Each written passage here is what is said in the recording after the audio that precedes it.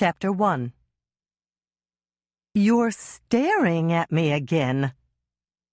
Hannah Swensen emerged from the bathroom in a cloud of steam, a towel wrapped around her unruly red curls.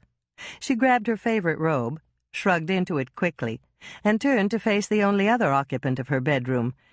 "It's not polite to stare at me when I'm not wearing anything and you're sitting there in your fur coat." When there was no response to her comment, Hannah sat down on the edge of the bed and picked up the package of pantyhose she'd purchased on her way home from the Cookie Jar, her coffee shop and bakery. She wasn't looking forward to putting on her best formal clothing on the hottest, muggiest evening ever recorded in Lake Eden, Minnesota's history. Actually, if she was completely honest, she never enjoyed donning formal clothing, even when the weather cooperated.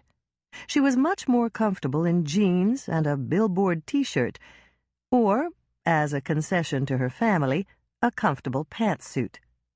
She wasn't looking forward to tonight's party, either. She'd much rather spend the evening on her living room couch, sipping cold lemonade and watching a movie on television with one of her boyfriends, either Norman Rhodes or Mike Kingston. Unfortunately, her presence tonight was mandatory, since the Cookie Jar was catering dessert. "It's not the heat, it's the humidity," she told her roommate, who was watching her intently. At least, that's what Great-Grandma Elsa always used to say. But she also used to say that nobody in Minnesota needed air conditioning, that a fan blowing over a block of ice was enough. This comment was met with widened eyes and what she interpreted as an incredulous look. "I know," she reassured him. "Great-Grandma Elsa was wrong. Or maybe it was cooler back in her time. I'll turn the air conditioning on high, just as soon as I'm through getting dressed." Even though the sun would be setting while she was gone, Hannah knew that air conditioning would be necessary. In some areas of the country, the nights cooled off considerably, but not in central Minnesota. Perhaps the temperature would drop a few degrees as night approached, but that wouldn't provide much relief. The outside walls of her condo had been baking in the sun all day, and they would still be warm to the touch long after midnight. It was hot in her bedroom. She'd opened the window to let in some outside air, but the curtains hung limp and lifeless. There was no breeze, and the humidity was still sky-high.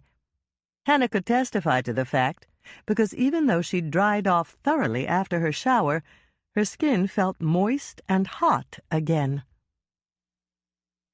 "It's not even summer yet," she told him, sighing a bit. "The summer solstice isn't until June 20th this year, and today is only the 9th. Technically, it's still spring. And this afternoon, it was hot enough to fry an egg outside."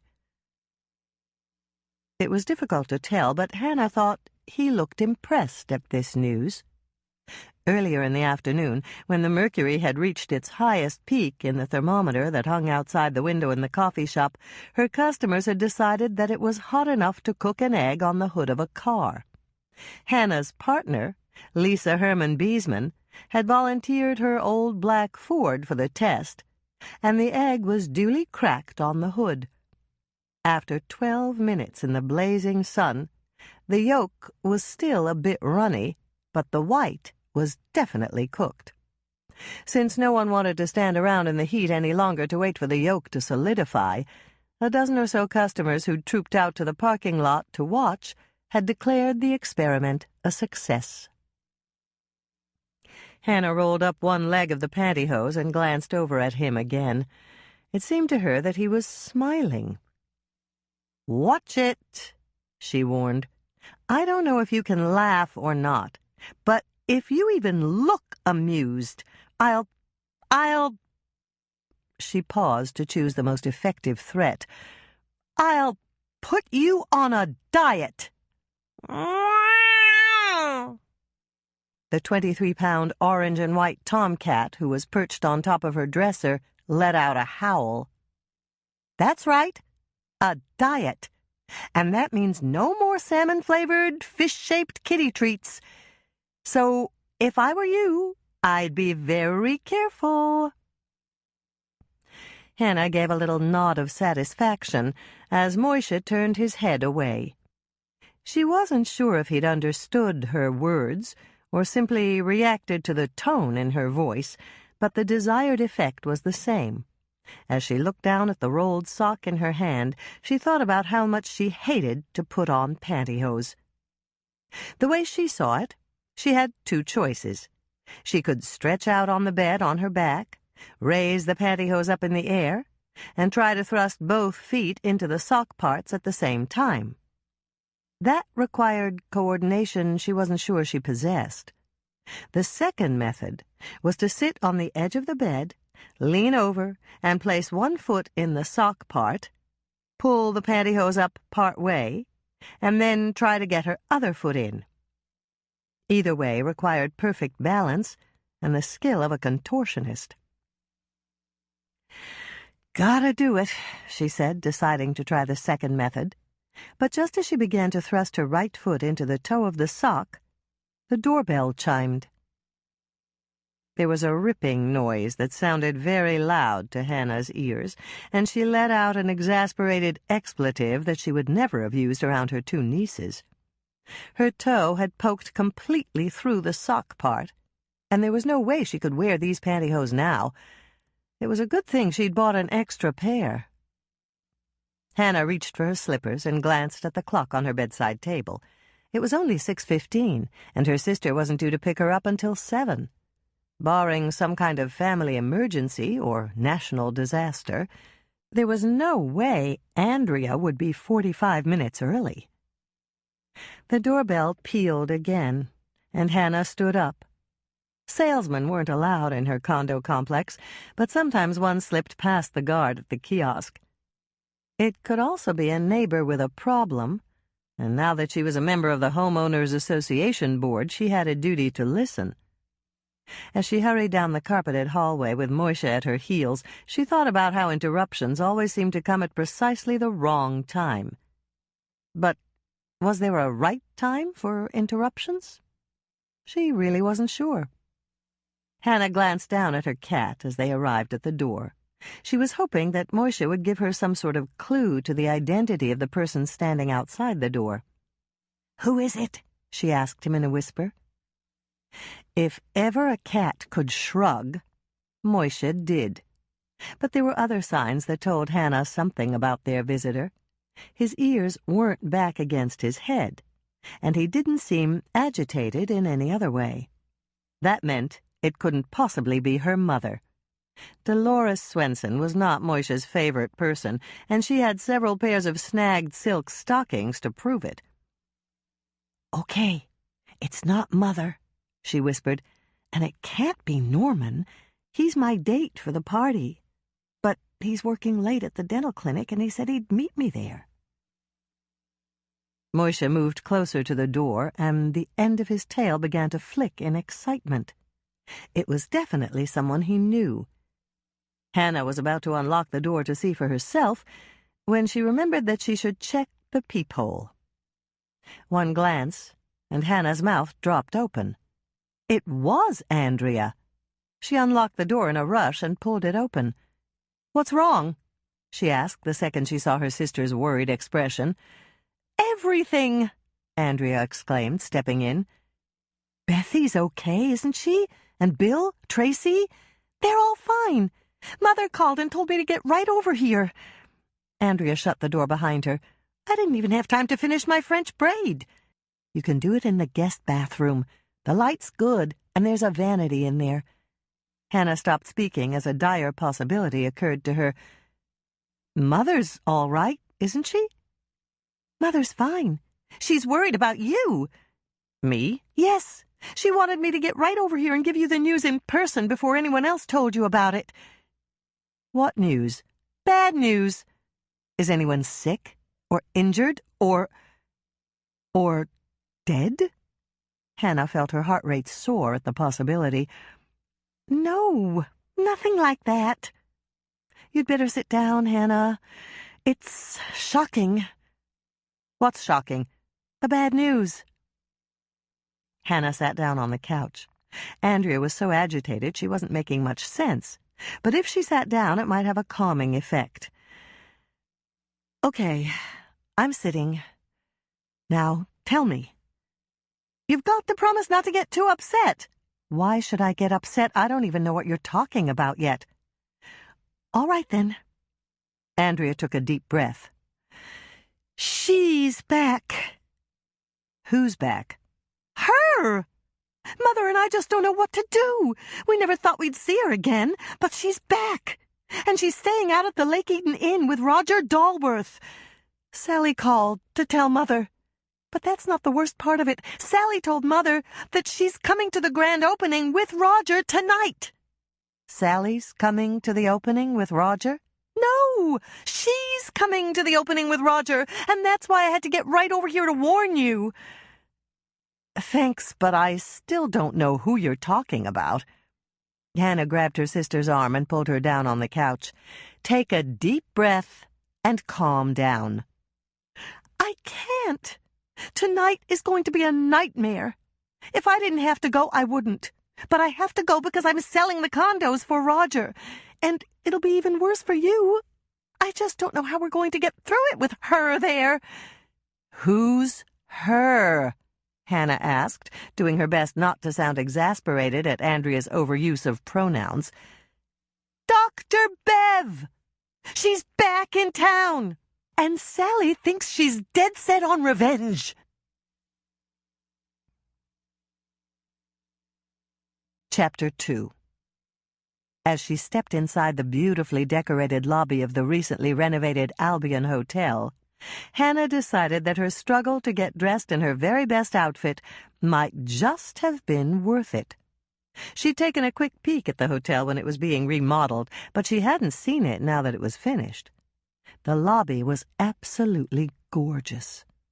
It took up half of the ground floor, and it was designed as a recreation and party area for the occupants of the 7 luxury condos on the floors above.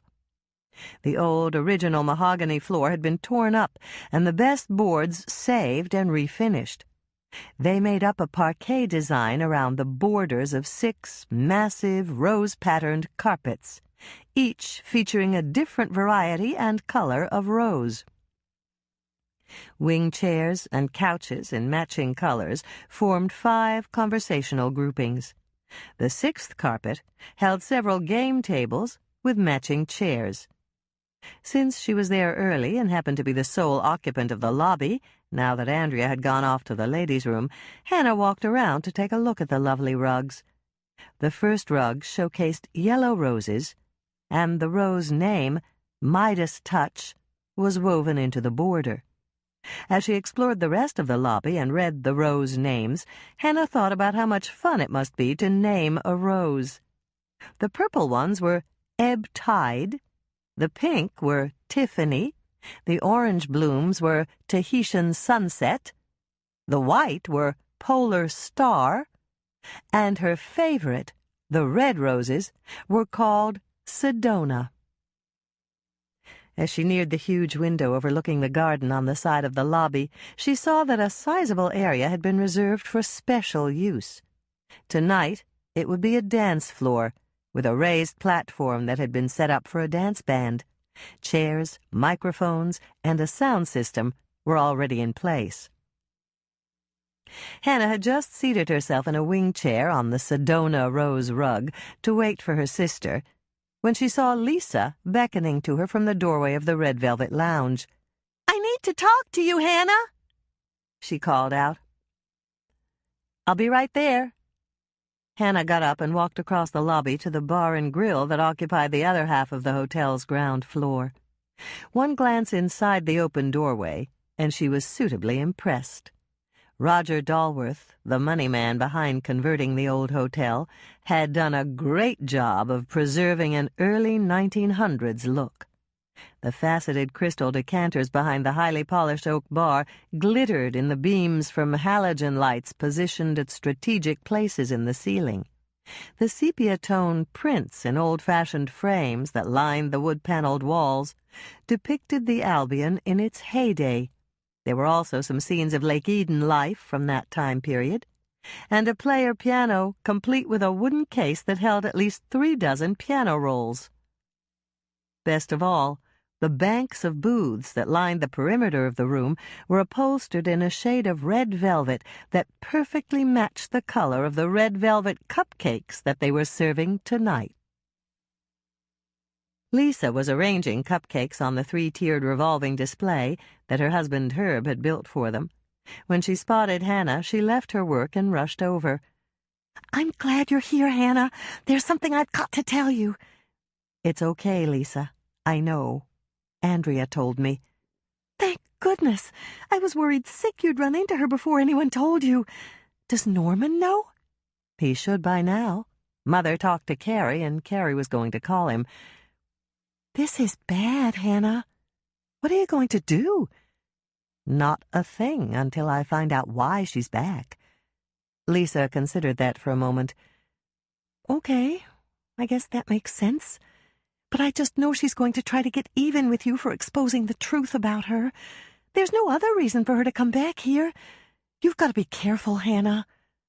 "I will be." "Just don't make the mistake of underestimating her. She might be all sweetness and light tonight, but you can't judge a book by its cover, and you know she's bad to the bone. She's dangerous, too. You have to remember that hell hath no fury like a woman scorned." Hannah gave her first genuine laugh of the evening. "What's so funny?" Lisa asked. "You just used 3 cliches in a row." Lisa thought about that for a minute.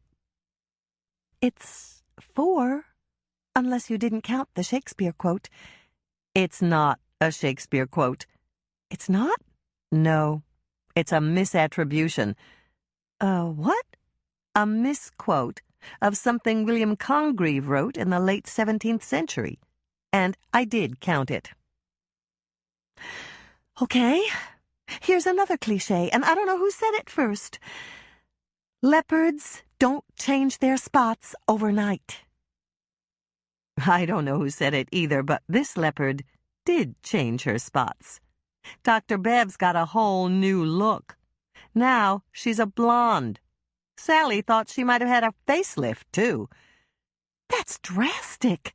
"That's desperate. I guess she thought she'd better repackage, since she was getting so close to the sell-by date." Lisa's mouth dropped open, and then she started to laugh.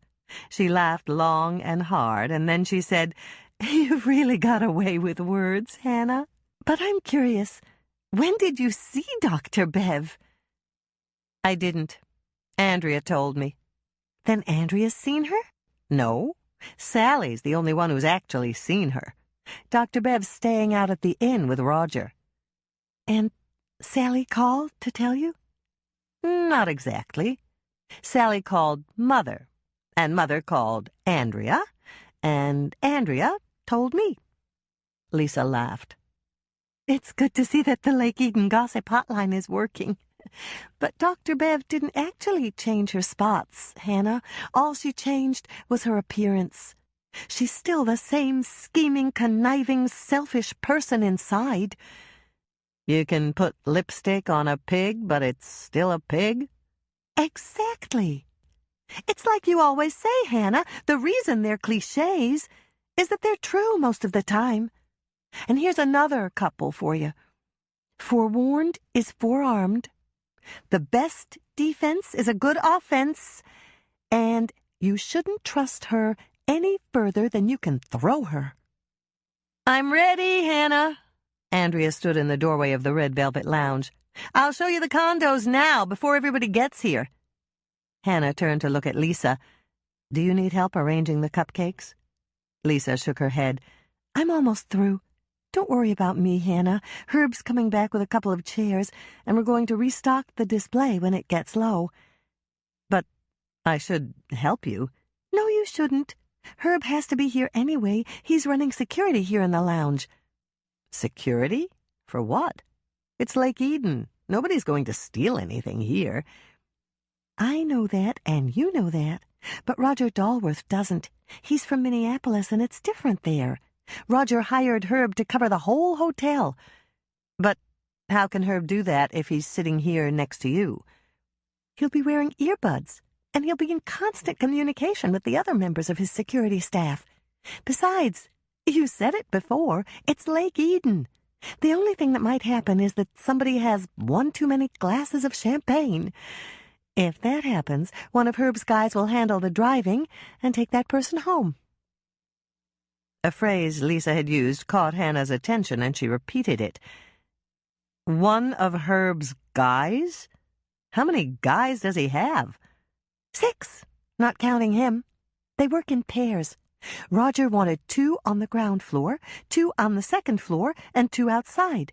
The only thing that's not covered is the penthouse, and that's because it's not furnished yet. Hi, Hannah. Hannah turned to see Lisa's husband, Herb Beesman, walking toward them. He was wearing a nice-looking red blazer with the word security embroidered on the pocket. Below it was some sort of insignia, and as Herb came closer, Hannah realized that it was an embroidered cupcake. Meet the head of Cupcake Security, Lisa said, smiling at Herb. Hannah glanced at the cupcake display and then back at Herb's pocket.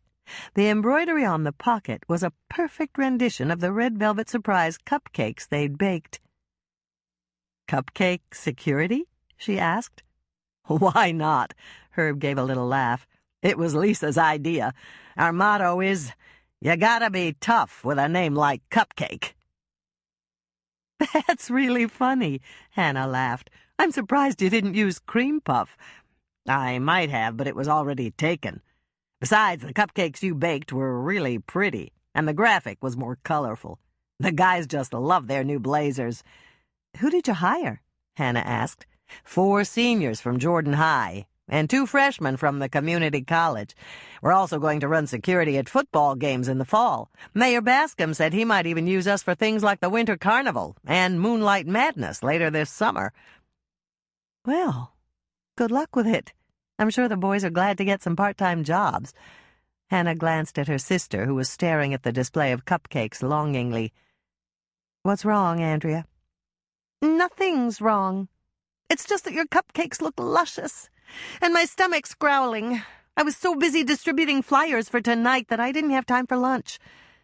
Lisa plucked a cupcake from the box she'd been using to fill the display and handed it to Andrea. Taste this, and tell us if it's as good as it looks. I love red velvet cupcakes. These are red velvet surprise cupcakes, Lisa told her. Hannah and I put a surprise in the center of every one. What kind of surprise? Hannah smiled. If we tell you, it won't be a surprise. Take a big bite. You'll like it, I promise. Andrea didn't wait for a second invitation. She peeled off the cupcake paper and took a giant bite. Mmm, she said, and took another big bite. Mmm. So what do you think? Lisa asked her. Andrea held up her hand for a time-out and popped the rest of the cupcake in her mouth. She chewed, swallowed, and smiled. It's great! I just love the chocolate and... apricot? That's right. They were Hannah's idea. Everybody makes red velvet cupcakes, and when we got the order for the party, we wanted to make ours different. And better, Andrea added. I've eaten a lot of red velvet cupcakes, and these are the absolute best. Hannah glanced down at the price sheet in her hand. The 2-bedroom condo she'd just seen was double the money she'd paid for her condo. Do you really think you can sell these? My complex is a lot cheaper. Your complex isn't convenient to downtown Lake Eden. If you lived here, you wouldn't have to drive to work every morning and drive home every night. And your condo doesn't have a view like this. Andrea walked to the windows and pointed.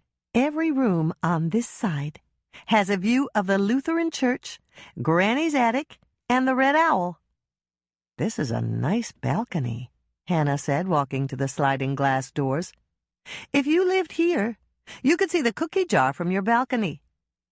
I could probably cut you a deal, Hannah, and I know I could sell your place for more than you paid for it. You'd be trading up. No thanks, Hannah said quickly. I like where I live. Well, just think about it. Your cookie truck is getting old, and if you bought this unit, you could walk to work. I'll think about it, Hannah said, knowing that she wouldn't, but also knowing that her sister wouldn't stop her sales pitch until every single one of the condos were sold. Why don't you show me the penthouse, she suggested, by way of diversion. I know I could never afford it, but I'd love to see it. The penthouse had a private elevator that Roger Dalworth had installed. Hannah and Andrea rode down to the lobby and used Andrea's key to activate the private elevator. The penthouse takes up the entire top floor, Andrea informed her as they stepped out of the elevator and directly into the penthouse foyer. The view is spectacular, and it has a huge tropical garden with its own jacuzzi and grotto swimming pool. A jacuzzi? And a swimming pool? That's not very practical for Minnesota. Hannah had all she could do not to gasp as she walked into the penthouse living room. There were wall-to-ceiling windows on 3 sides. And Andrea was right. The view was spectacular. This is gorgeous. But I'm still thinking about the hot tub and the swimming pool. They'll have to be drained and covered all winter. And that means the owner can't use them for 6 or 7 months out of the year. Andrea shook her head. There's a climate-controlled dome that fits over the whole rooftop. It was supposed to be here and installed by tonight, but there was a delay and it hasn't arrived yet. That means we can go out in the middle and look, but that's it. Roger's got the rest blocked off with sawhorses because it's not safe. When they stepped out into the penthouse garden, the June air was balmy and sweet. There was a slight breeze, but not enough to be uncomfortable. They were above the noise of the party, the passing cars on the street, and even more important, the mosquitoes. It was heavenly, and Hannah took a deep breath of the perfumed night air. Just look at this pool, Andrea said, leading her over to the grotto pool and jacuzzi area. There was even a thatched-roof bar with padded bar stools. Low-level Malibu lights gave the whole area a romantic glow, and the ambience was intimate and inviting. Beautiful, Hannah breathed, feeling a small stab of envy for the lucky people who would live here. I shouldn't do this, but I will, Andrea said. Help me move this sawhorse. Between the two of them, they muscled Roger's barrier to the side, and Andrea led Hannah toward the edge of the roof. That's far enough, she said, stopping about 4 feet from the edge. I want you to see the lake from here. Hannah peered off into the distance where the lake was shining silver in the moonlight, and the surrounding pines were dark sentinels stretching up toward the sky. Beautiful, she breathed again.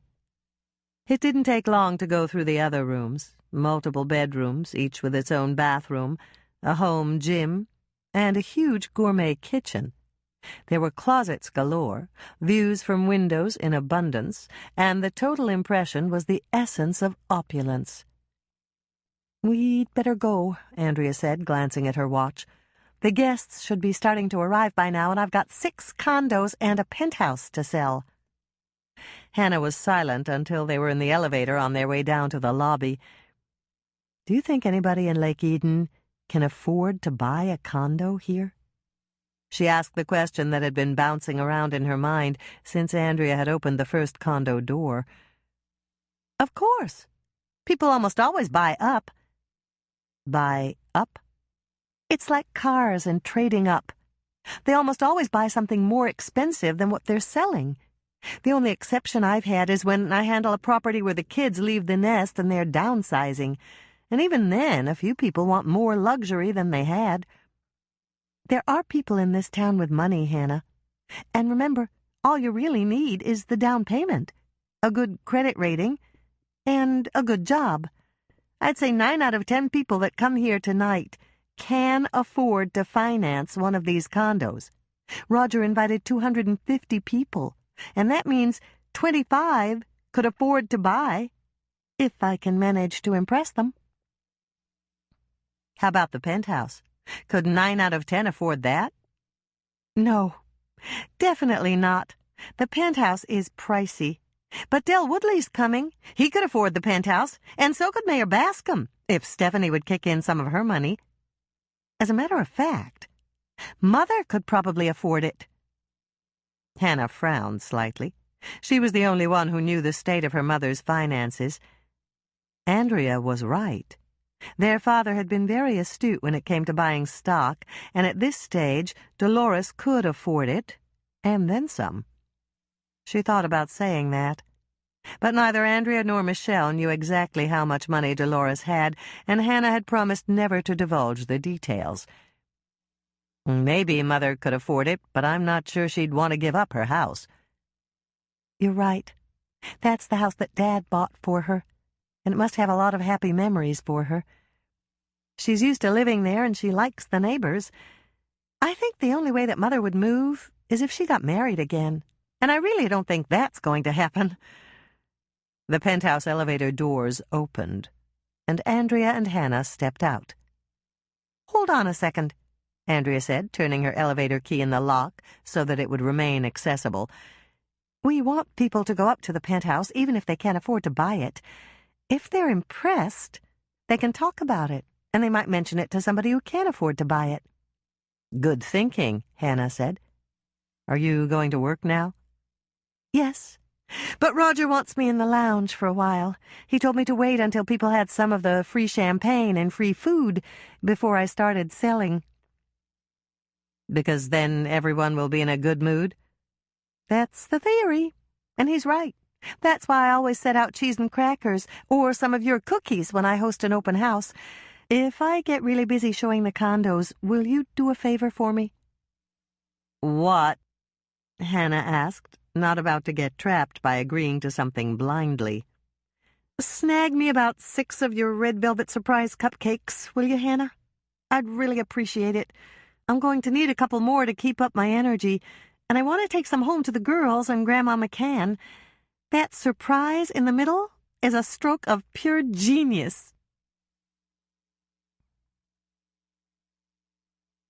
Chapter 3.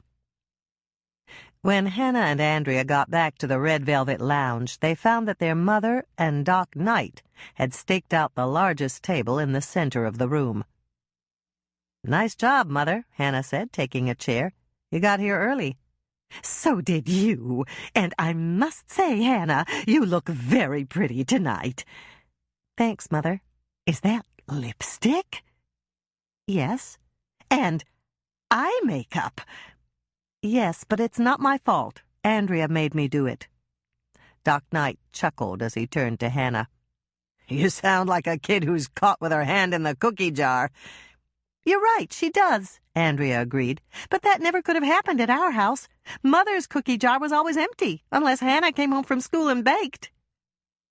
Doc laughed again, longer this time. Then he put his hand on Dolores's arm. "Lori can burn water, that's for sure. She made me some coffee this morning, and I swear it tasted burned." "Doc!" Dolores turned and gave him what Hannah and her sisters had always called Mother's glare of imminent death.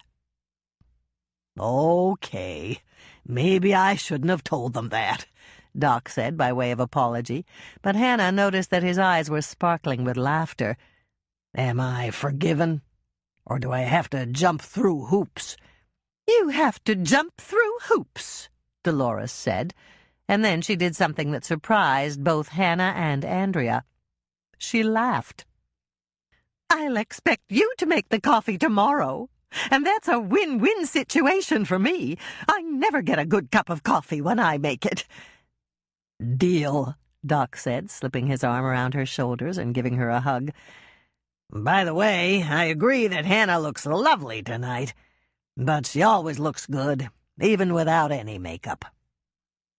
Dolores nodded. "You're right. Hannah's beautiful, no matter what. I really shouldn't—" She stopped and looked thoughtful. "What is that word you use for what I just did?" Harangue, plague, bully, criticize. Doc gave her another little hug to let her know he was teasing. It's okay, Laurie. The girls wouldn't know what to do with you if you didn't criticize them. You've done it all their lives, and if you changed now, it just wouldn't be you. They know you love them and want the best for them. Doc turned to Hannah and Andrea. You do, don't you? Of course we know. Hannah was the first to respond. Andrea reached over to give her mother a pat on the hand. Hannah's right. We grew up knowing that. Dolores looked slightly tearful, and Hannah began to think that leopards really could change their spots overnight. Their mother had just admitted that she was too critical, and that had never happened before. There was a moment of silence that was beginning to become just a bit uncomfortable when Doc spoke again. We planned to get here earlier, but I wanted to stay at the hospital until Warren Dalworth's visitor left. It was someone from Minneapolis with some papers for him to sign, Dolores told them. That didn't take long, but then Roger came in, and Doc needed time to talk to him. How is Warren doing? Hannah asked, hoping that there was some good news. Doc shook his head and sighed. Not well. He's comfortable, but he knows he's terminal and he can't last much longer. The hardest part was telling Roger. Hannah shivered slightly. Roger was an only child, and his mother had died several years ago. He'd just gotten over one loss in his immediate family, and now, today, he'd learned that his father didn't have long to live. It must be horrible to get news like that, she said. It is, Doc told her, and delivering that news is almost as difficult as getting it. It's one of the hardest parts of being a doctor.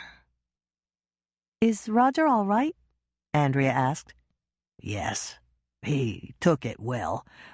Of course, it wasn't totally unexpected. Warren's been battling cancer for the past 4 years. There's also the fact that Roger and his father have never been that close, but it's still hard to hear that a parent is dying. Andrea and Hannah exchanged glances. Hannah didn't want to think about that, and she could tell that Andrea didn't either.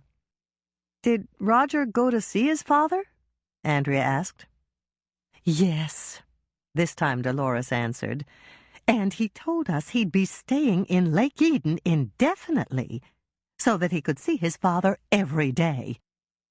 This time there was a three-way glance between mother and daughters, and Doc gave a little nod. I caught that. You're doing that mother-daughter telepathy thing again. All three of you are worried that if Roger stays in Lake Eden, Doc Bev will stay, too. That's right, Dolores said, giving him a fond look. And then, in her best British upper-class accent, she exclaimed, "By George, I think he's got it!" The tension that had settled over them with Doc's news dissolved as all four of them laughed. They were still smiling when Barbara Donnelly walked up to their table. "Hi, everyone," she said. "I'm sorry I'm late." "You're not late," Dolores told her. "We didn't get here until 5 minutes ago. Sit down and have some appetizers. They look lovely." Barbara glanced at the appetizer tray that sat in the center of the table. "Did you do these, Hannah?" "No. We only catered the cupcakes. Roger hired a catering company from Minneapolis to do the rest of the food." "Sit here, Barbara." Andrea pulled out the chair for her husband's secretary. "But first turn around so that I can see your skirt. It's just beautiful." "It's more than beautiful. It's gorgeous," Dolores corrected her as Barbara turned all the way around. "You look lovely, Barbara." "Thank you." Barbara smiled as she sat down. "Claire ordered this outfit especially for me. She remembered that I just love monarch butterflies." "The colors are incredible against the black background," Hannah said, admiring the dozens of embroidered monarch butterflies scattered over the material of the skirt. "The buttons on the blouse are the perfect touch," Dolores told her. "They're monarch butterflies, too, aren't they?" "That's right. And Claire said that each one was hand-painted." Barbara looked pleased to receive so many compliments. "The minute Claire showed me this outfit, I knew I just had to have it. And it goes so well with my mother's amber beads." "It's perfect for you," Andrea agreed. "Do you happen to know when Bill and Mike are coming?" "They left the office right after I did. They said they were going to run home and get dressed, and they should be here any—" Barbara stopped talking and pointed to the doorway. "There's our host and hostess."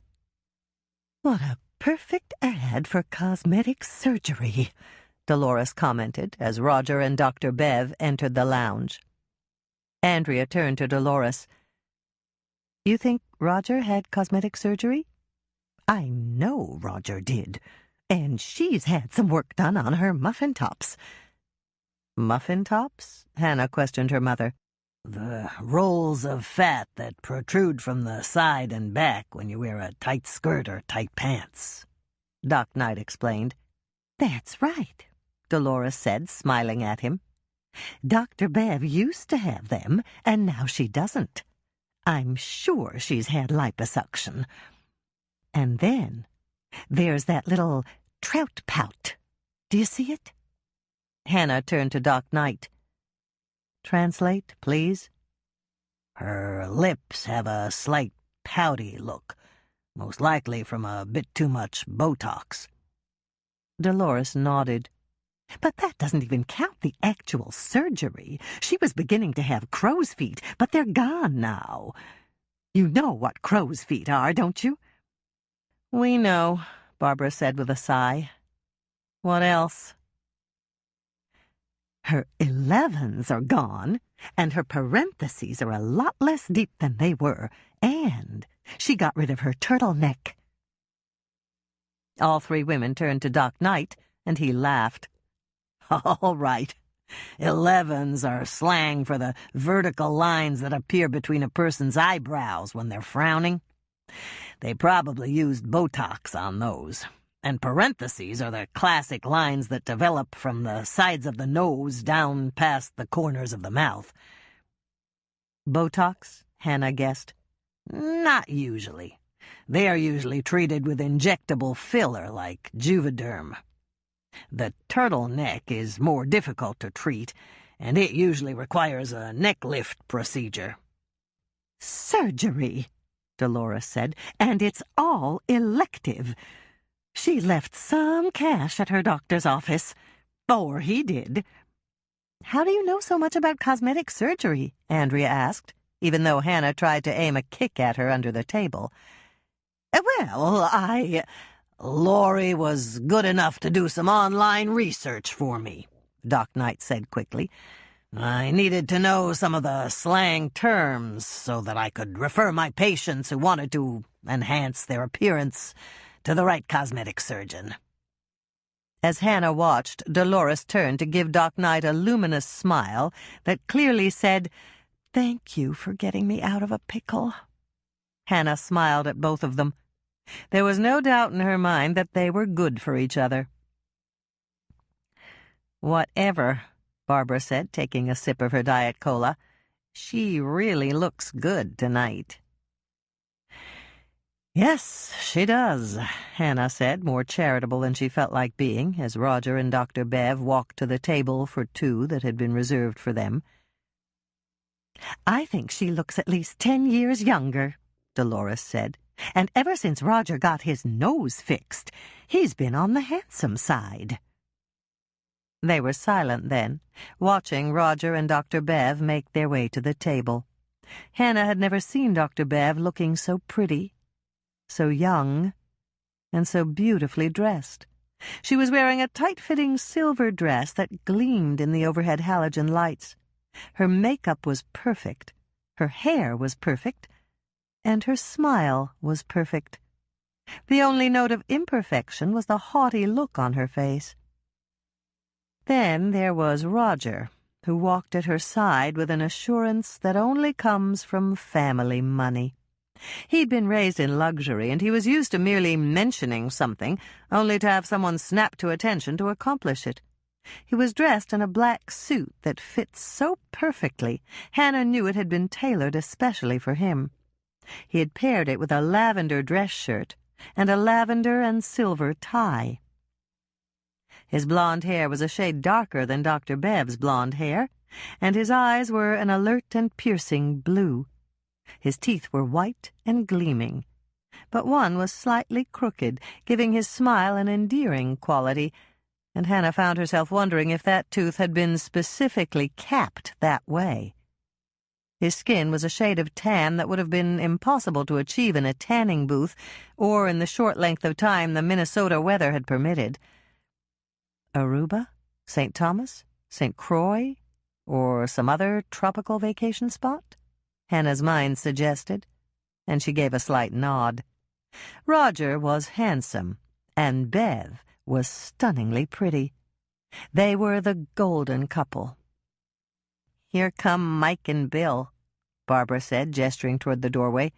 "And Norman's there, too." Hannah turned to look. 3 men were standing in the doorway.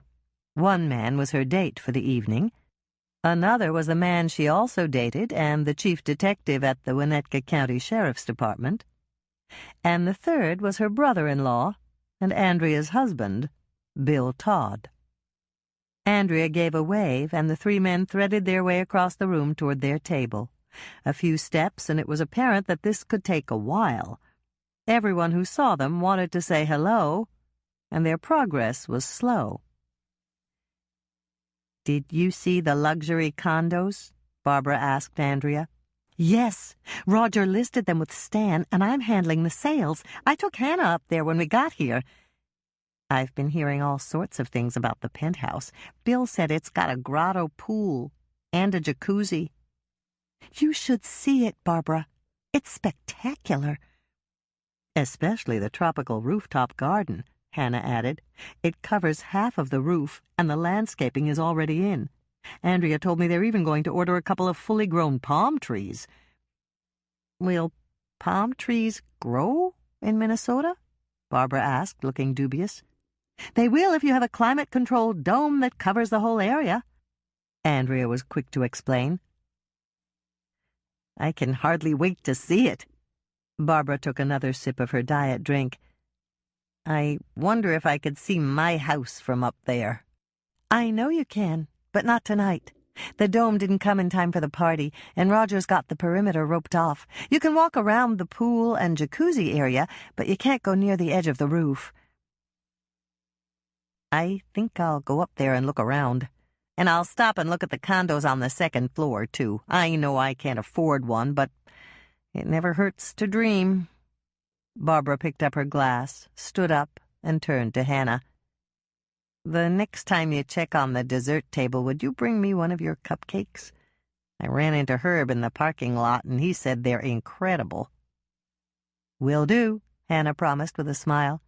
It was good to hear praise for their cupcakes. She went off to get one for Barbara and to tell Lisa that people were beginning to say nice things about their cupcakes. By the time she came back and sat down, Norman and Mike were approaching the table. "Hi, Hannah," Norman said, taking the chair next to her. "You look fantastic." "Thanks, Norman." "You're wearing makeup," Mike commented. "You look really good in makeup." "Hannah looks good with or without makeup," Norman corrected him. "Right," Mike said, sitting down next to Hannah. "I've got news about the Clayton Wallace case." Hannah leaned forward expectantly. Clayton Wallace, the band bus driver for the Cinnamon Roll 6, had been the first fatality in the multi-car pileup on the interstate 2 months ago. Doc Knight had determined that the cause of death was an overdose of heart medication. It was accidental, wasn't it? No. "Murder?" Norman asked, drawing the obvious conclusion. Mike shook his head, and Hannah breathed a sigh of relief. Since there had been 2 fatalities on the same night, and one was clearly murder, She'd made a unilateral decision to try to solve the case they knew was murder and to leave the investigation into Clayton Wallace's death to the authorities. Hannah had never believed that Clayton's death was murder. It just didn't add up. Everyone she'd talked to had believed it was an accident. He'd been the jazz band bus driver since the Cinnamon Roll Six had first begun to tour, and everyone connected with the band had liked him. If it wasn't an accident, and it wasn't murder, what was it? Andrea asked. Suicide. Suicide? Hannah repeated, sounding every bit as shocked as she felt. This was his last trip with the band, Mike told them. Mr. Wallace told the band manager, Lee Campbell, that he was retiring right after they got back to Minneapolis. How old was Clayton? Andrea asked. 62. It's not unusual for a person to retire at 62, Hannah pointed out. Perhaps Clayton was tired of being on the road with the band. I could understand that. Or maybe... She stopped speaking abruptly as another possibility occurred to her. Did you check with his doctor? Was Clayton ill? The MPD interviewed his doctor. The report's in the case file. The doctor gave him a clean bill of health based on a recent checkup. He was on heart, blood pressure, and cholesterol medications, but everything was under control. Did Clayton give a reason why he wanted to quit working? Andrea asked. All he said was that he had some things that he wanted to do.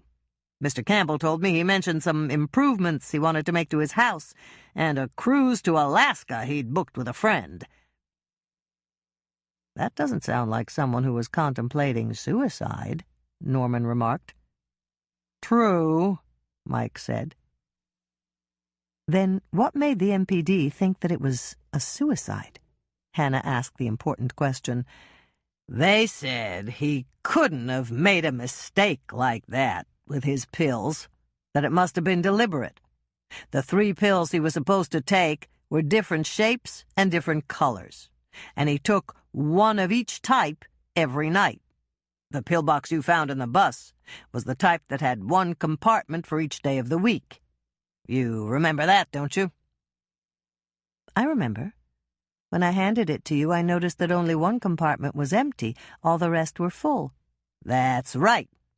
Clayton had no pill bottles with him, just the pills in the compartments. The MPD concluded that he filled the compartments before he left, and they found the bottles in his bathroom medicine cabinet. All 3 bottles were for a 30-day supply. Let me guess, Hannah said with a sigh. The bottle with the heart medication was 2 pills short, and the other 2 bottles had 1 pill too many.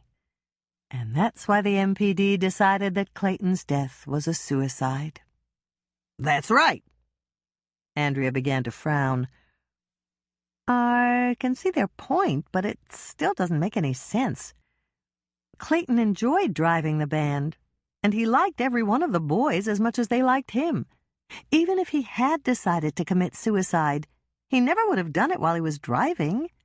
He would have waited until he got to the Lake Eden Inn, and then he would have taken the pills. Did he leave a suicide note? Hannah asked. No, or at least the MPD didn't find it when they searched his house. And even if he'd mailed it to someone, it would have surfaced by now.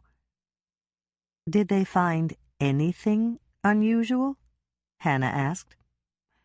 Not really, unless you want to count a gift-wrapped box of Fanny Farmer truffles and an expensive bottle of premium Chianti. The wine was in one of those fancy wine bags. He must have been planning to take them to someone when he got home, Norman speculated, and that means he was planning ahead. Right, Hannah picked up on his thought. And if he was planning ahead, why would he suddenly decide to commit suicide? Maybe he had a date all planned and the woman called him on his cell phone to cancel, Mike suggested. And he got so depressed over the canceled date that he decided to commit suicide right then and there? And take all his friends on the band bus with him? Hannah knew she sounded incredulous, but that's exactly how she felt. It was just a suggestion, Mike defended his scenario. It could have happened that way. Hannah gave a short laugh. And cows could fly if they just had wings. But you don't really think it happened that way, do you? No, I don't. But that's my personal opinion. The official conclusion is that Clayton Wallace committed suicide. It's over, Hannah. I can't reopen another police department's case without good cause, and suspicion without proof isn't good enough. Believe me, we're all just as upset as you are. Bill's just sick about the whole thing, and so are Lonnie and Rick. The worst part is the insurance policy. When Hannah, Norman, and Andrea looked puzzled, Mike went on to explain. If the official investigation doesn't conclude with natural, accidental, or homicide, the insurance company doesn't pay death benefits. And that means Clayton's son loses out. Clayton had a son? Andrea asked. 22 years old and paralyzed from the waist down. He's living in a group home and doing really well, but there are some medical treatments that might improve his condition. They're expensive. The state of Minnesota pays for part. We're good that way. We take care of our own. But new treatments take time to get approved by the system. Clayton was counting on that insurance money to make his son's life easier. All four of them were silent for a long moment.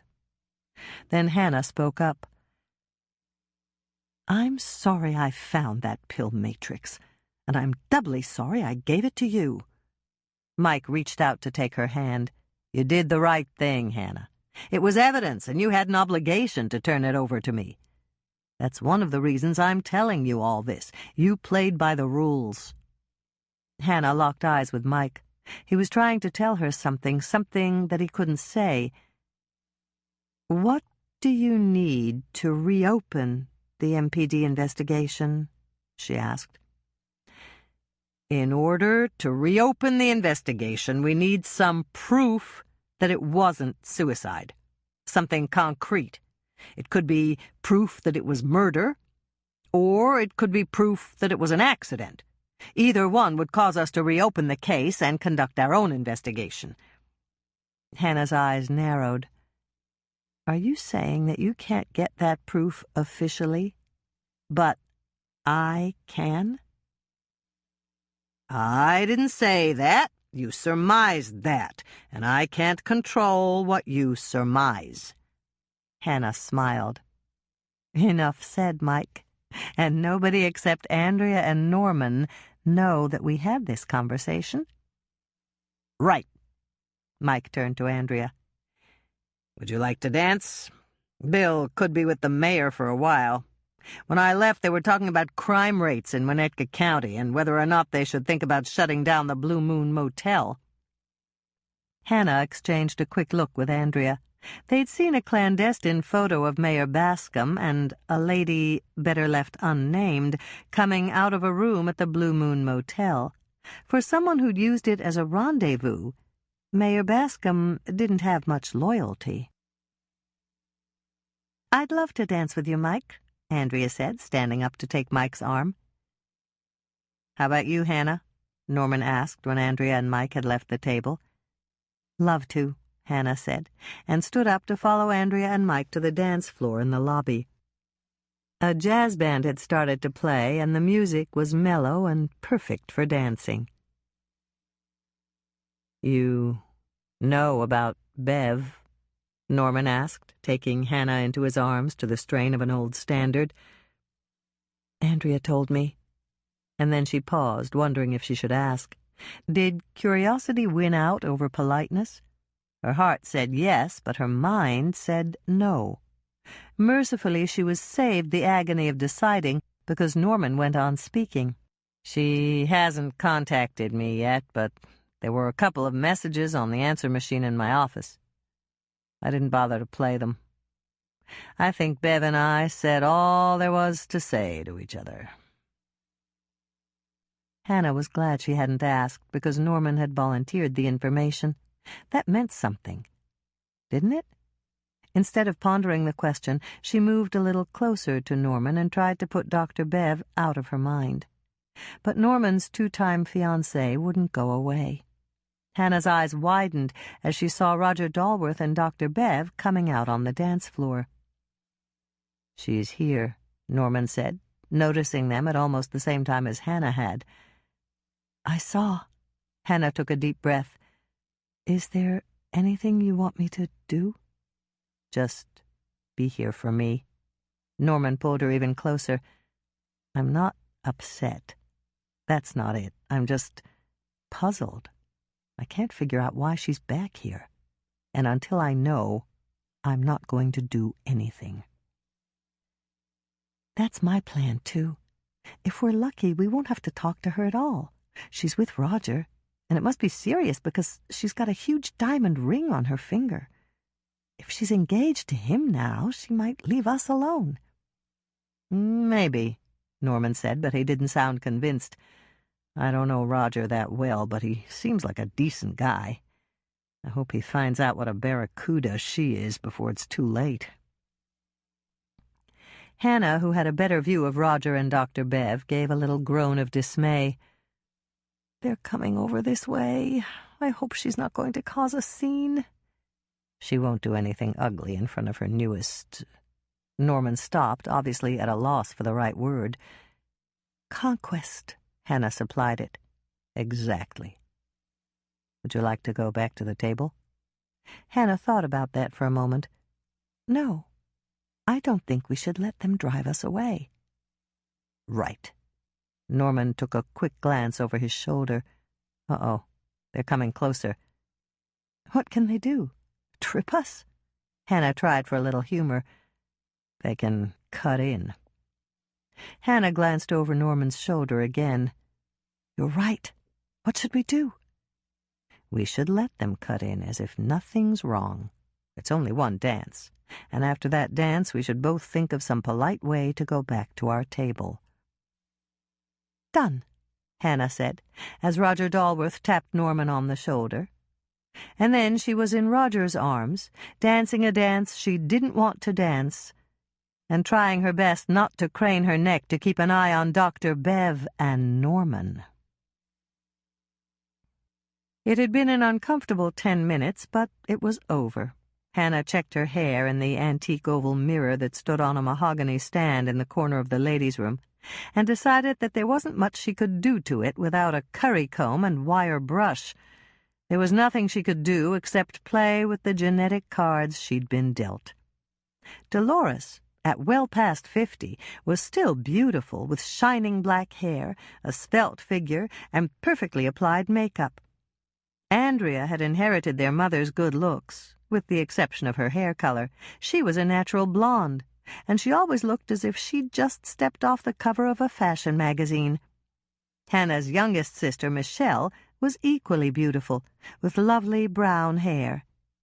And then there was Hannah, who looked nothing like her beautiful petite mother and sisters.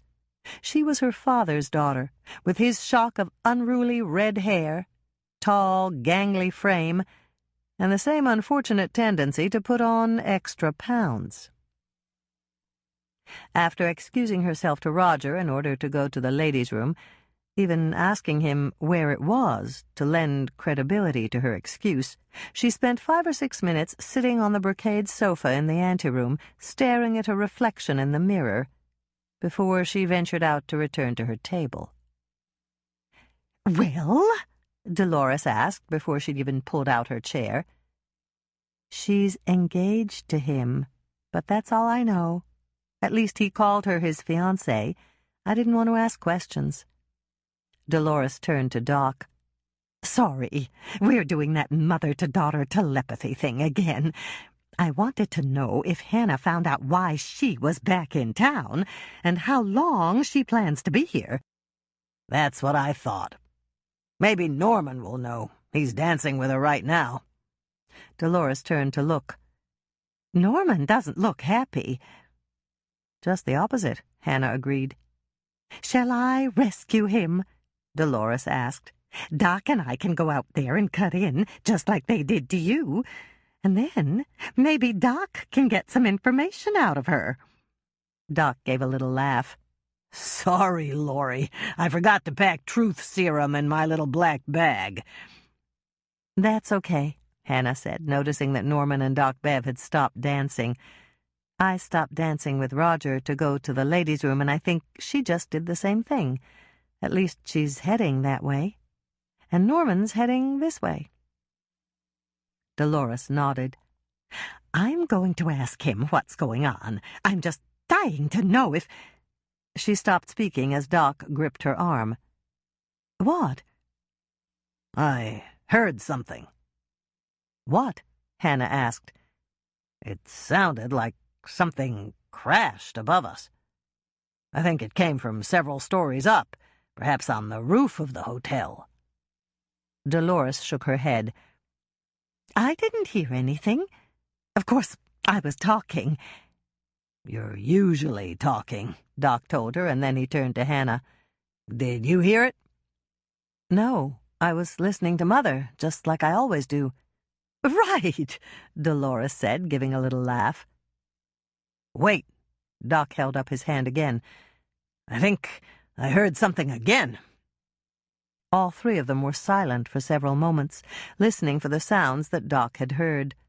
Other than the noises of the party, the clink of glasses, the clatter of silverware, and the faint strains of music coming from the band in the lobby, they heard nothing amiss. Hannah was about to say that she still hadn't heard any thumps from above when all three of them reacted to what sounded like a faint scream. No more than a heartbeat or two later, something hurtled past the windows. "What is it?" Dolores gasped. "I don't know, but I'm going to find out." Before she had even finished her sentence, Hannah was on her feet, racing to the windows to look. The sight that greeted her was strange, to say the least. Butterflies flitted between two bushes in the rose garden. It took a moment of disbelief before Hannah realized that they weren't real butterflies. They were embroidered butterflies on a black background, and Hannah swallowed hard. "What is it?" Dolores asked again, coming up to the window behind her. "I'm not sure, but—" Hannah stopped speaking, more certain than she wanted to admit. The butterflies were on a piece of material from a skirt she'd admired only minutes ago, and the broken string of amber beads glittering in the lights from the baby spots trained on the rose garden were equally familiar. The owner of the skirt and the beads was face down on the ground at the base of one of the rose bushes. "What is it?" Dolores asked for the third time. "I can't see past you. Tell me what's going on." Hannah moved slightly to the side. Then she drew a deep, steadying breath. "It's Barbara Donnelly. I think she fell off the roof from the edge of the penthouse garden." "Oh, no!" Dolores moved closer to peer past Hannah's shoulder. "Barbara said she wanted to try to spot her house from up there. Can you see her? Is she alive?" "I don't know," Hannah replied with a heavy heart. "All I know is Barbara is face down right next to a rose bush, and she's not moving at all." Chapter 4. They all stood by anxiously as Doc Knight bent over Barbara's still form. They couldn't see exactly what he was doing because Herb had marshaled the 6 employees of Cupcake Security, and they'd formed a circle around Barbara's body. The boys were facing out, holding hands to form a protective barrier, and they looked every bit as anxious as Hannah felt. Herb was standing guard at the entrance to the rose garden to make sure that no one who wasn't a medic or a police officer gained access to the scene. Dolores, who was standing next to Hannah, gave a little shiver. Do you think Barbara went too close to the edge and fell? I don't know, Andrea answered her. It seems really unlikely that Barbara would be that foolish. I told her about the barricades and why they were there. I can't believe she'd actually move them. Dolores didn't look convinced. Maybe somebody else did. And when Barbara went up there, she simply walked into that area, thinking that it was okay. Maybe she didn't even go all the way to the edge, but the height made her so dizzy she stumbled, and It couldn't have happened that way. Andrea interrupted her mother. For one thing, Barbara wasn't afraid of heights, and they didn't make her dizzy. She was the one who always climbed the ladder to put crepe paper streamers on the ceiling for birthdays at the sheriff's department. Then how did she fall? Dolores asked. Hannah looked just as puzzled as Andrea and Dolores. None of this makes sense, she said. The only thing we know for sure is that something happened up there in the rooftop garden. And maybe we'll never know what it was if Barbara ends up... She's not! Andrea interrupted her. I'm sure I just saw her leg move. Dolores drew a relieved breath. And Doc's still bending over her with his stethoscope. That means he's still checking her vital signs. He wouldn't be doing that if there weren't any. There was a faint wail of an ambulance siren in the distance, and all three women drew breaths of relief. Someone had called for the paramedics, and that meant there was hope. "Where did Bill go?" Andrea asked, noticing that her husband had left the scene. "Mike's gone, too," Dolores noted. "They're probably up in the penthouse garden searching for evidence," Hannah guessed. "I can almost guarantee you that they're going to treat the whole penthouse floor as a crime scene, unless they learn something that proves it's not." "They're loading Barbara on a gurney now," Dolores pointed out, gazing through the window. "Thank goodness they're not using a backboard. That means her back isn't broken." "And she's not on oxygen, so at least she's breathing all right," Andrea added. "I'm going to see if I can find Lonnie and Rick. I saw them around here a couple of minutes ago. Maybe they'll tell me something." After the ambulance pulled away, carrying Barbara, the party began to break up. Lisa packed the remainder of their cupcakes in a box and brought them to the table where Hannah was sitting with Norman and Dolores. "What shall I do with these?" she asked Hannah. "Give them to Roger. He paid for them, and if he doesn't want them, take them back to the coffee shop. I think they'll freeze, and we can donate them to the next charity event." "Do you need a ride home?" Norman asked Dolores. "No, but thank you, dear. I drove, and I'm going to run out to the hospital to see if I can find out more about Barbara's condition." "Will you call me and let me know?" Hannah asked her.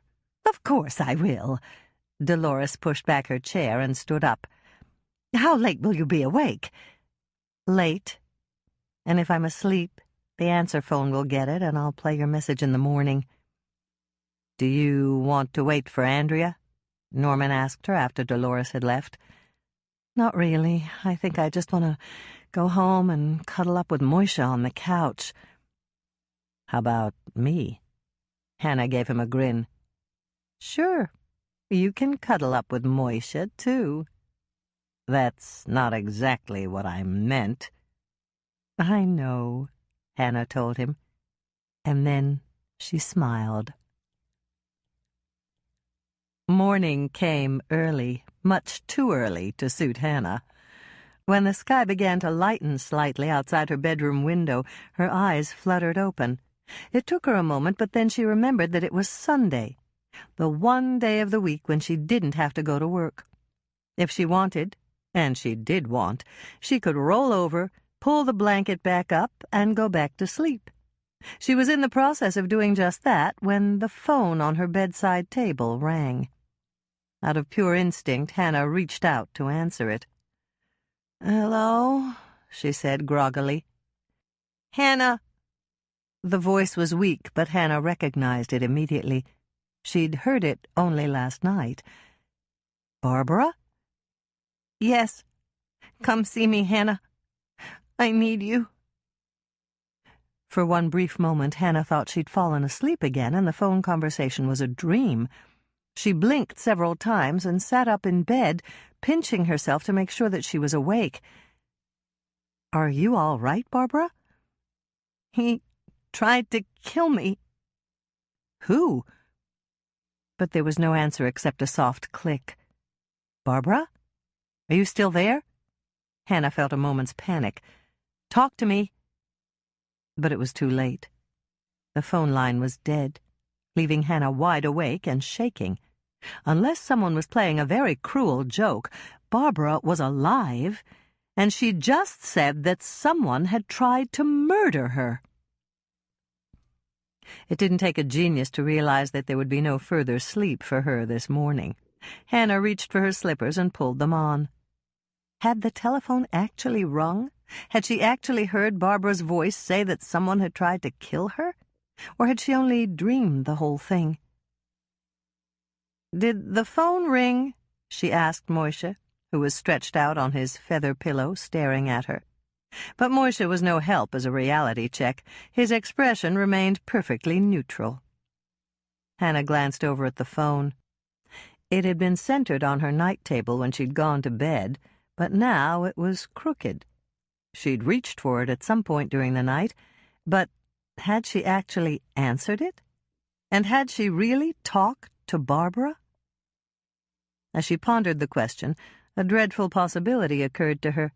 Her great-grandma Elsa used to say that people who knew they were going to die and had something important they needed to say sometimes hung on to life just long enough to say it. Had Barbara called Hannah because she needed to say that it was no accident? That someone had tried to kill her by pushing her off the roof to the garden below? And had she died before she could say who'd pushed her? Hannah knew that there was only one way to find out. She had to call the hospital. But hospitals didn't give out that kind of information over the phone. She had to figure out a way to trick whoever answered into telling her if Barbara was still alive. Her mind wasn't working well yet, and Hannah knew it. What she needed was a mug of strong Swedish plasma. Of course, the coffee wasn't ready. She hadn't bothered to set the timer last night since she'd planned on sleeping late. Uncertain whether she could do something as complicated as making coffee without having coffee first, Hannah padded down the carpeted hallway to the kitchen. When she got there, she flicked on the bank of excruciatingly bright fluorescent lights and somehow managed to fill the basket of the coffee maker with coffee, pour in the water, and turn it on manually. Perhaps she dozed a bit while she sat at the kitchen table waiting for the life-giving brew to be ready. She just wasn't sure, but her neck felt a bit stiff when she glanced up at the clock. 15 minutes had passed. A second glance, this one at the coffee pot, confirmed that the green light was on. The world simply did not work right without coffee, and now she could have it. The promise of fresh coffee lured her to her feet, and moments later she was back at the table with a full mug of the magic elixir that transformed her from a zombie into a human being. She took one sip, then another, and another, draining half the mug before she reached for the phone to dial the hospital. She got the nurse at the front desk, someone who identified herself as Margie.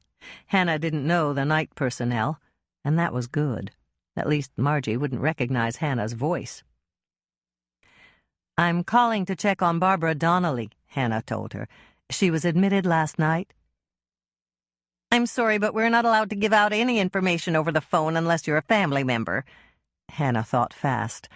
"I'm Barbara's sister, and I just had a terrible nightmare about her. She didn't die, did she?" "Good heavens, no. Her nurse just walked past here, and she said Miss Donnelly was sleeping. I'm sorry you had that dream. It's probably because you're worried about her." The nurse sounded very sympathetic, and Hannah decided to press her luck. "Could you tell me her condition?" Hannah could hear the nurses typing something in on a keyboard. "She's stable but guarded. If you'd like more detailed information, just call back when Dr. Knight comes in." "When will that be?"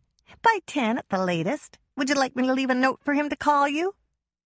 Hannah was about to say yes when she realized that then she'd have to give her name.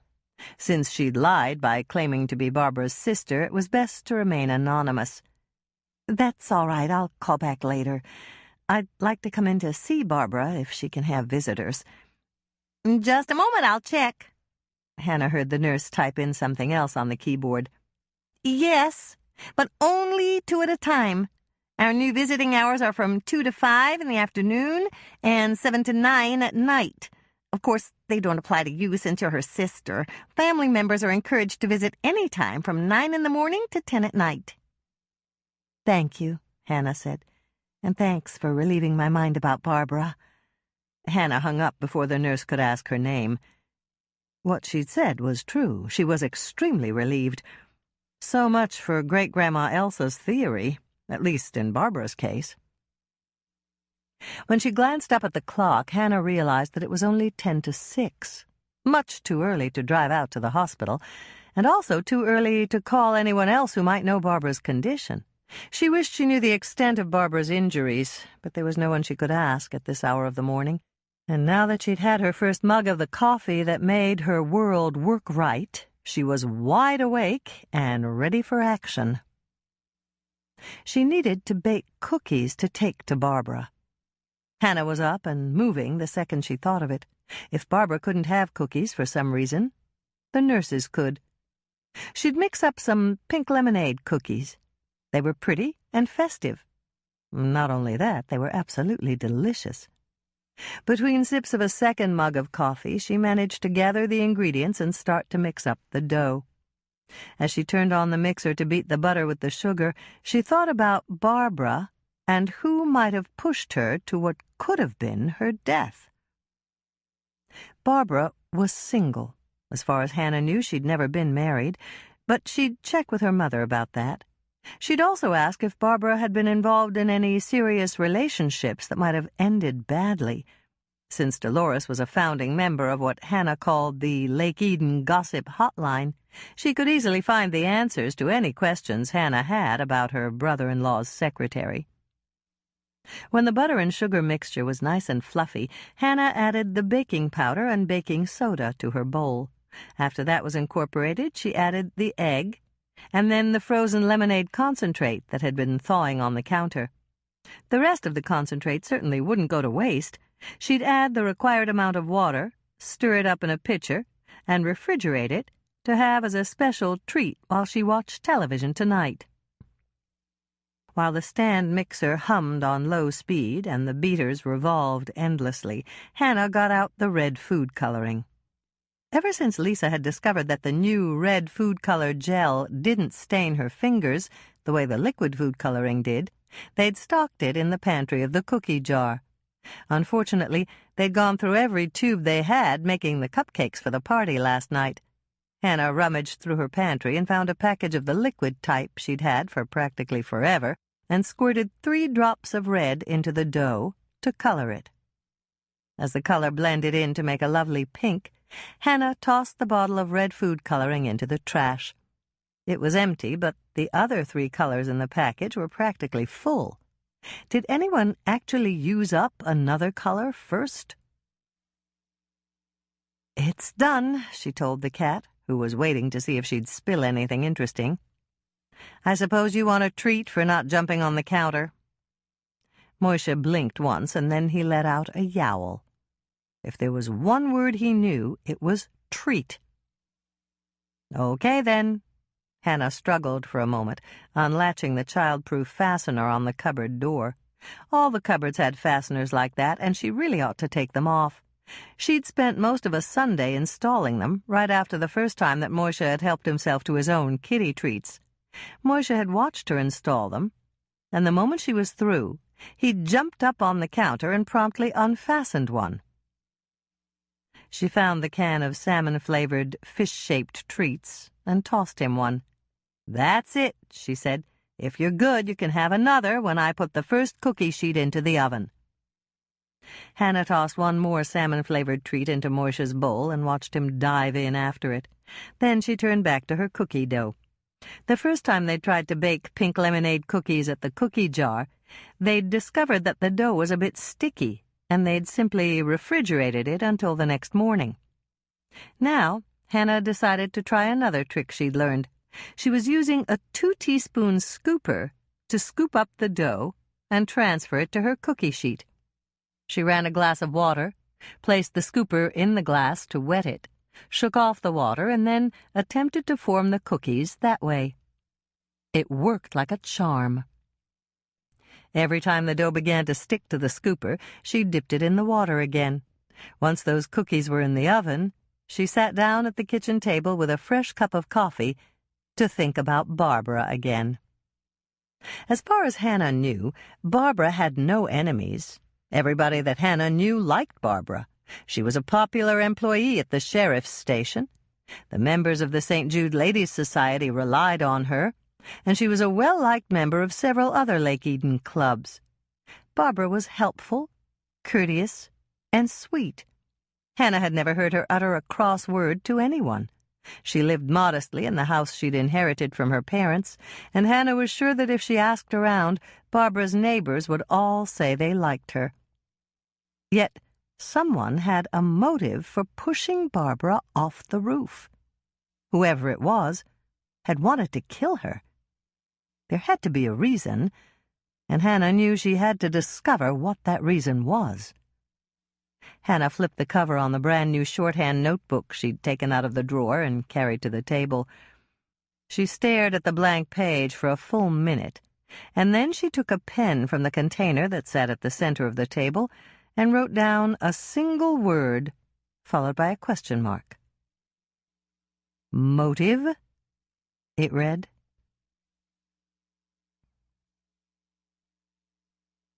Chapter 5. Barbara's cookies were done. Hannah rinsed out her bowls, spoons, and spatulas and put them in the dishwasher. Once she'd filled the dispenser with detergent and shut the door again, she'd turned it on. Then she went back to her bedroom to get dressed. She was just attempting to decide what to wear for a visit to the hospital when the phone rang. She reached out to grab it, hoping against hope that it was Barbara again, but it was Mike. "Hi, Hannah. I'm not calling too early, am I? I know Sunday's your only day off." "No, I've been up for a while. Hi, Mike." "What's wrong? You sound almost disappointed it was me. Were you expecting another call? Maybe from Norman?" There was a hint of jealousy in his voice, and Hannah felt good about that. The two men were friends, but they were also rivals when it came to her. There was nothing like having two men vying for her affections. It kept them both on their toes, and it made her feel much younger, much more beautiful, and much thinner than she actually was. "From Norman?" Mike repeated. "No, not Norman. What can I do for you, Mike?" "You can marry me, but I know that's not going to happen any time soon. In the meantime, how about meeting me for breakfast at the corner tavern?" "Great idea," Hannah said, and meant it. She needed to talk to Mike anyway to find out if they'd found any evidence at the scene or up on the penthouse rooftop. And perhaps even more important, she was hungry, and she absolutely loved the food at the corner tavern. Once they'd set a time and hung up, Hannah opened her closet to choose an outfit. Since she would be leaving Mike right after breakfast and driving to the hospital, she chose a dark green, short-sleeved top with lace at the neckline. It was comfortable, but just a bit dressy, which would be perfect for her visit with Barbara. She was about to take her favorite pair of jeans off the hook and wear those when she reconsidered. Dolores worked at the hospital on Sunday afternoons, and Anna was bound to run into her. The last time she'd seen her mother on a Sunday, Dolores had criticized her for wearing jeans. She was used to being criticized by her mother, but there had been a terrible ramification after the criticism. The very next day, Dolores had taken Hannah out to the Tri-County Mall to buy her some appropriate clothing. Perhaps some daughters would be delighted with a wardrobe purchased by their mothers, but not Hannah. Of course, she was grateful that she didn't have to pay for all those tops, slacks, and pantsuits. As she remembered, they had cost her mother a small fortune. But there was nothing Hannah hated more than spending hours at the mall shopping. "I'm a hunter, not a shopper," she told Moisha, who'd followed her into the bedroom. "If I have to go out to the mall for something, I find it, buy it, and leave. I don't go looking for a lot of other things. I think that's better than spending hours going from this store to that store." Moisha closed his eye in a wink, and Hannah figured that was response enough. She would have preferred the satisfaction of a yowl, or at least a nod, but he looked more interested in the fly that was buzzing outside the screen than in her shopping advice. "I'd better wear a pair of pants she bought for me," Hannah said, reaching in the closet for the gray pair. "I don't want another shopping trip with Mother." This time, the response was both immediate and loud, and Hannah reached out to give him a reassuring pet. "She's not coming here. You'll have the whole place to yourself while I'm gone.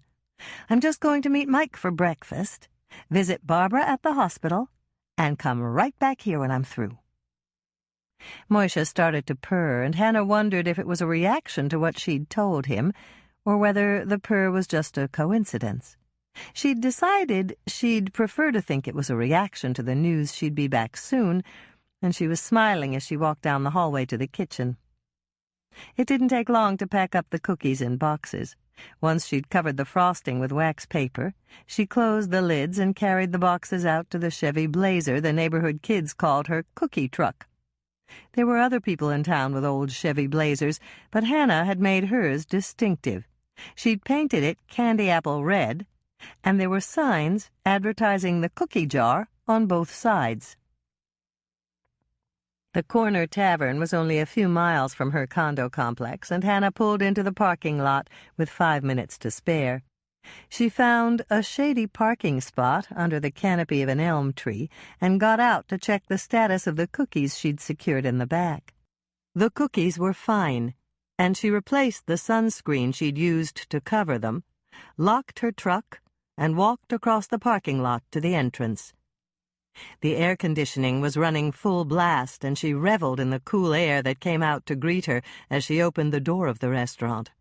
The interior was rustic with lots of greenery, and the air was perfumed with the scent of bacon, sausage, and breakfast steaks on the grill. "Hi, Hannah," the hostess greeted her. "He's here already. I gave him that table you like in the back."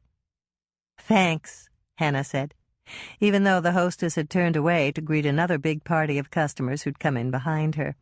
She moved toward the main entrance, but stopped to pet Roscoe, the huge grizzly bear that stood in a fighting stance near the door. Roscoe was old, but he'd been recently rejuvenated by a taxidermy firm in Sauk Center at considerable expense. But the patrons had taken up a collection to help in the effort, as everyone said who'd dropped a bill or coins in the collection box that had hung on the wall next to the huge grizzly. This place wouldn't be right without Roscoe. Hannah gave a wave as she spotted Mike and began to wind her way through the crowded main dining room. The corner tavern attracted both young and old. If you didn't like steak, you could get chicken, fresh fish, or even a couple of vegetarian dishes. It wasn't gourmet fare like you could enjoy at Sally and Dick's restaurant and the Lake Eden Inn, but it was well prepared, totally delicious, and relatively inexpensive. Even better, as far as the Winnetka County Sheriff's deputies were concerned, the corner tavern was only a stone's throw from the sheriff's station. As a matter of fact, she'd met Andrea and Barbara here for lunch only last week. Thoughts of Barbara caused worry to cloud her face, and Hannah was frowning when she reached Mike's table. "Hi, Mike," she greeted him, forcing a smile. "What's the problem?" Mike asked as she sat down. Hannah had expected as much. Mike was a master interrogator. He picked up on every nuance in a subject's voice, and even the slightest physical signs of emotion. "I can't decide whether I should have the steak and eggs or the eggs and steak." "Very funny." Mike reached out to take her hand. "Seriously, Hannah, what is it?" Hannah decided to be completely truthful, at least to a point. "It's Barbara," she said. "I'm worried sick about her. Did you find any evidence of foul play last night?" "You know I can't tell you that." Their waitress came over with orange juice, coffee, and water. "Hi, Mike," she said, with a smile aimed more at Mike than at Hannah. "Hi, Misty. How are you doing this morning?" "Good. Very good. I had a wonderful night last night." She gave Mike a kittenish look as she carefully set down his orange juice. Then she set Hannah's down without looking, and it would have collided with her water glass if Hannah hadn't grabbed it. "Excuse me, Misty," Hannah said to get her attention. "This isn't orange juice, it's milk." "Sorry." By the tone in her voice, Hannah could tell she wasn't sorry at all. "I guess I grabbed the wrong glass. You want it anyway?" "No, thanks. I'll take an orange juice, please." "Okie dokie."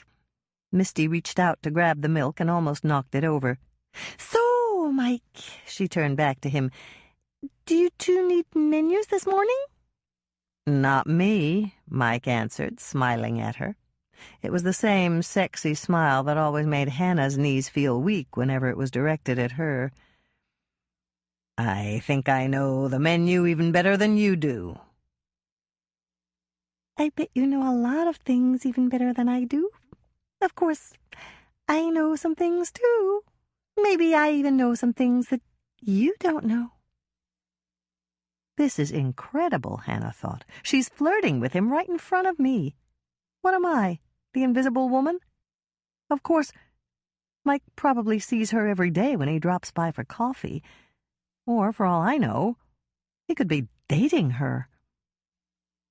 Hannah pressed her lips together to keep her thoughts silent. She didn't have an exclusive relationship with Mike, or Norman either, for that matter. All three of them were free to date other people. She had no right to complain if Mike dated Misty, no right at all. But that didn't stop the sharp jab of jealousy that ran through her. "It's only because she's ignoring you and she's rude," Hannah's mind said. "That's why you don't like her." But Hannah knew it was also because Misty had a Barbie doll figure and Mike obviously enjoyed the way she was flirting with him. "Back to what we were talking about before, Misty." Mike picked up the conversation once Misty had taken their orders and left. "And, by the way, she flirts with all of the guys like that. It's kind of cute, and it doesn't mean anything." "Right," Hannah said, although she had her doubts. "I asked you if you'd found anything incriminating at the scene last night, in the rose garden or on the penthouse roof." "And I said I couldn't tell you that." Mike pushed his orange juice over to Hannah. "Take mine. I don't really want it anyway, and Misty will forget all about bringing yours. We gave her our orders and she'll put them in, but she can only keep one thing in her mind at a time." Hannah picked up the orange juice and took a swallow, even though she no longer wanted it. Mike had been nice enough to give it to her, and she'd drink it in appreciation.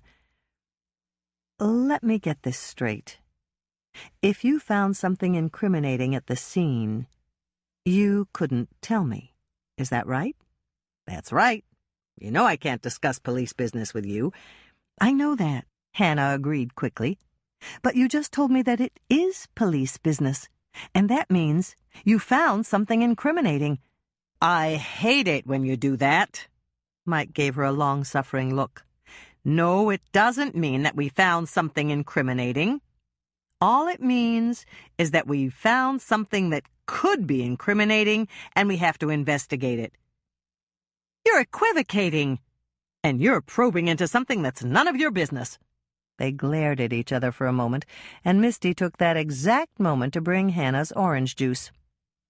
"Oh, pooh," she said, her head swiveling from one to the other, the way it would if she were watching a tennis match. "Two somebodies here are mad at each other, huh?" Hannah couldn't help it. She started to laugh. She'd never heard anyone put things in quite that way. A moment later, Mike joined in, and they laughed even harder when Misty made a circle by her ear and then tapped her head in the age-old sign for crazy. "I'm sorry," Mike said when Misty had left again. "I shouldn't have yelled at you." "I'm sorry, too. I shouldn't have yelled either." "Okay, let's forget it. It's just that I hate it when you try to trap me with words, especially when I've been up all night and I'm tired." Hannah reached out to take his hand. "I understand, but I really need to know what's going on." "Why?" Hannah hesitated, and then she blurted it out. "Because Barbara called me at 4 this morning and told me that someone tried to kill her. She didn't tell me who, and I'm not really sure it was Barbara. I'm going to visit her at the hospital after breakfast and try to find out more." "Will you tell me if you do?" "Yes. Will you tell me what evidence you found last night?" "Yes. But it's not really evidence. We found a couple of things that didn't look right, but that doesn't necessarily mean anything. They could also be compatible with an accident." "But you don't think it was an accident?" Mike hesitated, and then he shook his head. "Nope. A couple of the barricades were moved out of the way so that someone could get closer to the edge of the roof. They're heavy, and I really don't think Barbara would go to that trouble just to see if she could spot her house from up there." "Then you know that she wanted to try to see her house from the penthouse garden?" "Oh, yes. She mentioned it to several people. The idea of seeing her house from above intrigued her." "Tell me about the barricades that were out of place. Andrea and I moved one earlier so that she could show me the lake. It took both of us to do it because it was heavy. Were the barricades that were out of place too heavy for Barbara to move?" "No. Barbara's a strong woman. It would have taken a big effort, though." "What else made you suspicious?" "The barricades were dirty. They'd obviously been used in the construction, and some of them even had grease on them. It doesn't seem likely that Barbara would have moved them in her party clothes." "That's true." "There's another thing, too. There was dirt on Barbara's hands, but you'd expect that. She landed in the rose garden, but there wasn't a trace of grease. I had Doc check." "Is there anything else?" Mike shook his head. "Not really. We're still waiting for the crime lab to do its thing, but I doubt it'll be very helpful. If someone planned to kill Barbara, they were probably very careful not to leave anything behind." "If someone did try to kill her and didn't succeed, they might try again." Hannah voiced her concern. "Do you think Barbara is in any danger at the hospital?" "I don't know. We don't have enough officers to put a round-the-clock guard on her, but I talked to Doc, and he's already assigned 3 shifts of nurses for her, and I really don't think anybody will be brazen enough to try to finish the job while she's in the hospital." Hannah remembered how much danger Freddie Sawyer had been in when he was confined to a hospital bed. "Let's not put the cart before the horse. We don't even know for sure that somebody did try to kill Barbara." "True," Hannah said, realizing that he was right, but not believing that for a second. Chapter 6. "You're looking good, Barbara," Hannah said, even though it wasn't true. Barbara's face was puffy and bruised. Her left leg was obviously injured in some way because it was elevated in a sling that hung from the ceiling, and both of her arms were heavily bandaged. Barbara smiled through caked lips, showing several gaps where teeth had been less than 24 hours ago. "Thank you. I feel better. Is my father here?" Hannah exchanged glances with her mother, who'd come along on the visit. Both of them knew that Barbara's father had died years ago when Barbara was still in school. "Is he here? I have to know." Barbara sounded desperate, and Hannah wasn't sure what to say. Thankfully, Dolores leaned closer to cover Barbara's hands with her own. "Barbara, dear," she said, giving Barbara's hand a comforting pat. "I'm sorry, Barbara, but your father's not here. He can't come to see you, dear. Don't you remember? He died." Oh, no. That's awful. Barbara's words were slurred, something Doc Knight had warned them about. He'd said that when Barbara became upset, her ability to speak deteriorated. He'd also told them that if she asked any questions, they should answer them honestly. And that was precisely what Dolores had done. "Don't think about it now," Dolores urged in an effort to calm Barbara, who was clearly agitated. "Thinking about sad things too much won't do any good, and it will only upset you." Barbara was silent for a moment, and then she tried to nod. It must have hurt to move her head, because an expression of pain flickered across her face. "You're right," she said. "What was your name again?" "It's Dolores." "Oh, yes." She turned to look at Hannah. "And you are the daughter?" "Yes, I'm Dolores's daughter," Hannah replied, thankful that Doc Knight had mentioned the swelling in Barbara's brain and how it had affected her ability to remember proper names. "My name is Hannah." "Yes, Hannah. I'll try to remember. It's just so sad about my father. I only got to know him for a little while, and I really wanted to see him again." "She's cuckoo bananas," the outspoken part of Hannah's mind commented. "Be quiet and show a little sympathy," Hannah responded in an internal dialogue. "Barbara has a head injury. Doc Knight warned us that she might say some bizarre things." Hannah checked the time on her waterproof watch. She'd ruined several previous watches by forgetting to remove them before rinsing out mixing bowls at the cookie jar. They had already been here for 3 minutes. Doc Knight had placed a 5-minute limit on their visit, and it was time to ask the important questions before Barbara's nurse came to get them and escort them out. "Do you remember calling me early this morning?" Hannah asked, getting right to the heart of the matter.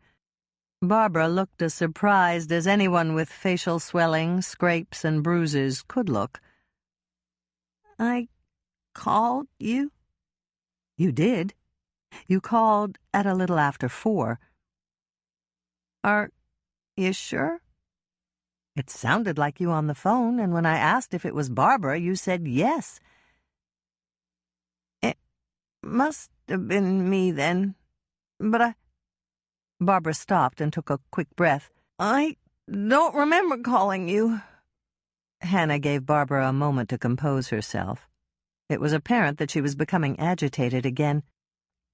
While she was waiting, Hannah glanced at the phone sitting on top of the stand sitting next to Barbara's hospital bed. It was definitely within Barbara's reach. Doc Knight had told them that Barbara had trouble remembering things, but that he was hopeful her memory would improve once the swelling in her brain went down. "Why did I call you? What did I say?" She sounded much calmer, and Hannah knew it was time to ask the question that would upset Barbara the most. "You said that your fall wasn't an accident, that someone tried to kill you." "Someone tried to kill me," Barbara said, and Hannah wasn't sure if she was simply repeating the accusation in surprise or whether she was confirming it. "I wonder who it was." Hannah and Dolores exchanged glances again. This conversation was becoming very strange. "I have to think," Barbara said, and then there was a long moment of silence. The only sounds in the room were the hum of Barbara's IV and the soft beeping of the various pieces of electronic monitoring equipment that were arranged around Barbara's bed.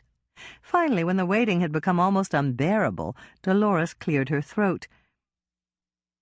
"Did someone try to kill you, Barbara?"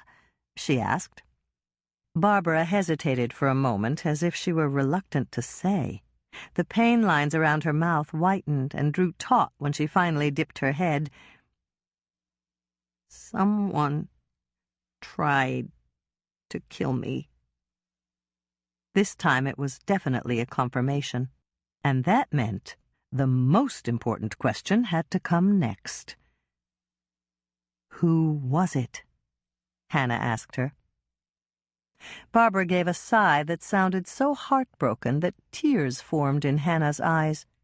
But she couldn't stop now. Barbara had admitted that someone had attempted to kill her. "Who tried to kill you, Barbara? I need to know." "He did," Barbara answered in a shaking voice. I never thought he'd do something like that. I wanted him to love me." "I need to know his name," Hannah pressed on, even though Barbara was visibly agitated. "You have to tell me, Barbara." Barbara took a deep breath that must have been painful because she gave a little moan. "I remember now," she said at last. "My brother tried to kill me." "Barbara doesn't have a brother," Dolores told her as they walked down the hallway toward Doc Knight's office. Today she was wearing her bright yellow blazer, and she gleamed like a ray of sunshine against the pale green walls. Could he be dead, like her father? Barbara said she wanted to see him again, and he's dead. Maybe she thought she was dying, and she was going to see them in the hereafter. Dolores considered it for a moment. "That might be what she thought when she mentioned her father, but I know for a fact that Barbara's mother had only one child, and that child was Barbara.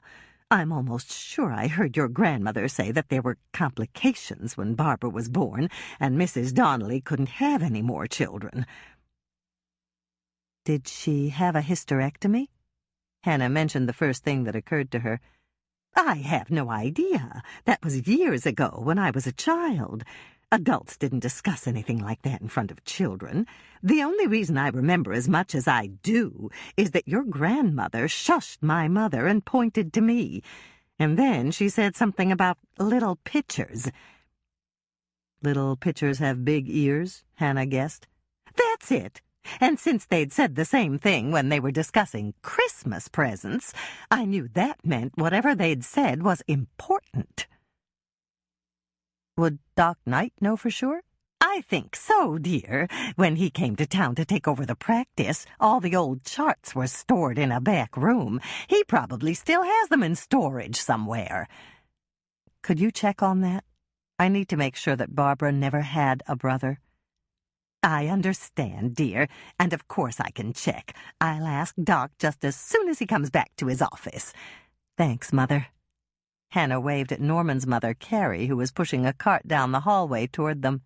Carrie, like Dolores, was also wearing black pants, but her blazer was bright turquoise. Hannah's neighbor, Marguerite Hollenbeck, was walking at the side of the cart, and her blazer was bright pink. It was part of the Rainbow Ladies' attire. When Dolores had agreed to take over as leader of the Gray Ladies, she'd immediately given the volunteer organization a new name and a new, cheerful look. "What's on the cart?" Dolores asked as they approached. "Milk and cookies," Carrie answered. "What kind of cookies?" Hannah asked. "Store-boughten, chocolate-covered graham crackers," Marguerite told her. "The children just love those. We're taking them down to the family waiting room." Once they'd passed, Hannah turned to her mother. The fact that there had been cookies on the tray had reminded her of the cookies that were still sitting in the back of her truck. "I baked some cookies for Barbara, but when I found out she was on a liquid diet, I left them in my truck. Do you think the nurses would like some tickled pink lemonade cookies?" Dolores gave her a look of pure disbelief. "Of course the nurses would like them. Anybody who's ever tasted them likes them. They're very good cookies, dear." "Great. If I put them on a platter and bring them back here to you, will you pass them around?" "I'll be glad to, as long as I can keep some for Doc." Dolores thought about what she had said for a second, and then she added, "And for me." "Of course. That goes without saying. I'll go out and get them right now." "I'll go with you. That way you don't have to come all the way back inside." Once the cookies were plated and the platter had been covered with plastic wrap, Hannah told her mother goodbye and climbed into the driver's seat of her cookie truck. She was about to start the engine and back out of her parking space when Norman pulled in next to her. Hannah wasted no time lowering her window, and he lowered his at the same time. "Hi, Norman," she greeted him. "Hello, Hannah. What are you doing here?" "Visiting Barbara. Is that where you're going?" "Yes, but it's an official visit. Doc Knight called me in to consult about her broken teeth." Hannah thought fast. She wanted to learn Norman's assessment of Barbara's condition, and it would be easier to ask him questions in person than on the phone. She also wanted to find out whether Dr. Bev had contacted him, and that would take a little finesse on her part. But those weren't the only two reasons. The third reason was purely personal, and had to do only with the two of them. They'd both been busy in the past few weeks, and their time together had been limited by other obligations. Tonight was a free night for her. She had absolutely nothing to do, and since she had enjoyed his company so much last night, she wanted to spend more time with him. "Would you like to come out to my place for an early dinner?" she asked. "That sounds good to me. What time?" 6 o'clock? That should work. Can I bring anything?" "Yes. Bring Cuddles." Norman smiled when she mentioned his cat. "I'll be glad to bring Cuddles, but I was talking about bringing something for dinner." "Thanks, but I can't think of anything I need," Hannah said, not bothering to say that she didn't have any idea what she was going to serve. Once Norman had gone inside, Hannah backed out of her spot and exited the parking lot. She was so busy trying to think of a meal they'd both enjoy that she almost turned left and took the scenic route around Eden Lake instead of turning right on the shorter route to town. Before she made the turn, Hannah glanced at her watch. Thanks to Florence's new hours at the Red Owl, she had plenty of time to shop. Florence had announced her new weekend hours in the Lake Eden Journal this week. Instead of selling groceries all day on Saturday, she would only be open from noon to 6. And although the store had always been closed on Sundays, there would now be a short shopping window from noon to 4. The new hours suited Hannah just fine. She often had company on Sunday nights, and she wasn't a very good advance planner. There were staples in her pantry. Every Minnesota cook had them in case of blizzards in the winter, summer rainstorms, or car troubles at any time of year. Hannah had enough stock in the pantry to live on for several weeks, but not everything there was something she'd choose to serve to company. She knew that Norman would be happy to share a can of pork and beans with her, but she wanted to cook something special. When she got to the store, perhaps she'd ask Florence for ideas. 10 minutes later, Hannah was standing in front of the meat counter facing Florence, who was wearing her butcher whites. "What'll it be, Hannah?" Florence asked. "I don't know. I was hoping you could give me some advice. I invited Norman over for dinner tonight, and I don't have the foggiest idea what I'm going to serve." "Chicken tetrazzini hot dish." The response was so immediate, Hannah was surprised. It was almost as if Florence had been hoping she'd ask that very question. "Chicken tetrazzini hot dish? I've never heard of it." "That's because I just made it 2 nights ago. It's from my cousin, Marcy Watts, and she's a really good cook. That hot dish was so good, I decided to give you the recipe the next time I saw you." Florence handed her a recipe card, and Hannah looked it over. It looked easy, and it also looked delicious. "Perfect. It's exactly what I'll make. Do you have any cooked cubed chicken?" Sorry, you'll have to cook and cube it yourself. But I do have some boneless, skinless chicken breasts. Just put salt on them. Put them in a greased pan and cover the pan with foil. 45 minutes at 350 ought to do it. That's how I cooked mine. Great. How many did you use?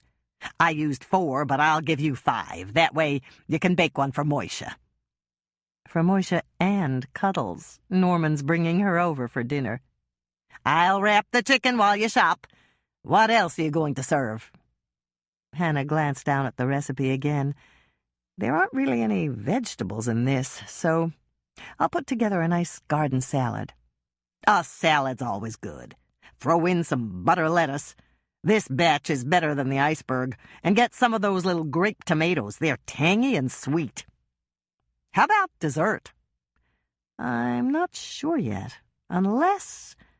Hannah stopped and considered the new recipe Dolores had asked her to test. Norman wouldn't mind being a recipe tester, and she could kill 2 birds with 1 stone. Mother gave me a recipe I need to try. She got it from a nurse at the hospital. If it turns out, will you give me a copy? Of course. I like exchanging recipes with you, Florence. Just one more thing before you go. Florence leaned over the counter so that she was closer to Hannah. Did Norman hear from Dr. Bev? Not that I know of. I didn't have time to ask him when I saw him today at the hospital. Norman's at the hospital? Yes, but he was there to consult with Doc Knight about Barbara's teeth. She broke some when she fell last night. I know. One of the nurses told me. Poor Barbara. She's such a good person. I just wish she hadn't gone that close to the edge of the roof. Me too, Hannah said, managing to keep her face perfectly blank as she walked off to do the rest of her shopping. Florence was a charter member of the Lake Eden Gossip Hotline, and if she even suspected that Barbara's fall hadn't been an accident, the news would be all over town before Hannah even had time to get up to the checkout stand. Chapter 7. The chicken tetrazzini hot dish had been every bit as easy as Florence had promised. It was a winner recipe. Hannah slipped the casserole dish in the oven, along with the cookie sheet that would act as a drip pan, and set the timer. Norman would be here in 30 minutes, and that would give them plenty of time to nibble on the cheese tray she'd prepared as an appetizer and sip coffee or the pink lemonade she'd made from the leftover frozen concentrate. The next thing Hannah did was read through the recipe her mother had given her for easy fruit pie. She'd picked up a can of peach pie filling because peaches were Norman's favorite fruit. Since she had a double oven, a feature Hannah gave thanks for every time she baked, she mixed up the crust for the easy fruit pie, spooned on the filling, and slipped it into the lower oven. Then she glanced at the apple-shaped clock on her kitchen wall and set a secondary timer for 50 minutes. Her dessert would be ready and slightly cooled by the time they'd finished their salad and hot dish. At that time, she'd dish it up and couple it with a scoop of the vanilla bean ice cream. As she went out into the living room to set plates, napkins, and silverware on the coffee table, she thought about what a challenge it was for young cooks to make a meal where everything was ready on time. It took some planning, and there were always unexpected delays. When she'd first started to hold dinner parties, she'd always had trouble getting the vegetables to the table on time. She'd coped by serving a lot of one-dish crock-pot meals where the meat and vegetables were in the same pot. She'd also learned to prepare the vegetables ahead of time and serve them cold. Her guests had loved sliced tomatoes and red onions with vinegar and oil drizzled over the top, and chilled cooked asparagus with mustard hollandaise. Even today, as a veteran cook, she was careful not to have more than 2 time-critical items in a meal. She knew that delays invariably happened, and company dinners never went like clockwork. The trick was to anticipate and keep it simple. Hannah had no sooner changed into a comfortable, lightweight lounge outfit when the doorbell rang. She opened it without remembering to check the peephole, something both Mike and Norman had warned her against, and smiled as she saw Norman standing there. He was holding a cat carrier, and she reached out to take the package in his arms so that his load would be lighter. "Hi, Norman," she greeted him happily. Norman was the perfect dinner guest. Actually, he was the perfect everything. He'd asked her to marry him almost 2 years ago, and she knew she'd never find anyone more loving and faithful. She loved him. She loved his cat. He loved her. He loved her cat. Norman would make a perfect husband. What was she waiting for? "Meow!" Moisha stood outside the cage impatiently when Norman set it down on the rug. "Okay, big fella. Hold on a second and I'll let her out." Norman unlatched the crate, and Cuddles ran straight to Moisha and batted him with her paw. "And they're off," Norman said as the two cats ran down the hallway, with Cuddles in the lead and Moisha chasing her. He held out his arms to give Hannah a hug. "Something smells fantastic," he told her. "Chicken tetrazzini hot dish and easy fruit pie." "Sounds wonderful." Norman gestured toward the bag she was holding. "Open it. It's for you." Hannah opened the bag and pulled out a bottle of champagne. But it wasn't just any bottle of champagne, and she gripped the bottle even tighter.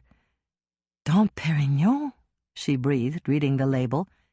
"I thought you might like it." "Like it? Like it? This is Dom Perignon. It's even more expensive than the champagne Mother likes." "I know, but this is a split. It wasn't as expensive as a whole bottle, and it only holds 2 glasses." "Then you're going to have some champagne with me?" The surprise was clear in Hannah's voice. Norman didn't drink, and she knew the reason why he didn't.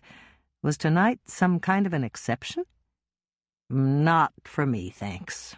I brought it for you." Hannah's heart beat a little faster as something occurred to her. "Enough for 2 glasses, but you don't drink. Are you trying to get me—" She paused, trying to come up with the right word, but settling for a euphemism that fell short of what she was intending. "Are you trying to get me compliant?" "Compliant?" Norman gave a short laugh. "That would be a lost cause. There isn't enough champagne in the world to get you compliant. Just remember that the more champagne you drink, the sexier I look." Now it was Hannah's turn to laugh, and she did. It was the first good laugh she'd had since she'd visited Barbara at the hospital, and it felt good. "It's good to hear you laugh, Hannah." Norman looked pleased. "But really, suit yourself. Drink it all or don't drink it all. That's completely up to you. If you don't want the second glass, that's okay with me." "Right. Sure." Hannah's mind went into sarcasm mode. "You brought me a bottle of one of the best champagnes in the world. Champagne I've never tasted before and probably won't ever get the chance to taste again. And you actually think I'm going to drink 1 glass and dump the rest down the garbage disposal?" When Hannah looked over at Norman, she saw that he was grinning. Had he guessed she was having an internal dialogue with her mind?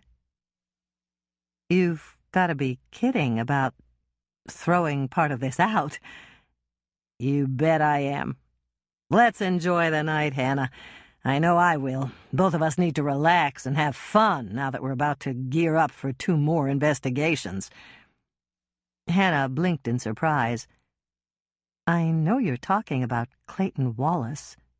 We have to prove his death was accidental so we can get that insurance money for his son. But you said 2 investigations?" "Yes. We have to investigate Barbara's fall." Hannah put 2 and 2 together and swallowed hard. Then Barbara wasn't imagining things when she said someone tried to kill her? "Doc and I don't think so." "Then you believe she has a brother who surfaced for the party and pushed her off the roof?" "No, I don't believe the brother part of it. She's clearly confused about that. But we do think someone attempted to kill her. Doc and I came up with a possible scenario, and I'll tell you all about it after dinner. Right now, I want to open this champagne for you." Norman took the bottle and opened the champagne, while Hannah got an empty champagne glass for her and a tall glass of lemonade for him. She was about to go back into the kitchen for the appetizer tray that she'd prepared when Norman reached out to stop her. "Sit down, Hannah," he invited, patting the couch next to him. "Just let me get the cheese platter, and then I will." "The cheese platter can wait. Try the champagne first. I want to see if you like it." "Of course I like it," Hannah said with a smile as she sat down beside him and accepted the glass. She took a sip and gave a blissful sigh. The champagne was every bit as good as its publicity. "Lovely," she breathed. "Are you sure you—" "No, thanks," Norman interrupted her. "It's all yours." Hannah took another sip, and then she stood up again. "I'll get that cheese platter now. The champagne will be perfect with the triple cream camembert." Once she'd returned with the appetizer tray, and it was sitting between them on the coffee table, she turned to Norman. "Florence told me that the pears were just perfect today, and so were these flame grapes. They don't have seeds.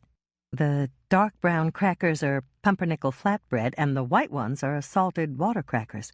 And the cheeses are Danish Stilton with apricots, Wisconsin extra sharp aged cheddar, and triple cream camembert." "Hold it, Hannah!" Norman interrupted her explanation as he gazed in amazement at the huge appetizer tray. "Are you expecting an army?" "No, I just got a little carried away when Florence told me about the cheeses, and the leftovers will keep. It's just the two of us for dinner, Norman." The words had barely left Hannah's lips when the phone rang. Both Hannah and Norman stared at it for a moment, and then their eyes met in total disbelief. "Do you think I should—" Hannah began. "Answer it," Norman said with a sigh. "If we're lucky, it's a telemarketer, and you can hang up right away." Hannah reached for the phone as gingerly as if it were resting on the head of a hibernating bear. "Hello?" she asked in a tentative voice. "Hi, Hannah. It's Mike." "Hi, Mike."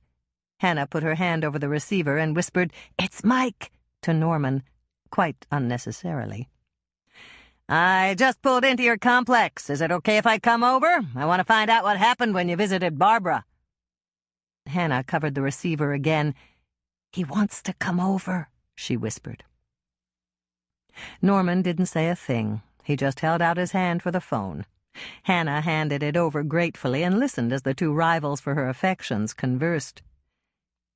"It's Norman. Go ahead and come up." He turned to pantomime eating to Hannah and pointed to the phone.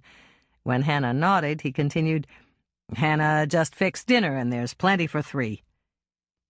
There was a pause while Mike talked, and Hannah assumed he was saying something about not wanting to intrude on their evening. Mike could be polite if he wanted to be.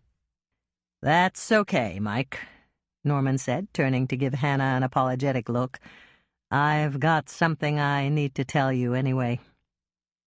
This time the response was quicker. Hannah figured that Mike had asked Norman what that was. "It's about Barbara, but I don't want to discuss it over the phone. Come on up, eat dinner, and then we'll talk about it, okay?" Hannah frowned. It seemed that whatever information Norman had been planning to give her after dinner was now going to be shared with Mike. So much for exclusivity. "Sorry," Norman said after the phone was back in the cradle. "I would have had to tell him anyway. I promised Doc I would." "But you were going to tell me first?" "That's right. I was." It was a drop in the bucket, a smidgen, a crumb. But Norman was smiling warmly, and for some strange reason, it was enough. Hannah smiled back, and that warm all-over feeling kept her toasty until the doorbell rang to announce Mike's arrival. Chapter 8. "What would you like to drink, Mike?" Hannah held her breath as she waited for his answer. She really didn't want to share the exquisite champagne Norman had given her, but she was a good hostess. "That lemonade Norman has looks good. Do you have any more?" "I sure do. I'll get you a glass and be right back." Hannah was smiling as she went off to the kitchen. She felt a slight bit guilty for not telling Mike about the special champagne that Norman had brought, but she told herself that since he hadn't asked for a bottle of his favorite beer, when he knew she always had some in her refrigerator, that probably meant he was going back into work and didn't want to drink anything alcoholic. And that meant he would have refused the champagne, even if she had offered it. Rationalization, her mind chided her, but she ignored it as she filled a glass with ice and poured pink lemonade for Mike. She gave the timer a quick glance as she passed by on her way to the living room. 20 minutes to go before the dessert came out of the oven. It should cool for at least 10 minutes, so they would have a full half-hour to enjoy their salad, hot dish, and garlic bread. "What did you have to tell me?" Mike asked Norman as Hannah set down his lemonade. "Nothing until after dinner. I'm hungry." "That's fine with me. I'm hungry, and that hot dish smells great." Mike turned to give Hannah one of his devilishly handsome grins as she set his favorite hot sauce on the table. He'd once told her that her hair was exactly the same color as Slap-Ya-Mama hot sauce, and she still wasn't sure if that was a compliment or not. Hannah took a deep breath and did her best not to react to the grin that always made her a bit weak in the knees. She was Norman's date for the evening, not his. But even though her mind was clear on her priorities, she still felt a rush of tingly sensation that ran all the way down to her toes. She busied herself dishing up the salad in the hope that it would distract her, but she still felt tingly as she ladled out the hot dish, passed the freshly grated Parmesan cheese, and made sure both men had a piece of garlic bread. "It's a feast," Mike said, grinning at her again. Hannah felt a second rush of sensation, but that ended quite abruptly when Mike reached for the bottle of hot sauce and shook it on without even tasting his hot dish first. "Too bad you didn't use jalapenos instead of green chilies," her mind commented, and this time Hannah didn't argue back. No internal dialogue was needed. She agreed perfectly. Midway through the meal, the timer sounded, and Hannah got up to take the easy fruit pie out of the oven. She was just about to return to the living room when she heard Norman respond to something Mike had said. "No way, Mike." Norman sounded very emphatic. "Remember the time we were discussing a case at the table and how angry Hannah got at us?"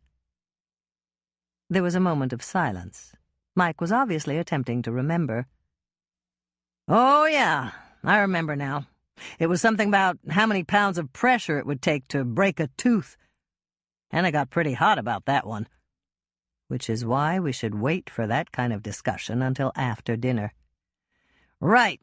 If we talk about it now, she might not give us dessert. I could use something sweet after this meal. Boy, that hot dish was spicy."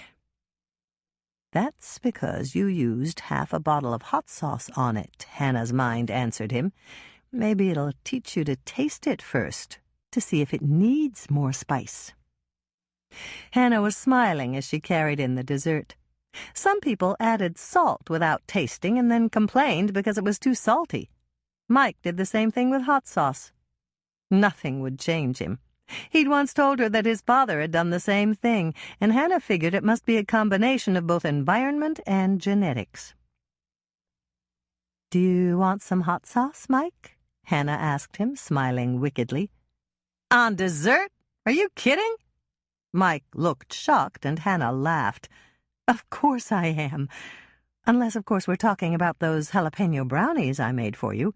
"Oh, man, those were so good." Mike smacked his lips. "Do you suppose maybe this dessert would, No." Hannah cut off the question she knew was coming. "There's no chocolate in here, so it wouldn't be the same thing." She paused for a second, glanced down the hallway, and warned, "Feet up. Both men were old hands at this game.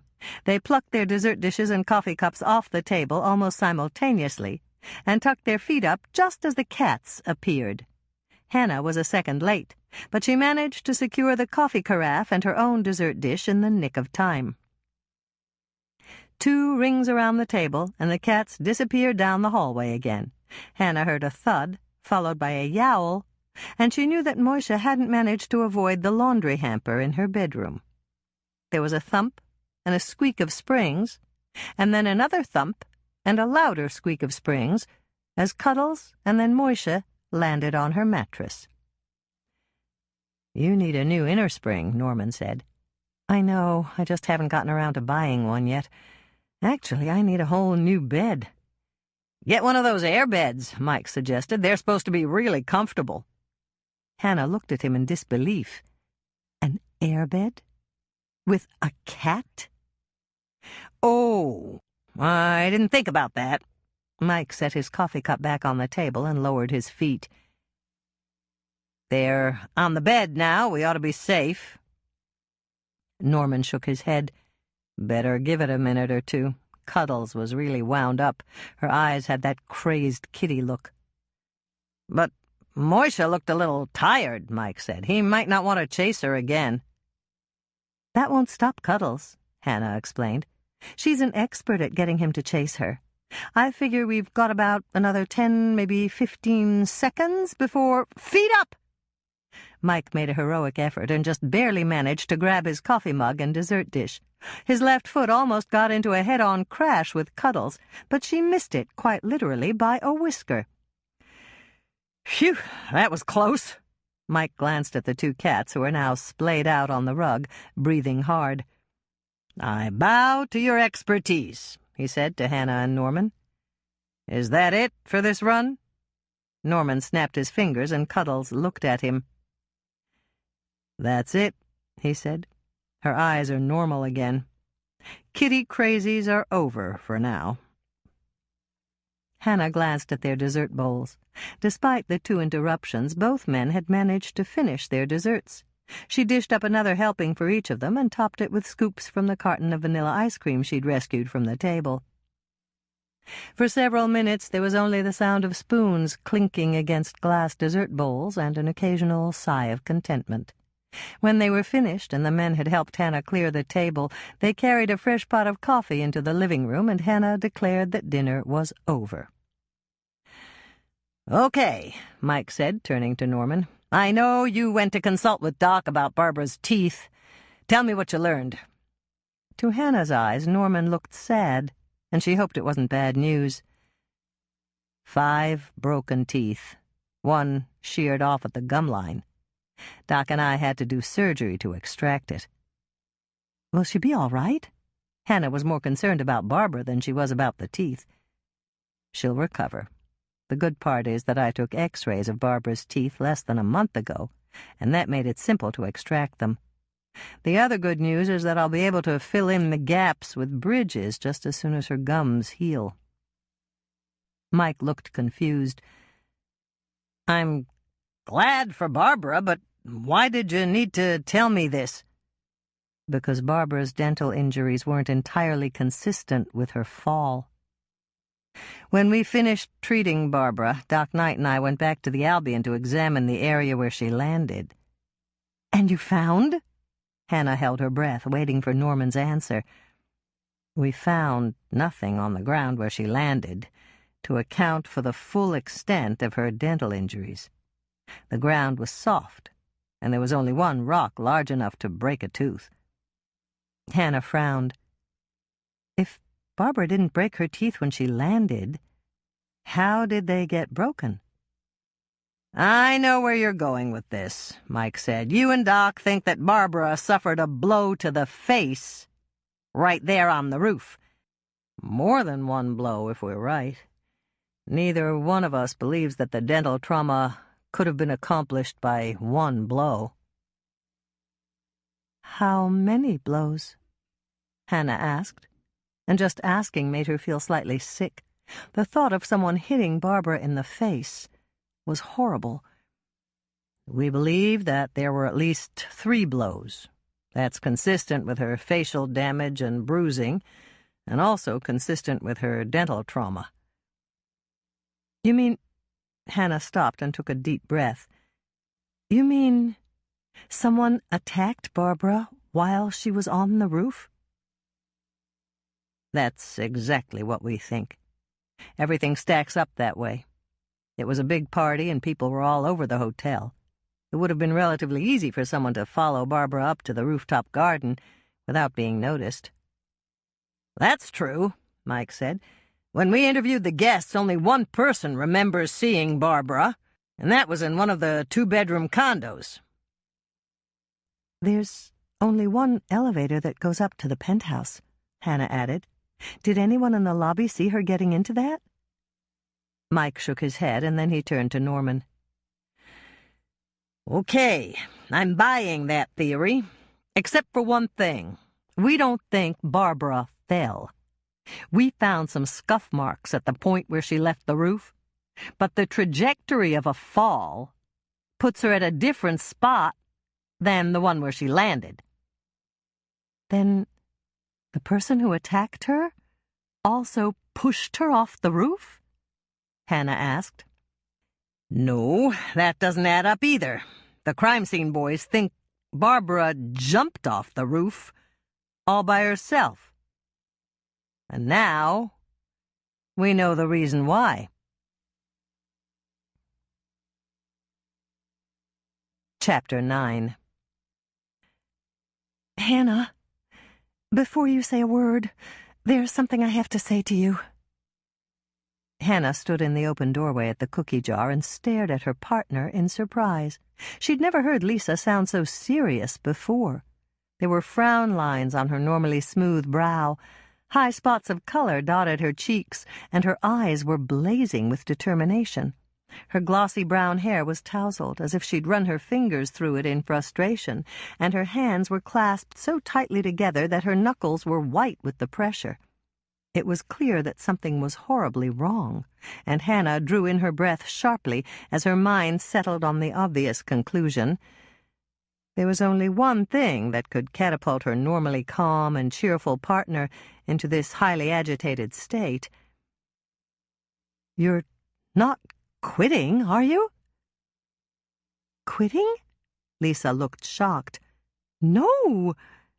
What is it, then? I absolutely positively will not tell the story of Barbara's fall. I refuse, Hannah. I know it brings in business when I tell the stories of murders, but this isn't murder. Barbara's fall was a horrible, awful accident. Not exactly, Hannah said, and then she wished she hadn't. Lisa's face had gone dangerously pale, and as Hannah watched, she reached out to grab the edge of the counter.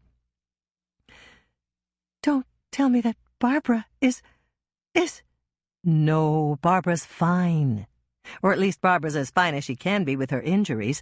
I saw her yesterday, and Doc Knight is almost certain she'll recover. Oh, thank goodness. I've been so worried about her I couldn't sleep at all last night. And Herb was gone, helping Mike and Bill at the hotel. Sammy was so scared he slept with me, and he'd rather sleep in that great bed your mother bought for him. Or maybe it was the other way around, Hannah said, taking Lisa's arm and leading her to a stool at the stainless steel work island. Sit down before you fall down, Lisa. Lisa sat, and then she looked up at Hannah. What did you mean? That maybe it was the other way around? I meant maybe Sammy slept with you because you were the one who was scared. Oh. Lisa thought about that for a moment. Maybe. Fox terriers are awfully bright. Dr. Hageman told me that. But I meant what I said about not telling Barbara's story. Good. I don't want you to tell any stories about Barbara. That would be a horrid thing to do. The kitchen coffee pot was on, and Hannah went to pour a bracing cup for both of them. When she came back, Lisa looked calmer, but the frown lines were back. What else is wrong? I just remembered something. I said Barbara's fall was a horrible, awful accident, and you said Not exactly.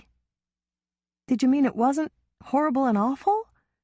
Or did you mean it wasn't an accident? I meant it wasn't an accident, and you can't tell the story, okay? I don't want to tell the story. I said that already. What's going on, Hannah? Barbara's confused. She seems to think that her brother tried to kill her. Her brother? Yes, and Barbara doesn't have a brother. She also asked about her father, and when we told her that he was dead, she was practically inconsolable that she couldn't see him again. Hannah sat down and took a sip of her own coffee. Lisa could keep a secret, and she was an expert at the invisible waitress trick. Customers didn't even notice when Lisa came around to refill their coffee cups, and they kept right on talking, even if the conversation was personal. It didn't happen every day or even every week, but once in a while, Lisa would pick up some tidbit of information that helped Hannah solve a murder case. 2 things, Hannah told her. I'll start with Clayton Wallace. The dead bus driver for the band? That's right.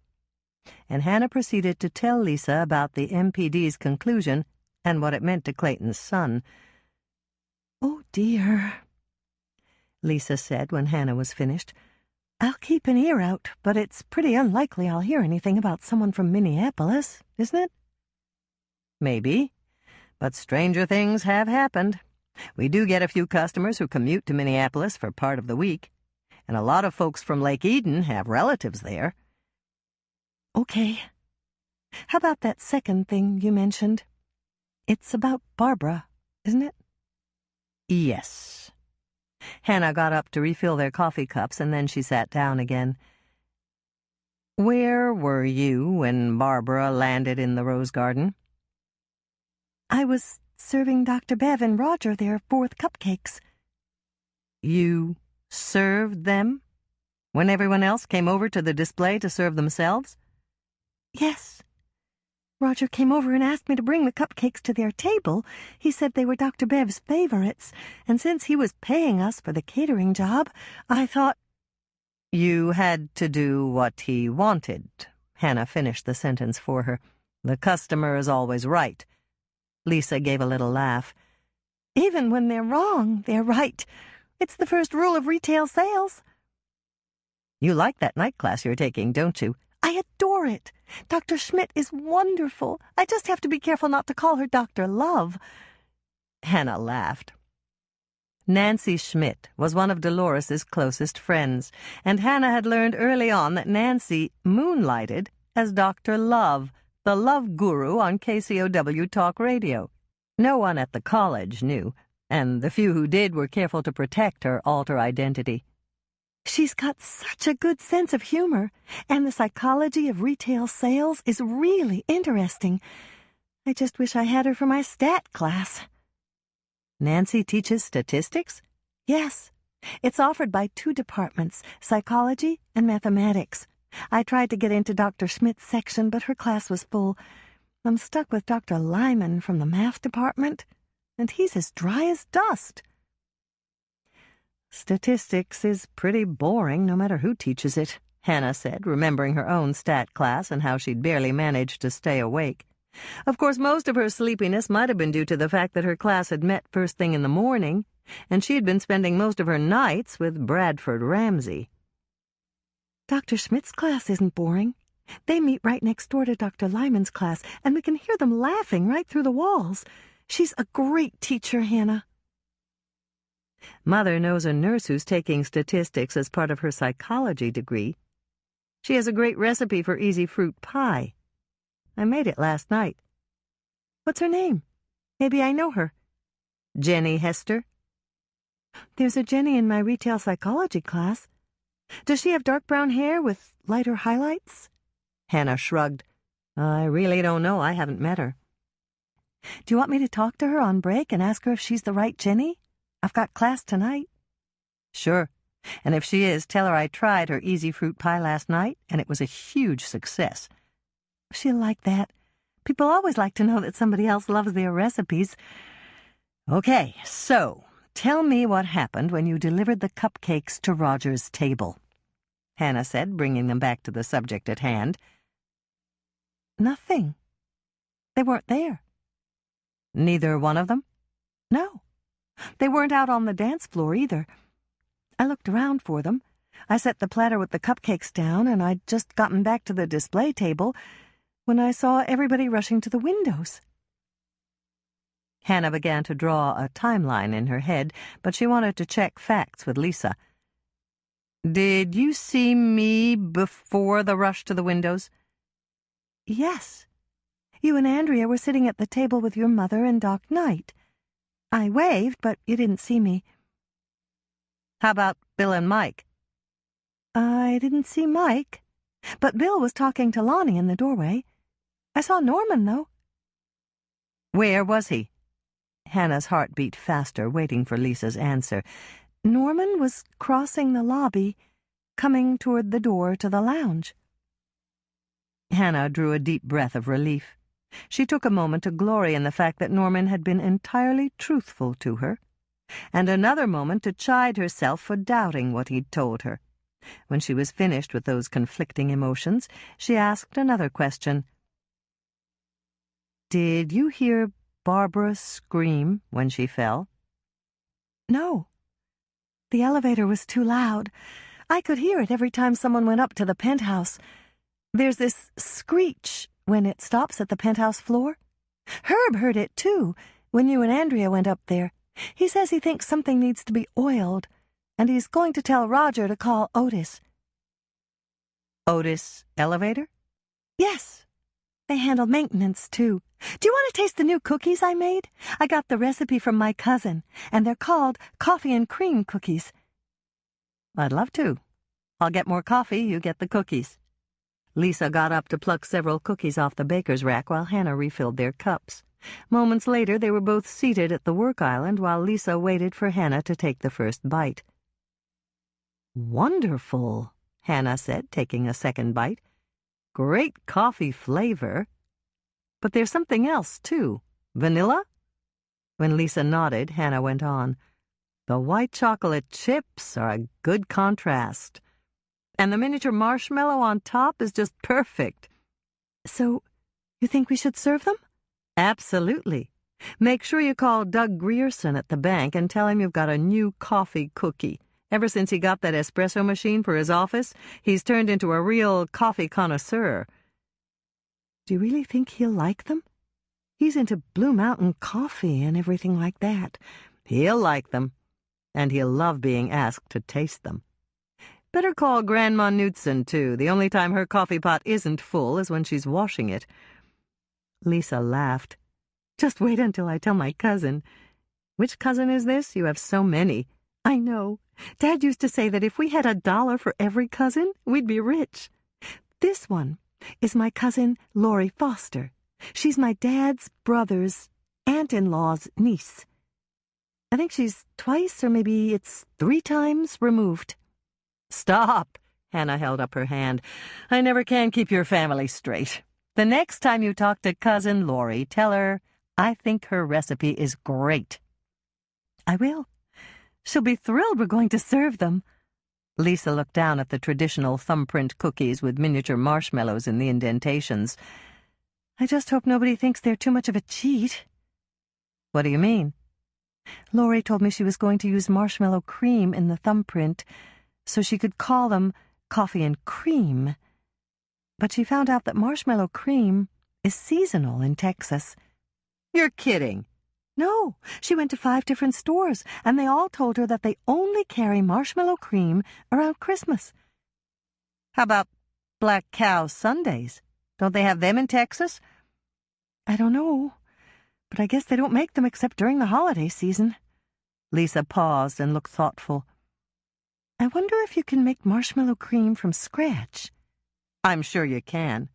I know you can make marshmallows from scratch. Great-Grandma Elsa used to do it." "Were they good?" "They were fabulous." "Do you have her recipe?" "I'm sure I do. I've got boxes and boxes of family recipes. Do you want me to try to find it?" "Oh, when you have time. It's not a huge priority because Lori came up with a substitute that looks a little bit like cream. Do you think that's all right? I think it's fine. The white chocolate tastes creamy, too. Then you don't think anybody will object to the name? I'm sure they won't. The name's close enough. Hannah took another sip of her coffee. Tell me more about the penthouse elevator. When I went up there with Andrea, we didn't hear any screech. I don't think anyone inside can hear it. The screech is down here, and it happens only when the elevator stops at the penthouse.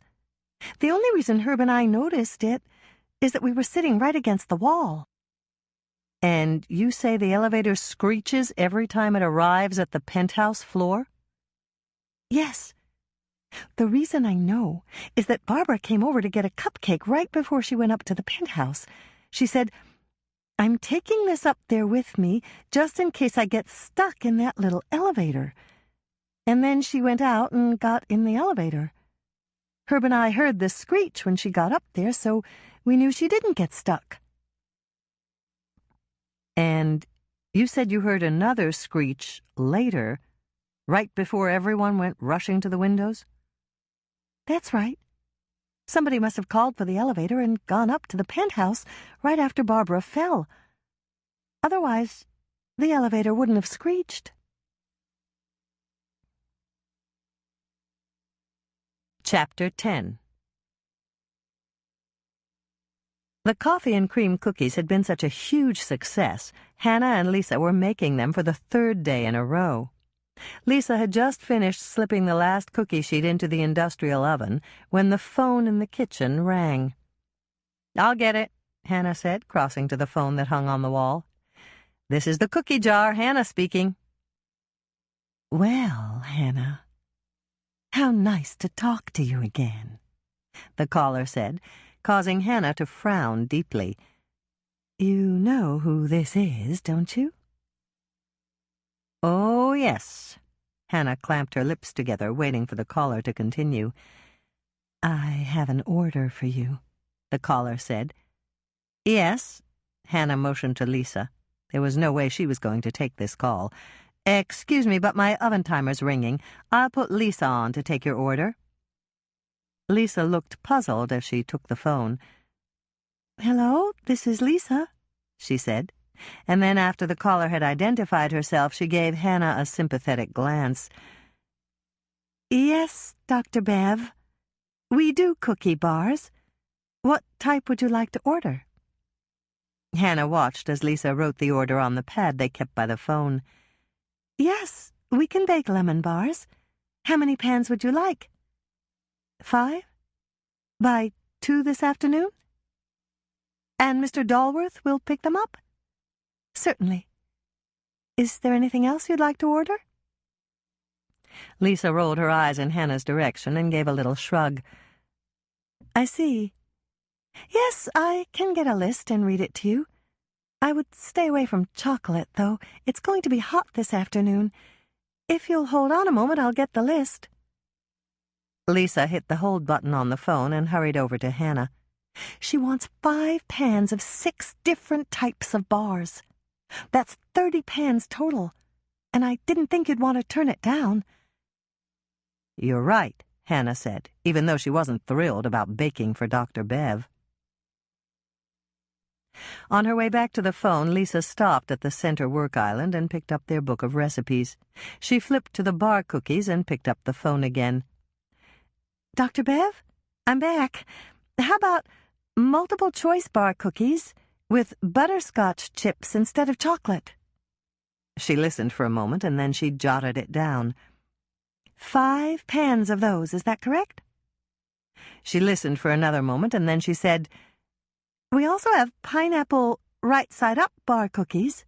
They're very popular in the summer." Hannah watched as Lisa added them to her list. Lisa was a great little salesman. "Apple? Oh, yes, we bake apple orchard bar cookies. Most people love those." Again, Lisa added a line to her list. "Strawberry? Why, yes. We have strawberry shortcake bar cookies. They're excellent, and they'll hold up in the heat." Hannah could see the list with its 5 entries. 1 to go. As far as she knew, they didn't have any other non-chocolate cookie bars, unless... The moment Hannah thought about it, she was moving. She grabbed the list and jotted down an entry. She'd never tried those particular bars before, but they ought to work just fine. Lisa glanced down at the list. She read what Hannah had written and spoke into the receiver again. I think the only flavor you're really missing out on is raspberry. How about our new buried treasure bar cookies? She listened, and then she said, Raspberry is Roger's favorite? Wonderful. He's bound to just love them. They're my very favorite. Hannah hid a grin. Lisa didn't even know what the bar cookies were, but she was claiming they were her favorite. Yes, we'll have them all ready for Mr. Dalworth by 2 this afternoon. Is there anything else? Oh, why, yes. We certainly can bake another dozen red velvet surprise cupcakes. Thank you so much for your order. The moment Lisa hung up the phone, Hannah asked the important question. Did she say why she needed so many bar cookies? Yes. The dome for the penthouse garden is coming in at 2:30 this afternoon, and Roger's ordered a tent so that she can serve cold drinks and bar cookies to everyone who wants to watch the giant crane hoist it up and put it in place. But how about the crime scene? Doesn't the sheriff's department have it roped off? Not anymore. Herb told me they took down the tape last night. So she's free and clear to play Lady Bountiful. Right. How about closing early today and going to watch the spectacle? Might as well. We won't get much business when everybody and their cousin finds out that there's free dessert only a few blocks away. There was a knock at the kitchen door, but before either one of them could go to answer it, Andrea burst in. Did you hear? Hear what? Hannah asked her sister. They're delivering the dome for the penthouse garden this afternoon. A gigantic crane is going to lift it up and place it on the roof. We heard, Lisa answered her. Hannah and I were just discussing whether we should close early. Close, Andrea advised. Bill just called to tell me that they're passing out flyers telling everybody to come to the hotel, that there'll be free dessert and drinks. Hannah exchanged glances with Lisa. Well, that didn't take long, did it? What? Andrea looked puzzled. The flyers. Lisa just got off the phone with Dr. Bev. Andrea turned to Lisa. What did she want? 30 pans of bar cookies at 2 o'clock this afternoon. Roger's coming in to pick them up. At least it's good for your business. That's true, Hannah said, for 2 reasons. Number 1, the cookie jar gets paid to bake them. And number 2, Dr. Bev can't claim she made them because everyone in town knows she can't bake. Andrea frowned slightly. You used to be able to say that same thing about me. But not anymore. Those apple cinnamon whippersnappers of yours are super. And the chocolate whippersnappers you made for the Christmas cookie exchange were incredible, Lisa added. I brought them home, and while I was making dinner, Herb found them. When I went to serve them for dessert, there was 1 cookie left. Andrea laughed, clearly pleased. The nice thing about whippersnappers is you can make them up out of any cake mix. So far I've used chocolate, spice, and lemon. I wonder what I could do with yellow. Pineapple, Lisa said immediately. Pineapple and coconut. And maybe some kind of nut. Pineapple is Herb's favorite fruit, and he loves coconut, too. If you could make whippersnappers like that, Herb would eat a whole batch. Well, I can't think of any reason why it wouldn't work as long as I made sure the pineapple was drained really well. The coconut would help. That's dry. I think I'll experiment a little when I go home tonight. Hannah began to smile. Andrea was beginning to think like a baker, and it was all due to the cake mix whippersnapper recipes. She thought that they were easy, and they were. But Andrea was learning a thing or two about ingredients as she was experimenting. As a matter of fact, Barbara loves pineapple, Andrea continued. If I can get them to turn out really well, I might take some to her. Check with Doc Knight, Hannah warned. Oh, I will. And that reminds me, Andrea glanced at Lisa. Lisa knows what's happening, doesn't she? Yes, I told her the morning after Norman and Mike came over for dinner. Both of them? Andrea looked a bit shocked. It started out with Norman. I asked him to come over for dinner when I ran into him at the hospital on Sunday. And then Mike called and wanted to come over right before we were about to sit down for dinner. And Norman took the phone and invited Mike. Andrea rolled her eyes at the ceiling. Norman's too nice for his own good. Sometimes, yes, Hannah agreed, wisely deciding not to mention which man had stayed at her condo the latest. Mother called me. She managed to find Barbara's mother's medical records. Barbara was her first baby, and she couldn't have any more after Barbara was born. She had a hysterectomy. So Barbara couldn't have a brother, Andrea concluded. Not a full brother, but how about a half-brother? Lisa asked. That would count as a brother. You're a genius, Hannah said, smiling at her partner. I never thought of that. Barbara's brother could be her father's child. I'll look into it, Andrea promised. And I'll ask Dad, Lisa promised. He has good days and bad days, but on the good days he remembers a lot. I can ask Marge, too. She might remember. Good idea, Hannah said, and then she turned to her sister. Are you going to see the crane? Yes. Tracy wants to see it, and I promised I would. It's going to be quite a sight, Hannah. How about you? Are you going? Hannah made a snap decision. We're going, right after Roger picks up the bar cookies. Wonderful. Lisa began to smile. I've never seen a crane that big. I'm going to call Marge and tell her so she can bring Dad.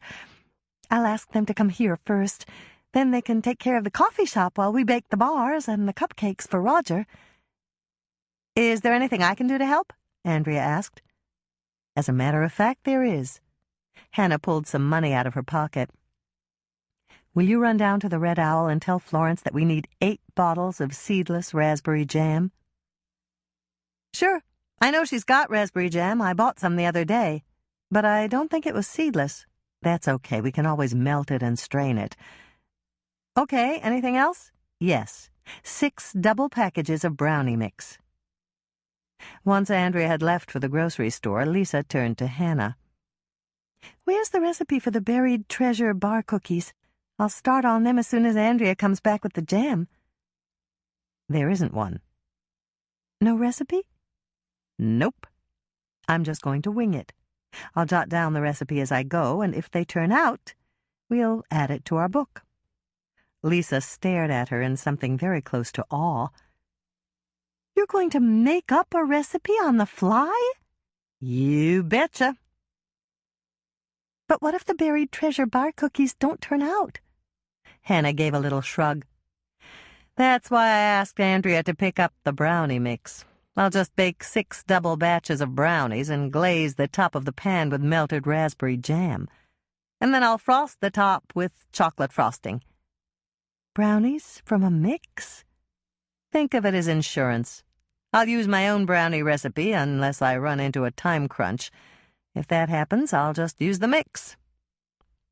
Do you think that'll work? Oh, yes. Dr. Bev will never know the difference. And we'll have a good laugh at her expense. Chapter 11. I'll go pick up Tracy and meet you on the porch, Andrea said, heading for the kitchen door. But before she got there, she turned to look at the half-pan of buried treasure bar cookies that were left.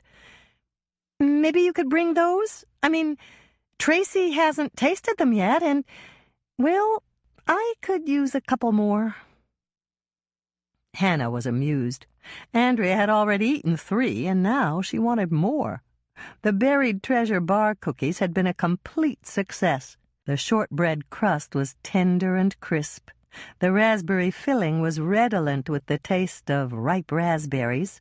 and the red raspberry glaze added a burst of tart flavor that contrasted beautifully with the chocolate frosting on top. Everyone at the cookie jar had tasted them and pronounced them a hit, and Marge and Jack had both declared they were the best bar cookie recipe Hannah had ever baked. "Bring those, too." Andrea gestured toward Hannah's second experiment of the morning, brownies topped with a raspberry glaze that was covered by fudge frosting. "What do you call them? You can't have a recipe without a name." "Nameless raspberry brownies," Hannah suggested, a trifle facetiously. "Don't be silly. There's got to be a better name than that." Andrea thought for a moment. "Remember that razzle-dazzle baked brie you made for the luncheon at Mother's Cookie Exchange last year?" "Of course I do." "Well, why don't we name these bar cookies Razzle-Dazzle Brownies?" "That's perfect, Andrea." "Thanks." Andrea looked pleased that Hannah had liked the name.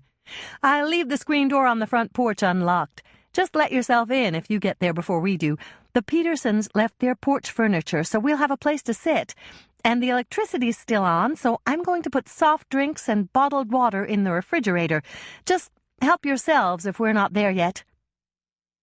"I'm really glad the Petersons listed their house with you," Hannah told her. "It's got a great view of the hotel." "And the front porch is screened in," Lisa added. "We won't be bothered by mosquitoes." Andrea nodded. "It's a great house. If I didn't live where I live, I'd consider it. See you at 2:30, and please don't forget those bar cookies." Of course, there was a complication. There was always a complication when it came to large orders. Hannah and Lisa had boxed all the bar cookies Dr. Bev had ordered and stacked them on the table by the front door of the cookie jar to wait for Roger's 2:00 arrival. But 2:00 came and went, and Roger hadn't appeared. It was now 5 after 2, and Lisa and Hannah were more than ready to lock their front door and meet Andrea and Tracy at the Petersons' front porch. Marge and Jack had already left. Dolores had invited them to watch the crane from the second floor of Granny's attic, where an impromptu party was taking place. "What now?" Lisa asked Hannah. "We give him the time for a full professor, and then we take them over to the refreshment tent and dump them in Dr. Bev's lap." 12 minutes? "Yes. That's still the rule, isn't it?" "It's still the campus legend," Lisa amended it. "I don't think it was ever written down in any rule book. Everybody just knows that you have to wait 5 minutes for an assistant professor to show up for class and 12 minutes for a full professor. And if they don't show up by then, you can leave." "It's good to know things haven't changed that much since I was in college," Hannah said, glancing up at the clock on the wall. "Roger's got 4 minutes left." "And here he comes." Lisa pointed to the gleaming black Mercedes that had just pulled up in front of the cookie jar. "Ladies," Roger greeted them with a little salute before he handed Hannah his credit card. "Are you all ready for the big day?" "We're ready, and so are you," Lisa told him. "Your order's on that table. Would you like some help carrying the boxes out to your car?" "I got it." Roger aimed his remote out the window, and the trunk of his car popped open. "Just help me load up." While Hannah ran the car, Lisa loaded Roger's arms with boxes. When the last one was safely in the trunk, Hannah gave the credit card and the receipt back to Roger. "Thanks, ladies," Roger said, writing in the total and signing his name. "See you at the spectacle." Once Roger had driven away, Lisa went to lock the front door and turn the "open" sign to "closed." Hannah headed for the cash register with the credit card receipt, and as she slipped it into the section they used for receipts, she glanced at the total. "Guess what, Lisa? Roger tipped us $20.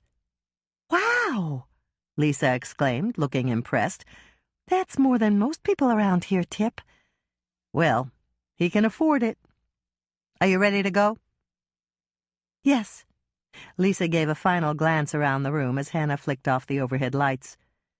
"Uh-oh." "What?" I forgot to load Roger up with the cupcakes you baked for Dr. Bev. There wasn't room on the table where we stacked the bar cookies, and I put them on the table next to it. They're still sitting there." Hannah shrugged. "That's not the end of the world. Dr. Bev's not going to serve those anyway. We can just drop them off at the refreshment tent." "Correction. I can just drop them off at the refreshment tent. As far as Dr. Bev knows, I have no quarrel with her." "But you actually do have a quarrel with Dr. Bev?" "Of course I do. But quarrel isn't really the right word. Despise would be more like it." Hannah was surprised. Lisa was slow to anger and even slower to hate. Spite was a very strong emotion, and Hannah had no idea what Dr. Bev had done to Lisa to deserve being despised. "What did Dr. Bev do to you?" "Oh, she didn't do much to me, except treat me like a hired hand. That's to be expected with people like her. I don't like what she did to you and Norman. She's scum of the earth, and she has no conscience. That's why I despise her."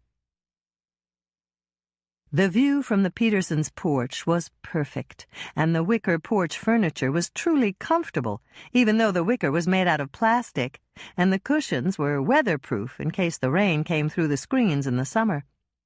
There was a colorful run on the porch floor, and Hannah smiled as she recognized the braided material.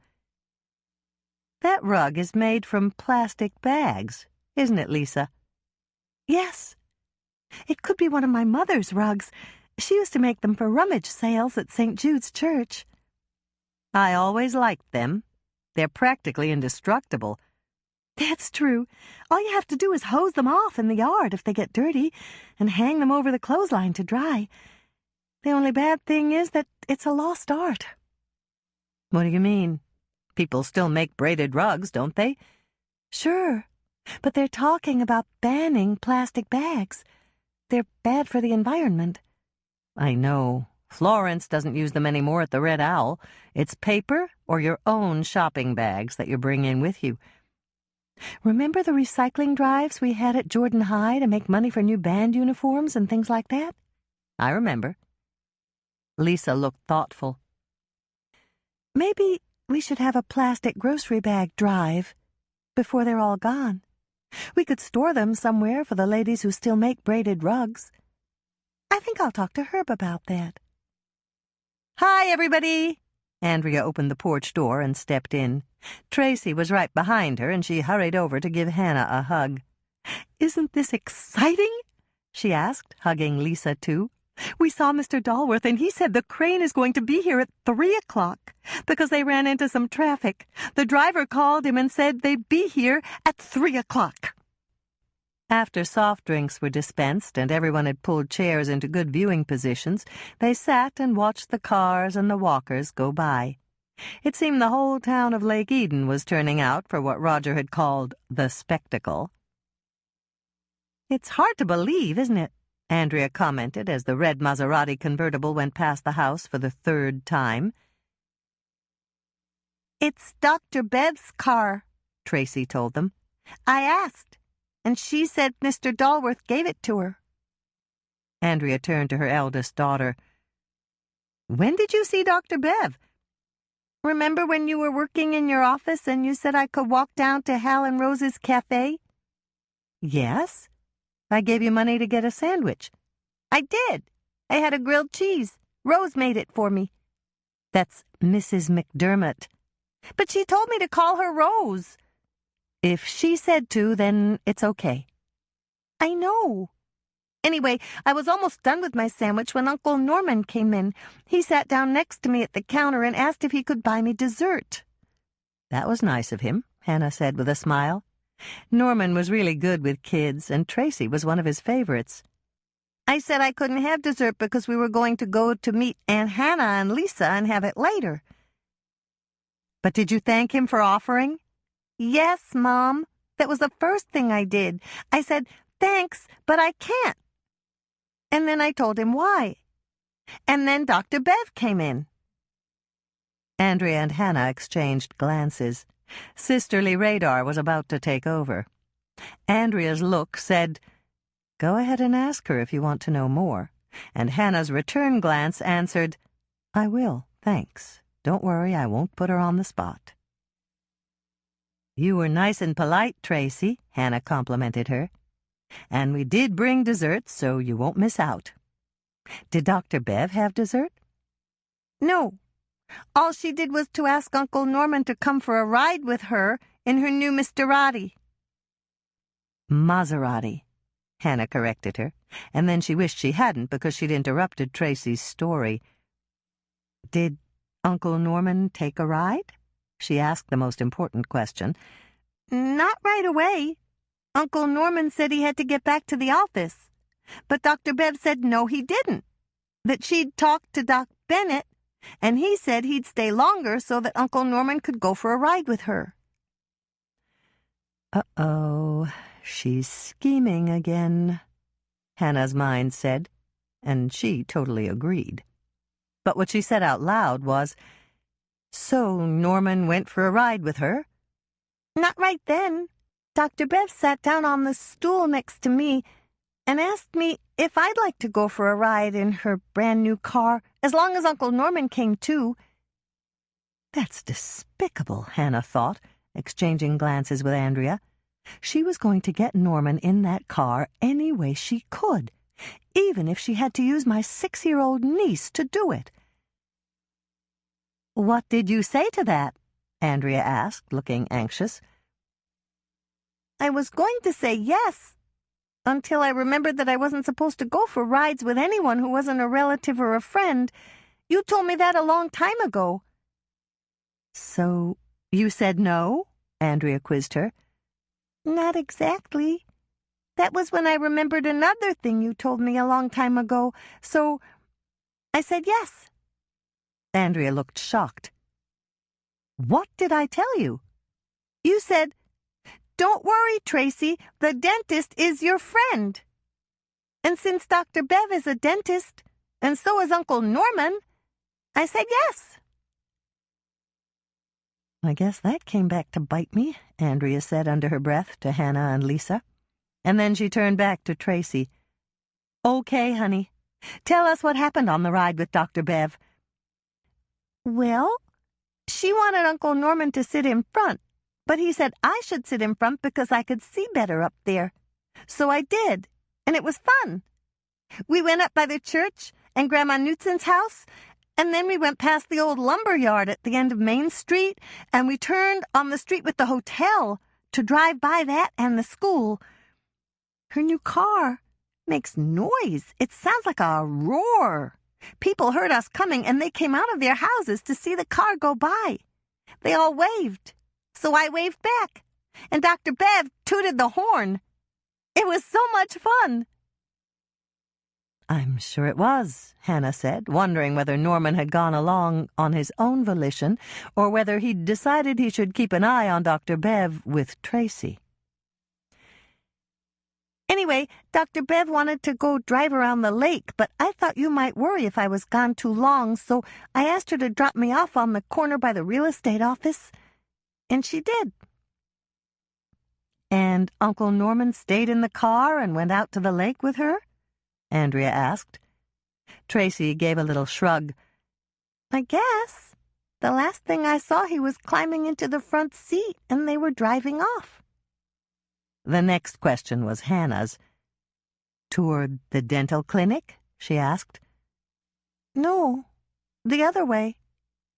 That's all I know. Could I have one of your new bar cookies now, Aunt Hannah? Especially since I missed dessert with Uncle Norman? Chapter 12. Hannah was still thinking about Norman riding out to the Eden Lake with Dr. Bev when the red Maserati pulled up in front of the Peterson house. A moment later, Dr. Bev got out and walked up the sidewalk to the front porch. "Hannah?" she called out. "Are you in there?" "I'm here," Hannah replied. "What happened to my red velvet surprise cupcakes? You forgot to give them to Roger. And you charged for them. I saw the credit card receipt. If I don't get my cupcakes right now, you owe me a refund. It's my fault, Lisa called out. Sorry about that. When Roger came to pick up the order, I forgot to give them to him. I was going to bring them over to you at the refreshment tent, but I saw you driving around in your car, and I thought I'd wait until you got back. I'm back. Dr. Bev opened the screen door and stepped in. Nice little porch. How cozy. I suppose you're here to watch the crane place the dome over my penthouse garden? Your penthouse garden? Andrea asked. That's right. Roger sent me over here to tell you to take the penthouse off the market, because I'm moving in. We picked out all the furniture last night, and it'll be delivered tomorrow. He also wants you to meet the delivery truck tomorrow to supervise the placement of the furniture and check to make sure it's in perfect condition. The truck is scheduled to arrive at noon. Hannah glanced at her sister. It was clear that Andrea didn't like being ordered around by Dr. Bev, but it seemed that Dr. Bev was wearing the pants in the relationship, and there was no way Andrea wanted to antagonize an important real estate client like Roger. Okay, I'll be there, Andrea agreed. I knew you would. I wouldn't want any of my furniture damaged before I even get the chance to use it. And I won't be here. I have to drive back to the cities to pick up a few necessities. And I'll just bet one of those necessities isn't your daughter, Hannah thought. Is Roger happy about moving back to Lake Eden? Lisa asked. Dr. Bev shook her head. Roger's not moving back here. His headquarters are in the cities, and he has several projects there. He may move here eventually, but not now. The penthouse is another engagement gift, just like my new car. Roger's so generous.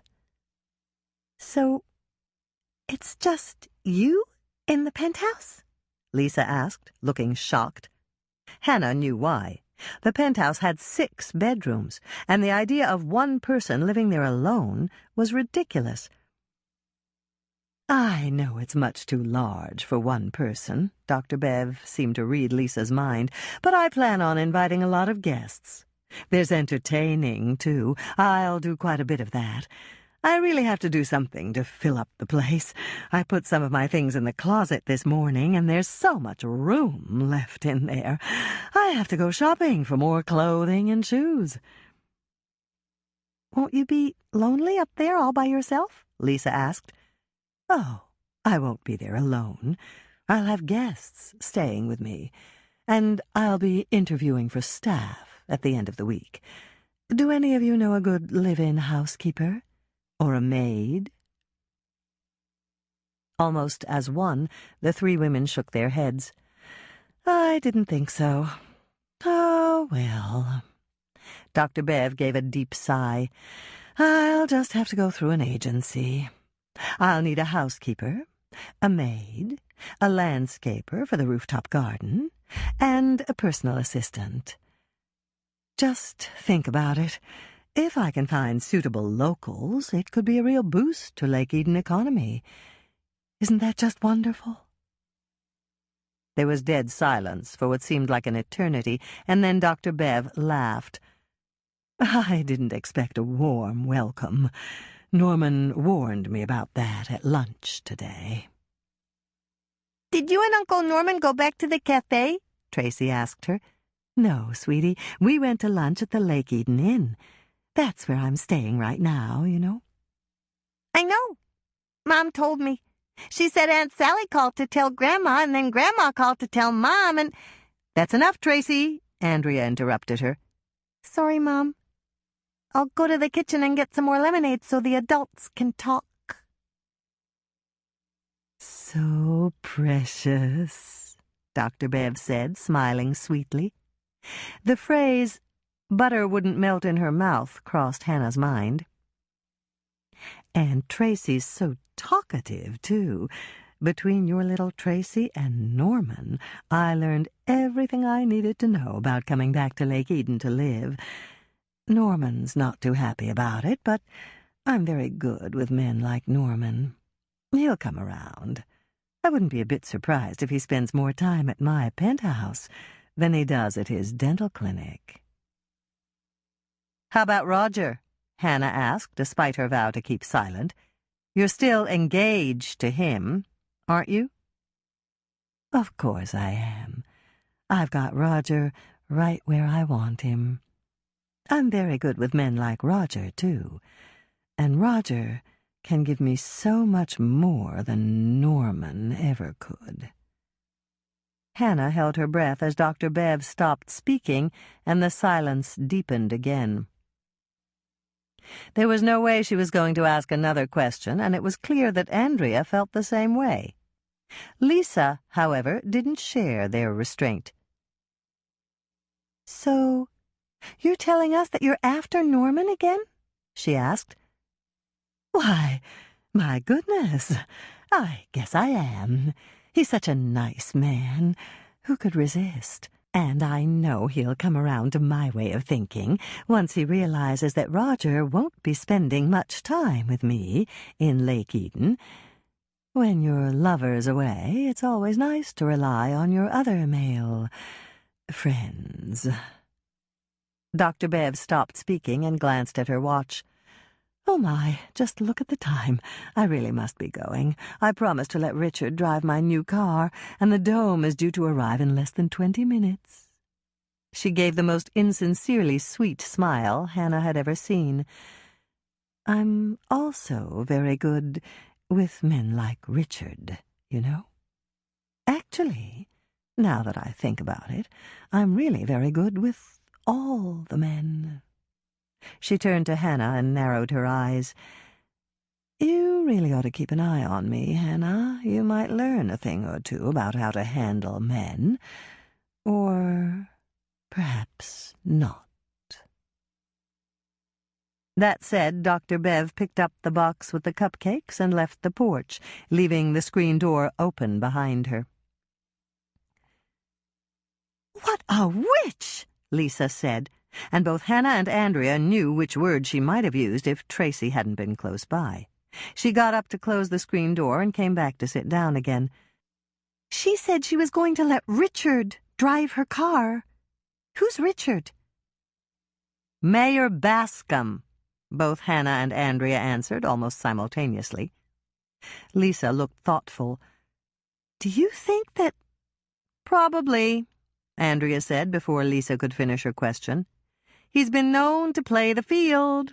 Mother told me that he once had 3 women on the string, not counting his wife, and not one of them knew about the others. Oh, my! Lisa looked shocked. It's true, Hannah told her, starting to grin. And it seems to me that both Dr. Bev and the mayor have the same talent for multitasking. Perhaps it was childish, and only one of them could qualify as a child, but all 4 of them had cheered right along with the crowd on the street when the mammoth flatbed truck had arrived with the dome. They cheered again when the gigantic crane had lifted the dome, and yet again when it had risen slowly up into the air. That crane is really huge, Lisa breathed, watching the dome sway as it ascended higher and higher. I'm glad we're watching it from here, Andrea commented. I'd hate to be out on the street standing under that dome. I wouldn't be able to stop thinking about what would happen if it fell. You'd be okay if you were under it and it fell straight down, Tracy pointed out. It's a dome. It would fit right over you. It won't fall, Lisa said. Herb told me that it's attached to the crane with steel cables. They're interwoven, and even if one strand breaks, the other strands will hold. Andrea didn't look convinced. I still wouldn't want to take the chance. Look how it's swaying up there. Hannah gave a little gasp as the dome rocked from side to side and rose past the 2nd floor of the hotel. I've never seen anything like this before. Neither have I, Tracy confided. I wonder if my whole class is here. I bet they are, Lisa said. I think the whole town is here. Do you think Mrs. Watson can see it from her studio window? Tracy asked. and Hannah wondered if she'd skipped summer dance class to be here. I'm almost sure she can see it from there, Lisa answered her. Danielle's on the second floor over the Red Owl, and the only building that's as tall as the hotel is City Hall. Hannah looked at Lisa in surprise. City Hall's only 2 stories high. You're forgetting the cupola on the roof. Herb's watching from there. Rod Metcalf is with him, and he's taking pictures for the Lake Eden Journal. Can Grandma see it from her shop? Tracy asked. Yes, Hannah answered. She can see perfectly from the windows on the second floor. Mrs. Beesman and Lisa's dad are there, and so are some members of the Lake Eden Historical Society. They're having a tea party up there. We baked a double whammy lemon cake for your grandma to serve, Lisa said.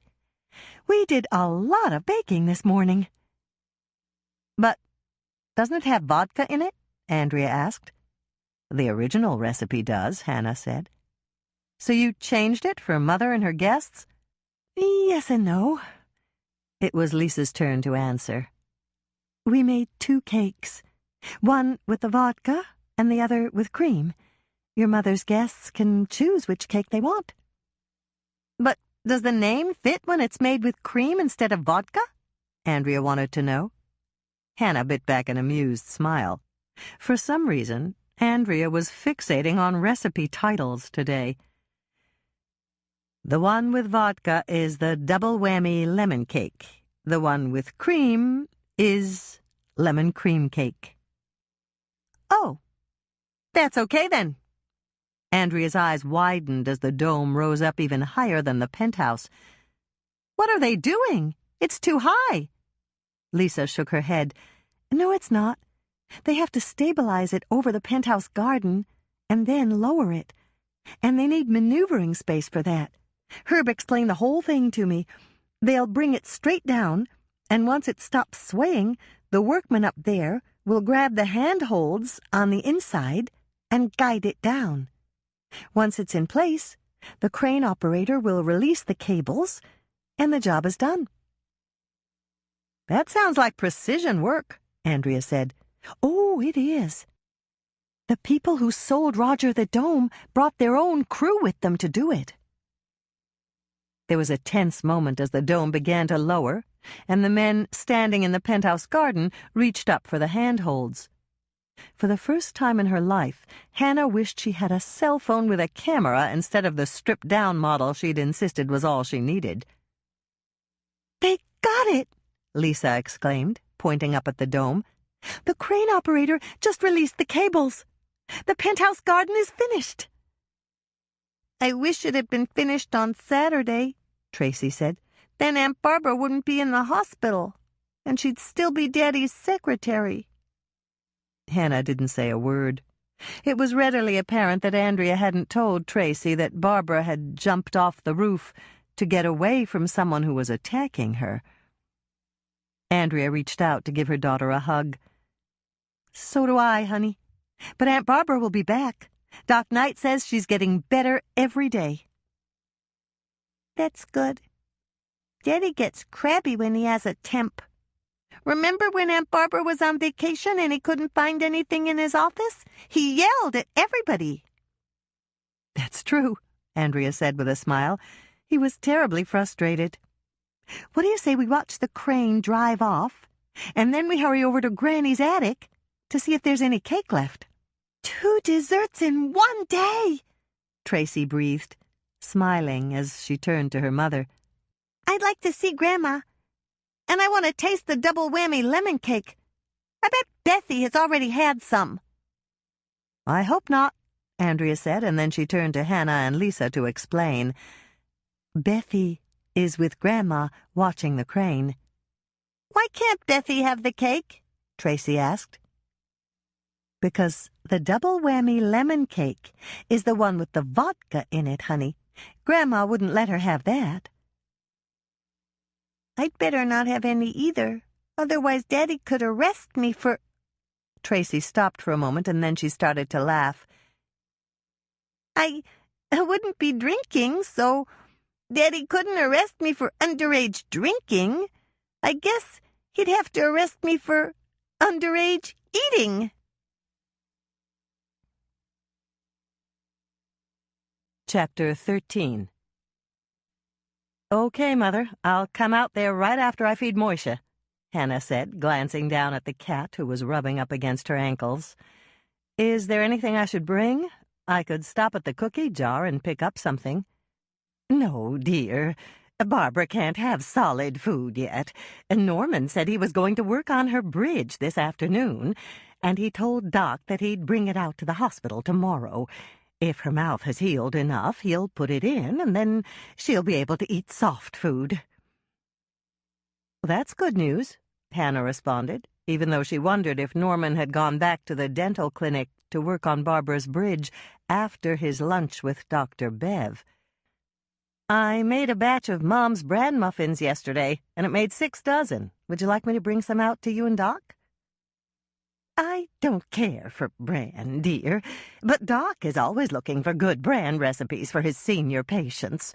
The only bran muffins I've ever liked were Great-Grandma Elsa's." "That's what these are." "But you said they were Mom's bran muffins." "That's what it says on the recipe. But Grandma Ingrid must have written it down. The recipe was on the back of a gas bill that's addressed to Grandma and Grandpa Swensen." "Oh, my goodness! I hope they paid it," Dolores exclaimed. "They paid it, Mother. It's stamped, paid in full." "That's a relief. What time will you be here, dear?" Hannah glanced up at the apple-shaped clock on her kitchen wall and mentally calculated the time it would take her to feed Moisha, change clothes, and drive out to the hospital. "You can tell Doc Knight I'll be there within the hour, and I'll bring enough muffins for both of you." Once she'd hung up the phone, Hannah gave a little sigh.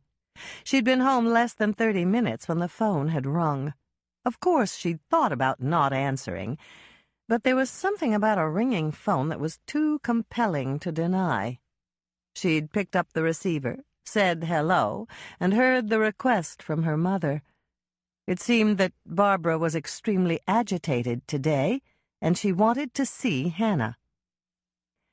"Hold on, Moisha. I'll get your food in just a minute," she told the cat, whose rubs against her ankles had turned into headbutts that demanded attention. There was still a little kitty kibble in his bowl from his breakfast, but that wouldn't satisfy him for long. Moisha knew from past experience that there would be better, more interesting food coming with dinner. "Salmon or tuna?" Hannah asked him, taking 2 cans of gourmet cat food out of the cupboard. "Of course," Hannah said with a smile. "I should have guessed. You had tuna last night, so tonight you want salmon.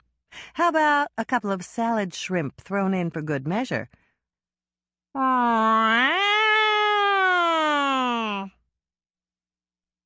The response was more prolonged this time, and Hannah laughed. People claimed that cats didn't understand human language, but she'd swear in a court of law that Moisha knew at least 8 words. His tail flicked at the very end whenever she uttered the words shrimp, chicken, bacon, tuna, salmon, and the generic fish. There were also several non-food-related words that garnered a physical response. Cuddles was one. Norman's cat was his favorite friend, and his ears perked up every time he heard her name. The other most evocative non-food word was mother. When Moisha heard Hannah greet her mother on the phone, he bristled and puffed up like a Halloween cat. Hannah could understand that. They'd gotten off on the wrong foot, or perhaps she should say the wrong leg, from the very beginning. And Dolores had at least a half-dozen pairs of shredded silk stockings to prove it. The first time Hannah's mother had met Moisha, she'd tried to treat him like a cute, cuddly lap cat, and Moisha had taken offense at the baby talk and the attempt to pick him up. Such behavior was an assault to his dignity, and Moisha had made that perfectly clear. To Hannah's relief, the relationship between her mother and her cat was non-violent now. Since those first few meetings with the shredded hose, Moisha and Dolores had arrived at an uneasy truce. Whenever Dolores arrived at Hannah's condo, she was armed with treats. Moisha would sit next to her on the couch so that she could feed him his favorite fish-shaped, salmon-flavored treats, and he even permitted a pet or two, or a scratch behind the ears. Hannah wasn't sure what would happen if her mother arrived without treats, but she wasn't betting on feline civility without culinary bribery. Every time Dolores called to say she was dropping by, Hannah had a treat jar on the chair by the door, just in case her mother had forgotten. Hannah opened the can of Kitty Gourmet salmon and spooned it into Moisha's bowl, covering the picture of Garfield on the bottom. She took a bag of salad shrimp from her freezer and shook out 5 before she returned it to the shelf. A few seconds under running water, and they had thawed enough to add to the bowl. "Go ahead and eat, Moisha," she said, as if there were any doubt he'd do just that. "I'm going to take a quick shower and change clothes. I have to drive out to the hospital to see Barbara." Moisha didn't bother to look up. His face was buried in his food bowl. His tail flicked twice, and Hannah figured that was response enough. Less than 20 minutes later, Hannah was in her cookie truck driving out to the hospital. As she zipped along, she considered Dr. Bev's thinly veiled threat about Norman, and wondered whether Norman would be gullible enough to get involved with his two-time and two-timing fiancée for the 3rd time. "He knows what she did the last time," Hannah said aloud, as she took the turn that led around the lake to the hospital. "He wouldn't fall for that again, would he?" Absolute silence greeted her query. Even though her window was all the way down, the cows grazing along the fence that ran past Frederick Miller's farmland didn't raise their heads to answer. "Maybe he would," Hannah said out loud, answering her own question. She hoped that wasn't the case, but she wasn't sure, not after the things Dr. Bev had said that afternoon. Hannah had just rounded the tight curve that was marked by the 3 white crosses that the Sheriff's Department Protective League had put up to signify 3 speed-related fatalities, when she noticed several broken branches hanging from the dogwood that lined the roadway. Someone had taken the curve too fast and mowed through the bushes that hid Miller's pond from view. Hannah pulled over to the side of the road. The branches were still hanging from the dogwood, and Frederick Miller was known for keeping up his property. If the accident had happened a week or even several days ago, Frederick would have removed the broken branches. She hadn't heard about any accident at the cookie jar, and it would have been a topic of conversation. That meant the accident was recent, and she could be the first person on the scene. Hannah turned off the ignition and hurried out of her truck. She pushed aside the branch, stepped past the dogwood, and gazed down at the pond below. What she saw made her gasp in horror. There was a car in the bottom of Miller's pond. Miller's pond was stream-fed, and the water was much clearer than a pond without an underwater source. It was deep, at least 15 feet, and some people might have classified it as a small lake.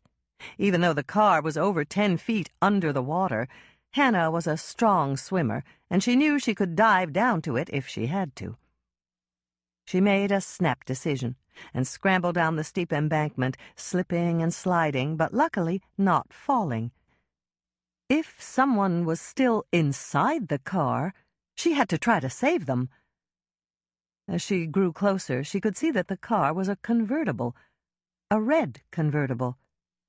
And there, deep in the clear water, she saw a shape behind the wheel. Hannah didn't hesitate. She slid down the remainder of the embankment as fast as she could, and when she got to the edge of the pond, she kicked off her shoes. A second later, she was wading into the water. Miller's pond was a favorite swimming hole for the kids from surrounding farms because it was as shallow as a bathtub for at least 25 feet before it deepened. This made it ideal for smaller children as a wading pool, but swimmers had to wade out quite far before the water was deep enough to swim. Hannah waded as fast as she could, splashing out with frantic determination. Finally, she reached swimming depth, and she swam to the center of the pond as fast as she could. If someone had been clocking her for the Olympics, Hannah might have made the swim team. When she arrived at a point near the submerged car, she dove down into the water and saw the car clearly for the first time. The driver was still behind the wheel, her long blonde hair waving in the current from the stream that fed Miller's Pond. "Uh-oh," Hannah's mind shouted out a warning as she shot up to the surface for air. "Are you really sure you want to try to rescue her?" Hannah ignored the inference and dove down again. Yes, it was a red convertible. And yes, there was someone with blonde hair behind the wheel. Her imagination had not been playing tricks on her. As she swam around to the side of the car, she could see that it was a Maserati convertible, and the driver was Dr. Bev. Hannah worked as fast as she could, locating the seatbelt and releasing the latch, but Dr. Bev remained in the white leather driver's seat. Since Hannah couldn't tell if she was dead or alive, she didn't waste time feeling for a pulse. She just shot up to the surface for another big gulp of air and dove back down again. There was only one thing to do, and Hannah did it. She put her arms around Dr. Bev and attempted to pull her from the seat. Even though the water lent buoyancy to her efforts, that was not enough. As Hannah got under Dr. Bev and used her weight to lever her up, she realized what the term dead weight meant. She just hoped that it wasn't accurate, as she muscled her rival for Norman's affections out of the seat and pulled her up to the surface. With one arm clasped around Dr. Bev's chest, Hannah managed to swim with her. She knew if she dropped Dr. Bev, her rival would sink like a stone. Once she got to the shallow part of the pond, she managed to grasp Dr. Bev under both arms and drag her all the way to the shore. Even though the prospect was almost too much to bear, Hannah immediately began resuscitation. She didn't stop to think. She just followed the procedure she'd learned during the last class she'd taken at the sheriff's station. Hannah checked her waterproof watch after what seemed like an eternity. 5 minutes had passed, with no response. Dr. Bev was not showing any signs of breathing on her own. She started the procedure again, but after 10 minutes, there was no sign of life. Hannah kept at it, rhythmically, fruitlessly, until a full 20 minutes had passed. Then she climbed back up the steep embankment to her truck to retrieve her cell phone. Luckily, her phone was fully charged, and she dialed Mike's cell phone. "Mike," she gasped when he answered his phone, "come out to Miller's Pond, right away, and call for the paramedics. Dr. Bev was in a terrible accident, and I think she's dead." Chapter 14. "You remembered to bring these after all you've been through?" Dolores looked completely amazed as Hannah handed her the box with Mom's bran muffins. For a moment, Hannah was confused. Her mind seemed to have slowed to idle speed.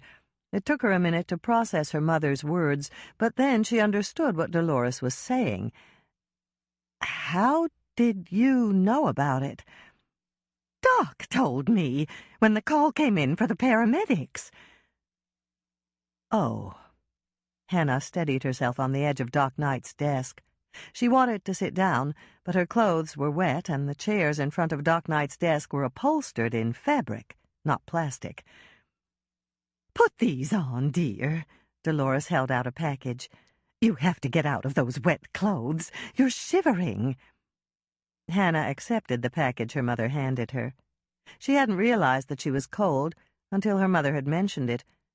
Of course, maybe it wasn't that she was cold. It could be that she was exhausted from the effort of dragging Dr. Bev out of the water. Whatever the reason, she was shivering, and now her teeth were beginning to chatter. "Go right in there and take a hot shower," Dolores ordered, pointing to Doc Knight's bathroom. "It'll make you feel much better. There's shampoo and towels and everything you need, and throw your wet clothes in the dryer." "Okay," Hannah said, not bristling at all, even though her mother was telling her what to do. "While you're showering, I'll run down to the kitchen and get you a hot cup of coffee. Are you hungry?" "No," Hannah said, even though she wasn't sure she'd eaten recently. For some reason, her mind was stalling out, and it was difficult to think. "I'll be right back, dear," Dolores said, and then she gave Hannah a gentle shove toward the bathroom. "Go ahead." Hannah crossed the room, even though she wasn't sure she had the energy to take a shower. She'd stood guard over Dr. Bev's body until Mike and Lonnie had arrived, and then she'd driven the rest of the way to the hospital. As she'd navigated the twists and turns around Eden Lake, she'd felt horribly alone. She couldn't seem to shake the specter of sudden, unexpected death. Dr. Bev had been alive such a short while ago, zipping along the lake road in her fancy new convertible, anticipating the move to her new penthouse condo. Hannah could picture her with her blonde hair streaming in the breeze, listening to her favorite music, and planning out where to put the new furniture she'd chosen with Roger. She wouldn't have had a clue that only moments later she'd be at the bottom of Miller's Pond, strapped in her seat, cold and dead, robbed of the riches she'd lied and schemed to get. Hannah did her best to shake off the dark thoughts. Perhaps Dolores was right, and a hot shower would help. She opened the bathroom door and blinked in surprise. The bathroom was actually a suite that consisted of 3 separate rooms. The first contained what you'd expect in any bathroom. There was a washbowl with a mirror over it, a medicine cabinet, and a commode. The second, much larger room looked like a well-equipped dressing room. And she thought she knew why. Since Doc Knight spent so much time at the hospital, he needed a place to shower and change into whatever clothing was required for his various duties. He would need easy access to operating scrubs, to a white coat for rounds, and street clothes for his consultations with families of patients. There was a mirrored closet along one wall, and Hannah suspected it was filled with Doc Knight's various choices of clothing. The wall opposite the closet held a gleaming stainless steel washer and dryer. The moment Hannah saw them, she stripped out of her wet clothing and threw it into the dryer. As she stepped into the third room, the room that contained a glass-enclosed shower, she noticed that her mother had set out towels for her to use. That little touch, that proof of caring, made her feel cosseted and loved. The feeling grew as she turned on the shower and stepped under the hot spray. Dolores had known exactly what would make her feel better. It was good to have a mother. 10 minutes later, feeling so much better she could scarcely believe it, Hannah stepped out of the shower. She retrieved the package her mother had given her with dry clothing and opened it. There were green scrubs, with Lake Eden Memorial Hospital stenciled across the front, and they looked as if they might fit her. Hannah put on the top, stepped into the drawstring pants, and smiled. Everything fit. There was even a pair of hospital socks, the one-size-fits-all with non-skid patches on the bottom. She toweled off her hair and dried it with the hairdryer that hung on a hook in the dressing room. "Good enough," Hannah said to her reflection in the mirrored closet doors. The green of the scrubs was actually a good color with her red hair. She was about to walk out of the bathroom when there was a knock on the door. "Are you all right, dear?" "I'm fine. I'm ready." Hannah opened the door and stepped out. "Sit here." Dolores pointed to one of the visitor chairs in front of Doc Knight's desk. "I brought black coffee and sweet tea. They say that sweet tea is good for shock, but you choose." Hannah thought about that for a moment. Normally, she didn't drink tea. This afternoon, for some strange reason, the thought of drinking it was appealing. "I'll take the tea," she said. You are in shock, Dolores informed her. You don't like tea. I know. It just sounds good. Dolores gave a quick nod. Shock, just as I thought. It's the only thing that would make you drink tea. I'll drink it, but I want a black coffee chaser, Hannah said, feeling a bit better as she sipped the hot beverage. Of course, chocolate would be better, but you don't have any, do you? Dolores didn't say anything. She just went to the file cabinet next to the window and pulled out the top drawer. She took something out and turned it so that Hannah could see what it was. Fanny Farmer? Yes, it's my emergency stash. I think this qualifies as an emergency, don't you? Oh, yes, it's definitely an emergency. Are they soft centers? Of course. Dolores set the box between them on the desktop and took off the cover so that Hannah could see what was inside. You know I like soft centers the best. Doc brought these in for me this morning. Are they for a special occasion? Hannah asked, her fingers hovering over a dark chocolate piece that she hoped was filled with a maple center. Not really. It's just a thank you. For what? Hannah reached down and plucked the piece of candy. For going out to the mall with him to help him choose 2 new jackets. Doc has no fashion sense. If it were up to him, he'd still be wearing that awful old tweed blazer. He told me he bought that blazer when his mother was alive, and she picked it out for him. Hannah remembered the tweed jacket. Her mother was right, it was pretty awful. So, the lack of fashion sense runs in the Knight family? It seems so.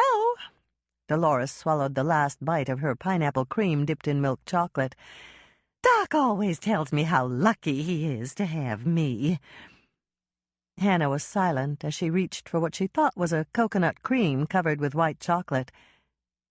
She wasn't sure exactly what that meant. Where's Doc Knight? He's still out at the scene, dear. He called me a few minutes ago. He said that you looked a bit glassy-eyed when he saw you out there, and that you might be in shock. Was it his idea for me to take a hot shower? No, that was mine. The sweet hot tea was his idea. Well, it worked. Between the shower, the tea with the coffee chaser, and the box of Fanny Farmers, I feel much better now. Dolores shoved the box a little closer to Hannah's side of the desk. Do you think you feel well enough to go and see Barbara? Not quite yet, but soon. Then how about telling me what happened at the pond? Dolores asked. And then she paused and looked slightly sorry she'd asked. But only if you feel up to it, of course, she added. Hannah took a milk chocolate candy and was pleased to find it had a dark chocolate center. Her mother always asked her to describe the scene of a murder, but this was a car accident. Okay, she said, and told her mother everything that had happened, beginning with the last time she'd seen Dr. Bev alive, and how she'd barged onto the porch of the Peterson house. She told her mother the whole story. The dive into the water to try to save Dr. Bev when she'd spotted the car, her efforts to bring Dr. Bev to shore and revive her, all the way through to when she'd finally given up and called Mike at the sheriff's station. "Oh, my!" Dolores exclaimed, giving a ladylike shiver. "This is a terrible thing to say, but since Dr. Bev was so nasty to you, it almost makes me believe in divine retribution." Hannah was slightly shocked. She knew that her mother loved her, but when Dolores had heard some of the things that Dr. Bev had said to her on the Petersons' front porch, Dolores had jumped in to defend her eldest daughter like a mother lion defending her cub. "This whole thing must have been awful for you, dear, especially since you were the one to find her." Dolores gave a little sigh and reached out to pat Hannah's hand. " Then again, you usually do." True, Hannah acknowledged, and it's never fun and games. I know, but this must have been worse. I'm sure you wished that you could get rid of Dr. Bev for once and for all. As a matter of fact, I heard you say it right before the last time she left Lake Eden. You probably wished her dead on countless occasions, and then you're the one to find her. Hannah thought about that for a moment. She didn't feel at all guilty. Perhaps her mother was projecting. I don't think I ever wished that Dr. Bev was dead. I just wished that she would be gone for good. You're a better woman than I am, Dolores said with a sigh. Have another chocolate, dear. You still look a little pale. Hannah reached for another piece of candy and realized that there were only 3 left. She looked up at her mother in total surprise. Did I eat all those? No, I helped. I'll buy you another box the next time I go out to the mall, Hannah promised. There's no need. Doc has several right here in the bottom drawer of his desk. He says it makes me more, She paused and gave a little shrug. I think he used the word compliant. Oh. Hannah said the most non-committal thing she could think of, and then she thought, that's the same word I used when Norman brought me the split of Dom Perignon. Norman said that there wasn't enough champagne in the world to make me compliant. But are there enough boxes of Fanny Farmer to make my mother compliant? Are you ready to visit Barbara now? Dolores asked. I'll go with you. I'm ready, Hannah replied, clamping the cover back on the box so that she wouldn't have to see the evidence of her transgression. And then she stood up and walked out of Doc Knight's office with her mother, making a valiant effort not to think about champagne, chocolate, and compliancy. Barbara smiled when they entered the room. She was sitting up in a chair by the bed, and she looked much better. She was still hooked up to monitoring devices and an IV that beeped at irregular intervals, but at least she was out of bed. Is that your daughter? She asked. It's me, Barbara. I'm Hannah. And you're right. She gestured toward Dolores. I'm Dolores's daughter. Hello, Hannah. I didn't know you were a nurse. Hannah's not a nurse, Dolores said, but I can see why you thought she was. Hannah got her clothes wet, and so she changed into dry clothes from the hospital before we came to see you. I see. Green is a good color for you, Hannah. Thanks, Hannah said, and then she exchanged looks with Dolores. Barbara didn't seem as confused today, and that was good. Perhaps it was time to ask why she'd been summoned. Mother said you wanted to see me, Barbara. Yes, I was trying to remember the name of your cat, and I couldn't remember. I have trouble with names. My cat's name is Moisha. Yes, of course it is. I don't know why I couldn't remember. I guess my brain is still swollen. Can your Moisha be a therapy cat? Therapy cat? Hannah repeated it in the form of a question. She really didn't understand what Barbara was asking. Do they have therapy cats? If they don't, they should, Barbara replied. They have therapy dogs. One was here this morning. I don't remember his name. It was nice to see him, but seeing a cat would be better. I miss my cat. Is somebody taking care of him? I tried, but I can't remember the last time I fed him. When I left for school on Tuesday, we were going to have a spelling test, and I might have forgotten to give him his food. Don't worry, Barbara. Dolores jumped in quickly before Barbara could get upset. Hannah and I will take care of it. Thank you, Dolores, Barbara said, and both Hannah and her mother realized that it had been an effort for her to remember Dolores's name. A moment passed, and then another, before Hannah broke the silence. "Is there anything I can do for you, Barbara?"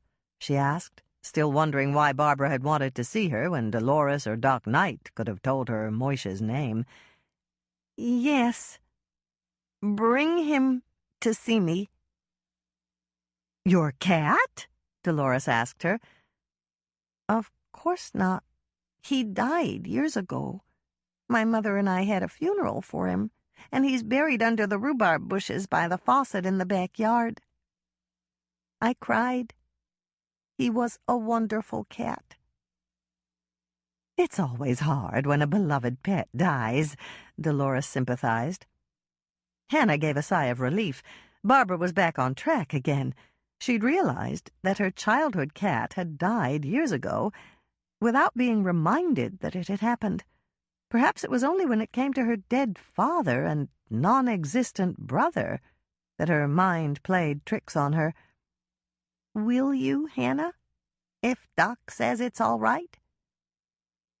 "You remembered Doc's name!" Dolores exclaimed, giving Barbara a warm smile. "That's just wonderful!" Barbara looked thoroughly mystified for a moment, and then she shook her head. "It's not that wonderful.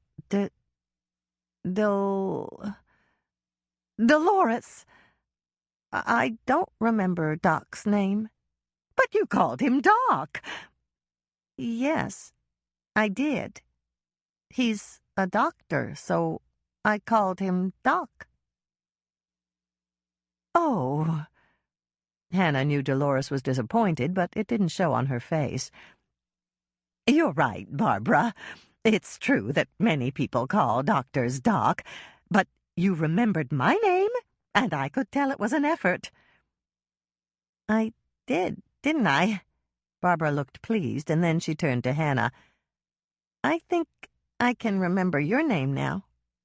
When I see you, I remember that you make cookies with bananas, and your name sounds like a banana. The only thing that sounds like a banana is Hannah, so your name is Hannah." "It sounds like you have a wonderful nurse," Hannah said. "Oh, I do. I just wish I could remember her name. I know it sounds like money, and I called her Honey, but that's not it. It's some other kind of money, I think. But what could it be? Nickel?" Barbara started to laugh. "I'm almost sure her name isn't Pickle." Hannah couldn't help it. She laughed. And the moment she did, so did Dolores. And then they all had a good laugh together. "You'll remember her name the next time you see her," Hannah said, almost sure that was true. This was a good visit with Barbara. She really was improving. "So, will you do it, Hannah?" Barbara asked. Hannah was about to ask what Barbara wanted her to do when the pieces flew into place. "You want me to bring Moisha to the hospital to visit you?" "Yes. I don't see why I can't have a cat visitor. People around here get dog visitors. There was a little one here last night visiting the man next door. They were training him to be a therapy dog." Hannah made an instant decision. "If Doc Knight agrees, I'll bring Moisha here tomorrow," she promised. "Oh, good. He's a nice big cat, and I need a big cat." "Why is that?" Dolores asked her. "For the monster that comes in my room at night. He looks a little like a big white rat. And I think a really big cat like Moisha could chase that monster away." Chapter 15. When Hannah reached the landing after ascending the covered staircase that led up to her condo, she was exhausted. It had been a terrible afternoon, but thankfully it was over. All she had to do now was make a sandwich for her dinner and think of something to prepare for Mike when he came over to interview her at 9 this evening. Hannah stood on the bridge that ran between her condo and the condo across the way and wished that she hadn't agreed when Mike had said he'd come by at 9 to take her statement. All she really wanted to do was relax and enjoy the slight breeze that blew across the manicured grounds below, without commitments for the remainder of the night. The sun had dropped below the row of tall pines that hid her condo complex from the road. The temperature had lowered a good 10 degrees, and the mosquitoes hadn't found her yet. As she stood there, breathing deeply and feeling calmer, she watched the clouds make their majestic progress across the azure of the sky. There was something so comforting about dealing with nature instead of with people, even people she loved. You could watch nature change from one moment to the next and know that you didn't have to attempt to influence it in any way. There was a high-pitched whine that buzzed past her ear, and Hannah knew her nature respite was over. One mosquito had found her, and that was enough. Within 30 seconds, the first mosquito would ring the dinner bell and bring hundreds of friends and relatives to the buffet table. Hannah wasted no time thrusting her key in the lock and opening the door. She stepped back, braced herself, and caught that feline who hurtled himself into her arms. "Hi, Moishe. Did you miss me?" The answer was a purr so loud that she knew he'd been waiting for her at the door. She stepped in, kicked the door shut behind her, dropped her purse in the chair by the door, and carried Moishe to his favorite perch on the back of the living-room couch. This wasn't easy. The last time she'd taken him to see his vet, Moishe had tipped the scales at 22 pounds. Between dragging Dr. Bev out of Miller's Pond, refilling the flour and sugar bins down at the cookie jar this morning, and carrying Moishe across the living room, Hannah figured she'd accomplished enough weightlifting for the week, or perhaps even for the month. As soon as she'd checked Moishe's water bowl and poured herself something cold to drink, Hannah went back into the living room to see if there'd been any calls. The red light was blinking on her answer machine, and she pressed the button to play her messages. "Hannah, it's Norman. They just told me." There was a pause that was just long enough for Hannah to wonder why Norman sounded upset, and then to realize that he was referring to Dr. Bev's death. "I've been so worried. How are you?" Again, it took Hannah a moment to figure out that he was talking about how she'd discovered Dr. Bev's body. "It must have been horrible for you," his voice went on. "Mike told me you gave her mouth-to-mouth for 20 minutes before anyone arrived." Hannah thought about that. It hadn't been awful except in retrospect. When she'd been engaged in the act of attempting to resuscitate Dr. Bev, she hadn't thought about anything except forcing air into her lungs to get her to breathe again. "You deserve a medal," Norman's voice continued.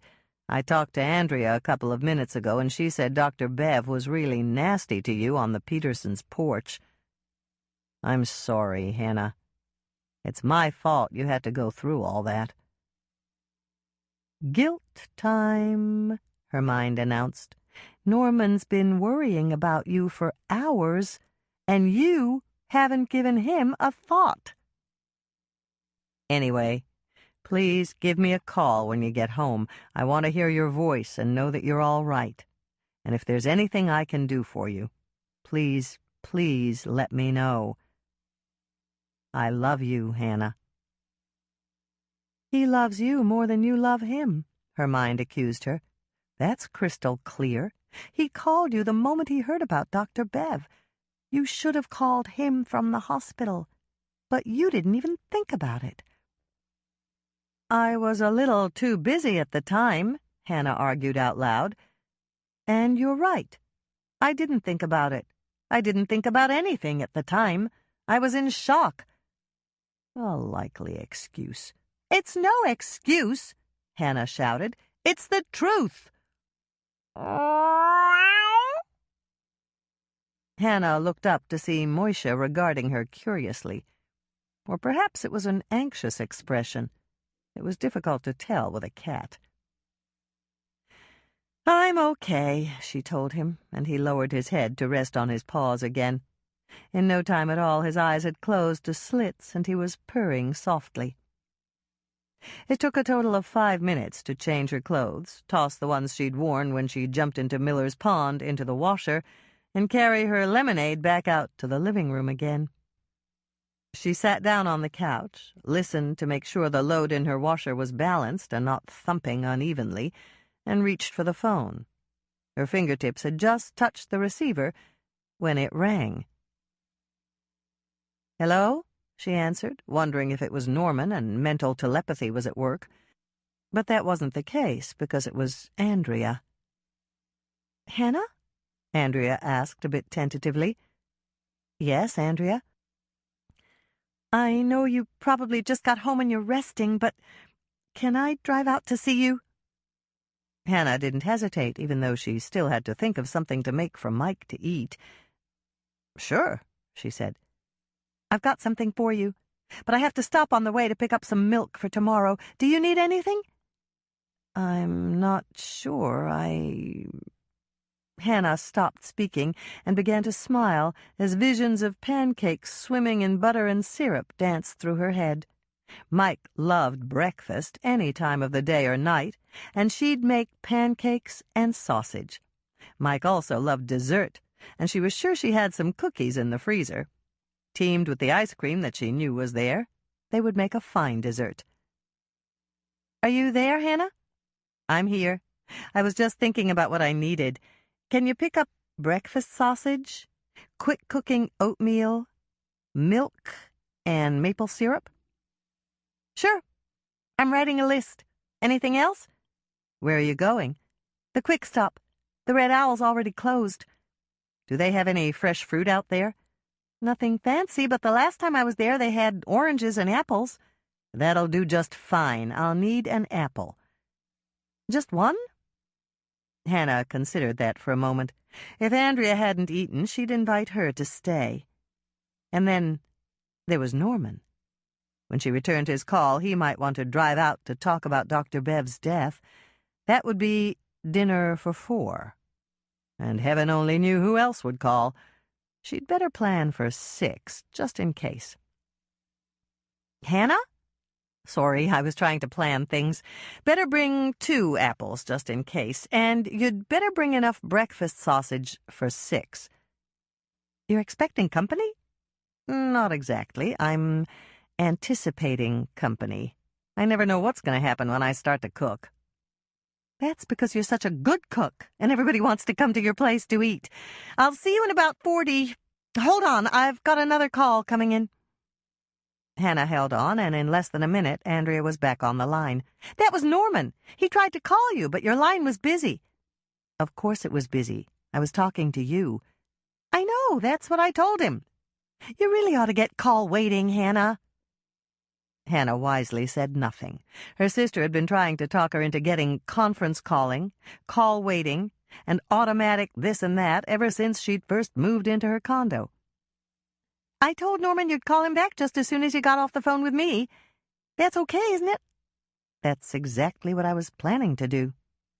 "Good.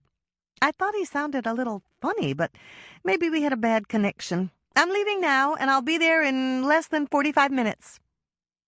Hannah hung up the phone, got herself another glass of lemonade from the huge jug she kept in the bottom of her refrigerator, and returned to the couch. It was time to call Norman. "Hannah," Norman said, sounding pleased that she'd called. "I tried to call you earlier, but you were talking to Andrea." "I know. Andrea told me. I got your message, but Andrea called just as I was about to pick up the phone to return your call." "Are you all right?" "I'm okay. How about you? That was really a shock." "Yes. especially since I was in the car with her less than 4 hours before it happened. She asked Tracy to go for a ride with her, and I didn't think she should go alone, so I went along to chaperone her. I know all about it. Tracy told me this afternoon. I don't think you know the whole story. Once Bev dropped Tracy off at the real estate office, she drove out to the Lake Eden Inn and insisted that I take her to lunch. Dentist napping? That's about what it amounted to. I wouldn't have gotten in the car in the first place if it hadn't been for Tracy. Norman sounded so sincere, Hannah nodded, even though she knew he couldn't see her. I know that, Norman. You know that Bev and I were through, don't you? I know. She stopped by the clinic this morning and called me from her cell phone. She asked me to go for a ride, and I told her I didn't think it would be appropriate. Hannah smiled. That sounded like Norman. What did she say to that? She said it was just a ride and anyone could go along. She just needed someone local to show her the back way to the lake.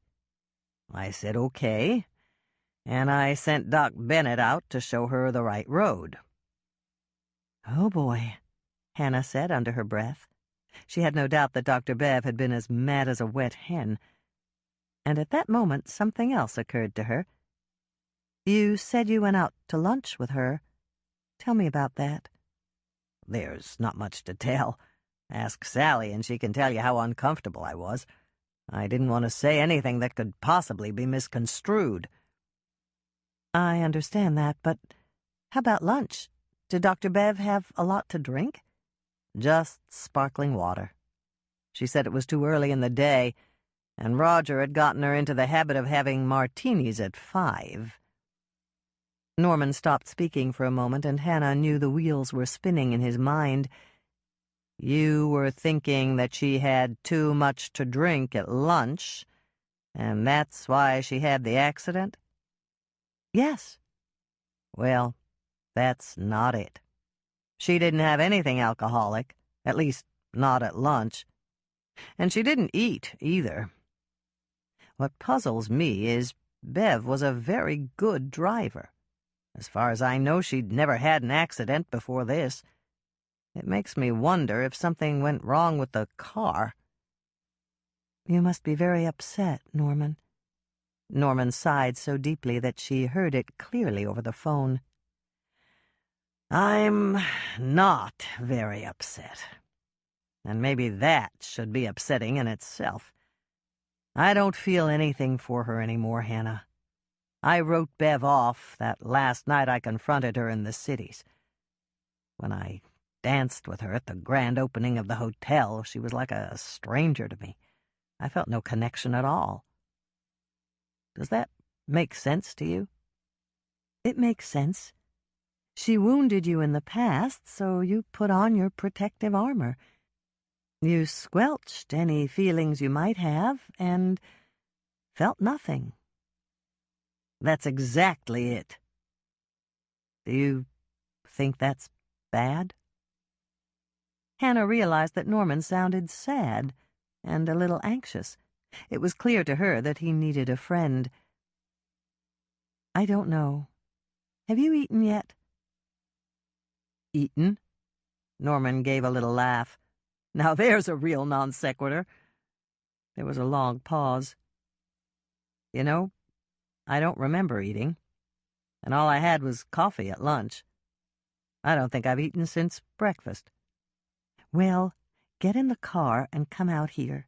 Andrea's driving out, and Mike's coming over later to take my statement about the accident. I'm going to make pancakes and sausages for everybody. Are you sure you'll have enough? I always have enough, Hannah promised. Come out here, Norman. I really want to see you. And bring Cuddles if you want. She's always welcome. Chapter 16. Hannah had just finished transferring her wet clothes from the washer to the dryer when her phone rang again. She took a half-second to set and turn on the dryer, and then rushed back to the living room to answer it. "This is Hannah," she said, sinking down on the couch. "And this is Michelle," Hannah's youngest sister answered. "Can I come and stay with you for a couple of days? I've got a little time off before my work-study program starts, and it's lonely at our house. Everyone else has left on summer break." "Of course. You know you're always welcome. What day are you coming?" "I'm here. Mother picked me up at the Quick Stop, and Sean said we just missed Andrea. Mother will drive me to your place, if that's okay with you." "It's fine with me. Have you eaten?" "Not yet, but I've got a couple of energy bars with me, so you don't have to worry about that." "It's no worry. I'm already fixing night lunch for Andrea, Norman, and Mike. It's easy to add you and Mother to the mix." "Oh, good. Mother hasn't eaten either. Can we pick up anything on the way?" Hannah thought fast. "Some orange juice. That's a natural with breakfast sausage and my apple oatmeal pancakes." "You got it. How about dessert?" "I've got cookies and French vanilla ice cream in the freezer." "That sounds good. I'll pick up some toppings to go on the ice cream. There's no way Mother can eat a whole meal without chocolate, so I'll get hot fudge." "Good thinking." Hannah glanced over at Moisha, who was staring at her intently. "Is Mother wearing silk stockings?" "Yes, but why did you want to—" Michelle stopped speaking and laughed. "I get it. I'll pick up some kitty treats so Mother can placate Moisha. We'll see you in less than an hour." Hannah hung up the phone and sighed.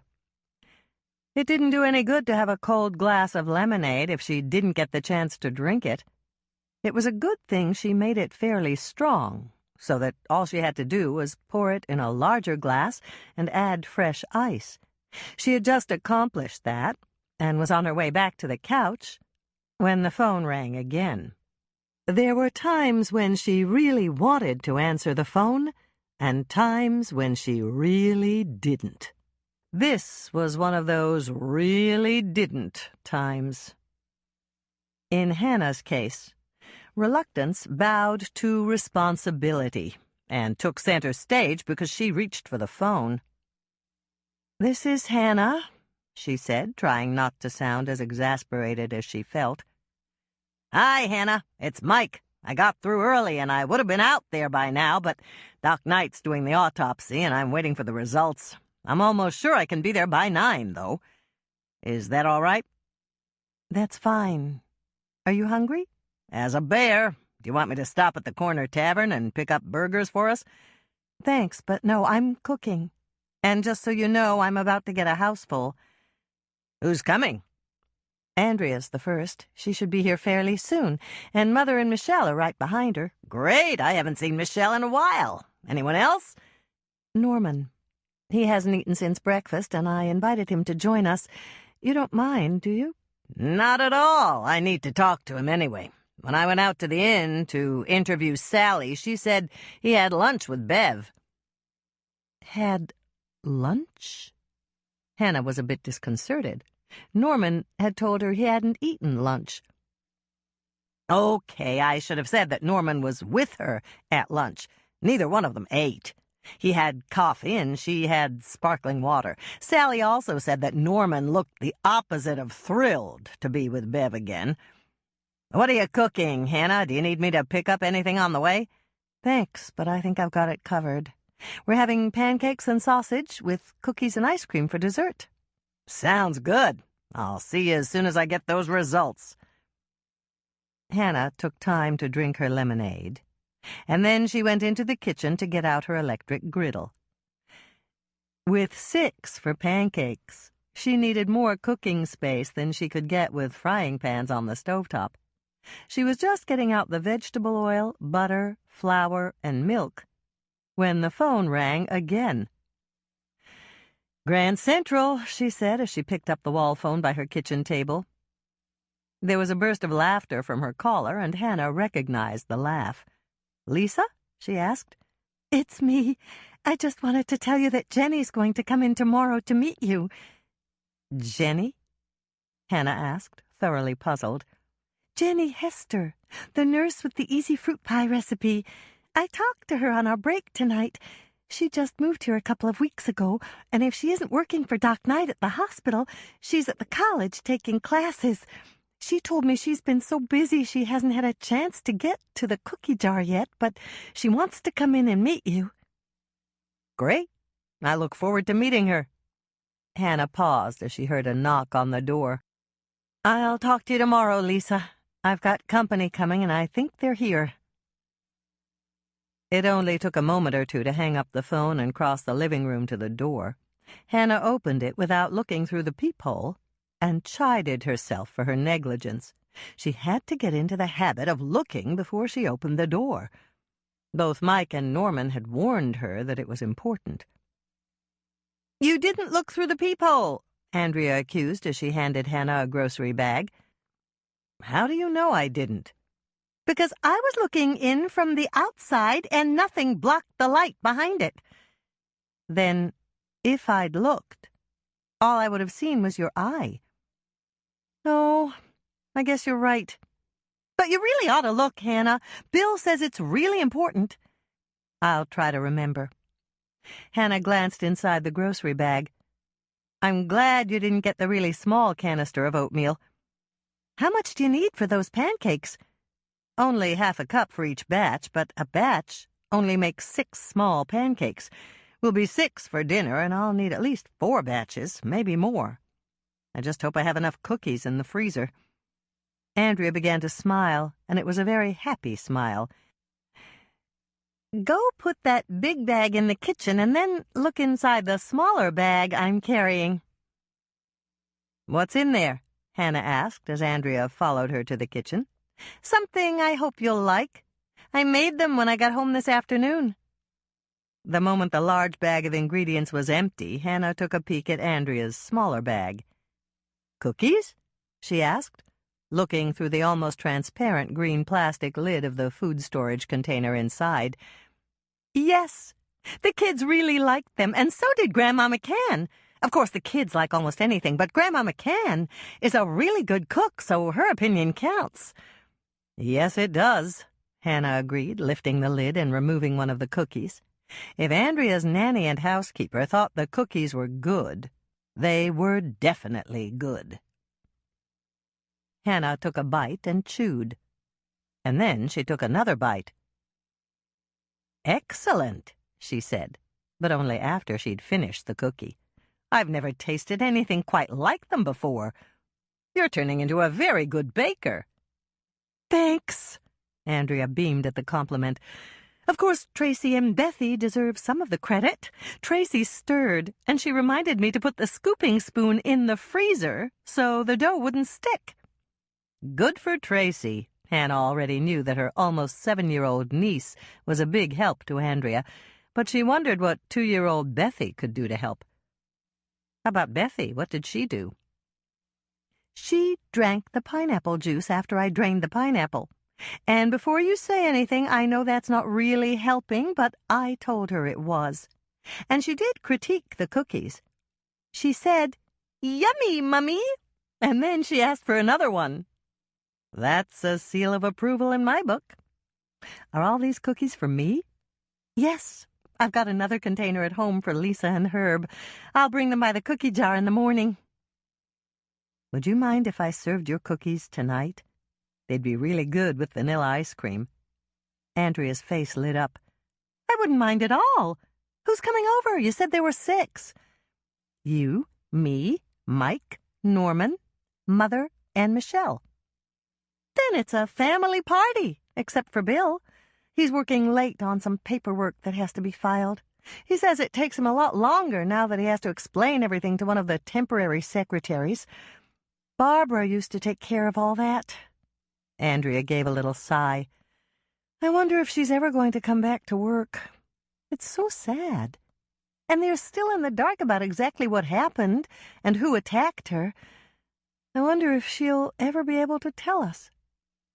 I think she will. She was rational for longer periods of time when I saw her this afternoon.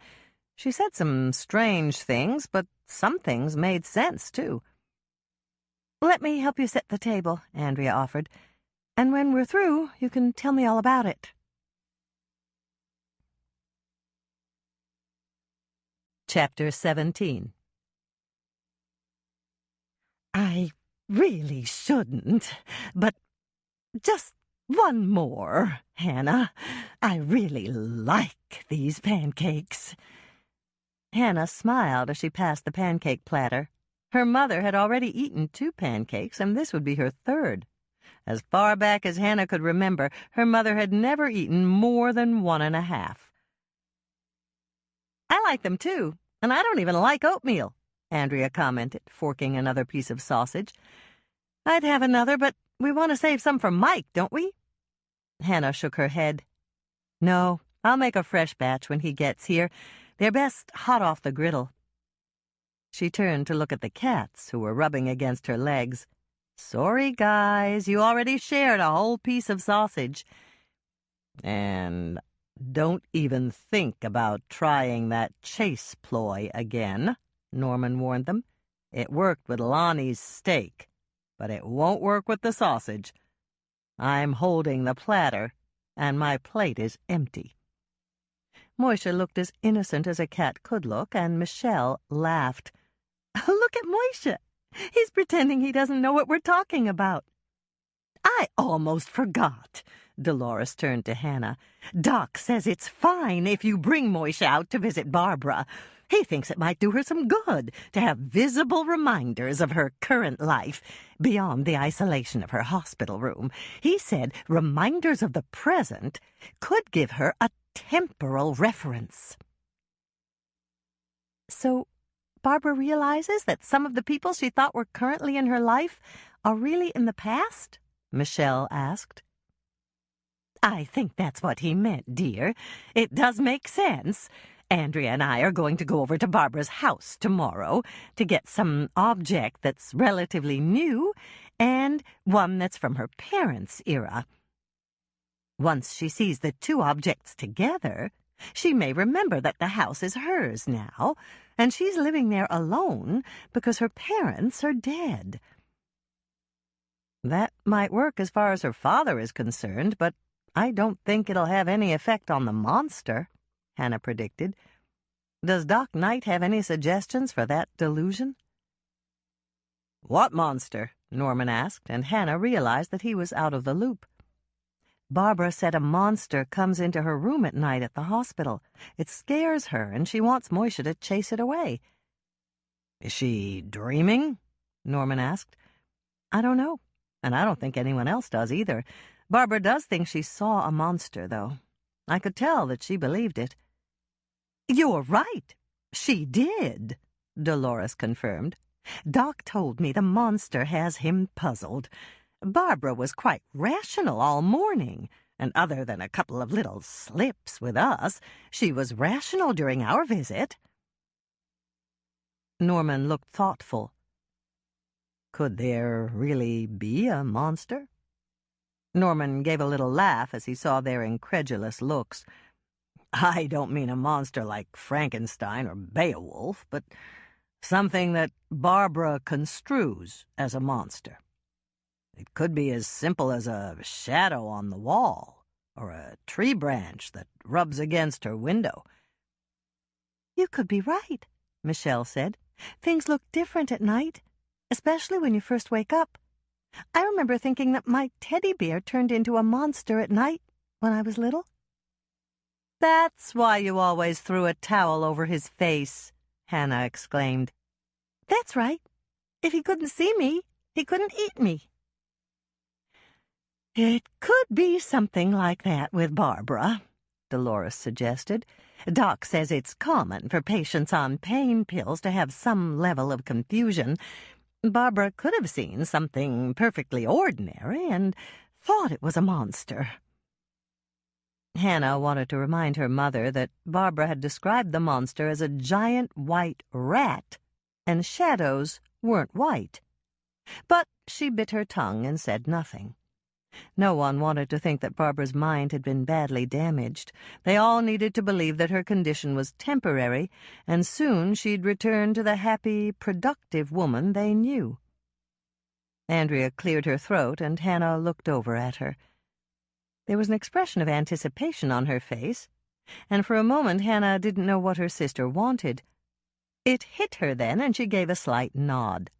Moments later she was clearing the table, putting on the coffee, and getting out the dessert bowls Dolores had given her for Christmas several years ago.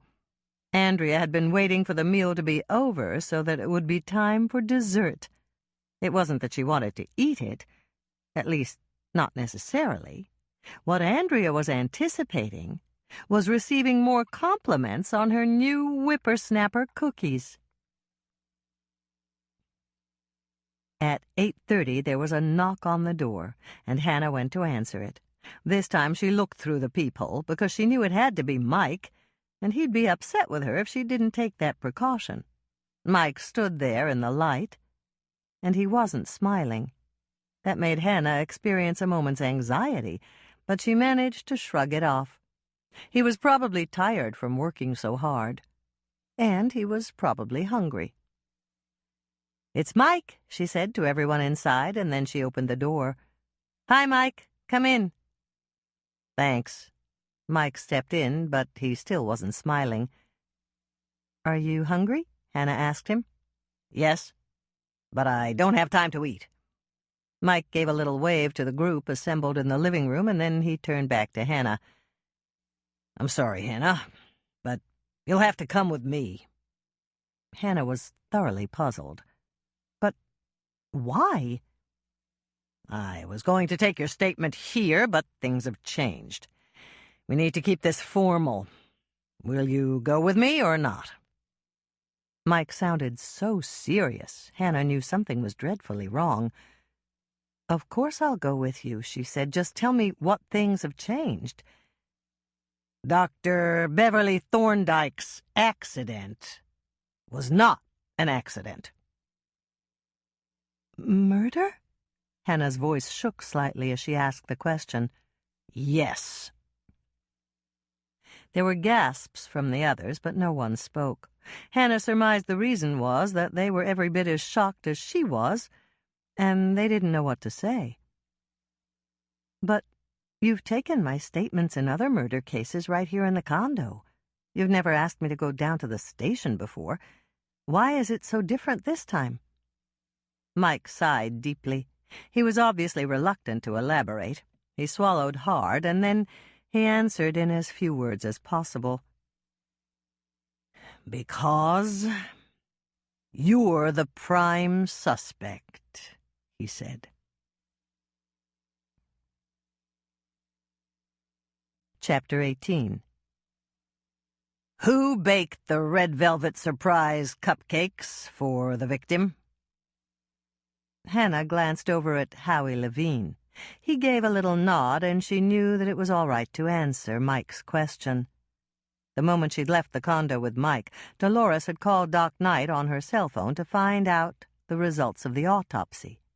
And Norman had called Howie Levine, Lake Eden's lawyer, and asked him to meet Hannah when she arrived at the sheriff's station. "I baked them," Hannah answered. "Was there anyone else in the kitchen when you baked them?"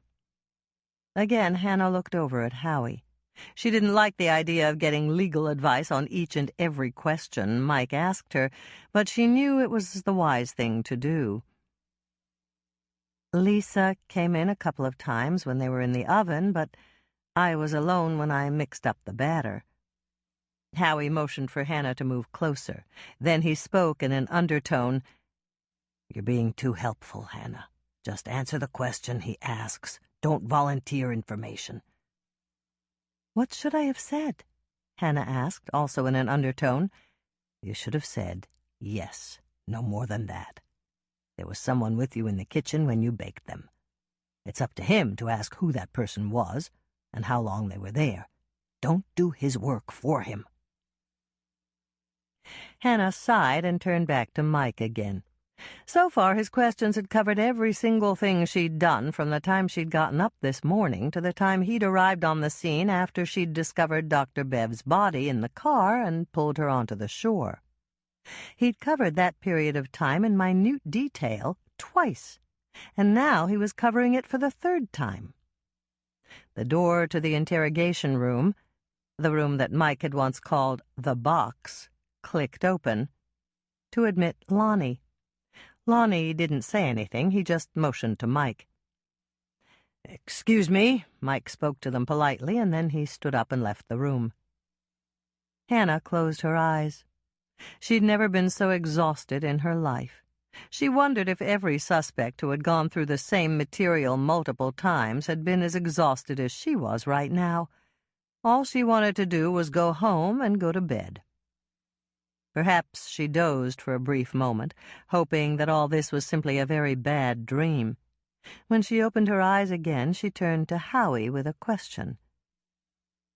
"It doesn't usually take this long to give a statement about finding a murder victim, does it?" "No." "That's what I thought. They think I put something in those cupcakes to kill Dr. Bev, don't they?" "It seems that way." "Do you think I killed her?" "It doesn't matter whether I do or I don't. It's my responsibility to make sure you don't inadvertently incriminate yourself during the interrogation." "But do you think I killed her? I want to know." Howie shook his head. "No, of course I don't think you killed her." Hannah drew a relieved breath. "That makes me feel a lot better. Why don't you think I killed her?" "There were too many mistakes," Howie said. "Using poison or another lethal substance as a murder weapon necessitates planning and premeditation. You have to obtain the substance, you have to devise a way to deliver it to the victim without being detected, and unless you simply don't care about collateral damage, you have to make certain no one except your intended victim consumes it. You didn't do any of those things." "That's true. But how does that convince you that I'm innocent?" Howie smiled. "You're smart, Hannah. You would have known all this. And frankly, just between you and me, if you'd set out to kill Dr. Bev, you wouldn't have made any rookie mistakes." Hannah blinked. She wasn't sure if that was a compliment or not, and she wasn't quite sure how she should respond. But it didn't matter, because before she could think of a reply, the door to the interrogation room opened and Mike came back in. "You're free to go, Hannah," he said. "But—" Hannah began to ask him why he'd suddenly stopped before he finished asking all the questions he'd asked her before, when Howie reached out to take her arm. "Thank you, Detective Kingston," Howie said, and then he turned to Hannah. "Come with me, Hannah. I'll drive you home." Hannah took the hint that wasn't exactly gentle and merely nodded. Howie didn't want her to say another word in front of Mike. Mike was all cop, and she was all prime murder suspect. This was not a friendly situation, and the sooner she put distance between them, the better. Hannah dove down toward the darkness that gathered at the very bottom of the pond. As she descended into the curious half-light that caused colors to change and fade into some strange hue that went nameless on color charts, she spotted the car. The rippling water made it appear to be moving forward, driving across the bottom of the pond. Even the driver appeared to be moving, with her blonde hair trailing out in wispy tendrils behind her. She wanted to leave, to go back up to the surface where it was bright and safe. The driver was dead, she knew that, but as she approached the side of the car, the woman turned her head and stared into Hannah's eyes, with her dead, wavy eyes. And then she lifted one pale hand and beckoned Hannah closer. She didn't want to go. She knew she shouldn't. But some force stronger than the waving water drew her closer to the car. The driver smiled as she approached. Her mouth opened, and a rush of bubbles came out. Not dead, then. You couldn't make bubbles without air in your lungs. The woman used one long, wavy finger to point to the passenger seat. She wanted Hannah to get into the car and sit next to her. But Hannah didn't want to get in with a dead woman who still had air in her lungs. There was another burst of bubbles, and Hannah heard something. It was barely audible, but it was a word, and the word was closer. Despite her revulsion, Hannah felt her body move forward. She seemed to have no control over her muscles as they carried her to the side of the car. And then the woman's arm snaked out to remove the thermos on the passenger seat and to pull Hannah into the seat. Her long, wavy fingers clicked the seatbelt securely into place, and then she laughed over and over, an insane, cascading laugh like the loons that called across the lake in the dead of night. And then her arm shot out to wrap around Hannah's chest like a band of wet steel that expelled the last breath of air from her body, squeezing, scratching, and kneading her into submission. And then, as Hannah felt herself sink lower and lower, heading toward the dim recesses of her watery grave, there was another burst of bubbles from the dead woman's mouth that formed words. "Go for a ride," her eerie underwater voice said. "Go for a ride and stay with me forever."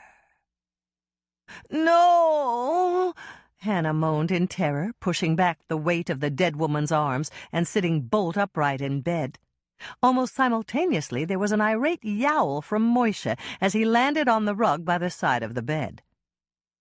It took a full minute for Hannah to realize that it had all been a dream, a terrible nightmare. She must have made some sounds of distress while she was in the throes of the nightmare, and Moishe had jumped up on her chest. She wasn't sure if he'd been trying to protect her from the nightmare or whether he was merely curious, but her sleeping mind had incorporated him into the fabric of the horrible dream. "I'm sorry if I scared you, Moishe. Come here, and I'll scratch you behind the ears. Everything's okay. I'm awake now." Moishe regarded her with unblinking eyes from the top of her dresser. His tail flicked once, and Hannah knew that he was not about to risk a repeat of his unceremonious exit from her bed. Hannah reached out to turn on the light and stopped in midair. She didn't need the light. Daylight was streaming through her bedroom window. But that was impossible. This was a workday, and she always got up in the dark on a workday. One glance at the clock told her the truth. It was 9:30 in the morning. She'd slept right through her alarm. Of course, that wasn't surprising. When she'd come back to the condo long after midnight, she'd been utterly exhausted and very grateful to see Michelle waiting up for her. They'd talked about everything that had happened until Hannah could no longer keep her eyes open, and Michelle had insisted that she go to bed. And now she'd slept right through the summons of her extra-loud alarm clock. Or had she?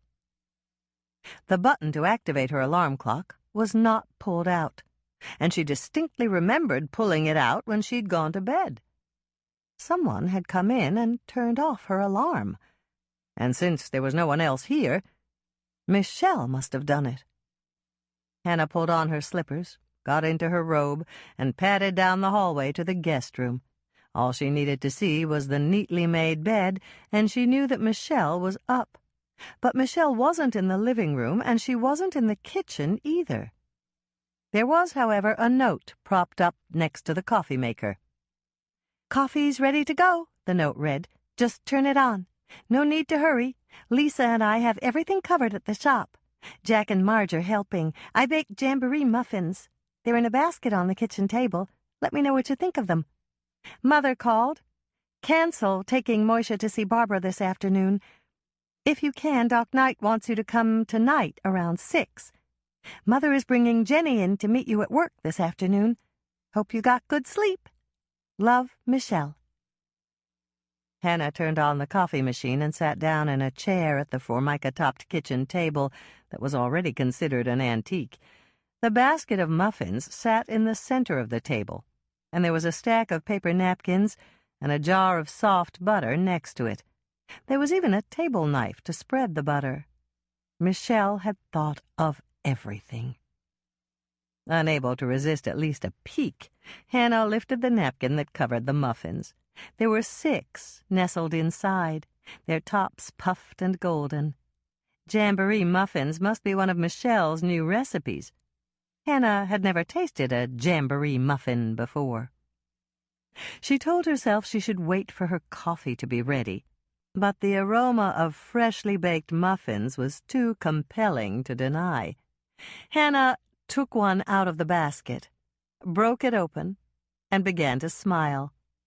Jamboree was a perfect name for these muffins, since there was a spoonful of strawberry jam in the center.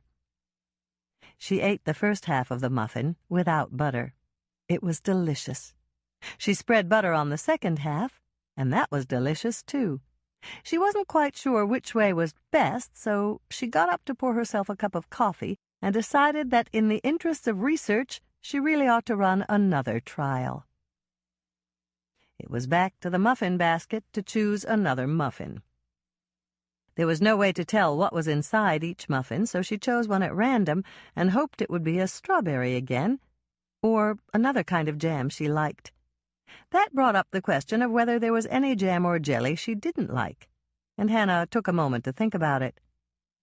"Mint jelly," she said to Moisha, who'd just come into the kitchen. Andrea had once made peanut butter and jelly sandwiches with mint jelly, and they had been simply awful.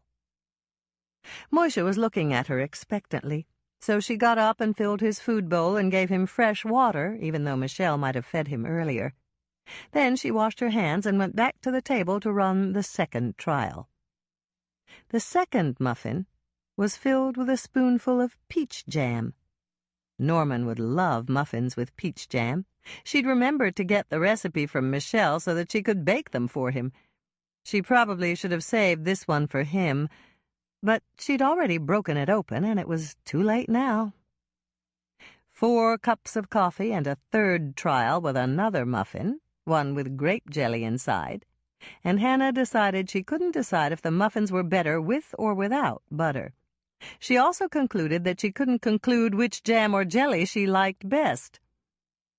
She had the terrible urge to break the remaining muffins open to see which kind of jam or jelly was inside each one, but she remembered how upset Dolores had been with her years ago when Hannah had scraped some chocolate off the bottom of each piece of candy in the box so that she could identify her favorite one. "It's not polite," Dolores had told a 4-year-old Hannah. "You touched them all, and now no one else will want to eat them." Hannah gave a little laugh at the memory. She hadn't realized it at the time, but her mother had taught her an important lesson that day. If you wanted to eat an entire box of candy and not share it with anyone else, all you had to do was touch each piece. She had the childish urge to touch the remaining 3 muffins so that they would be hers, all hers. But she told herself that doing so would be childish, and she went off to take her morning shower instead. Chapter 19. As Hannah prepared to turn in the alley that led to the parking lot behind the cookie jar, she noticed that the street ahead was lined with cars. Every single parking spot was taken, even the spot in front of her mother's antique shop, all the way to the end of the block. Perhaps Claire was having a sale at her dress shop, but it was unusual for her to open in the morning. Ever since she'd married Reverend Bob Knudsen and moved into the parsonage with Reverend Bob and his grandmother, Claire's hours had been noon to 5. The alley was crowded, too. One whole side was lined with cars. It must be a sale. She'd never seen this many cars on their block before. She pulled into her parking lot and found that it was also crowded. Thankfully, her spot was open. What in the world was going on? When she opened the back kitchen door at the cookie jar, a buzz of voices floated out to greet her. It sounded like the coffee shop was packed with customers. As she stepped into the kitchen, she saw Jack Herman refilling several of the large display jars they kept behind the counter. "Hi, Jack," she greeted him. "Hello, Hannah." Hannah smiled. It was a good day for Lisa's dad.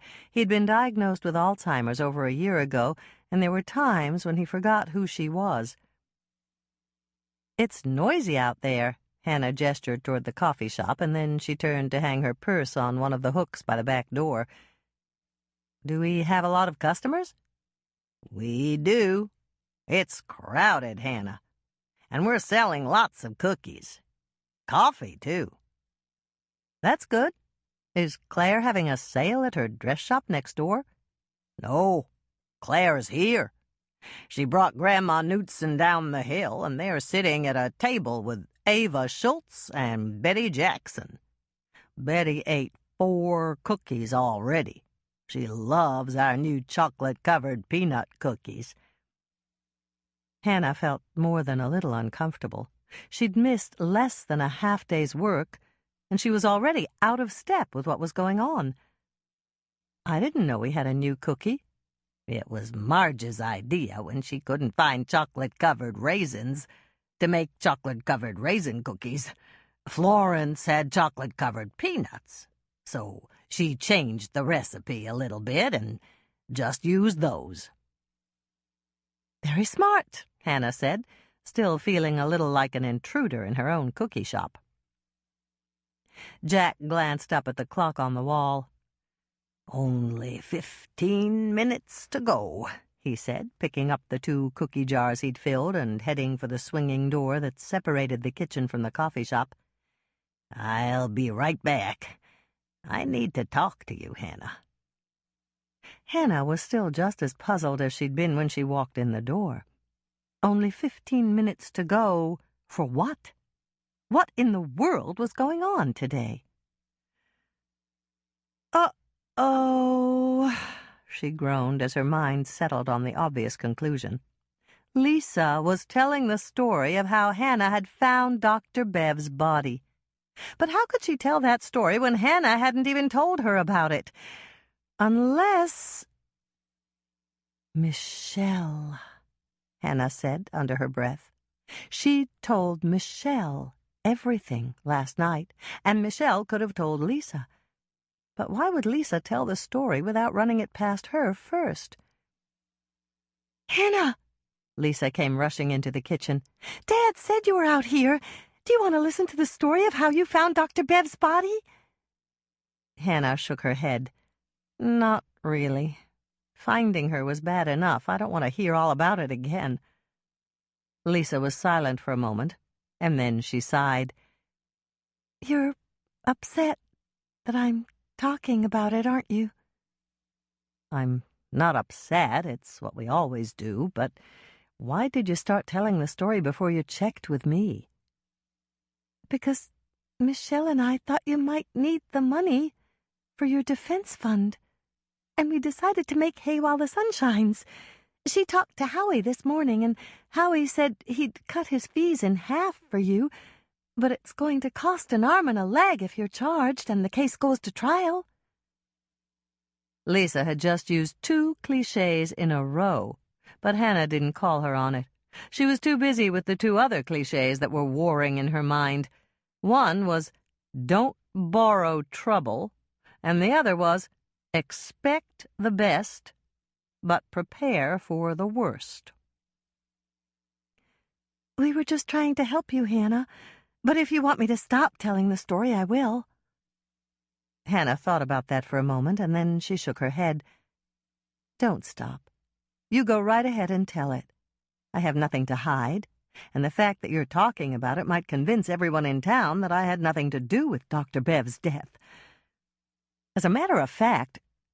Hannah paused and considered what she'd been about to say. She gave a brief nod and continued. "As a matter of fact, let's do a second act tomorrow." "What's the second act?" "It's the story of how Mike came out to the condo to take me down to the station, and how Norman called Howie Levine to meet me there. You can even cover the salient parts of the interrogation. I told Michelle all about it last night, and you can get all the details from her." "Great! I'll tease it at the end of the story today, and that will bring them in tomorrow." It was Lisa's turn to pause and look thoughtful. Actually, we could even do a third act. A third act? What story would that be? How the sheriff's department came in here last night to toss the whole place, and how Herb and I spent all night cleaning up when they left. We can also explore what evidence caused Mike to bring you down to the sheriff's office to interrogate you. I know your mother can get me a copy of the autopsy report.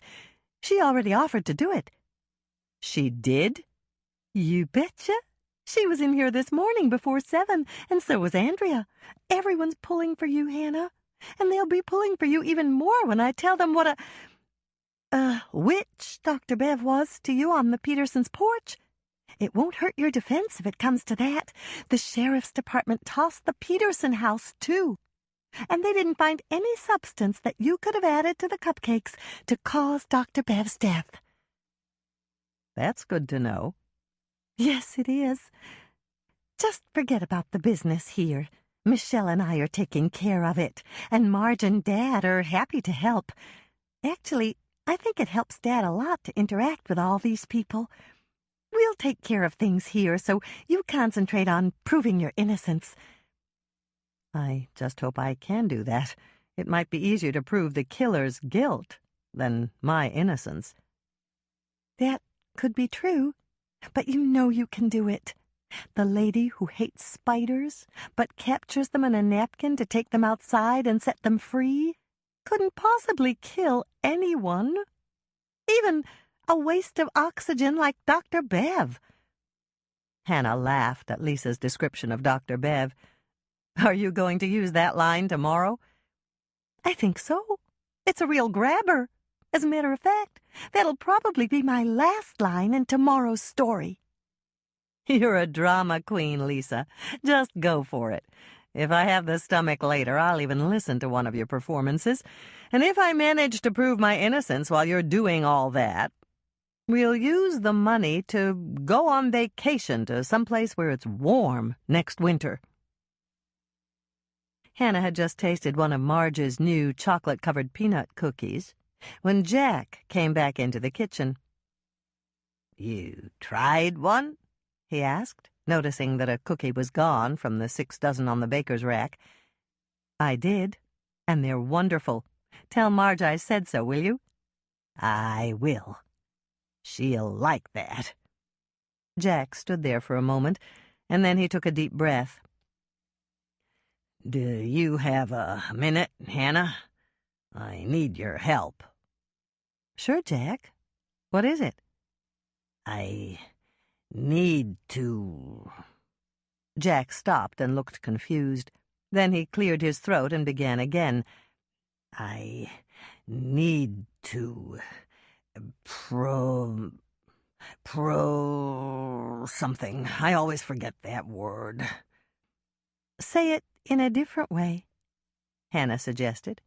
It was a tactic she'd learned from Lisa. What does the word mean, Jack? It means to get married, to propose. That's it. I need to propose, Hannah. Okay, Hannah said, crossing to the coffee pot to pour 2 mugs, one for each of them. She gestured toward the stools around the stainless steel work island and said, "Come over here and sit. Have a little coffee and tell me all about it." Jack smiled as he sat down. You are good, Hannah. That's why I want to ask you to help. I can't ask Marge, and I can't ask Lisa. And Herb's too busy, or he'd do it. That boy loves me. I know he does. So do Lisa and Marge. Yes, they do. But I can't ask them to help me. They're in something, in the middle of it, you know. Involved? Yes, that's the word. They're involved. It has to be a secret until I get it right. Then I'll ask Marge, and then I'll tell Lisa. That's the way it should be. All right. You won't tell, will you? No, Jack. I won't tell. I knew you wouldn't. Marge is good, Hannah, and I love her. Did you know that she gave her house to the kids when they got married? Yes, I knew. It was an incredibly generous wedding gift. Well, now she doesn't have a house, but I do. And I want my house to be her house.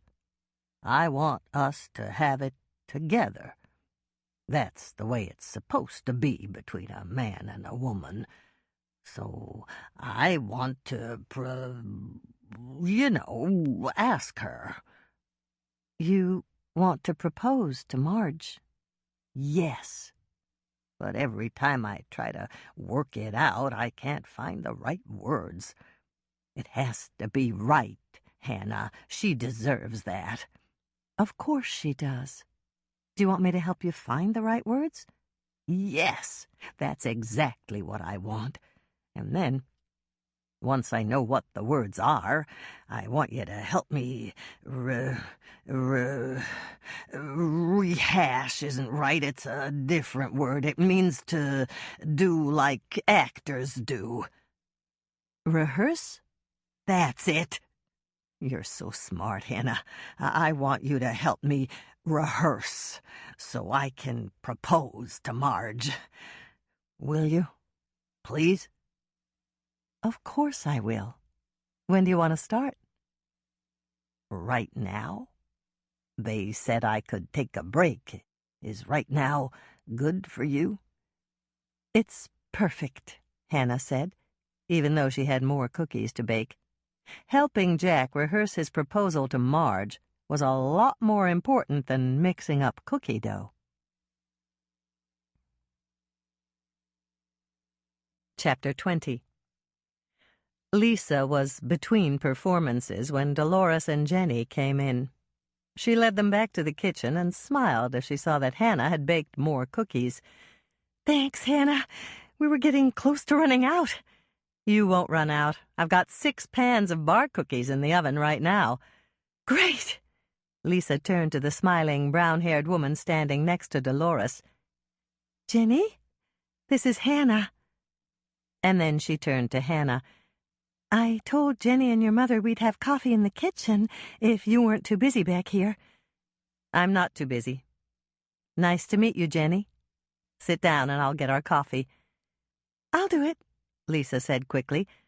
All I've been doing is telling stories since we opened. With Marge, Dad, and Michelle here, I haven't had to wait on a single table. This story was very dramatic, Dolores said, sitting down on a stool at the work island. Good job, Lisa. It was scary, too, Jenny added, taking the stool next to Dolores. Especially the part about her hair floating in the currents. Dolores gave a slight shiver. I know. I think I ate 2 cookies without even knowing I was eating them. She turned to Hannah. You were very brave to dive down there, dear. Brave or foolish, I'm not sure which, Hannah said, accepting a mug of coffee from Lisa. Your slaydar makes you do it, Dolores said. And when Jenny looked puzzled, she explained, Slaydar is like radar, except you don't use it to find speeders. Hannah uses it to find murder victims. That's cute, Jenny said, and then she frowned slightly. Or maybe it's not. It must be frightening to discover murder victims. It's not all fun and games, Hannah admitted. Unfortunately, I can't seem to stop doing it. I know. I read about you in the paper, Hannah. The Lake Eden Journal? Hannah asked her. No, the Minneapolis Star-Tribune. Really? Dolores looked impressed. When was that, Jenny? It was when Hannah caught Buddy's killer. Hannah went on full alert. Jenny hadn't said, when Hannah caught that keyboard player's killer, or when Hannah caught that jazz musician's killer, Or even when Hannah caught Buddy Neiman's killer. She'd said, when Hannah caught Buddy's killer, as if she'd known him. "Did you know Buddy Neiman?" Hannah asked. "No, but I felt almost like I did. Clay talked about him a lot. He told me he thought there was something very secretive about Buddy, and Clay was right." "Clay," Hannah repeated. "Are you talking about Clayton Wallace?" "Yes." "Then you knew him?" Hannah asked, drawing the obvious conclusion. "Oh, yes. I was his nurse, and we were friends. Good friends. I love to cook, and I used to cook dinner for him every once in a while." Hannah remembered the bottle of premium Chianti and the gift-wrapped box of truffles that Mike said the Minneapolis police had found in Clayton's house. "Do you like to cook Italian food?" she asked. "It's my favorite. It was Clay's favorite, too. He always brought me a bottle—" Hannah held up her hand. "Let me guess. A bottle of premium Chianti and a box of Fanny Farmer truffles?"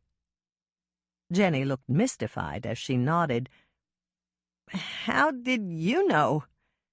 "I knew because the Minneapolis police found those two items in his house. Were you planning on having dinner with him right after his trip to Lake Eden?" "Yes," Jenny said, and her voice shook slightly. "He was such a nice man, and I was hoping that—" Hannah didn't say anything. She just gave Jenny some time to compose herself. A few moments passed, and Hannah waited until Jenny was calm again before she asked the next very critical question. "You said you were Clayton's nurse. Where was that?" "At the Hennepin Eye Clinic.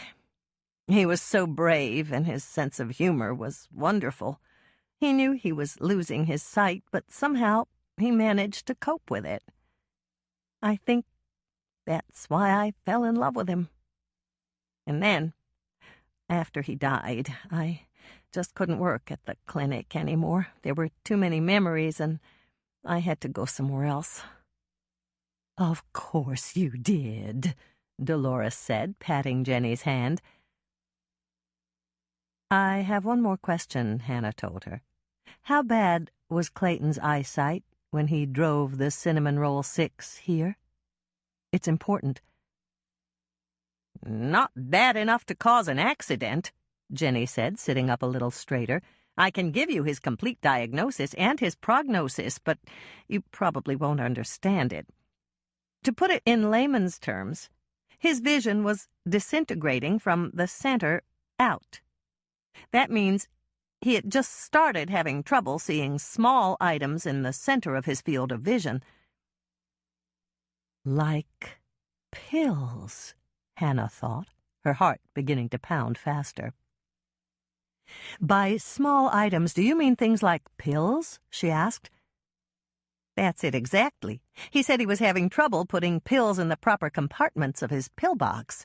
He said he might need help doing that very soon, and I told him to call me any time he needed me." "When did he say that?" "The afternoon he left for Lake Eden.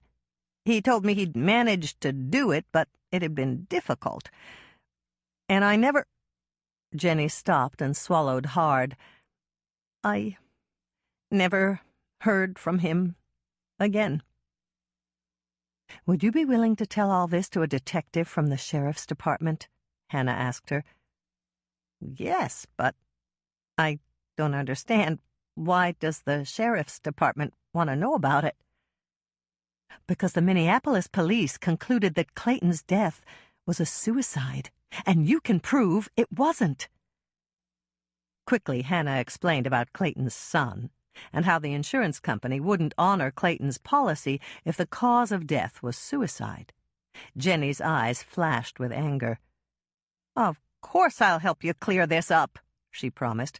"Clay told me all about the provisions he made for his son, and there's no way I'll let the insurance company get away with that."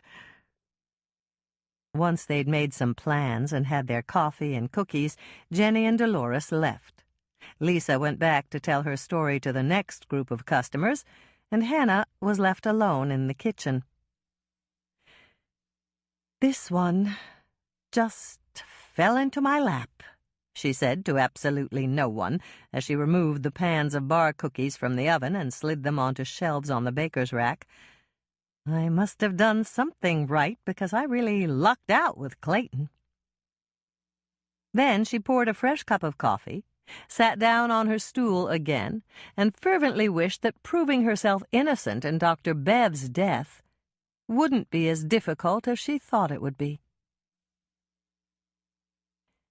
"Once more, from the heart, Jack," Hannah told him. "And remember to keep it simple. All you have to do is tell her you love her and say you want her to be your wife. After that, just say, 'Will you marry me, Marge?'" "But what if I forget her name, like I did the last time we rehearsed? It won't be good if I forget her name." "You only forgot because you were nervous." "I know, but what if I'm nervous again?" Hannah thought about that for a moment. "You can work around it. Just say, 'Will you marry me, my love?'" "That's good. I can do that. Let's do it again, Hannah." "Okay." Hannah stood up, and Jack got down on one knee. He took her hand and kissed it. "My dearest," he began, looking up at her, "I love you so much. You're so good and kind and sweet. I want you to be my wife. Please be my wife. Will you marry me, my love?"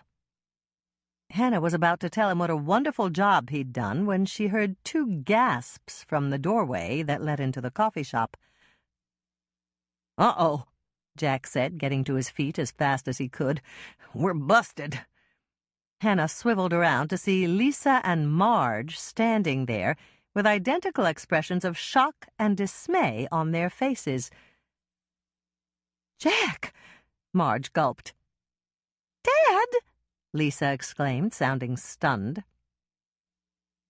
If they'd all been acting in a romantic comedy, it would have been hilarious. But this was no comedy, and Hannah knew it wouldn't be romantic for very much longer unless she explained things fast. "It's not what you think," she said. "Jack's not proposing to me. I'm just helping him rehearse." She turned to Jack. "Ask her now." "Right now?" "Yes, right now." "But we're not through rehearsing." "Yes, we are. Do it now, Jack." As Jack walked over to Marge, Hannah realized that everything was going to be all right. Marge's lips were twitching, and she was shaking slightly, as if she was holding back laughter. One look at Lisa further reassured Hannah. Lisa was holding her hand over her mouth, and her eyes were bright with suppressed mirth. "My dearest," he said, and then he stopped. "Do I have to get down on my knee? This floor is hard, and I did it 5 times already." "Here, Jack," Marge said, grabbing a towel from the counter and tossing it to him. "Use the towel to cushion your knee." "Thanks, Marge." Jack positioned the towel, got down on one knee, reached up to take Marge's hand, and kissed it. "I love you so much. You're so good and kind and sweet. I want you to be my wife. Please be my wife. Will you marry me, my love?" Marge reached down with her other hand and helped Jack to his feet. Then she smiled and kissed him. "Of course I'll marry you," she said. "Lisa," Jack turned to his daughter, "is it okay with you?"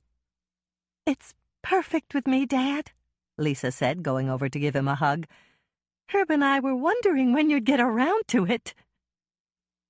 Hannah had just finished mixing up her last batch of cookies, oatmeal raisin crisps this time, when there was a knock on the back door. She crossed the room and pulled the door open to reveal someone she'd never expected to see. "Mike!" she exclaimed. "Hi, Hannah," Mike said, standing there obviously ill at ease. "Is there anyone with you in the kitchen?" No. Hannah remembered how hard and cold he'd looked last night when he'd questioned her. He didn't look like that now, but perhaps he was playing good cop today. "You don't have an audience this time around. Should I invite some people so that you can arrest me in front of a crowd?" Mike looked pained as he shook his head. "Don't be like that, Hannah. I know last night was bad for you, but I was just doing my job." I think that's what they said in Nazi Germany. "Hannah, can you please forget last night for a minute? I'm sorry about what happened. I really am. But I had to follow the rules and do my duty." And you're not doing your duty now? "No. It's exactly the opposite. I shouldn't be here. I could be fired for being here. It's against every rule in the book. So I'm not here, okay? You can't let anyone know I've been here. I could be brought up on charges if anyone sees me here." Hannah had the urge to slam the door in his face, but she thought better of it. Mike was here for a reason, and unless she was drastically mistaken, it wasn't to try to fool her into incriminating herself. "Hannah, please, can I come in?" "Okay," Hannah said, relenting. "Come in, then. But I'm warning you that you could be seen." Lisa started telling her story, but Jack or Marge or Michelle could come into the kitchen at any time. Mike stepped in and glanced around the kitchen. "Can we talk in the pantry? We could shut the door. If someone came in, they wouldn't see me." "That's okay, I guess." Hannah led the way, opened the door, and flicked on the light. "Come in." Mike stepped in, and Hannah shut the door behind them. "It's a big pantry," he said. "I know. Lisa and Herb came down here after your detectives searched it last night. She said it took them a couple of hours to put everything back in place. Were they looking for poison?" "Not poison. Tranquilizers." "What?" Doc Knight ran more tests, and he found traces of a powerful tranquilizer in her system. It was enough to stop her heart. "Then she didn't drown?" "No. She was dead when the car hit the water." "So your guys were searching for tranquilizers when they trashed the pantry last night?" "Yeah." Mike looked a little sick. "I'm sorry, Hannah. I wish I could have come down here with them, but I couldn't. I was busy with other things." "Things like interrogating me?" "Yeah." Mike sighed again, and then he reached out and wrapped his arms around Hannah. "I'm so sorry, Hannah. You have no idea. I didn't sleep at all last night. I felt so bad about questioning you that I couldn't get to sleep. All I kept seeing in my mind was the way you looked at me. Your eyes seemed to say, 'You betrayed me,' and that just about killed me." "It wasn't a whole lot of fun for me, either." Despite herself, Hannah moved a little closer. She wasn't quite ready to forgive Mike, but his arms felt good around her. "I felt like I'd just lost my best friend." "Me too," Mike said. "I didn't want to come and get you last night, but I didn't trust anyone else to do it. I knew I had to do everything by the book, and I hated it. But when Doc gave us the list of her stomach contents, and Mayor Bascom said she was eating one of your cupcakes when he went for a ride with her, we had to pull you in for questioning." "Did you pull the car out of the water yet?" Mike shook his head. "Not yet. Earl's replacing the carburetor on the county tow truck, and he's waiting for parts. He thinks it'll be ready by late tomorrow afternoon. Then you don't know if there were any cupcakes left in the bakery box, Hannah said. We sent a diver down, and he found the box. It was in the back seat, and it was wedged against the mechanism that raises and lowers the top. It was empty. So there's no way to prove that my cupcakes didn't have tranquilizers in them, Hannah said, feeling her hopes diminish. I'm afraid not. Either she ate them all, or they dissolved in the water. I doubt we'll ever know exactly what happened. What else was in her stomach? Hannah asked, her mind grasping at straws. Doc Knight identified coffee, cream, artificial sweetener, and your cupcakes. That's it. She didn't get that coffee from me, Hannah said, and her stubborn hopes began to rise again. Roger didn't order any coffee to go, and since he didn't take any coffee, we didn't give him any cream or packets of sweetener. How about when she confronted you on the Petersons' porch? We didn't have any coffee there. All we had was Diet Coke for me, regular Pepsi for Lisa and Andrea, and a couple of cans of lemonade for Tracy. When she came in, we didn't offer her anything, and she didn't take anything, except the box of cupcakes. Doc Knight didn't find any Coke or Pepsi or lemonade in her stomach, did he? No. None of those things. Mike reached out to touch her cheek. I really don't like this, Hannah. It doesn't look good for you. You're the logical suspect, and you did bake those cupcakes. There's even a witness who saw her eating one. You have to think of some way to prove you didn't do it. Hannah caught the nuance, and she asked the question. You think I can prove that I didn't do it? I hope so. I pray so. Concentrate on doing it, Hannah. I'll help you any way I can. Then you don't think I did it? I know you didn't do it. I know it in my heart. Well, I know it in my mind. Somebody else killed Dr. Bev. It wasn't me. It's really not fair that I'm going to have to try to prove my innocence by catching the real killer. I agree. It's not right. Our justice system isn't supposed to work that way. But you won't be the only one trying to find out who really killed Dr. Bev. I'll be working on it, too. But will they let you do that? Not officially, but that won't stop me. It won't stop anyone else in the department either. But you didn't hear that from me. How about Bill?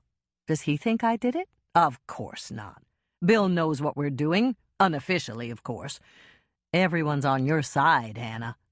We're just following the rules as far as the paperwork goes, but what we do on our own time is our personal business. Hannah began to feel much better. The pendulum was still swinging lower and lower over her head, but there were people who believed in her innocence. Did Dr. Bev take tranquilizers? Hannah asked, remembering how Clayton Wallace had taken an accidental overdose of his heart medication. No, I'm way ahead of you there. I sent Lonnie and Rick out to her suite at the inn to check. Roger let them go through everything she had there, and he gave them permission to go through all of his things, too. They didn't find any tranquilizers, and Roger said he'd never seen her take anything like that. I guess you already know that I don't take them either. And I don't have any in my possession here or in my condo. I know that. I'm sorry, but we had to check. That's okay if it helps to clear me. How about the tranquilizers themselves? Were they some kind of over-the-counter thing? Doc says no. They were a Class A narcotic, and they're only available by doctor's prescription. Hannah looked at him dubiously. Legally, yes, but I'll bet you can buy them on the street.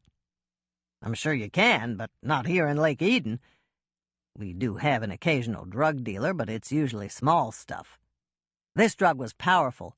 Doc Knight says it isn't something you'd take to get high. If you tried it for kicks, it would just knock you out. And he also told me that Dr. Bev had enough in her system to stop her heart. There was no air in her lungs, Hannah. She was dead before she hit the water.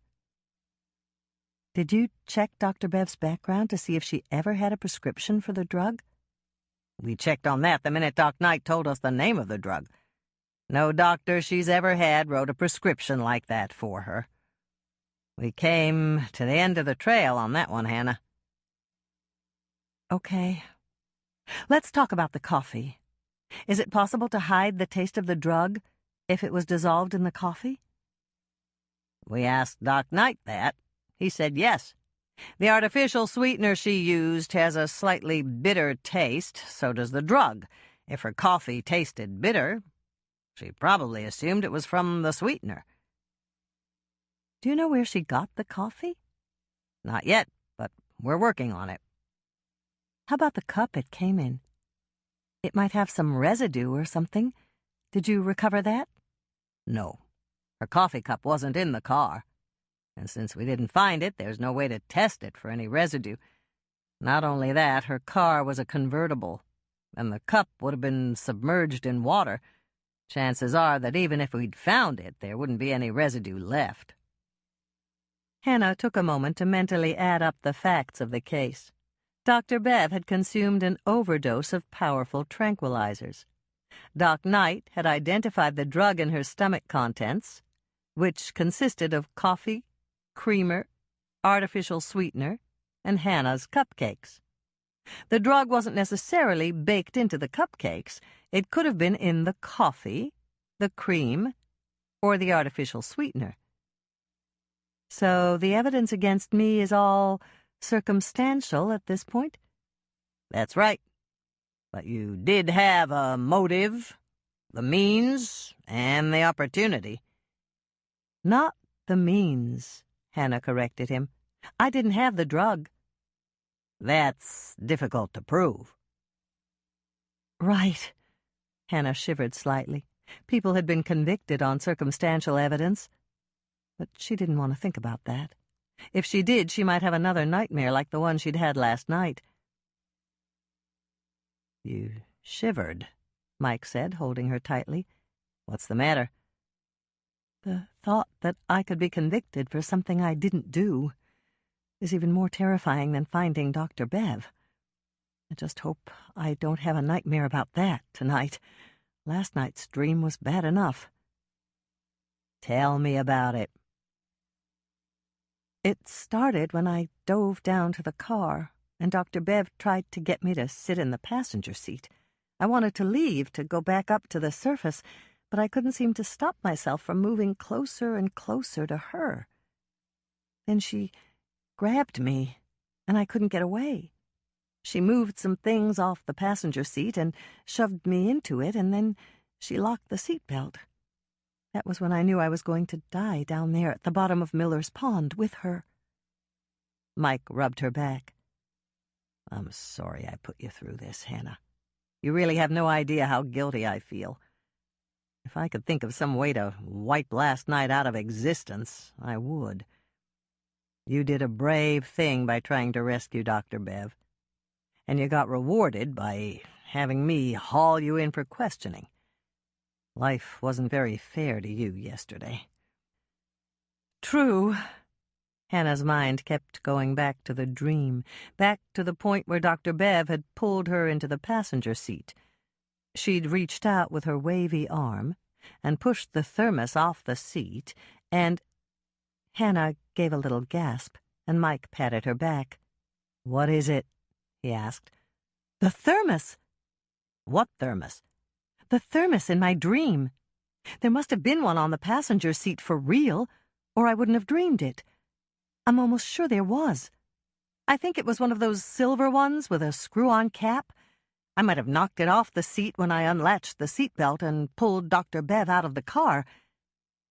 I'll send down a diver, Mike said, pulling out his cell phone and dialing the sheriff's station. If there's a thermos, there may be contents left inside. And if there are contents, Doc Knight can test them. Hannah listened while Mike made the call. When he hung up, she opened the pantry door. "You'd better go before anyone knows you're here." "You're right," Mike said, walking across the kitchen with her and opening the back door. "I'll let you know what happens when the diver comes up," he said. "If we're lucky, they'll find the thermos, and it'll clear you completely." "From your lips to God's ears," Hannah said, repeating one of her great-grandmother Elsa's favorite expressions. And then she went back to the stainless steel work island with a smile on her face to shape and bake the oatmeal raisin crisps. Chapter 21. There was a knock at the back door, but before Hannah could cross the kitchen to answer it, Andrea rushed in. "Hannah!" she exclaimed, sinking down on a stool at the work island. "Hi, Andrea." Hannah pulled the last sheet of cookies out of the oven and slid them onto the baker's rack.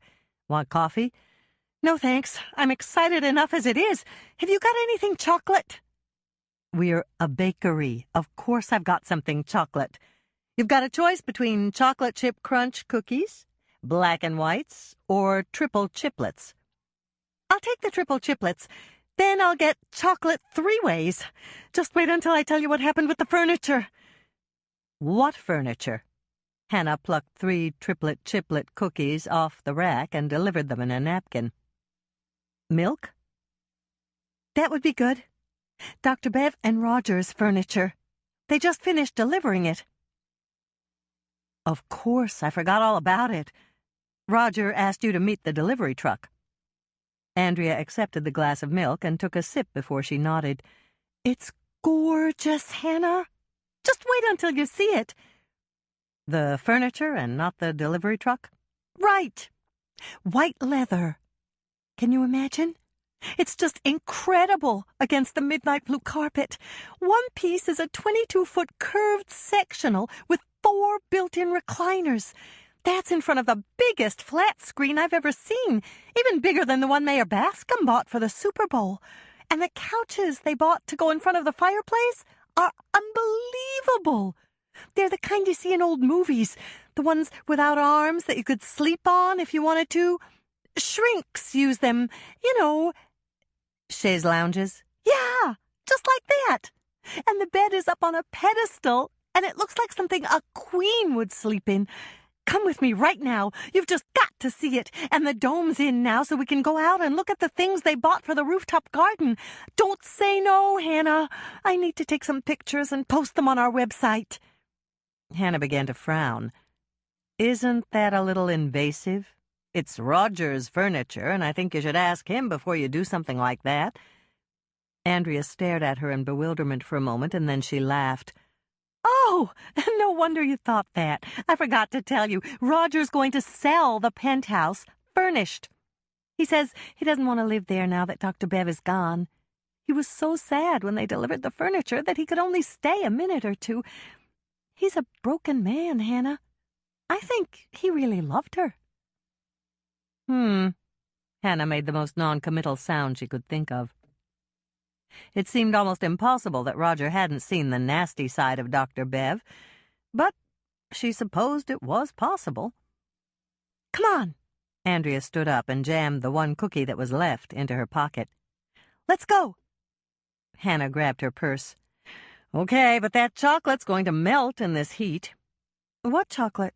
"The chocolate in the cookie you just put in your pocket." "Oh, you're probably right."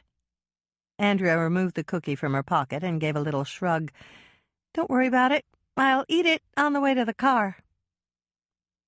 Since the Albion Hotel was only a block and a half away, it took only a minute or 2 before Andrea was parking in the reserved area of the parking garage. "Come on, Hannah," she said, getting out of her car and brushing cookie crumbs off her skirt. Hannah smiled in amusement as she followed her sister into the lobby and across the floor to the private elevator that would take them to the penthouse. "How did you know where to put the furniture if Roger wasn't there?" she asked. "The delivery guys had a diagram, and a man they called an executive account specialist drove in from Minneapolis to help. I really didn't have to do anything except watch and lock up when they were finished." "So Roger never saw the penthouse with the furniture they chose in place? Andrea shook her head. He said he couldn't bear to see it, and that's when he told me to keep the penthouse on the market and sell it furnished, that it would show better that way. I guess that's true. Hannah followed Andrea into the elevator and watched her press the button for the penthouse. I know it's crazy, but this elevator makes me nervous. It shakes a little. I know. I'm not that fond of it either, but they inspected it, and it's perfectly safe. What if the power goes out? There's a generator that's supposed to kick in and take over if the main power fails. You said it's supposed to kick in. Do you have any doubts? Yes. The generator is old, and Roger's having it replaced with a new one in a couple of days, but for now, all we have is the old one. How about fire? You're not supposed to use elevators in case of fire, are you? No, but there's a staircase. It's like Sally's old staircase that the servants used when the inn was a private mansion. This one was for the maids, and there's a landing on every floor. The maids used it to carry up the linens when the Albion was first built. It's right off the hallway by the regular elevator. There's no hallway on the penthouse floor. Where's the door to the staircase? In the kitchen. You probably didn't notice it because it looks just like another pantry door. It locks from the inside, so nobody else can access the penthouse. Interesting, Hannah said as the elevator doors opened onto the foyer. They stepped into the living room, and she gasped at the array of expensive furniture. Dr. Bev hadn't been exaggerating when she said they'd spent the entire weekend shopping. Andrea heard the gasp Hannah gave when she turned toward the living room fireplace. I forgot to tell you about the grand piano. It's a Steinway. Did Dr. Bev play? No, and neither does Roger. It's just decoration.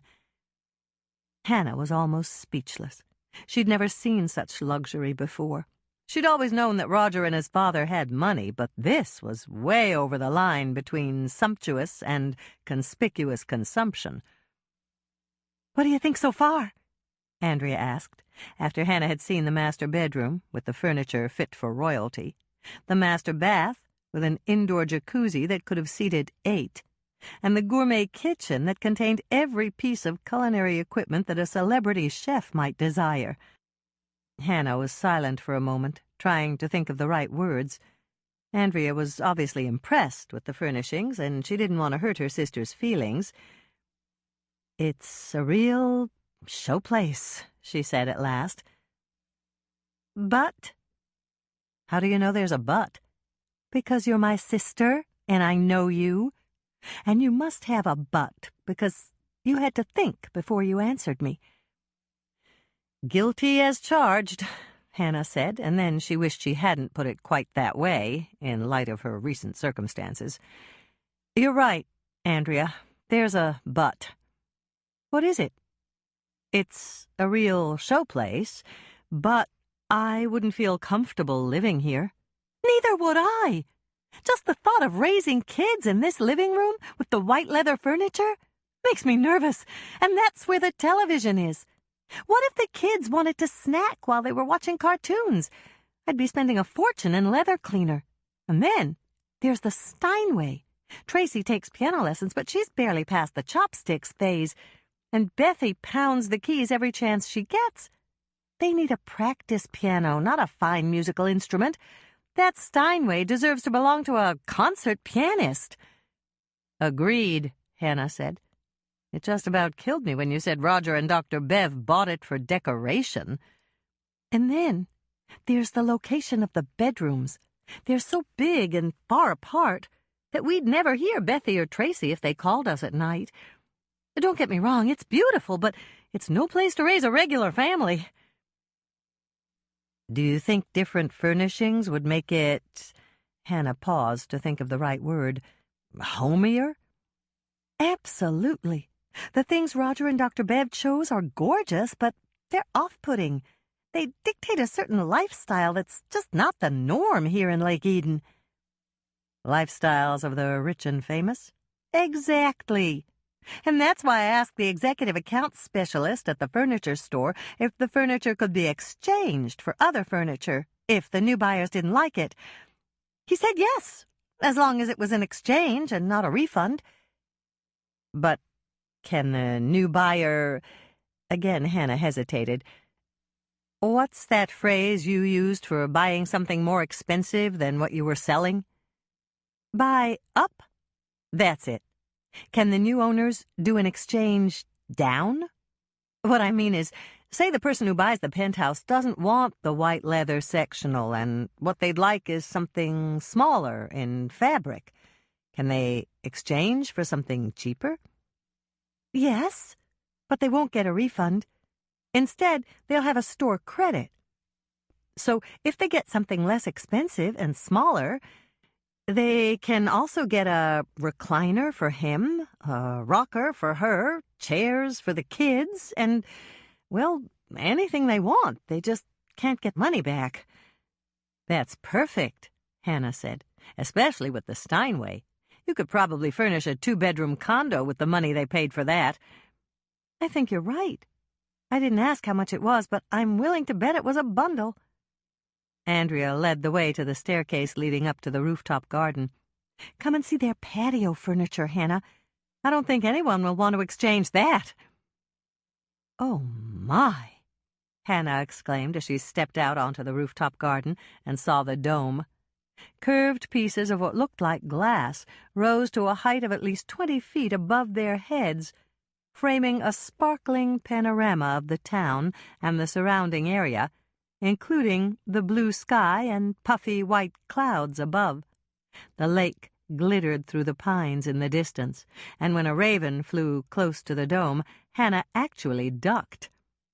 Do birds ever hit it? The manufacturer says no, that the struts between the panes give it structure, and the birds know that they can't fly through it. That's good. I wouldn't like to be relaxing up here in the lap of luxury and see some poor bird hit the dome. It's so clear, it looks like glass. But didn't you say it was some kind of plexiglass? It's plexiglass, but it's a special kind that's relatively new on the market. Each section is tinted, double-paned, and argon-filled. If it were just plain glass, it would be really hot up here. We're in direct sunlight, and it's hot out today. You're right. And it's cool here. Hannah held out her arm. I can't feel the heat of the sun at all. That's the argon filling between the panes. It insulates it, but you don't see it. Well, it's just amazing. And you can see a full 360, except for the area with the staircase and that space right next to it. Why didn't they put windows in that space? Because that's where the window washing safety cage is docked. The what? The window washing safety cage. I'll show you. Andrea stepped over to the edge of the dome and took what looked like a television remote out of a pocket built into the 3-foot-high wall that supported the dome. Watch this. Hannah watched as Andrea aimed the remote at the space next to the staircase and pressed a button. Almost immediately, something looking vaguely like a cage began to emerge. As it moved closer to the place where Andrea was standing, she unlatched fasteners on one of the struts and pulled the section open. That's really clever, Hannah said, watching as the cage stopped directly in front of the open section. I know. The first time I saw it, I couldn't believe my eyes. All you have to do if you're a window washer is climb aboard with your equipment and drive it around the track on the outside of the dome. It's got controls inside, and you can stop. You wash a section, and then move on. It's rated really high for safety because once you're in place, you can't fall off, like you could on traditional scaffolding. Hannah came over for a closer look. I wouldn't want to climb in there, but I'm impressed. I feel exactly the same way. When Roger first showed it to me, he asked me if I wanted to go for a ride. Did you? Absolutely not. I told him I'd rather die than get into something that hung outside the dome above the 3rd floor. Andrea shut the hinged section, fastened it in place, and pointed the remote at the cage. There it goes. It fits into an enclosure on the outside of the building where it can't get rained or snowed on. Pure genius, Hannah said. I think so, too. Let's go look at that patio furniture. I'm willing to bet that if you bought this place, you wouldn't replace it. Hannah grinned as she followed her sister to the pool area. Once a real estate agent, always a real estate agent. It was clear that Andrea hadn't given up on trying to sell her the penthouse. That was ridiculous, but Hannah found herself hoping that she'd know the people who bought it, and they'd ask her to visit them often. Chapter 22. "Ready?" Norman asked, coming in the back door of the cookie jar with Moisha. "I'm ready," Hannah said, bending down to give Moisha a pet. "You brought Moisha in with you." "Of course I did. I'd never leave a pet in the car. Do you have any idea how hot it can get in a closed car?" Yes, and I'd never do it either, even if I thought I'd only be a minute. A minute has a way of stretching into longer than you expect. Hannah picked up the 2 bakery boxes on the counter. "I'd better not forget these. What are they?" Monkey bread for Barbara. Lisa gave me the recipe. It's from her sister, Tony. Do you want to take my truck? No, let's leave it for Michelle. That's fine with me. Let's go. Once they got to the car, Norman opened the trunk so that she could put the bakery boxes inside, and then he opened one of the rear doors and set Moisha on the seat. Then he opened her door and Hannah got in. "Thanks, Norman," she said. "You're a good doorman." "I'll remember that if I ever give up dentistry. It could be a second career choice for me." Norman slid in behind the wheel. "What's monkey bread?" he asked her as he started the car and backed out of the parking space. "It's like a giant chocolate chip cinnamon roll baked in a bundt pan. Mother said Barbara was hungry for cinnamon rolls and chocolate, so I brought her monkey bread. It's made with refrigerated biscuits, the kind you buy in tubes at the store."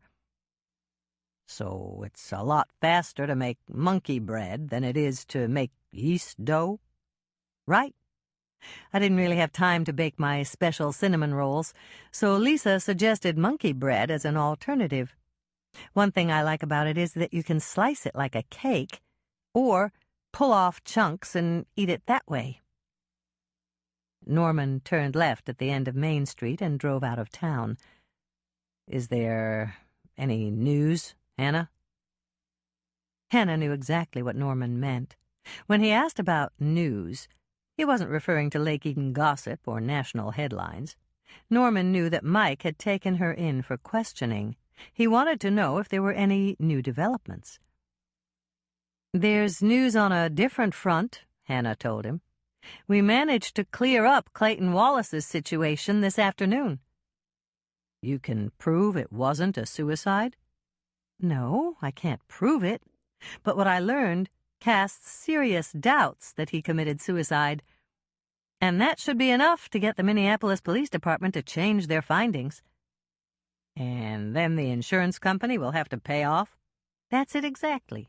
I'll tell you all about it later, but I do have a little news on that other front." "The accident that wasn't an accident?" "Yes," Hannah answered, turning toward him. "At least, Mike doesn't think I did it." "Are you sure? Michelle said he was pretty rough on you down at the sheriff's station last night." "That's true, he was. But things were different today." "He hauled you in for questioning again?" "No, of course not." Hannah took a moment to choose her next words. She didn't want to get Mike in trouble for coming to see her. "I talked to him today. He's on my side, Norman." "Are you sure?" Norman didn't look convinced. "Remember, Hannah, he's a cop first and a friend second. I haven't forgotten that. Good. I'm sure Howie told you to be careful. Oh, he did. And I am being careful. Actually, I might not have to be careful for too much longer. Not if my dream is true. Norman didn't say anything, and for a long moment there was no sound except for the swoosh of the tires on the asphalt roadway and the hum of the powerful engine. What dream is that? Norman finally asked. Hannah knew exactly what he was thinking. Norman was wondering whether she'd slipped over the edge of sanity from the stress. "I'm not crazy, Norman," she reassured him. "It's true that I'm under a lot of stress, knowing that I'm the prime suspect. And that's probably why I had such a dreadful nightmare last night. But part of the dream came from my memory of diving down to the car in the pond. I won't go into details, it's not important, and it was standard nightmare fare, but there was a thermos on the passenger seat in my dream, and it got knocked to the floorboards. I've been trying to remember, and I think there really was a thermos in Dr. Bev's car. And since the only time I ever saw the inside of her car was when it was underwater, the memory had to come from that." "Okay," Norman said, still sounding a bit dubious. "If there is a thermos on the floorboards and the cap is on tight, the contents might prove my innocence." "Poison in the thermos and not in your cupcakes?" Norman asked, catching on immediately. "Yes, but not a traditional poison. Doc Knight ran more tests, and he identified the cause of death. It was an overdose of a powerful prescription tranquilizer." "That puts a different spin on it," Norman said. And then, even though he tried not to show any emotion, he shivered slightly. "Tell me, she was dead when she went into the water?" "Doc Knight said she was. Mike told me." "Okay." Norman looked very relieved. "I know dead is dead, and nothing will change that, but the idea of Bev drowning really bothered me." "Me too," Hannah said. They were silent then, each thinking their own thoughts. Norman may have been reliving the good times with Dr. Bev. She knew there must have been some, or they wouldn't have gotten engaged the first time. Perhaps it was rather naive of her, but she still believed that there was some good in everyone. Moishe crawled between the bucket seats and settled in her lap. He began to purr, and the sound was comforting. Hannah closed her eyes for a moment. When she opened them, she saw that they were approaching Eden Lake, and she lowered her window. She loved the damp green smell of the lake with the teeming life beneath its surface. Life on the shore was equally rich and plentiful. Small animals scurried beneath the trees, insects flitted and buzzed in an effort to claim the air, and birds called from the tall trees that lined both sides of the road, their branches almost meeting overhead. The lacy green tunnel widened as they approached the hospital. Norman turned into the curving access road that led to the parking lot, and Hannah drew a deep, steadying breath. She reached down to pet Moishe, not entirely to reassure him, but also to reassure herself. Norman parked in a spot very close to the door, shut off the engine, and turned to her. He reached out and touched her face, caressing her cheek. "Ready?" he asked. Hannah hesitated for one brief moment, wondering how such a small gesture on Norman's part could be so comforting. And then she smiled. "Ready," she said. The nurse at the reception desk was a welcome surprise. It was Jenny, and Hannah gave her a big smile. "Hi, Jenny," she said. "Meet Norman Rhodes. He's the town dentist." "Hello, Norman." Jenny turned to him. "Do you have a card? I need to make an appointment for a cleaning." Norman produced the card, and Jenny tucked it away in the pocket on her uniform. I don't have any classes tonight, so I'm filling in for the receptionist while she's on break. Do you live here? Hannah teased. I ought to. It would certainly save time since I'm almost always here. As a matter of fact, I'm working the night shift tonight. Didn't Mother say she was taking you home after I saw you at the cookie jar? That was the plan, but Doc Knight called and needed me for the night shift. When we left you, your mother took me to my place so that I could change to a fresh uniform, and then we stopped at her house so that she could change into her dress clothes. She must have plans for tonight, Hannah speculated.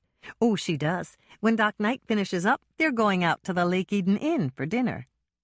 Jenny came out from behind the desk to pet Moisha. This must be Moisha. Your mother told me all about him. Did she tell you all about him? Shredded stockings and all. Jenny did a deep knee bend so that she was on Moisha's level. You're a handsome fellow, aren't you, Moisha? Moisha purred, soaking up the attention, and Hannah smiled the proud cat owner's smile. He likes you, Jenny. And I like him. You three can go right down to Miss Donnelly's room. She's expecting you. Hannah and Norman walked down the hallway with Moisha leading the way. Hannah was surprised at how well he walked on a leash. He seemed quite comfortable in this environment, and that was good. She even began to wonder if he could be a therapy cat for some of Doc Knight's other patients.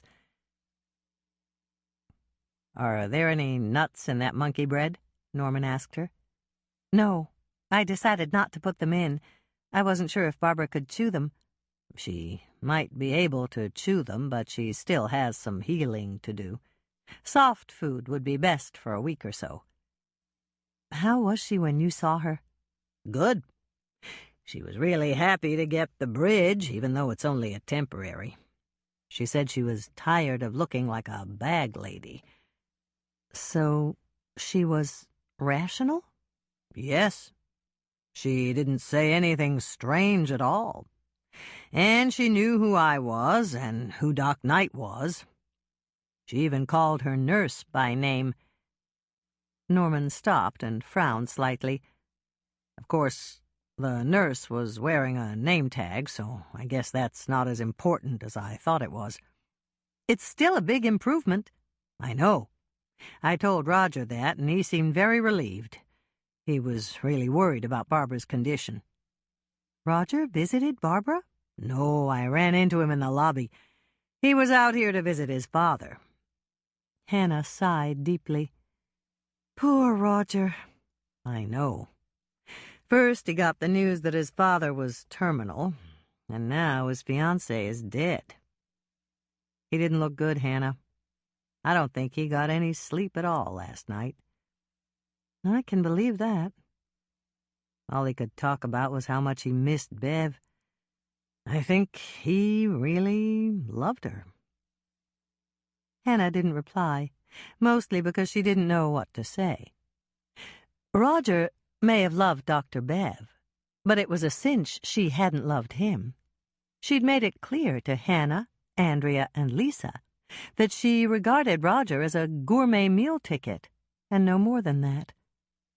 Roger would have been bitterly disappointed if he'd married Dr. Bev and then found out the truth about her. It would be kinder to leave him with his illusions. Why so quiet? Norman asked.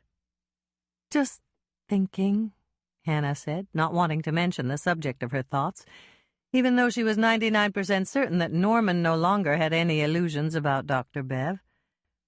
Norman's cell phone rang, and he glanced at the display. It's Mike, he said. I think I'd better take it. They were only steps from the small waiting room for expectant fathers, and Hannah glanced in to see that it was deserted. In here, she said, leading the way. Hi, Mike. Norman greeted him as he took a chair by the window overlooking the lake. What's up? He listened a minute, and then he gave a little laugh. You're right. She's here. Hold on a second, and I'll put her on the... What was that? You did? 4 times? There was another pause, and then Norman laughed. You're probably right. Just a second and I'll check. Norman turned to Hannah. Take out your cell phone, Hannah. Mike says he tried to call you 4 times and he couldn't even leave a voicemail. That's because I don't have voicemail, Hannah told him. But my phone's on. She rummaged around in the bottom of her saddlebag-sized purse and drew it out to check. I don't understand why he couldn't get through to Uh-oh. Norman spoke into his own phone again. Hannah said, "Uh-oh." Do you know what that means? He listened for Mike's answer, and then he chuckled. You're probably right. Hold on a second and I'll ask her. Norman turned to Hannah with a grin. Mike seems to think that you probably forgot to charge your phone again. Hannah sighed. She hated to admit it, but Mike was right. She had forgotten to charge her cell phone at the cookie jar, even though Andrea had gone to the phone store to get her the right charger and even plugged it into the outlet at the end of the counter. Is he right? Norman asked, looking amused. Yes, Hannah said, even though she really didn't want to admit that Mike and Norman were right. That's okay. You can talk to him on my phone. Norman handed it over. Hi, Mike, she said. Hi. So, you forgot to charge it? Yes, I forgot to charge it. Again? Yes, again. And I've got the chargers Andrea bought for me plugged in at the cookie jar. I've got one at home, too, and I even put up reminder notes by both chargers. At first, the notes worked, but they don't seem to work anymore. That's because you got used to them. Move them to a new location. You'll notice them then.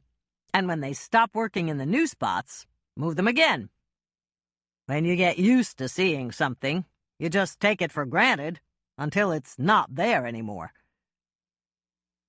What Mike had just said resonated in Hannah's mind. She was always there, either in her condo or at work, and she always cooked for him. Did Mike take her for granted? Would he appreciate her a little more if suddenly she wasn't there anymore? Hannah, Mike interrupted her unwelcome thoughts. Don't you want to know why I called? I do, of course I do. We found the thermos. It was under the passenger seat. You must have seen it yesterday, and you just forgot about it with so many other things on your mind. Like the fact you interrogated me and almost arrested me for murder, her mind said, but Hannah quite wisely didn't repeat it to Mike. After all, he'd recovered the thermos, and that was the important thing. So, where is the thermos now? She asked. Doc Knight has it. There was about a cup of liquid left inside, and he's running tests on it. If he finds tranquilizers in the coffee, does that mean I'm in the clear? It does. I talked to Roger, and he says he didn't pick up any coffee from you or from Lisa. It all depends on the lab report. Doc's going to call me the second he gets the results. Okay, thanks for telling me, Mike. I'm really happy that they found it, and it wasn't just part of my dream. I'm happy too, Hannah. Tell Barbara hello for me, okay? And let her know that everyone out here at the station misses her and wants her to come back soon. I'll tell her, Hannah promised, and then she handed the phone back to Norman. Thanks for the phone, Norman. Just then Jenny came racing up the hallway after them. Your mother just called, she said to Hannah. She wants to see you before you go to visit Barbara. Okay, Hannah agreed. Is she in Doc Knight's office?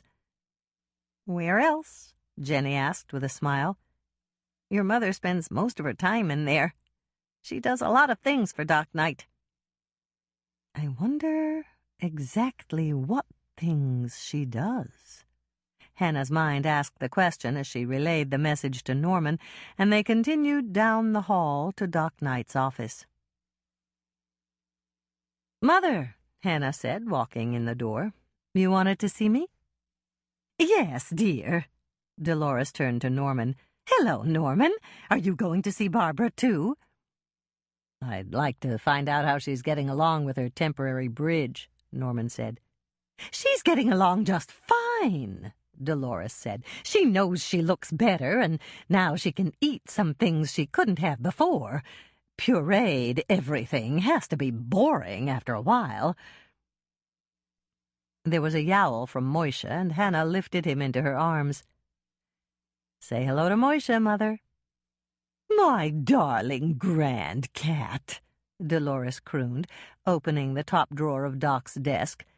"Come on up here, Moisha. I've got something for you."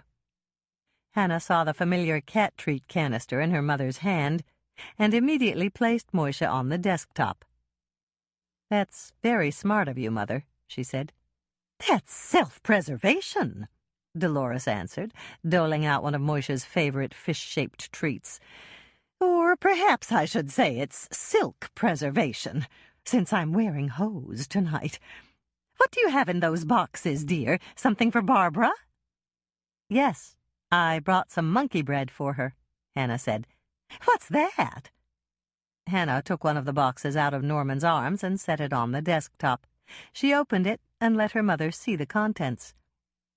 "It's a lot like cinnamon rolls, and it has chocolate chips between the layers. I didn't have time to make my special cinnamon rolls, so I got this recipe from Lisa." "Very pretty," Dolores said. "It smells absolutely fabulous. And that reminds me, have you eaten, dears?" "Not yet," Hannah answered, turning to Norman. "How about you?" "Not yet. I was going to ask you if you wanted to go out to eat after we saw Barbara." "And I was going to ask both of you if you wanted to join us for dinner out at the inn," Dolores said, before Hannah could answer Norman. "Doc's running a test on that thermos they found in the car. He just called to tell me he'll have the final results in about an hour, but there's definitely a foreign substance in there."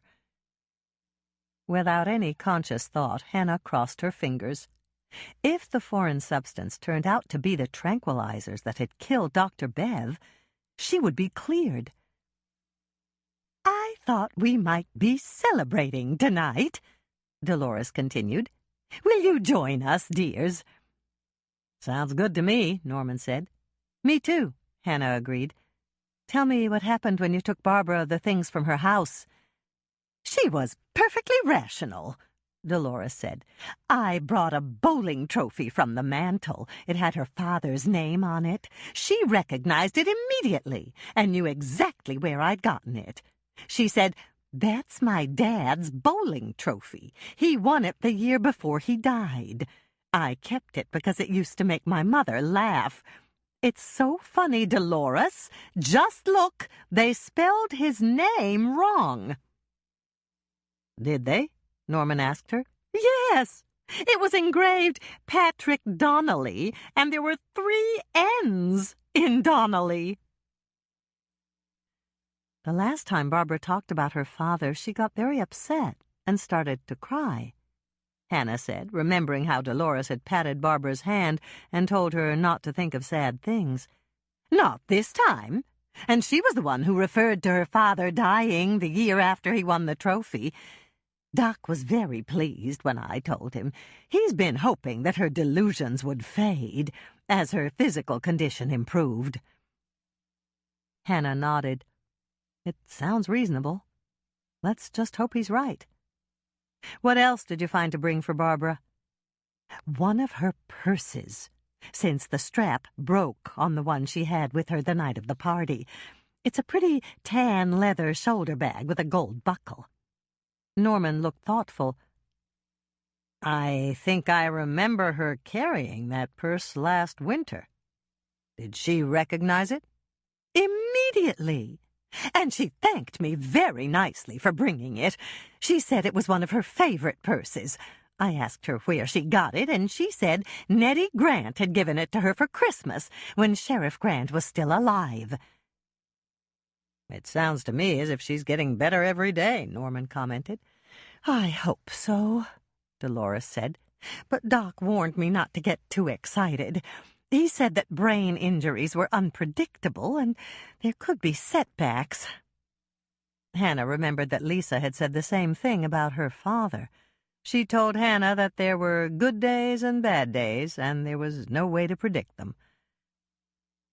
"Is this monkey bread for me, dear?" Dolores asked, pulling Hannah out of her contemplative mood. "Yes, Mother. You can share it with Doc Knight and some of the nurses if you want to." "I will, but only after I have a piece. Or perhaps 2 pieces. It has chocolate, you said?" "Lots of chocolate." "Good! I can hardly wait to taste it." Dolores stopped and looked at Hannah expectantly. "What?" Hannah asked, not sure what her mother wanted. "It's like Doc always tells me. Payback is only fair. Aren't you going to say it?" "Say what, Mother?" "Say what I used to say to you." Hannah had no idea what her mother was talking about, but when she saw the large chunk of monkey bread that Dolores had pulled from the loaf, she began to understand. They were all going out to dinner at the inn, and Dolores was eating a large chunk of the sweet bread beforehand. "Don't spoil your dinner, Mother." Dolores laughed. "I won't. And I bet you've waited your whole life to say that." "You're right." Hannah was smiling as she scooped Moishe up, set him on his feet, and motioned to Norman. It was time to go to see Barbara. As they headed out the door and turned down the hallway, Hannah found herself hoping that Barbara's rational response to the things Dolores had brought her would carry over to their visit with her. Chapter 23. "Hi, Barbara," Hannah greeted her. "Look, Hannah," Barbara smiled widely. "My dentist gave me a nice present today. Now I don't look like a bag lady." "I'm glad you're pleased," Norman said, coming over to kiss Barbara on the cheek. "How does that bridge feel?" "Good." Barbara turned to Hannah. "Did you bring your cat to see me? Doc said you would." "Moishe's right here." Hannah lifted him up in her arms to show Barbara. "You're such a beautiful big boy," Barbara said, patting the bed. "Come up here and say hello to Aunt Babs." Moishe didn't wait for a second invitation. He leaped out of Hannah's arms and joined Barbara on the bed. "So handsome," Barbara said, stroking his back and then scratching him behind the ears. "Do you like that?" Moishe purred so loudly that Hannah was almost afraid he'd choke. His tongue flicked out to give Barbara a raspy kiss, and he rubbed his head against her arm. Hannah was surprised and pleased by his behavior. It usually took Moishe a while to warm up to someone new, but this time no bribery with kitty treats was required. It was perfectly clear that he was wildly taken with Aunt Babs. "He likes you, Barbara," Norman said. "I know. I think it's because he recognizes me. Moishe and I are old friends, you know." "You are?" Hannah asked, frowning slightly. Barbara had never visited her condo, and she hoped this wasn't another delusion on Barbara's part. "Don't you remember, Hannah? You brought Moishe down to your coffee shop when that film crew was in town. I was one of the extras in the movie." "That's right," Hannah said, even though she didn't remember. It was true that she'd taken Moishe to the cookie jar while Ross and his movie crew were in town. He'd used all the shops on Main Street for background, and he'd paid every business owner for the privilege. He'd rented Hannah's business for his exclusive use, and since almost everyone in town played some part in the movie, Hannah had done business as usual.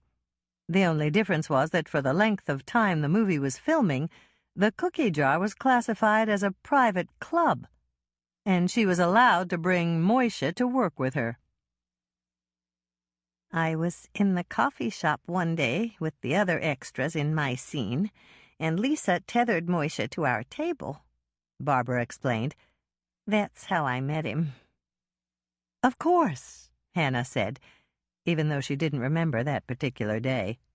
Barbara's explanation was perfectly reasonable. "I remember that," Norman said, smiling at Barbara. "I was at the next table with Mike. Weren't you the extra with the red umbrella in the rainy afternoon scene? That's right. Barbara looked delighted that he'd remembered, and Hannah was delighted, too. Barbara's delusions had fled, for today at least. But, as her great-grandma Elsa used to say, it was time to open a can of worms to see what crawled out. Mother was telling us that she brought you a bowling trophy? That's right. It was my dad's bowling trophy. He was still on a league down at Allie's father's bowling alley. I still remember the shirts. They were aqua blue, and they had Lake Eden Volunteer Fire Department embroidered on the back. I was in bed, but I heard them laughing when he came home that night, and the next morning my mother showed me that they'd spelled Donnelly wrong on the trophy. Norman got up to look at the trophy that was sitting on Barbara's nightstand. "You're right," he said. "It says Patrick Donnelly, and Donnelly has 3 N's. Was Patrick your father's name?" Barbara shook her head as if to say it wasn't, but then she said, "Patrick was my dad's name." "What else did Mother bring you?" Hannah asked. Except for the inappropriate headshake, Barbara was batting 1,000 tonight. "A purse. It's over there on the chair. It's one of my favorites. Nettie Grant gave it to me for Christmas one year." Hannah gave a deep sigh of relief. They'd gotten through the 10 minutes Doc Knight had allotted to their visit, and Barbara had been perfectly rational the whole time. "I'm leaving this for you, Barbara," she said, placing the bakery box on Barbara's bedside table. "It's monkey bread." "I love monkey bread. My mother used to bake it. Does it have chocolate?" "Yes. I got the recipe from Lisa's oldest sister." "That's wonderful, Hannah. It's the same recipe that my mother used. She made it for a baby shower once, and your partner's sister asked her for the recipe." "We'd better go, Hannah." Norman glanced out into the hallway. "Here comes Barbara's nurse, and she's probably going to tell us our visiting time is up." "Jenny," Hannah said, recognizing the nurse as she walked into the room. "That's it!" Barbara exclaimed. "It's Jenny!" And then she turned to Jenny to explain. "The last time Hannah was here, I told her your name sounded like money. And it does. Jenny sounds like penny. I said that, didn't I, Hannah?" "Yes, you did." Hannah turned toward Jenny. "You said you were working another shift. Are you Barbara's nurse tonight?" "Yes, I'm staying with Barbara in her room. They're bringing in a cot in a couple of minutes." "You're going to sleep in here?" Barbara asked her. "That's right." "Oh, good." Barbara turned to Hannah. "Jenny can help in case the monster comes back." "Uh-oh, here we go again." Hannah's mind formed the words that she wasn't about to speak aloud. "What monster is that?" Norman asked in a normal conversational tone of voice. "The first time I saw it, I thought it looked like a big white rat. That's what I told you, isn't it, Hannah?" "Yes, that's what you told me." "Well, I saw it again, and this time it looked like a white hunchback seal. The way it moves scares me." "It won't come in while I'm here," Jenny said. "I hope not." Barbara turned to Hannah. "Will you bring the big cat back, Hannah?" "Of course I'll bring Moisha back." "That makes me feel so much safer. I really don't like that monster." There was silence for a moment. It seemed that none of them knew exactly the right thing to say. "Of course, my brother is a monster, too," Barbara continued. "Even if he doesn't look like one. He's a human monster." "Your brother?" Hannah managed to ask.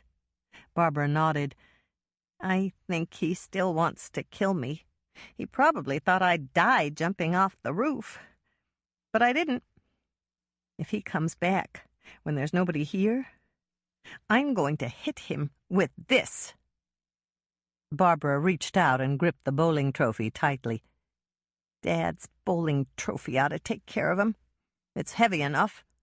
The last time he came into my room, I hit him with the water pitcher. It's too bad it's made out of plastic. I don't think it hurt him at all." Hannah exchanged glances with Norman. It was time for them to leave. "We'd better go now, Barbara," she said, reaching out to touch Barbara's hand. "Enjoy your monkey bread." "Oh, I will. Goodbye, Hannah. Thank you for baking the monkey bread. I'll share it with Jenny." She turned to Norman. "Goodbye, my dentist. Thank you for the new teeth, because now I can eat that monkey bread." They could hear Cuddles yowling with excitement as they led Moisha up to Norman's front door. They'd decided that instead of driving back to Hannah's condo to take Moisha home, and then retracing their steps to go out to the Lake Eden Inn, they'd simply drop him off at Norman's house so he could play with Cuddles while they dined. "She knows Moisha's out here," Hannah said, greatly amused by the excited squeals that were coming from inside. "I think you'd better get ready to catch her when you open the door. She could run out." Norman stuck his key in the lock. "That won't be a problem. Just lead Moisha inside and she'll stay right by him." Hannah had her doubts, but she did as Norman suggested, and Cuddles stuck right by Moisha's side. They walked in tandem down the hallway, and when Hannah took Moisha off the leash, Cuddles immediately initiated a game of chase. "Careful," Norman warned, pulling Hannah over to the living-room couch. "Sit, quick! And if they jump, lean forward. Cuddles thinks the back of the couch is a speedway." Hannah sat just in time as the two cats raced into the room.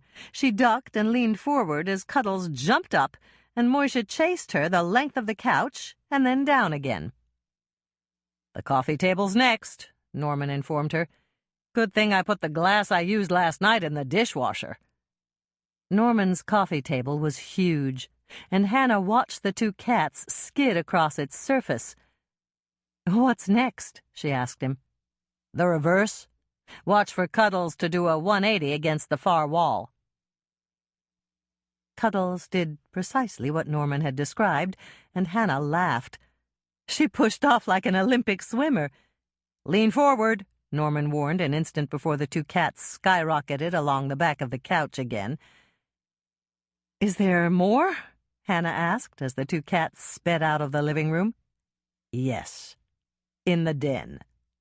They'll go up and down the staircase at least 6 times. Then they'll tear straight through here and hit the other staircase to go up to the bedrooms. Unless you'd like something cold to drink, we could leave now while they're occupied." Hannah glanced at her watch. "Let's leave now and get something to drink at the inn. I need to talk to Sally anyway." "Are you planning to get some background information about Dr. Bev and Roger?" "Yes. It's the scattergun approach.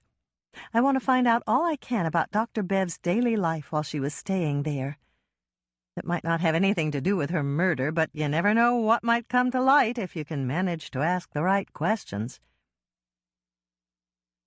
The light was beginning to fade as they walked out to Norman's car. The air was filled with the rich perfume of the lilac bushes that grew close to the house, and a few lazy bumblebees droned among the purple, pink, and white blossoms. As night approached, the temperature was beginning to drop a bit. Heat lightning flashed against the darkening sky, and the mosquitoes hadn't found her yet. It was the perfect start to a summer evening in Minnesota. Norman opened her car door, and she slid into the passenger seat. "Why don't they bite you?" she asked in her best non-sequitur fashion. "I don't know. They never have." Hannah smiled. Norman had known exactly what she was asking. How about your mother? They bite her. Your father? They bit him, too. It's just me. When I was a kid, I used to think I was adopted because I was the only one in the family they didn't bother. Then, when I got older, I realized how silly that was. That's good. Maybe not. That was when I began to believe that I was from another planet. Hannah laughed. She'd walked right into that one. Norman started the car and they drove off. "You want the air on?" he asked her. No, let's roll down the windows. I love the night air. And as long as we're moving, the mosquitoes won't be able to draw a bead on me. Hannah leaned back and let the night air caress her face as Norman turned on the road that ran around Eden Lake. If she were rich, she wouldn't want an expensive sports car like Dr. Bev. She'd want a luxury sedan and a driver. That way she could lean back and relax as an expert drove her along scenic routes that led only to places she wanted to go. If I ever get rich, I want a car and a driver, she said, voicing her thoughts aloud. You don't have to get rich for that. I've got a car, and I drive. And you've got me. Yes, Hannah said, smiling softly into the darkness. She had Norman, and life was good. "Hey, you two," a voice called out from the bar as Sally led Hannah and Norman into the dining room. "Roger," Sally told them, giving a little wave in Roger's direction. "He's been drinking here since mid-afternoon. Poor guy, he's really upset, and he keeps talking about what a great woman she was. I bit my tongue so many times it got sore, so I excused myself and left him with Dick. Every time he said how much he missed her, I wanted to tell him how lucky he—" Sally stopped and made a face. "Sorry, Norman." "There's nothing to be sorry about, Sally. It's the pure, unvarnished truth. Roger's much better off without her. I know I am. Norman, come over here and have a drink," Roger called out. "Be right there," Norman replied, and then he turned to Hannah. "You want to talk to Sally, don't you?" "Well, yes, but—" "Go ahead." Norman interrupted any objection she might make. "Your mother and Doc Knight aren't here yet, and I want to talk to Roger anyway." "Okay," Hannah said, catching on at last. Norman wanted to pump Roger for information, and he thought it would be easier done as a guy-to-guy thing. "How about coming back to my office?" Sally asked. "Dot's the hostess tonight, and I'll tell her to buzz me when your mother and Doc Knight come in." "That's fine with me," Hannah agreed. She loved to go to Sally's office, with its picture window overlooking the kitchen. Once they'd stopped at the hostess station to give Dot instructions, and Hannah had asked about her husband and baby, Jamie, Sally led her down the hallway to her office. "Sit here," she said, gesturing to the chair opposite her desk. "I want to show you my new dessert. It's called Snappy Turtle Pie, and I'm putting it on the menu for the first time tonight." Hannah watched as Sally picked up the phone and dialed a number.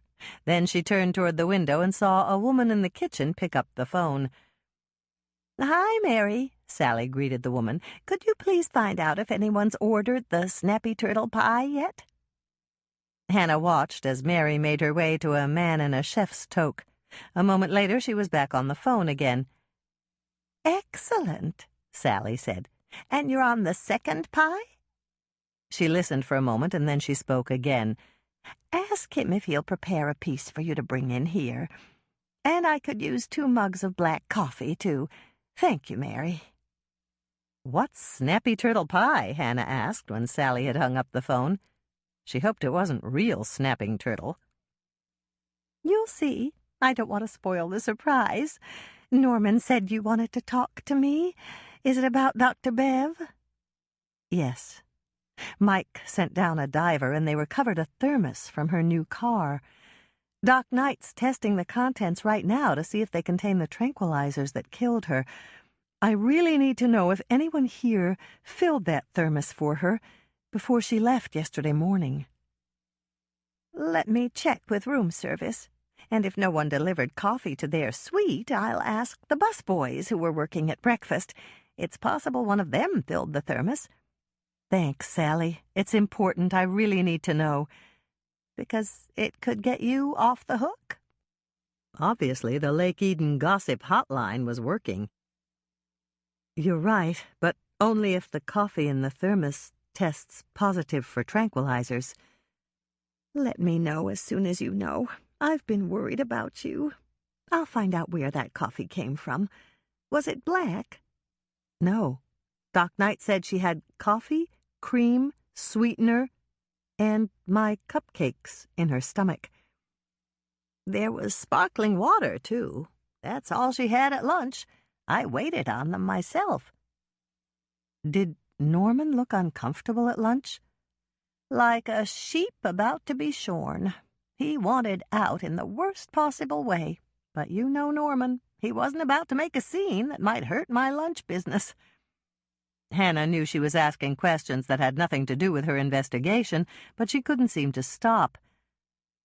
How about Dr. Bev? Did she look happy to be with Norman? Sally threw up her hands. Who could tell with her? All I know is that she kept trying to put her hand over his, and he kept pulling his hand away.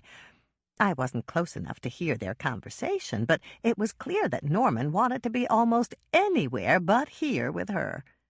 Sally paused and smiled. That question wasn't part of your investigation, was it? No.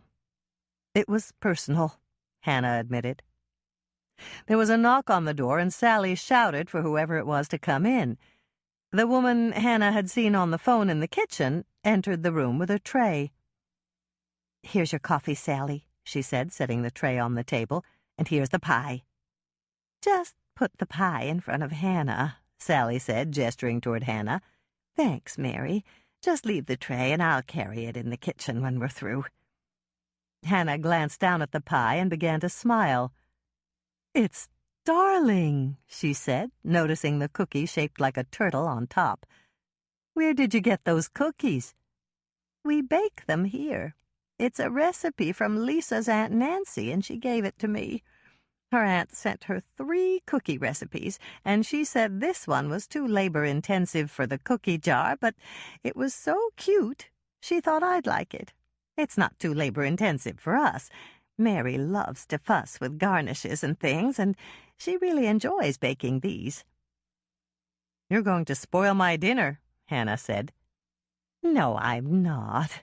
When your mother called in for the reservation, she told me you hadn't eaten for hours." "That's true." Hannah cut off the tip of the pie and popped it into her mouth. Mmm.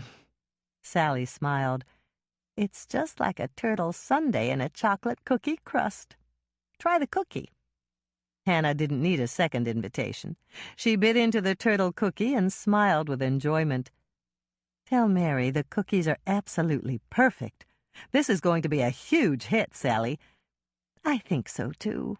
And since the pie is an ice cream pie, it's great for the summer." Hannah made short work of both pie and cookie. When she was finished, she laughed. "What's so funny?" Sally asked. "I was just thinking of something my great-grandma Elsa used to say. It was, 'Life is risky. Eat dessert first.'" Chapter 24. "Tranquilizers," Doc said the moment Sally had left. 3 times the normal dosage, and that was only in the coffee that was left in the thermos. Whoever did it must have dumped a whole bottle in there. "I have a question for you," Hannah said.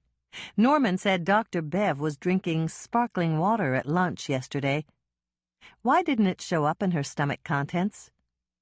Because there's not much to identify in carbonated water. It would merely have diluted the other liquid contents. Does Mike know that the tranquilizers were in the thermos? Hannah asked. I called from the hospital to tell him. We invited him to dinner when he stopped by to pick up the report, but he said he was busy and I could give you the good news myself. I wonder if he's busy with Misty, that waitress out at the corner tavern, or whether he's busy with work, Hannah thought to herself. She hoped it was work. But instead of spending time thinking about that, she asked another question. Was there anything else in Dr. Bev's stomach that... maybe I shouldn't ask about that now. It's all right, dear, Dolores said. This conversation would have bothered me a few months ago, but Doc's been doing his best to desensitize me. Is it working? Doc asked her. Somewhat. Dolores gave a ladylike little shiver. But it's not doing much for my appetite. She turned to Hannah. Could you ask another question, dear?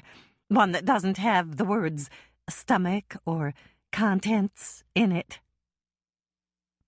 Actually, there's another important question, Hannah said, remembering what Barbara had said about her water pitcher.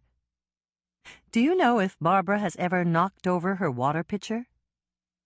Dolores looked surprised. I can answer that, dear. Yes, she has.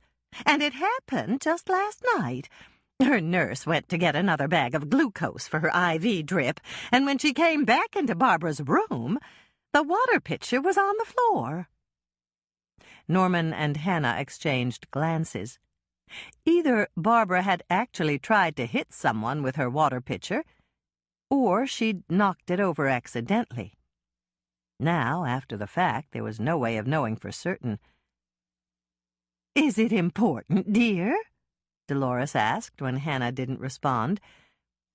Not really. It's just something she mentioned, and I was wondering if it had happened. All right, then. Dolores smiled at Hannah. Since you're no longer a suspect, I think we should celebrate. I wonder where Sally is with the... Dolores peeked out of the curtain they'd pulled for privacy in one of Sally's raised booths. Here she comes now. Knock, knock, Sally said, and then she pulled the curtain open. Here we are, Dolores.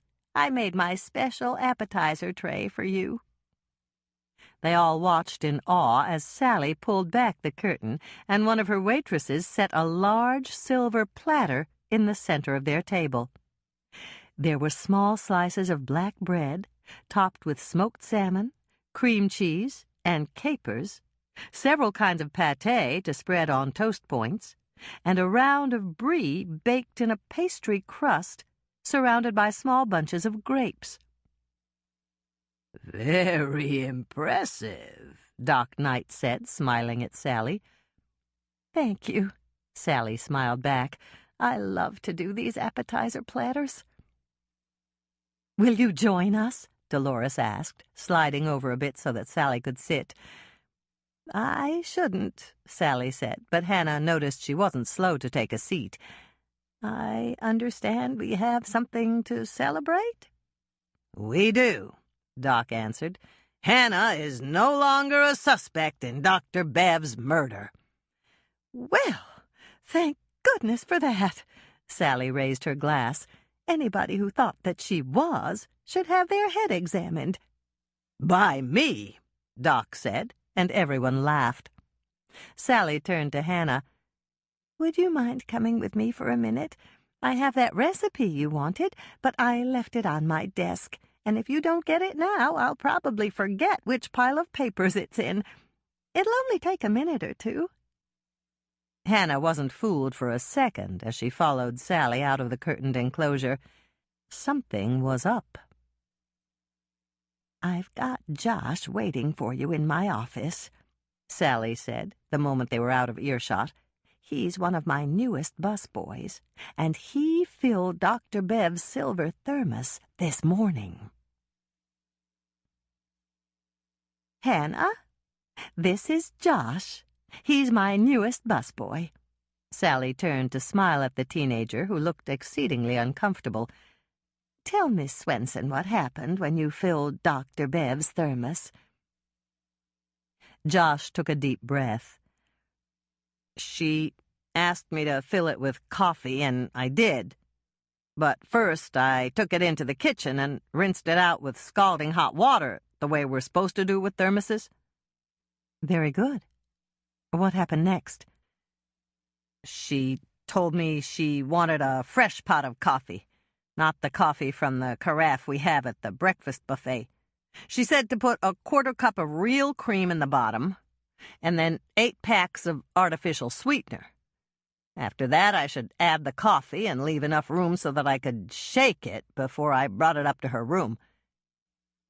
"And you took it up to her room?" Hannah asked. "Yeah. She was on the phone, and she told me to leave it on the table by the door. And then, before I could leave, she told me she'd changed her mind, and I should take it down and put it on the floor behind the driver's seat of her new car." "Did you do that?" "Yeah. It was a beautiful car." "Did she give you the keys?" "She didn't have to. She said it was parked in a no-parking zone in the back of the hotel, and the top was down." "Did anybody else see you put the thermos in the car?" "Sure. There were a couple of other people out there admiring the car. And then, just as I was leaving, Mr. Dalworth came down to drive it up to the front for her." "Do you know if he saw the thermos?" Josh shrugged. "I don't know. He didn't see me put it in the car, and it was on the floor behind the driver's seat, where she told me to put it. He probably didn't even notice it at all." Dinner at the inn had been wonderful, as always, and once Hannah had told them about Sally's new dessert, they'd all had the snappy turtle pie with a snappy turtle cookie on top. Hannah was certain she couldn't eat another bite as she climbed into Norman's car. "Are you as stuffed as I am?" Norman asked, taking the access road to the highway. "I'm more than stuffed. I think I'm positively round." They rode in companionable silence until they reached Hannah's condo complex. They'd already discussed the busboy she'd interviewed about the thermos when Hannah had returned to the table. Doc had told them that the fingerprint team hadn't been able to get any clear prints from the outside, and they'd all concluded that absolutely anyone at the inn could have opened the thermos and dropped in the tranquilizers. They'd also talked about Roger, and the fact that both Norman and Sally thought he was genuinely heartbroken over Dr. Bev's death. Her murder was still a complete mystery, and nothing Hannah had discovered was helping to solve it. "I can take Moisha up the stairs for you," Norman said as they pulled into Hannah's extra parking space. "That's okay. I can do it. You look tired." "I am. It's been a long day, and I didn't sleep very well last night." Norman reached over to give her a hug. "If you're sure you don't mind, I'll just drive home and fall into bed." "I don't mind at all," Hannah told him, picking up the end of Moisha's leash. "Come on, Moisha, let's go up and get to bed ourselves. I'll pull out and make sure you get into your condo okay," Norman promised as Hannah and Moisha got out of his car. "I'll watch from the visitor parking lot." "Okay," Hannah said, knowing it was futile to argue. Norman was unfailingly considerate, and he'd wait until she got into her condo safely before he drove off. It didn't take long for Hannah and Moisha to get to the head of the stairs. Both of them were eager to go inside, but they waited until Norman pulled into the visitor parking lot before Hannah opened the door.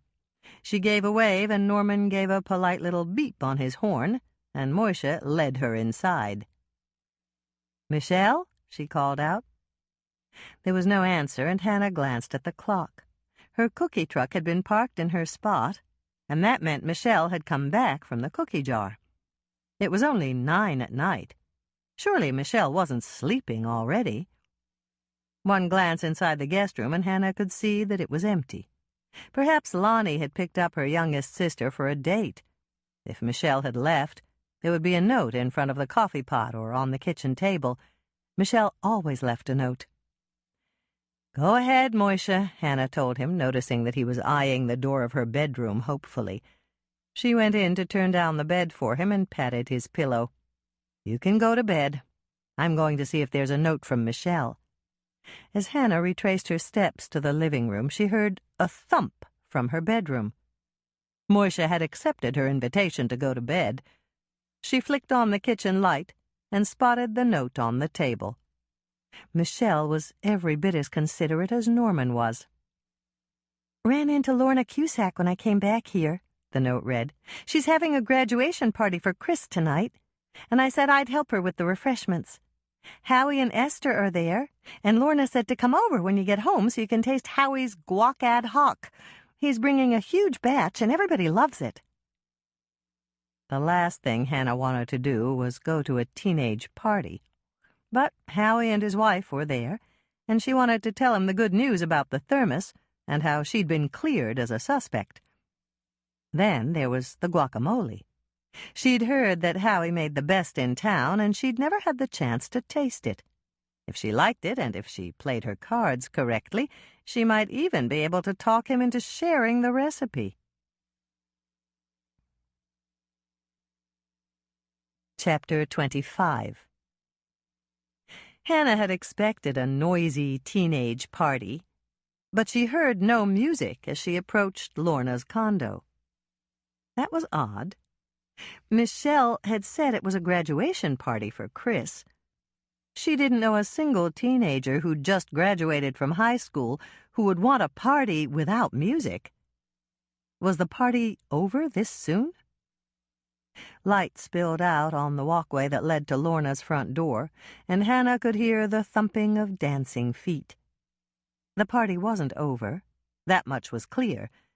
But how could Chris and his friends dance without music?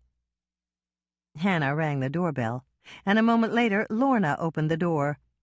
"Hi, Hannah," she said with a smile. "I'm so glad you could make it. Come into the living room and join the adults. The kids are all dancing on the back patio." "But I don't hear any music," Hannah said as she stepped into the quiet living room where Esther and Howie were sitting, along with Lorna's sister and brother-in-law.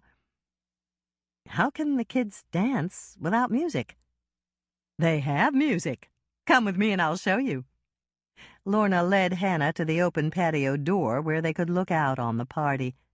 There were at least 10 couples dancing on the patio, and every single one was wearing earphones. "Those earphones are incredible," Hannah commented, watching them glow in the twinkle lights that Lorna had used to decorate the rafters on the patio. They were made of fluorescent plastic in bold colors, and the clear plastic headbands flashed with the beat of the music. "I know. The kids just love them." "You bought wireless earphones for everybody?" Hannah asked. "No, I rented them from a store at the Tri-County Mall. It's a great store, Hannah. It's called Crazy Quiet Parties, and they've got all sorts of fun things that don't make very much noise." "Your neighbors are going to love you," Hannah told her as they walked back into the living room. "Did Howie bring his guac ad hoc?" "3 batches, Howie said, overhearing her question. "Help yourself. It's right there on the table. And then come over here and tell me how you like it." Hannah took a small spoonful of guac ad hoc and surrounded it with salted tortilla chips. She scooped up a little guacamole with a chip and popped it into her mouth. There was an instant explosion of flavors on her palate. She tasted rich, buttery avocado, the tang of lemon juice, the fresh hint of oregano, and the smooth coolness of sour cream, all enhanced by just the right amount of garlic and onion. There was a crunch in addition to the tortilla chip, and Hannah was amazed to taste bacon. "Wow," she said, walking back to Howie with another loaded chip in her hand. "This guac ad hoc is fantastic." "You like the oregano?" I love it. It makes guacamole into something entirely different. You can make it with cilantro if you want to. It's just that Florence doesn't always have cilantro, and Esther grows oregano in her kitchen window garden. I tasted it, I thought it would work, and found an alternative. It's a great alternative. Thanks. Howie looked pleased. Do you want the recipe? Yes, I'd love to have it. Howie reached into his pocket, pulled out a recipe card, and handed it to Hannah. Here you go. I always print these out before I take it to a party. His smile disappeared, and he looked very serious. Are there any new developments, Hannah? There's a big one, Hannah told him. Mike sent a diver down this afternoon, and he recovered a thermos from Dr. Bev's car. The coffee that was left in the thermos was laced with enough tranquilizers to kill her. Where did she get the coffee? A busboy named Josh filled it with coffee that morning at the inn and put it in her car for her. The car wasn't locked, and the top was down. So anyone out there could have dropped the tranquilizers into the thermos. That's right. And since you didn't give her the coffee, you're off the official suspect list? Exactly. Howie looked relieved. Good. I wasn't looking forward to that trial. I know I could have gotten you off, but that wouldn't remove the cloud of suspicion you'd still have hanging over your head. I know. I'll have to figure out who killed her in order to completely clear my name. And you're going to do that? I'm going to try to do that, Hannah corrected him. All I can say is, be careful, Hannah. There's someone out there who doesn't care if an innocent person is convicted for the crime he or she committed. I know. I'll be careful. Send me a bill and I'll pay you, Howie. I appreciate what you did for me. Howie waved away that suggestion. No charge, Hannah. Just bake me some molasses crackles every once in a while. I love those cookies. Well, that's easy, Hannah said. We'll deliver them to your office tomorrow. Great. I wish every client I've lost this week could bake. You lost another client? Howie nodded. A big one. I've got to admit I'm upset about it. Warren Dalworth switched to a lawyer in the cities. Really? Hannah asked, remembering what her mother had said about the visitor in the three-piece suit who had come to see Warren in the hospital. How about Roger? He's still with you, isn't he? Yes, but Roger doesn't do much business with me. Almost everything goes through Dalworth Enterprises, and Warren controls that. At least for now. I no longer know what will happen when Warren dies, and I understand from Roger that his condition is terminal. Hannah's antenna for trouble went on full alert. But Warren's wife is dead, and Roger is his only son. He'll inherit Dalworth Enterprises, won't he? That's the way Warren set it up with me. I don't know what's changed now that Warren has a new will. There's a new will in place? Yes. I never would have known about it, but a guy I knew from law school dropped by to see me at the office the other day. He's working for a big firm in the cities. I asked him what he was doing here in Lake Eden, and he said he drew up a will for somebody and he had to go to the hospital to get it signed. Of course, I asked him who his client was, and when he said it was Warren Dalworth, you could have knocked me over with a feather. Did you try to find out why Warren used someone else? Of course I did. The next morning I went out to the hospital to see Warren and ask him what was going on.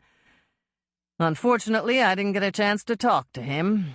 He was in ICU. And visitors' list was limited to members of his immediate family. Roger was there, visiting his father. Did you get a chance to talk to Roger? Yes. I waited for him to come out, and I asked him about the new will. He said that his father had told him about calling in a lawyer from Minneapolis and changing a few things to make it easier for him to take over Dalworth Enterprises when the time came. Hannah was curious. Do you have any idea what those changes could be? I don't have a clue, unless circumstances have changed over the past month or so. I thought that Warren and I had every contingency covered in the will I drew up for him. Did Roger give you any reason why his father called in a lawyer from Minneapolis? Yes. He was reluctant to say it, but Roger thinks his father's mind is slipping. He said Warren probably forgot he had a lawyer right here in town. Poor Warren. Hannah didn't like to think that the man most people regarded as the shrewdest investor and developer in the state could be failing mentally. And poor Roger, too. It must be awful to see your father failing that way. Roger's had a lot of grief lately. He was silent for a moment, and then he continued. Roger was embarrassed. It was clear he didn't want to go into details, but he said that when he asked Warren what was wrong with the will I drew up for him, Warren didn't seem to know who I was, and he didn't remember that he even had a will. That doesn't sound good. No, it doesn't. Of course, Warren is on some pretty strong pain medication, so we have to make allowances for that. But do you think he was capable of making out a new will? Howie shrugged. I don't know. I didn't speak to him.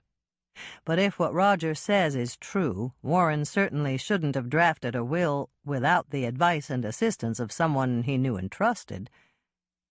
Like you? Not necessarily. It could have been someone like Doc Knight or an old friend he knew in town. But Warren did it all by himself. That's what I understand. And he did it with a lawyer who'd never met him before and couldn't accurately judge his mental state. Hannah shivered slightly. What if there's something wrong in the will? That's exactly what Roger asked me. He didn't see the new will, and all he knows about it is what his father told him. He asked me what he could do if his father had done something crazy, like leave Dalworth Enterprises to a total stranger or a shelter for homeless earthworms.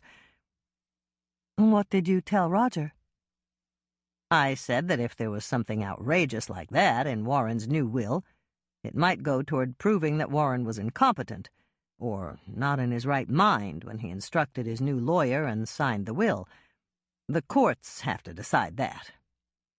And if they do, then the new will can be... Hannah stopped, unable to think of the correct legal term. Revoked? Declared invalid. Howie provided the phrase. If Warren was not of sound mind when he signed the new will, it doesn't exist. 45 minutes was long enough to stay at a teenage party, even if the teenagers were dancing to music the adults couldn't hear. Hannah and Michelle got back to Hannah's condo at 5 minutes to 10. "Do you want to catch Moishe, or shall I?" Michelle asked as Hannah drew out her keys. I'll do it, but I don't think he'll be jumping into anyone's arms tonight. He was so tired he was snoring on my pillow when I left. Cuddles? Michelle asked. Cuddles, Hannah confirmed it. They were playing chase when we left for dinner. Hannah held out her arms, but no orange and white 23-pound cat landed anywhere in the vicinity. They walked in, shut the door, and listened to the faint snoring coming from Hannah's bedroom. "Your guard cat is sleeping," Michelle commented. "I know. How about you? Are you tired?" "Not really. Maybe we should bake. That always gets me relaxed enough to go right to sleep."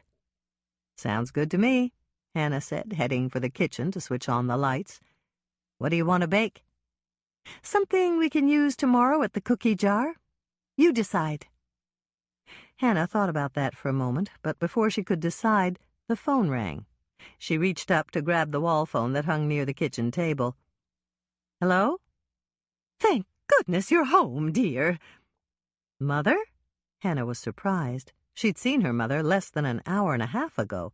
Surely nothing drastic had happened in that short length of time. "You weren't in bed, were you?"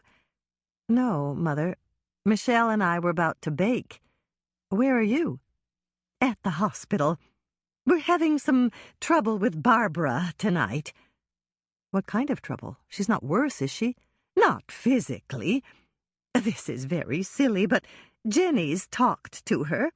Doc's talked to her. And I've talked to her. We just can't make her understand that you're not bringing Moisha back tonight. She insists you said you were." Uh-oh. Hannah sighed deeply as she thought back to her parting words. Barbara asked me if I'd bring Moisha back, and I said I would. I had no idea she wanted me to bring him back after dinner tonight. "That's what we all told her. But she said you promised, and she claims she can't go to sleep until you get here with Moisha. She's very agitated, dear.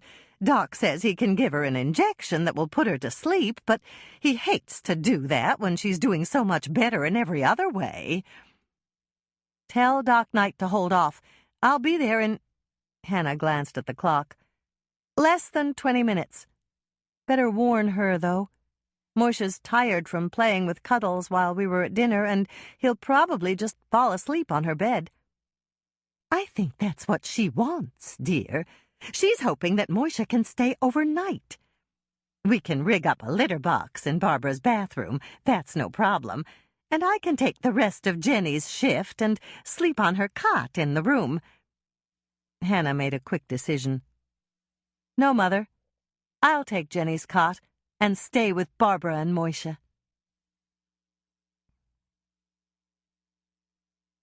Chapter 26. "Thank you for coming, Hannah," Barbara said, reaching out for Hannah's hand once Moisha was settled comfortably on her bed. "You don't know how much this means to me." She turned to Jenny. "You can leave now, Jenny. You must be tired. Dolores said you worked 2 shifts today." "I can stay if you need me," Jenny offered. "No, but thank you," Hannah said. "You should go home and sleep in your own bed. I'll stay here with Barbara and Moisha." "A moment, Hannah?" Jenny asked, gesturing toward the hallway outside Barbara's door. "I'll be right back, Barbara," Hannah said, getting up from the chair to follow Jenny out. "That's all right. I've got my nice big Moisha to protect me." Barbara stroked Moisha's fur, and he purred. "Take your time, Hannah. I'll be fine with Moisha here." Jenny led Hannah a few steps down the hallway before she spoke. "It's amazing how calm she is now," Jenny said in a hushed voice. "We were all terribly worried about her. Doc Knight took her blood pressure, and it was through the roof. Then, the moment we told her that you were on your way with Moisha, she calmed right down. I took her vitals right before you came, and everything was perfectly normal." "Has she mentioned her brother or the white monster again?" "No. And Doc Knight took her down to radiology when he got back here from dinner. The swelling's almost gone. We're all hoping that's why she hasn't mentioned her brother or the white monster again." "Me too. Are there any instructions for me? Anything I should or shouldn't do?" "Nothing. A nurse will come in to check on her every hour or so. She's off most of her pain meds, and those are delivered by the IV drip anyway." "So nobody will be replacing any bags of medication or anything while I'm here?" "Not until 6 in the morning. That's when her day nurse comes on. Do you want me to leave instructions for her to wake you?" "Yes. That'll give me time to drive home, catch a quick shower, and go to work." "If you can sleep on that cot. It's not the most comfortable bed in the world." "If I don't, I'll give Michelle my truck and sleep when I get home. I'll be fine, Jenny. Don't waste time worrying about me. I do have a question, though. What do I do if Barbara can't sleep?" "If you can't sleep either, you can play the name game with her. She loves to play that." "What is it?" "It's a game Dr. Schmidt taught me. She's testing it with patients who have brain injuries and also with Alzheimer's patients. The object is to alleviate the anxiety of attempting to remember and simply have fun with silly rhymes and amusing mental pictures. And this game is Dr. Love's, Hannah stopped speaking and mentally kicked herself for using Dr. Schmidt's radio name. It wasn't public knowledge that Dr. Schmidt, head of the psychology department at the community college, was the voice behind the Dr. Love Advice to the Lovelorn show on KCOW radio. That's all right, Hannah. I know she's Dr. Love. She's my college advisor, and she told me. That's a relief. I knew I was going to slip up sometime, and I'm glad it happened with someone who already knew. What I meant to ask you was whether Dr. Schmidt's name game is a kind of mnemonic device. Yes, that's exactly what it is. And it's certainly worked well with Barbara. She remembers your name by rhyming it with your banana cookies. When I say, "What is the cookie lady's name?" she pictures you with a plate of your banana cookies and says, "Banana Hannah." How about my mother? Does she remember that her name is Dolores? Yes, and we had a terrible time thinking of a rhyme or a mental picture for her. Barbara came up with it herself. She imagines your mother singing with a chorus and says, "Dolores." Hannah laughed. I'm willing to bet that Barbara's never heard my mother sing. What does she do for her dad? His name is Patrick, but that was a little too difficult. I found out from your mother that all his friends call him Patty. Barbara takes that literally and imagines him eating a patty melt at the cafe. Patty sounds like Paddy, and she remembers that his full name was Patrick.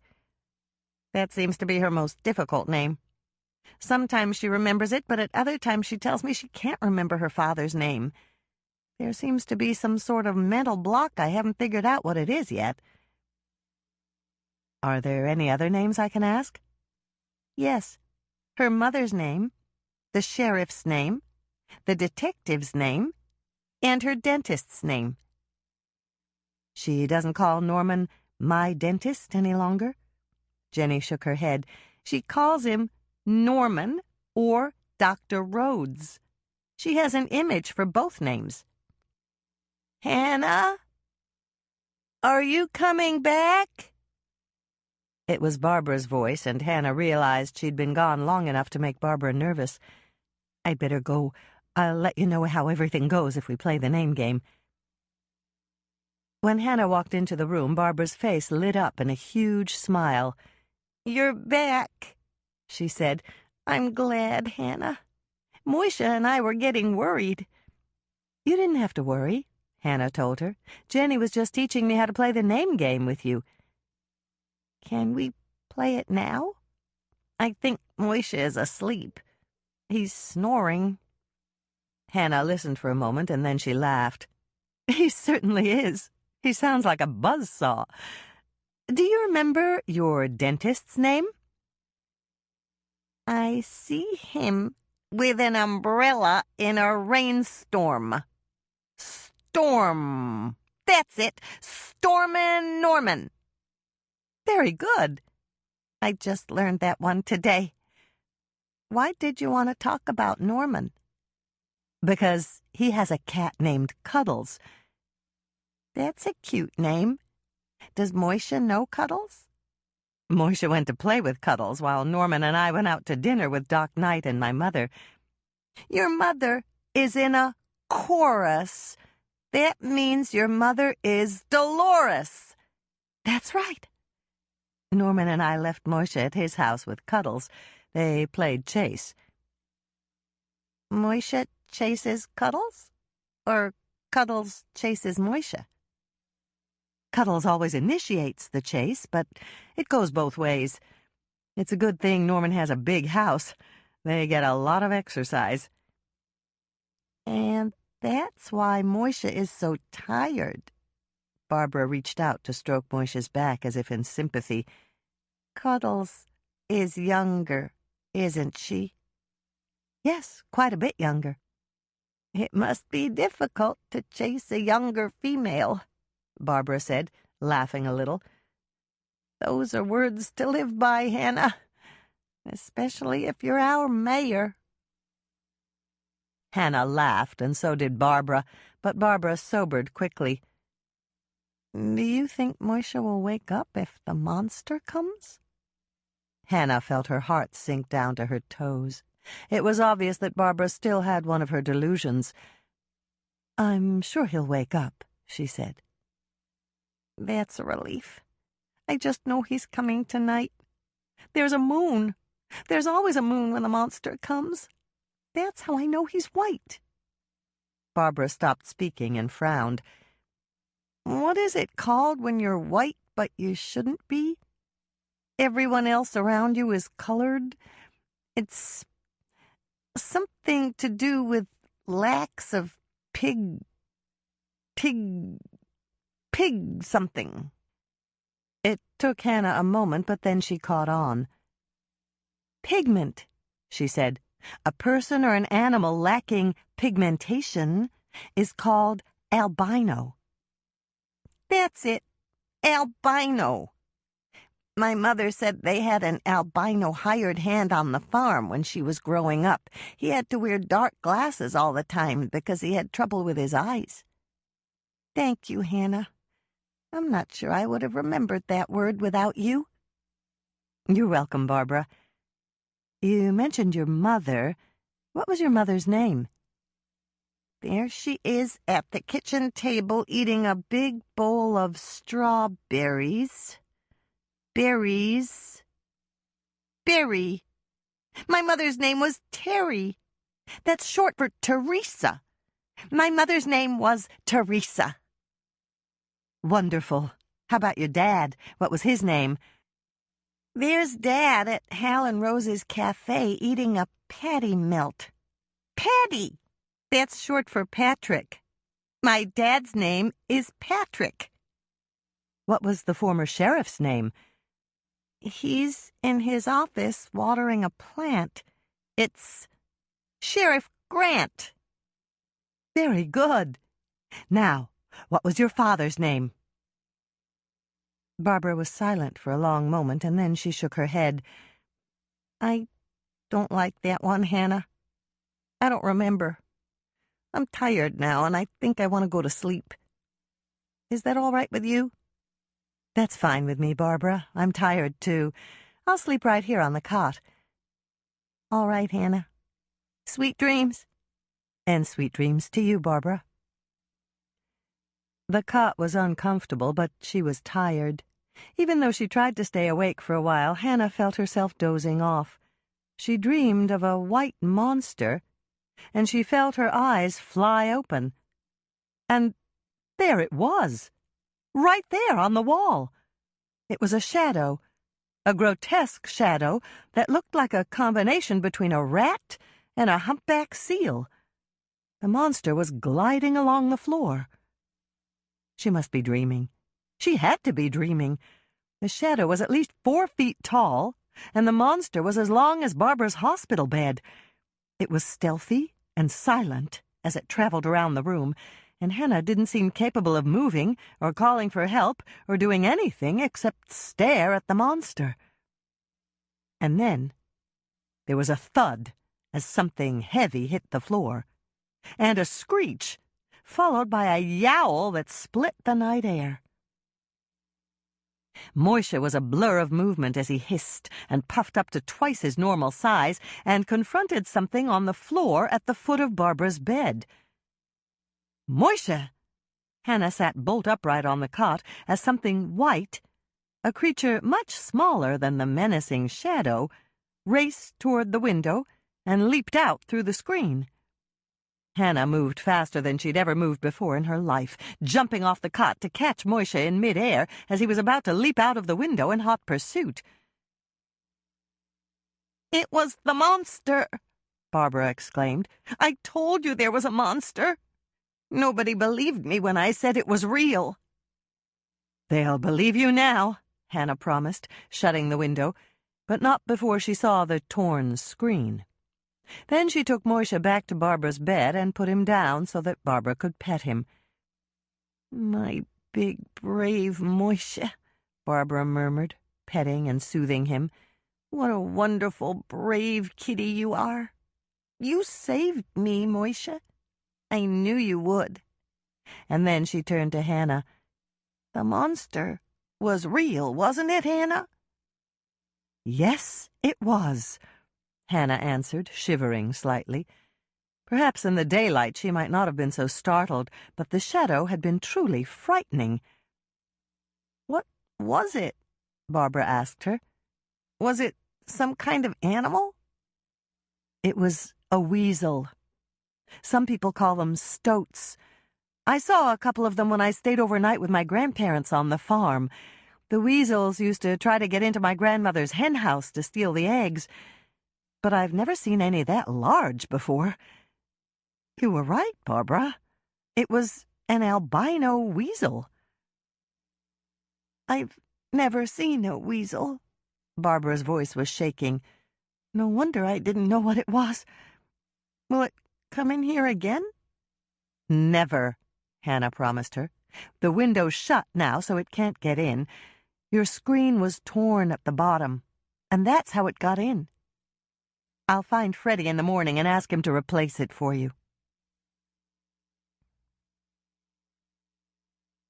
Chapter 27. "A weasel?" Michelle exclaimed. "No wonder Barbara was scared. They're ugly." "That's true. And its shadow was huge. It was enough to scare me when I saw it." "And you'd seen weasels before," Dolores pointed out. Lisa gave a little shiver. "I'm glad I wasn't there. I've never seen a weasel, and I don't think I want to." "At least it's all taken care of now," Dolores said. "Doc and Freddie replaced that screen at 7 this morning. Barbara won't have to worry about monsters any more." Just the two-legged kind, Hannah thought, remembering what Barbara had said about her brother. "I'd better start the coffee in the coffee shop," Lisa said, carrying her coffee cup to the sink. Michelle was right behind her. "I'll get the tables ready," she said.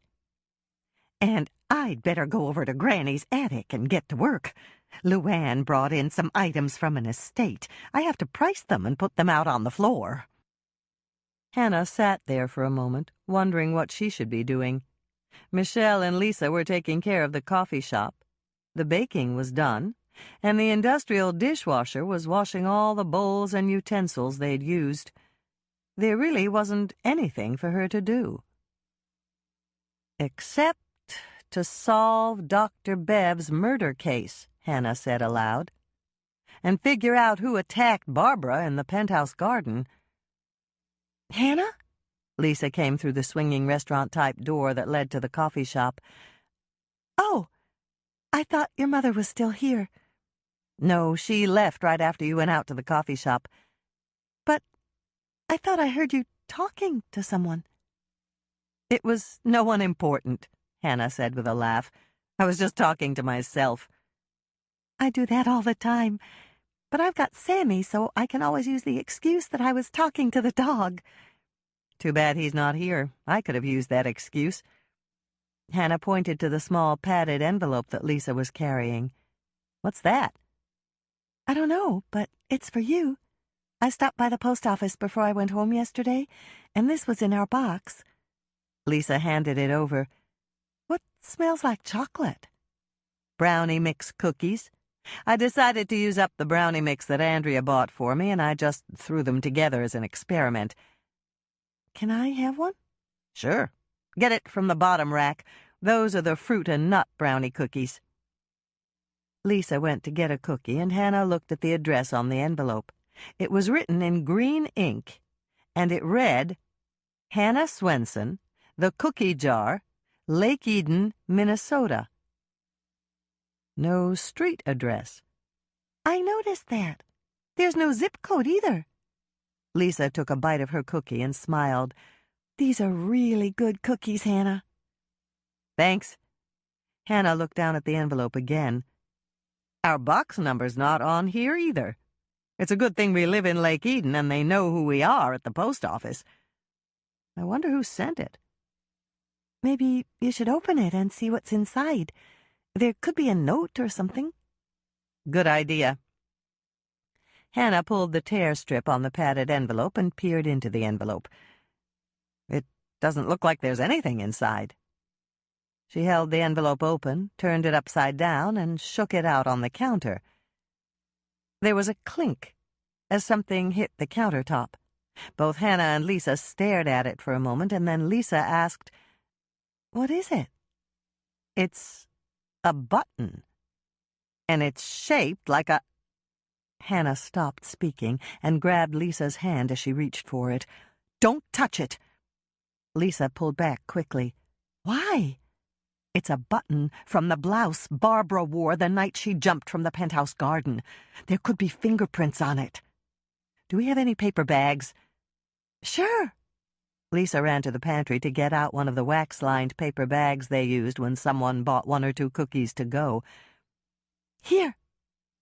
Hannah considered the bag for a moment, and then she shrugged. It was lined with wax, but it would have to do.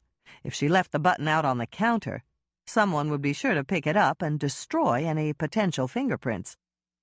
"Okay," she said, grabbing a paper napkin and pushing the button into the bag. "I'd better call Mike." "I'll do it," Lisa said, heading back into the coffee shop to use the phone there. A few seconds later, there was a knock on the back door, and Hannah went to answer it. It couldn't be Mike. Lisa had barely had time to pick up the phone and punch in the number for the sheriff's station. "Norman!" Hannah was pleased when she saw him standing there. "Come in and have coffee. I've got a lot to tell you." "What did Bev send you?" Norman asked, noticing the envelope on the countertop. "Dr. Bev?" "Yes. That's her handwriting." He pointed to the padded envelope on the counter. "And she always used green ink, even years ago when we were in dental school." Hannah felt her knees turn weak, and she leaned heavily against the counter. It was a package from a dead woman, a woman who had been murdered. "What is it?" Norman hurried over and put his arms around her to steady her. "Take a deep breath, Hannah. You look like you're about to keel over." "I'm okay now," Hannah said, even though she wasn't entirely sure she was. "It was just a shock, that's all." "You still look kind of shaky. You want some water or something?" "Water would be good, but chocolate would be better." "Where is it?" Hannah pointed to the baker's rack where her experimental brownie cookies were cooling. "I figured that around here chocolate would be easy," Norman said, heading over to the baker's rack and picking up a cookie. He carried it over to her and put it in her hand. "Eat this." Hannah took a huge bite, and her eyes began to water. "Where was this cookie? Which rack?" she managed to gasp out. Norman shrugged. "I think it was the top rack. Do you want me to check?" "No, but water would be good now. Water would be very, very good. Second thought? Milk. Just bring me the carton, and please hurry." Norman was back in very short order with a carton of milk in one hand and a glass in the other. "Here you go," he said, trying to hand her the glass. But Hannah waved the glass away and grabbed the carton. A second later, she was glugging down milk straight out of the carton, something she'd never been allowed to do when she was a child. "Is there something wrong with this cookie?" Norman asked her, bending down to pick up the rest of the cookie that Hannah had dropped on the floor. "No, it's perfect. Mike's going to love them when he gets here. Better dump the rest of that cookie in the garbage and wash your hands before you touch your face or rub your eyes." Norman examined the pieces of cookie he held in his hand and started to laugh. "Chopped jalapenos," he said. "Right. I made 3 batches of brownie cookies. One has raisins, chocolate chips, and walnuts. They're called fruit and nut brownie cookies. The second batch has chopped green chilies. They're called hot stuff brownie cookies. And the third batch has chopped jalapenos." I'm calling those 4-alarm brownie cookies. And I gave you a cookie from the 4-alarm batch? Right. And guess what? What? I don't feel at all shaky any longer. I just feel like drinking more milk. By the time Norman left, Hannah felt much better. She'd told him all about Moisha's encounter with the weasel, and he'd shared her excitement over the fact that one of Barbara's delusions hadn't turned out to be a delusion after all. But Norman hadn't been able to offer any reasonable explanation for the button that Dr. Bev had sent to Hannah. They'd gone through the possibilities and come up with only one scenario that worked. The crime scene team had missed the button when they'd searched the penthouse, and Dr. Bev had come across it when she'd moved some of her things to the penthouse on that morning of her death. The oven timer rang, and Hannah took the final batch of cookies from the oven. The cookie jar was crowded again today, and she'd mixed up a batch of old-fashioned sugar cookies, just in case the dozens and dozens of cookies they'd already baked weren't enough. Once the cookie sheets were on the racks and cooling, Hannah sat down with a cup of fresh coffee and thought about the package that Dr. Bev had sent her. There were so many unanswered questions. Why hadn't Dr. Bev written her name anywhere on the envelope? Was it because she had wanted to remain anonymous? Or had Dr. Bev simply dropped the envelope in a handy mailbox, intending to tell Hannah where she'd found it before it came in the mail? There was another possibility, a darker possibility, that neither Norman nor Hannah had mentioned. Was Dr. Bev the person who had attacked Barbara? She hadn't been a large woman, but neither was Barbara, and Dr. Bev was younger and stronger. But then, why had Barbara told them that her brother had attacked her? If Barbara was unable to remember Dr. Bev's name, wouldn't she have said her sister instead of her brother? Hannah gave a sigh of pure frustration. She simply couldn't explain why Dr. Bev had sent the button to her. That was the trouble with trying to devise a likely scenario when you were missing key pieces of the puzzle. There was only one person who could have filled in the gaps, and that person, Dr. Bev, had been murdered before she could explain anything to anybody.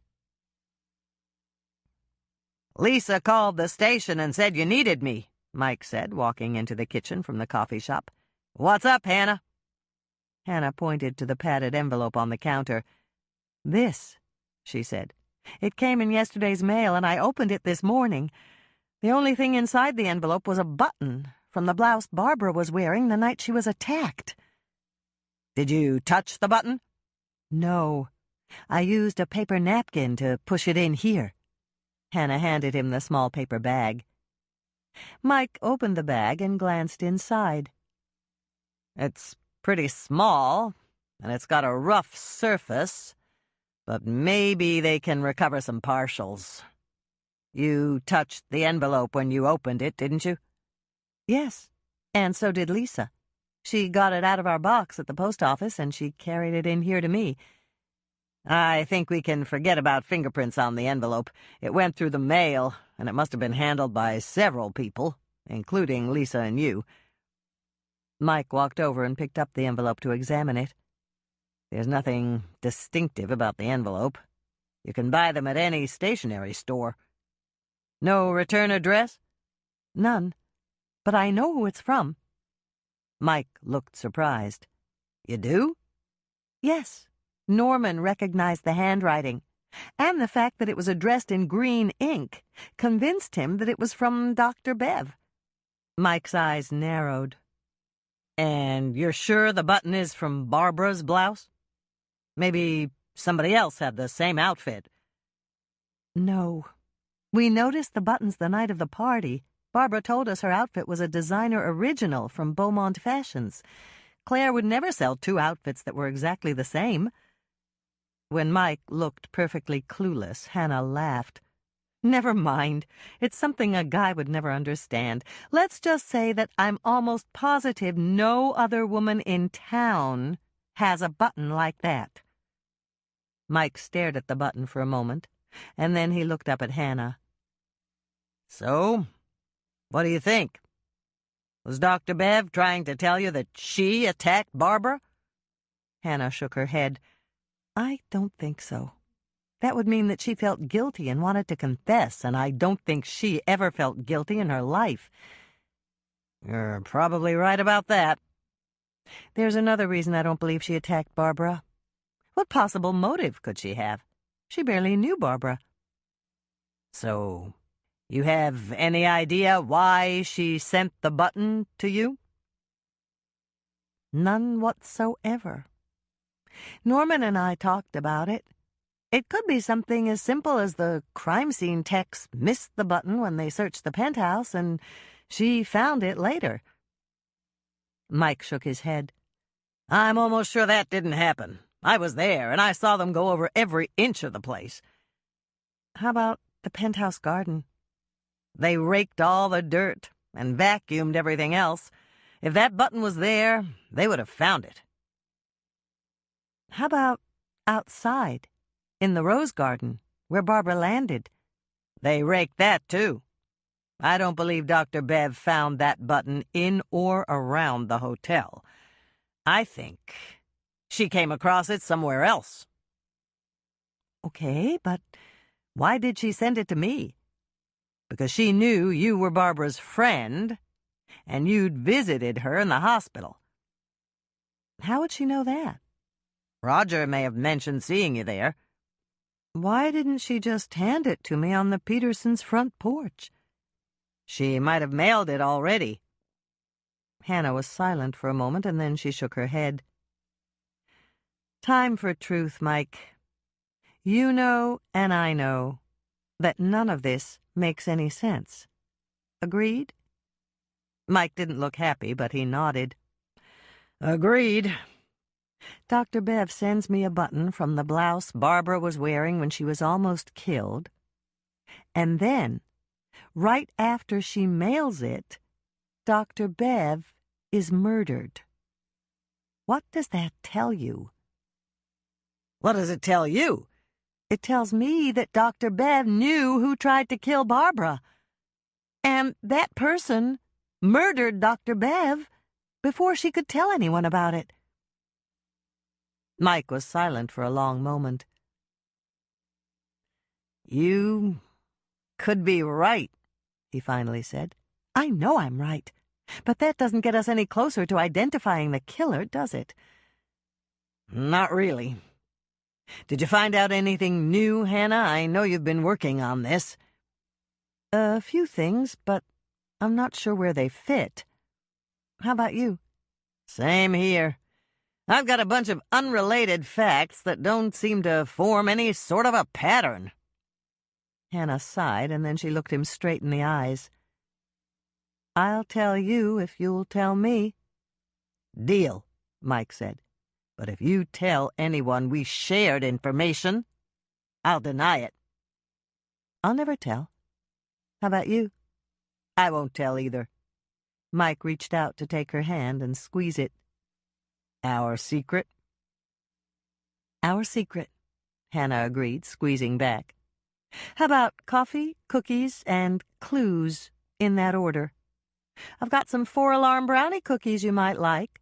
They've got chopped jalapenos in them.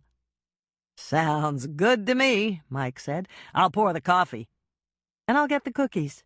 Hannah headed to the baker's rack to dish up the cookies. When she came back, Mike had already set their mugs of coffee on the stainless steel work island, and he was taking his notebook out of his pocket. Hannah set the plate of cookies in front of him, but she kept the shorthand notebook she called her murder book in her hand. So we're really going to do this? Mike opened his notebook and shoved it over to her. Here you go. Get ready to read. And here's mine, Hannah said, opening hers to the first page and handing it over.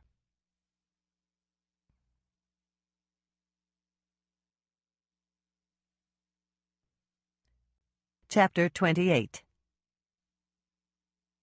It hadn't done a particle of good, and Hannah was depressed when Mike left.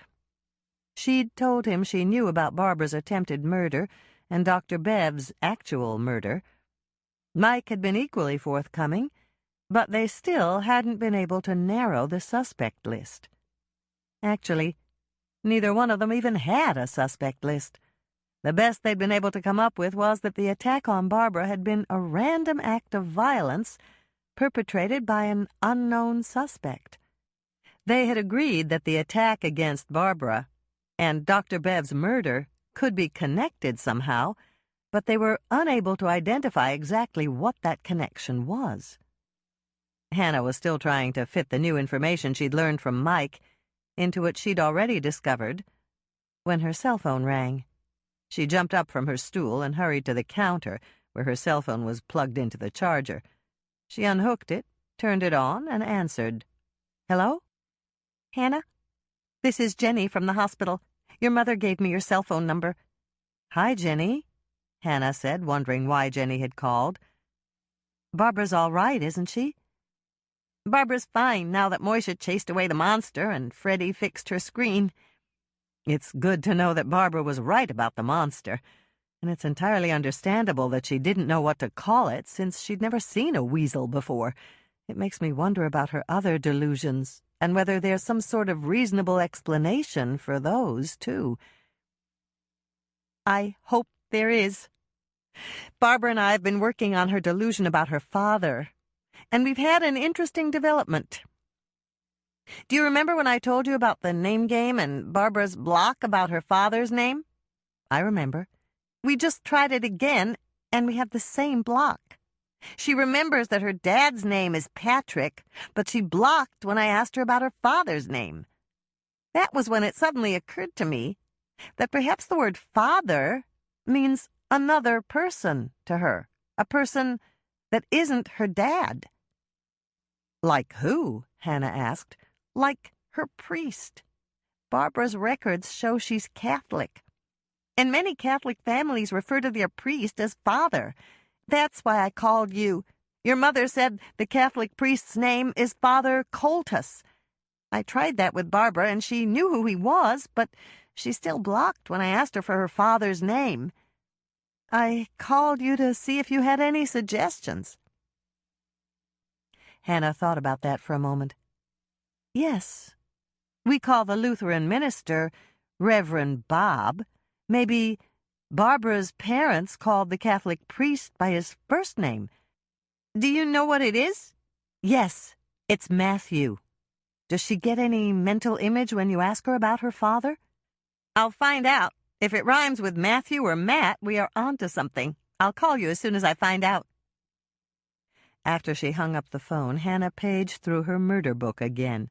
There was something she was forgetting. She turned to the notes she'd made about their confrontation with Dr. Bev on the front porch of the Peterson house, and one line jumped out at her.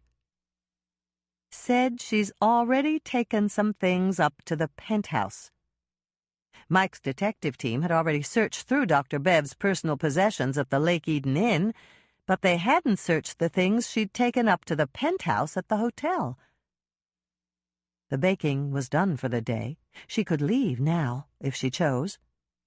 Hannah was about to call Andrea to see if her sister would let her into the penthouse to search, when her cell phone rang again.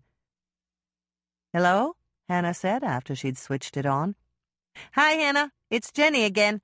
I tried Matt and Matthew as her father's name, and Barbara said that wasn't right. Then I asked her if she had a mental picture of her father, and she told me that he was sitting underground in a cave or a cavern. Does that mean anything to you?" "Not really, unless you can think of something that rhymes with spelunker." Jenny laughed. "Somehow, I don't think that's it." "Neither do I. Any other ideas?" "Not at the moment. I'll think about it, though." "How about Barbara's brother? Does she have any mental picture for him?" "No. She says it's just a blank in her mind." "Call me back if Barbara comes up with anything new. I'll have my cell phone with me." I really hate to bother you like this, Hannah. You're not bothering me. Barbara's my friend, and I want to help in any way I can. Once she'd ended the call, Hannah sat down on her stool again. Barbara pictured her father in a cave or a cavern. That was a new development, and at least she had a mental image now. Perhaps it would become clearer as the swelling in her brain abated, and then the mystery would be solved. "Thanks, Andrea," Hannah said as they parked in the reserved section for the penthouse. "I really appreciate this." "That's okay. I'm curious, too. I want to find out what things Dr. Bev moved." Hannah got out of Andrea's Volvo just as huge drops of rain began to fall. They hit the dusty pavement, sending up little puffs of dust as she followed her sister into the lobby of the hotel. "Why do you want to see what Dr. Bev moved?" she asked. "Because the last time I moved, I took the most important things first. I'm just curious to see if she did the same thing." Hannah thought about that as they walked through the beautiful lobby to the penthouse elevator. "I'll bet she did. I know I did. When I moved from Mother's house to my condo, I brought my books and my boxes of recipes first." "Oh," Andrea gave a little sigh. "What's the matter?" "I'm embarrassed." "Why?" "Because the first things I moved were my nail polish collection and my makeup. Do you think I'm terrible?" "No, I think you're Andrea. Don't ever change. I love you just the way you are." Andrea smiled the most beautiful smile Hannah had ever seen. "Thank you, Hannah. I hope you never change either." As the two sisters approached the elevator, there was a loud crack of thunder that made both of them jump, and the lights flickered several times. A bright flash of lightning lit the lobby with an almost iridescent white light, and Hannah blinked several times in response to the brightness. When she could see normally again, she noticed that the lights had dimmed to pale amber. A moment later, they were back to full luminescence. "Uh-oh," Andrea said, pulling Hannah back from the elevator doors. "No way we're taking the elevator. The power might go out." Hannah agreed wholeheartedly. The last thing she wanted to do was get stuck in the penthouse elevator while an electrical storm raged overhead. "I guess we'll have to wait until tomorrow," she said. "Wrong! Follow me." Andrea led Hannah to a door several feet from the elevator. "We'll take the stairs." She unlocked the door, switched on the lights, and beckoned Hannah inside.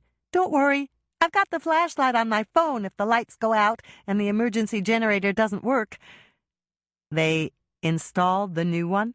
Hannah asked, remembering that Andrea had mentioned replacing the old generator. "Yes.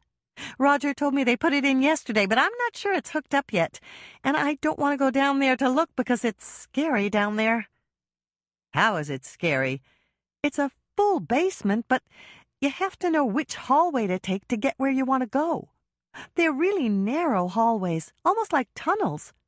And I'm always afraid I'll get lost and I'll never be able to find the stairway to get out. You almost have to leave a trail of breadcrumbs like Hansel and Gretel, you know?" "I understand. I'm not fond of old basements myself." "It's just that it smells damp and musty, and you know that you're under the ground. Every time you come around a corner, you expect to see a mole or a rabbit or a groundhog." Andrea reached out for the railing. "Come on, Hannah. Let's go. This staircase goes up to the 3rd floor." "Up to the 3rd floor?" Hannah repeated her sister's words in her mind and added a question mark. Perhaps climbing up to the 3rd floor would be easy for Andrea, but she wasn't looking forward to the climb. "Is this the servants' staircase you told me about?"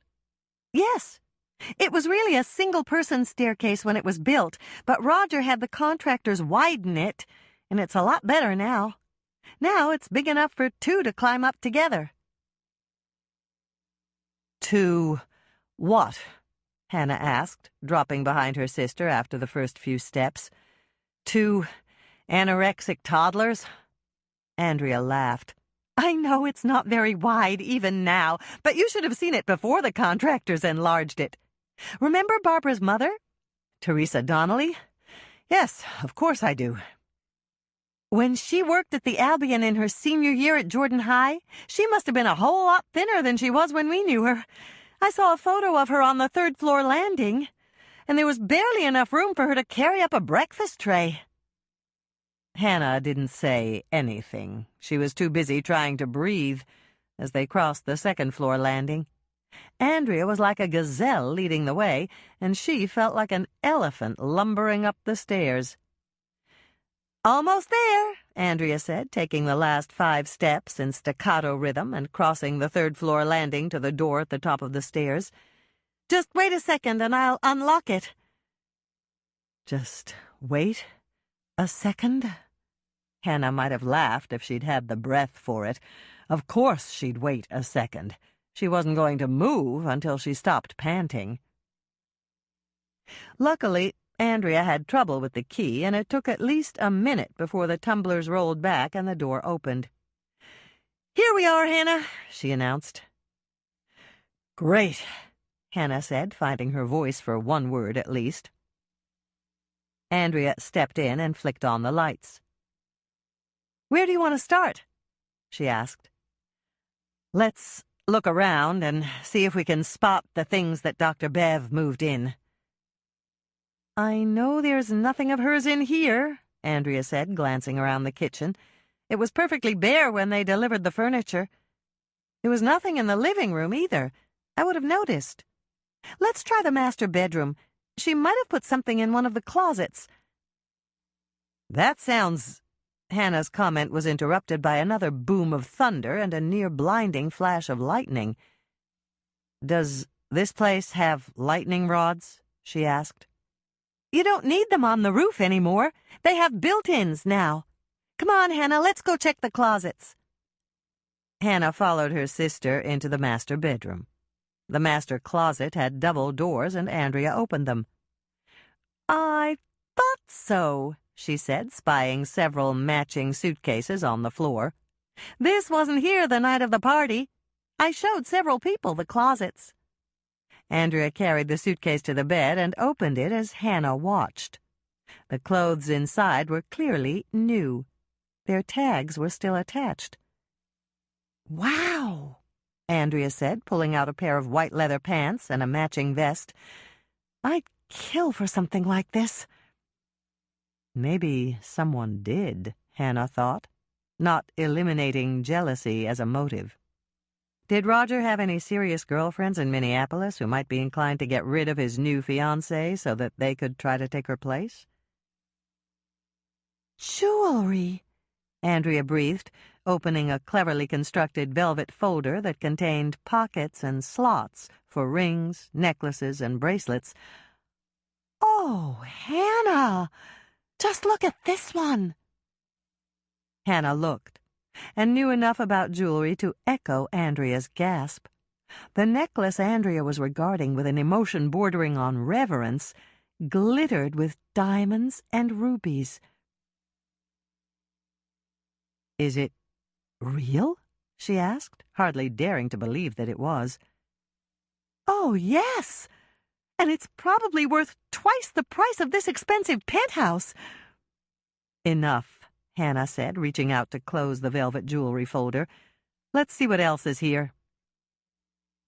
5 minutes passed as they went through the contents of a second suitcase, and another 5 or 6 minutes were taken up with a third. They were about to open the fourth matching leather suitcase when Andrea's cell phone rang. "Hello?" she answered. As Hannah watched, worry lines furrowed her forehead.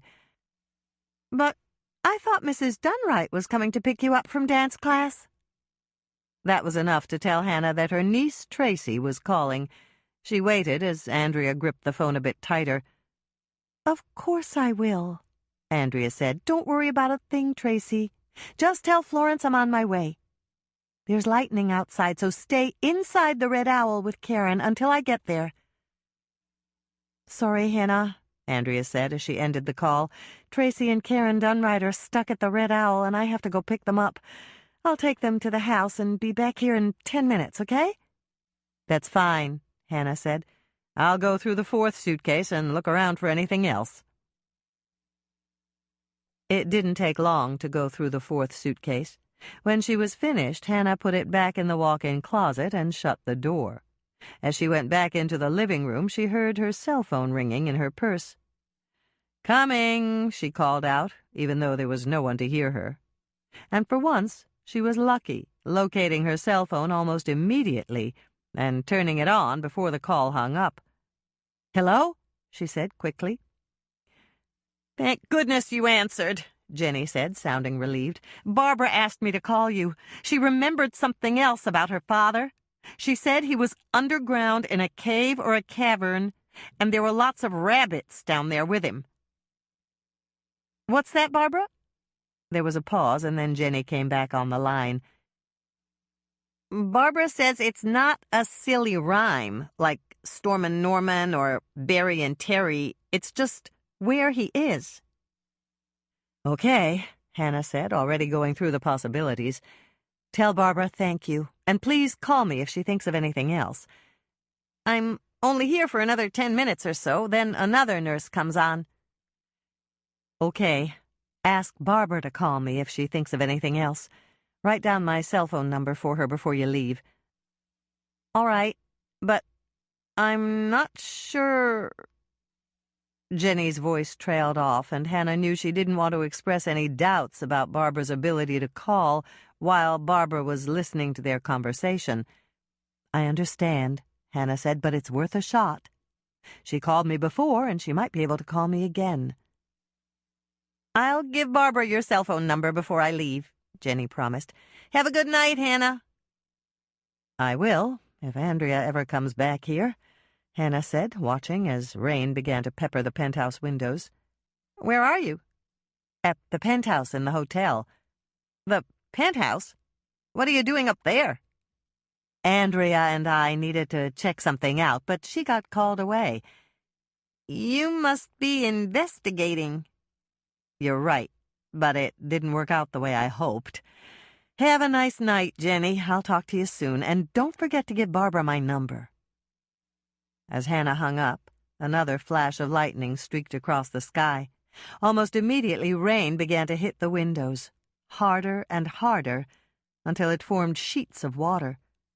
The lights flickered again, and Hannah fervently wished that Andrea would hurry so that she could go home to her familiar condo and Moisha.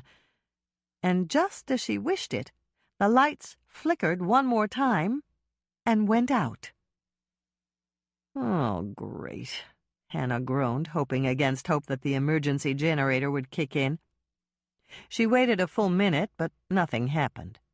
It was apparent that the new generator in the bowels of the basement wasn't yet operational.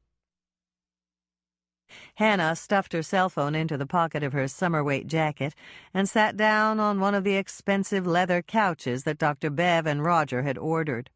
The power was out, and there was nothing to do but watch the summer storm rage outside the windows.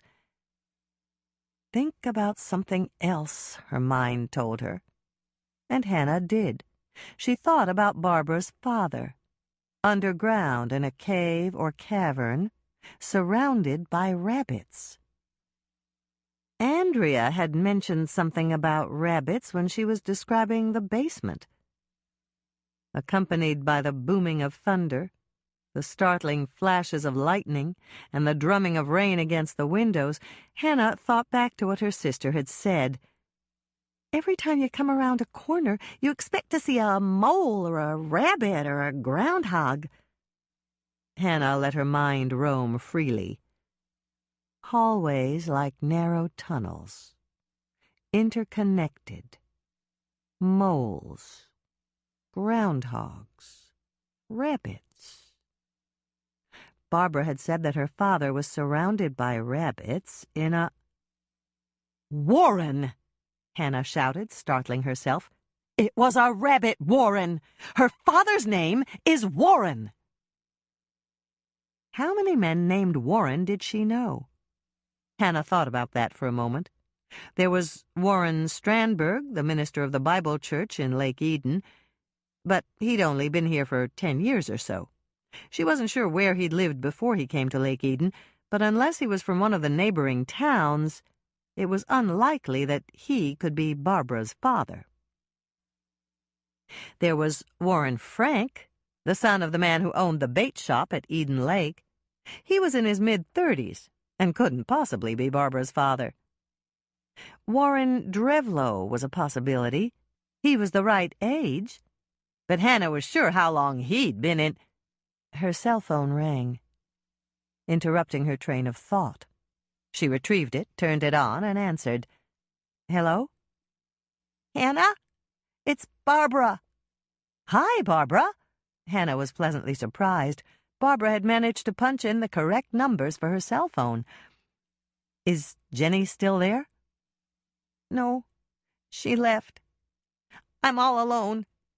And my brother tried to kill me again." "What?" "You've got to believe me, Hannah. This time I've got proof. He put something in my bag." "Your bag?" Hannah repeated, and then she gasped. "Do you mean your IV drip bag?" "That's right. But don't worry.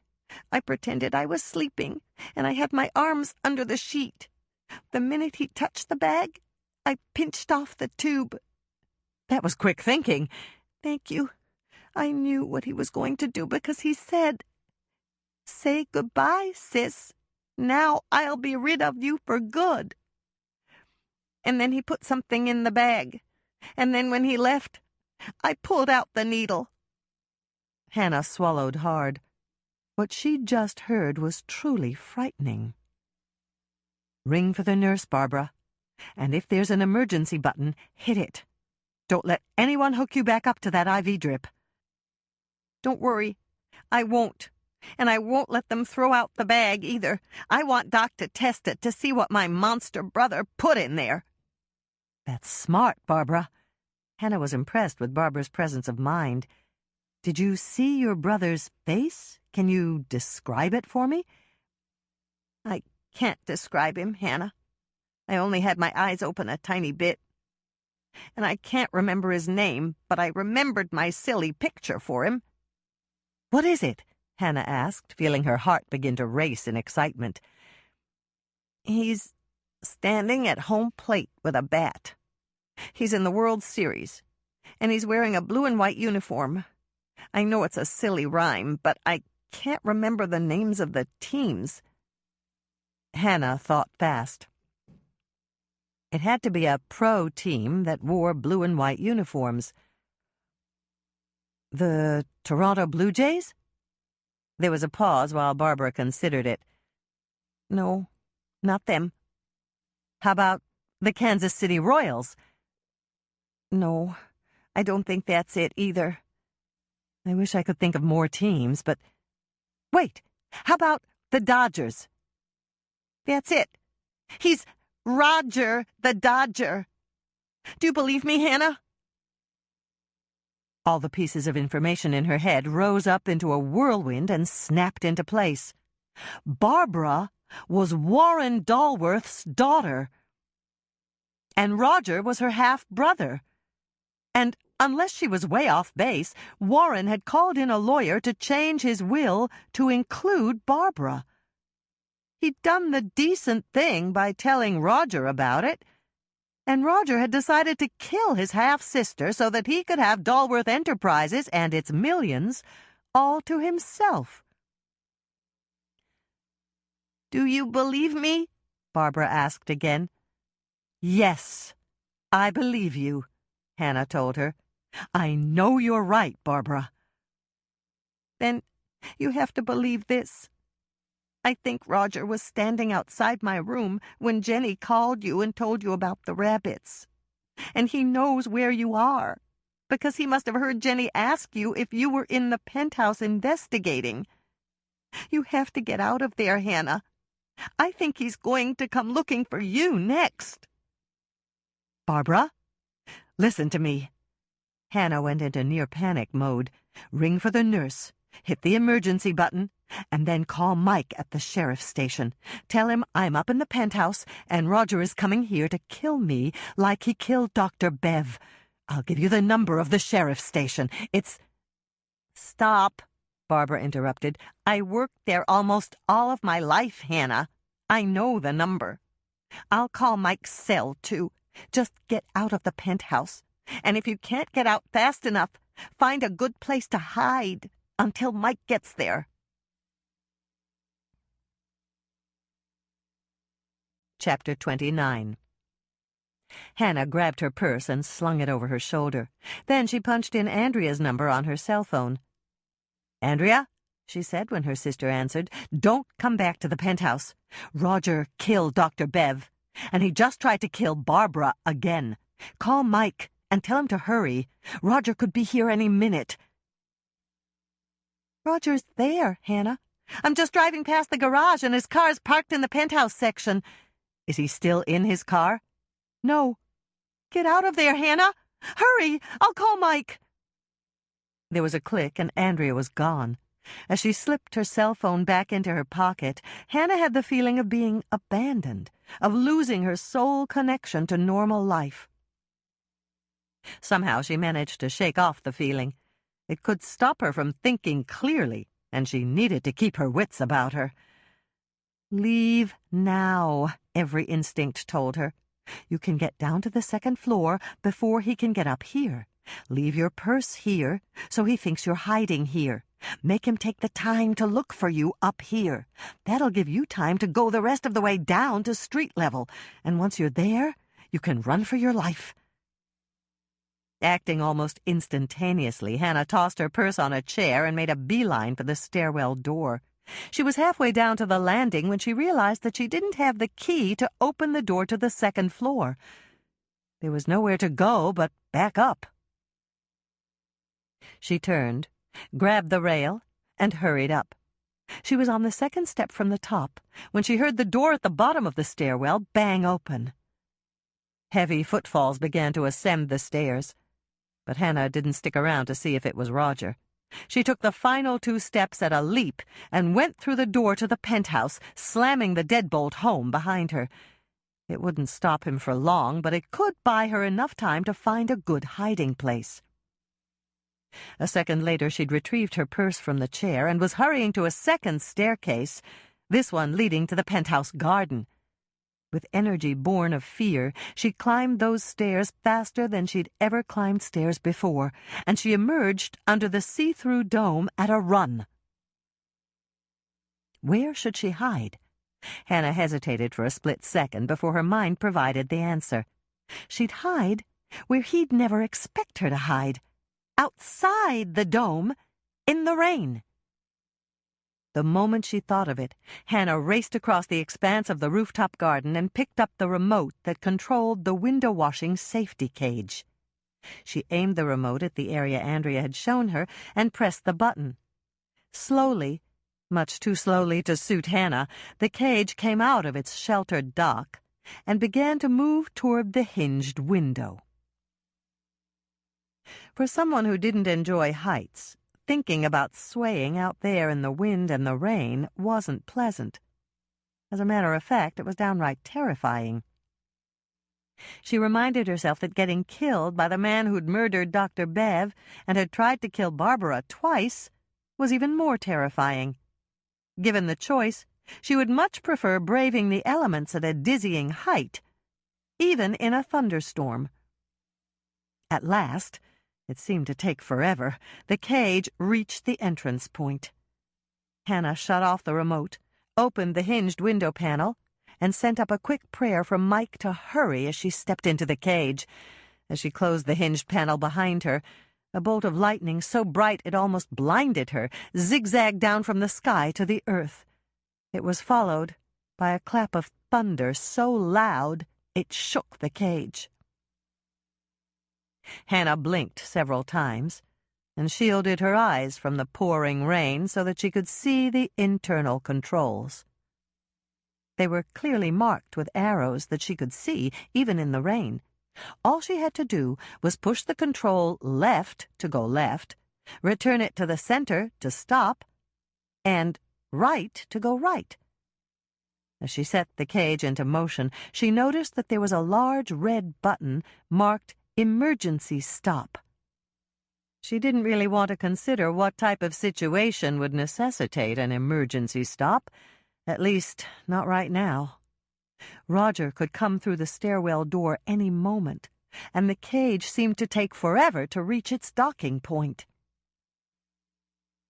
The wind whipped her hair against her eyes, and Hannah used the sleeve of her jacket to wipe them again. Another bolt of lightning sliced across the sky, and again it was almost immediately followed by a deafening clap of thunder. If the lightning kept flashing, and Roger reached the rooftop garden before the cage docked, he'd see her. Hannah dropped to the floor of the cage and huddled in a corner, trying to shield herself from the elements. Of course, that didn't do much good. The cage was formed of heavy metal mesh, and the rain came through from what seemed to be every direction. She shielded the top of her head from the rain with a rag that someone had left on the cage floor. It smelled vaguely of some acidic substance, probably ammonia, and as the lightning flashed again, Hannah noticed a squirt bottle of eco-friendly window-washing fluid in a pouch attached to the side of the cage. Time seemed to slow and almost stop as the cage journeyed slowly toward its enclosure. She huddled there, wet and shivering, hoping that the cage would dock before Roger realized that she must be up here. She was only inches from safety when the door to the stairwell burst open and Roger ran through. She caught one glimpse of his enraged and desperate face as the cage disappeared behind the wall and slid into its dock. "Hurry, Mike," Hannah whispered as she reached down to retrieve her purse to search the contents for any type of weapon. Unless several ballpoint pens and an old stick of soothing balm for chapped lips could somehow aid in her defense, she was out of luck. There was something else on the floor, and Hannah picked it up. It was the remote. She'd taken it with her. Would Roger notice that it was missing from the pocket on the wall? Should she have returned it to the pocket before she'd climbed into the safety cage? Hannah thought about that for a moment and decided that it was 6 of one, half dozen of the other.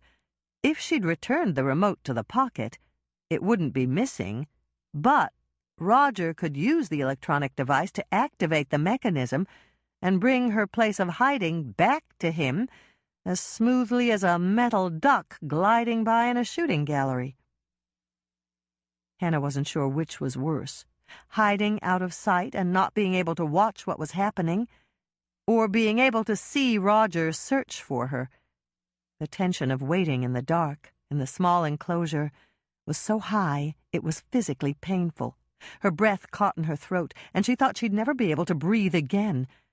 And then, right when she was beginning to panic, her body forced her to take the next shuddering, gasping breath to start the cycle all over again. Every muscle in her body cramped, leaving her in agony and unable to do more than shake from the cold and her fear. And then she heard it. The access pane, the one she'd shut so carefully after she'd stepped into the cage, crashed open, and Roger's voice boomed over the noise of the thunder and the wind and the rain. "I know where you are, Hannah. Come back." "Not on a bet," Hannah's mind answered, but she said nothing. Instead, she waited, her finger poised over the emergency stop button. If Roger had another remote, and he tried to bring the cage back to him, she'd hit the button and hope that it would override any other commands. Nothing, absolutely nothing, happened. Long moments passed as Hannah waited in fear and in dread. Roger was completely insane if he thought she might move the cage to the entrance point simply because he'd asked her to do it. Or was this some type of trick? Was he lulling her into a false sense of security so that he could get to her another way? "Come to me, Hannah," Roger called out again. "Come to me." or I'll come to get you. And it'll be much worse for you if I have to do that." Hannah ignored the implication. If she moved the cage to him, he'd kill her. That was a foregone conclusion. He wanted her to think that he could come to the docking station to get her, but he couldn't. There was no way he could come to get her, unless he stepped out onto the track outside of the dome and inched his way around to the docking station. Surely he wouldn't do that. Would he? Was he crazy and desperate enough to do that? "Delay," her mind said, and she agreed. She was almost positive that Barbara would call Mike, and she knew that Andrea would. Help could be here any moment, and all she had to do was keep Roger talking until they came to arrest him. It was counterintuitive to get closer to the man who wanted to kill her, but Hannah did it anyway. She was almost certain he didn't have a gun, or he would have leaned out the window to shoot her by now. It was hand to hand, and Roger was strong. He would win, but she wouldn't let him get that close. She had no intention of bringing the cage close enough to the opening so that he could grab her, or stab her, or bludgeon her, or whatever. She would stay at more than arm's length away at all times, and she would keep him talking until help came through the door. "Okay," she called out in a voice so steady that it surprised her. "I'm coming. Just tell me why you tried to kill Barbara." There was a loud rumble of thunder, and then he answered, "The first time, or the time I actually killed her?" he asked. And then he gave a laugh that chilled Hannah to the bone. It was clear that Roger had slipped over the edge. He was crazed, insane, homicidal, dangerous, maniacal, psychotic. But she didn't have time to think of all the words that applied to Roger now. She had to keep him talking until Mike arrived. "I want to know about the first time," Hannah yelled out between claps of thunder. "How did you get her up here alone?" "That was easy. She was already here. I just moved a barricade and told her that since she was with me, she was perfectly safe, and I'd show her the view." Hannah waited until the rumble of thunder had faded away. "The view of her house?" "Of course." "But why did you try to kill her?" "I'm surprised you haven't figured it out by now, Hannah. Everyone says you're smart." "It's because she's my half-sister, and she was going to get part of my inheritance. I couldn't let that happen."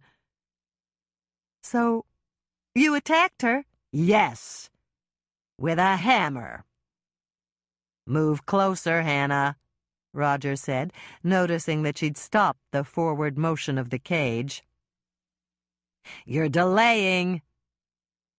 "It's just because I want the whole story. Did your father actually write a will that gave Barbara half?" "Of course not. He gave her a fourth. He knew how hard I'd been working for him, and he knew I deserved the lion's share." "Of course you did," Hannah appeased him. "But why kill Barbara when you got so much more than she did?" "Because she didn't deserve anything," Roger howled above the sound of the wind and the rain. "She'd done nothing. I gave my life for Dalworth Enterprises." "Really?" Hannah asked, knowing full well she had nothing to lose. "I thought you made a good living from your father's corporation." "Oh, I did, but not good enough. I'm worth much more. I'm worth more than 100%, and Barbara was cutting into my share." "I see," Hannah said, hoping that the door would crash open and Mike would arrive. "Come closer, Hannah, and then I'll tell you more. I know You want to know everything? I do want to know, Hannah said, sliding the control knob to forward. The cage moved slowly a few feet toward Roger, and then she stopped it. Why did you need so much money? Because I had debts. It's not easy running Dulworth Enterprises. You have to pay off everybody to get the permits you need. My father never understood that, so I had to play some games with the books. Everybody does it. And then there were expenses. You have to look like you have money when you're playing with the big boys. He cooked the books, Hannah's mind said, and I'll bet most of those mythical payoffs were for him. But Hannah didn't say that. Instead, she tried to sound very sympathetic. I understand, she said. Good. Roger sounded pleased that she understood. Come here, Hannah. I don't think there's anything more you need to know.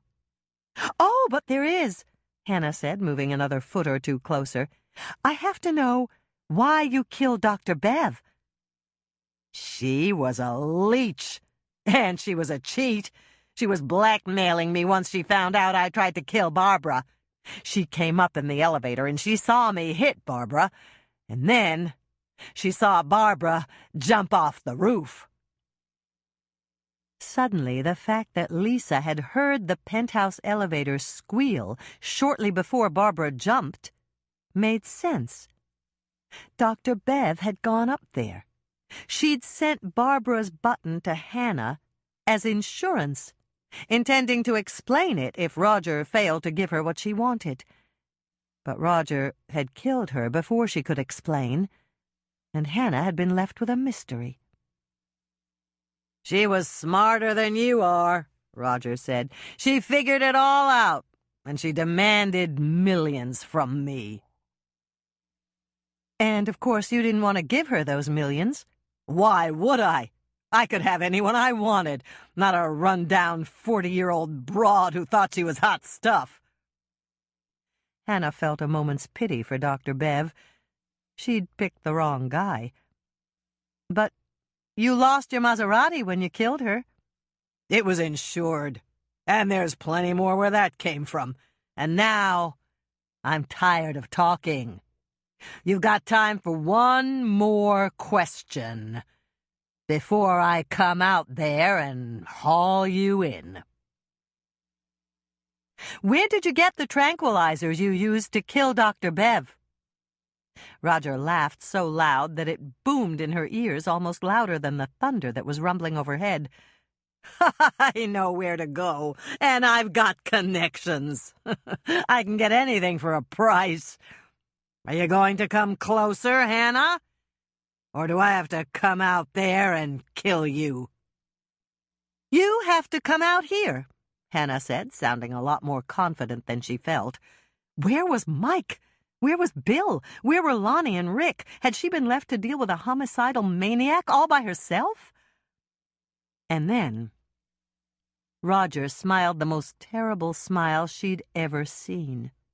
It was a smile born of monsters, just the way Barbara had described him.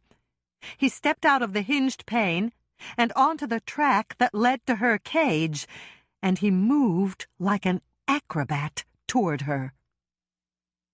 Hannah acted by pure instinct. She grabbed the bottle of window-washing fluid, and when he was close enough, she sprayed it directly into his eyes. Roger bellowed, and Hannah watched in disbelief as he reached up to rub his eyes. He staggered on the track and lost his balance, reaching out to brace himself against the dome, but the panes were slick with rain, and he lost his balance. He screamed as he toppled from the track, and his voice faded into the distance as he fell 3 stories into the parking lot. Hannah didn't look. She couldn't. She just huddled in the bottom of the cage and trembled as Mike and 3 deputies came through the door and rushed to the open window. "Hannah," Mike yelled, "bring the cage here." I Okay, Hannah managed to say, pushing the lever. Shut it off, Mike instructed, and Hannah wondered how he knew that she might very well have kept going. Give me your hand. Hannah reached out, and Mike grabbed her hands to help her out of the cage. She might have lost her balance and collapsed to the floor in shock if he hadn't gathered her into his arms and held her. Good job, Hannah, he said. We got his confession on tape. You mean you were here all along? Hannah managed to ask, beginning to gather her wits about her. Yes, but we had you covered. The minute he tried to get in the cage with you, we would have grabbed him. Hannah drew back and slapped him hard. I was terrified that you wouldn't make it here in time. Don't ever do anything like that to me again. What are you talking about? You were perfectly safe. But I didn't know that. Hannah began to tremble with anger, and then she started to cry. You're awful, and I hate you. Mike gathered her back into his arms and held her.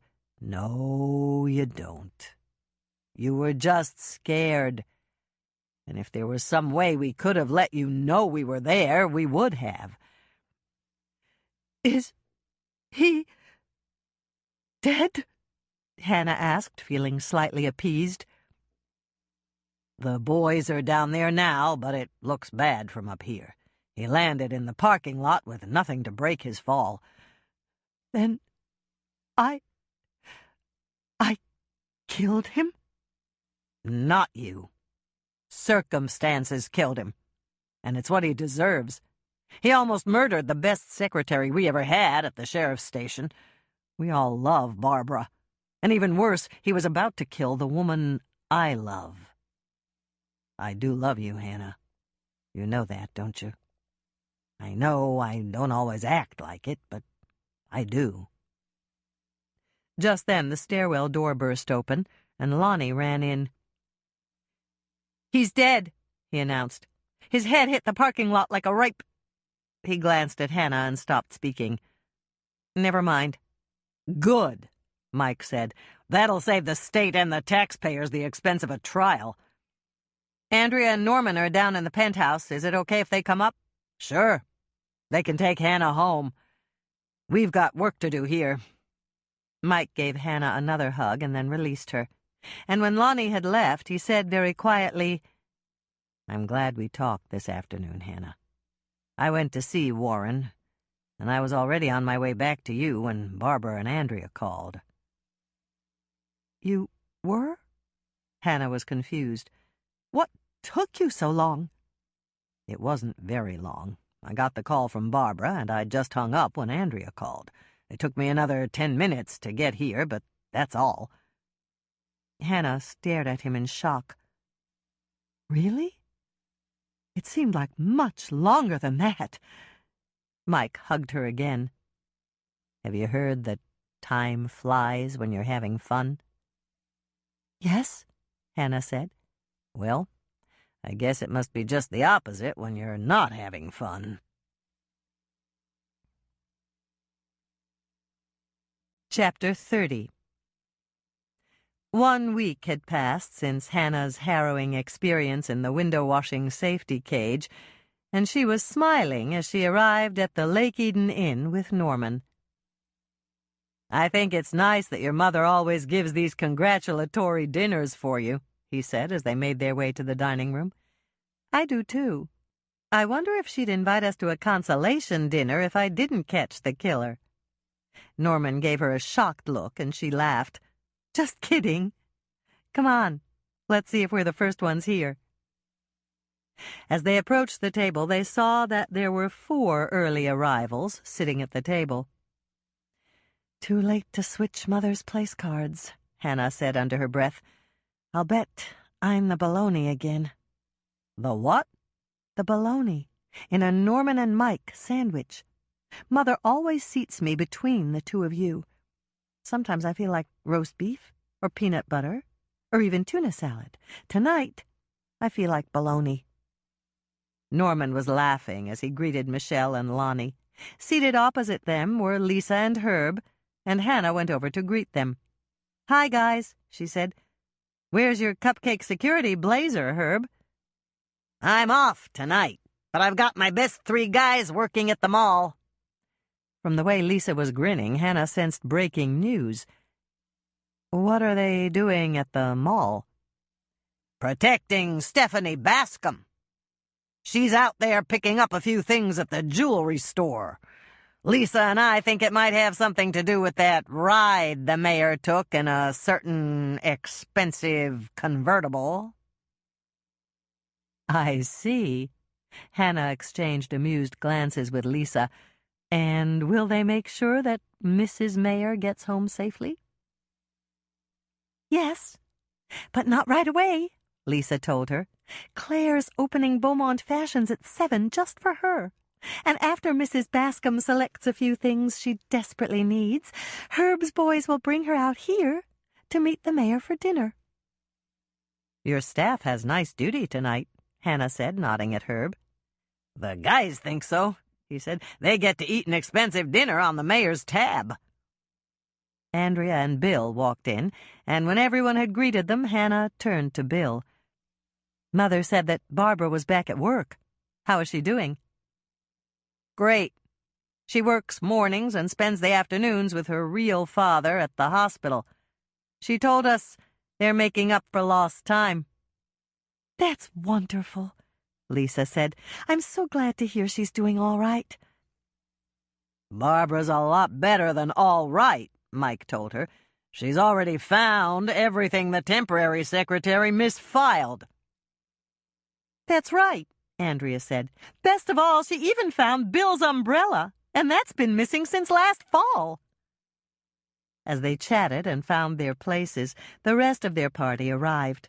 Soon everyone was seated, including Hannah, who was the bologna just as she'd expected. Sally had opened champagne and sparkling white grape juice for the table, and everyone was in a celebratory mood. "I've got a question for you," Andrea said, turning to Hannah. "How did you ever have the courage to get into that window-washing cage?" "Remember when you said you'd rather die than step into something that hung outside the dome above the 3rd floor?" "I remember." "Well, that was my choice. So, I got in." Dolores shivered a little. "You were very brave, dear." Then she raised her glass.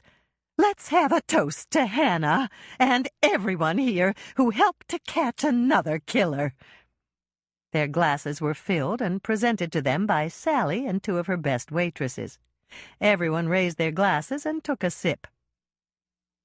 "Here, here," Doc Knight said, smiling at Dolores. "And now I think that Laurie has an announcement to make." He gave her a little nudge. "Come on, Laurie.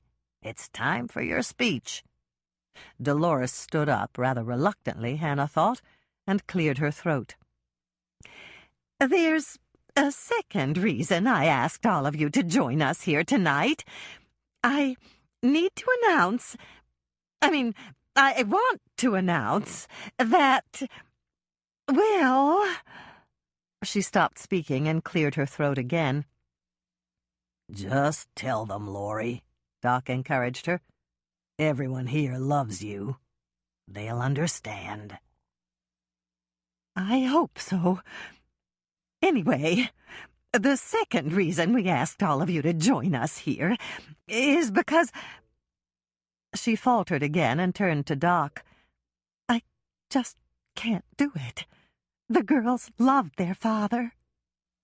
"So did you, Laurie. But time has passed, and you don't look all that good in black." Dolores turned to look at him. "Thank you, I think." Then she turned to address them all again. "Doc and I are getting married." Doc got up to put his arm around her. "Well done." Then he turned to them. "The thing is, Laurie and I need your help. We don't want a lot of hoopla or anything like that, but My patients and Laurie's friends are going to feel cheated if they don't get to come to the wedding. And that's where you come in, if you approve, that is." "Of course we approve," Bill said. Mike nodded. "You bet we do." "Tell them what we need, Laurie." Doc gave her another hug. Dolores took a deep breath. "If you girls don't mind, I really need you to plan the wedding for us. We'll help you with the guest list, but whatever else you decide is fine with us. Will you help us?" "I will," Lisa said quickly. "And I'm not even your daughter." "Thank you, Lisa." Dolores beamed at her. "I'll help you, Mother," Michelle said. "I'm really glad you're marrying Doc. He's perfect for you." "And I'll help," Andrea offered. "I think it's just wonderful."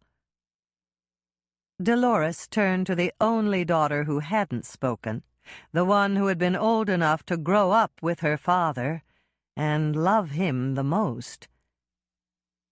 "Hannah?"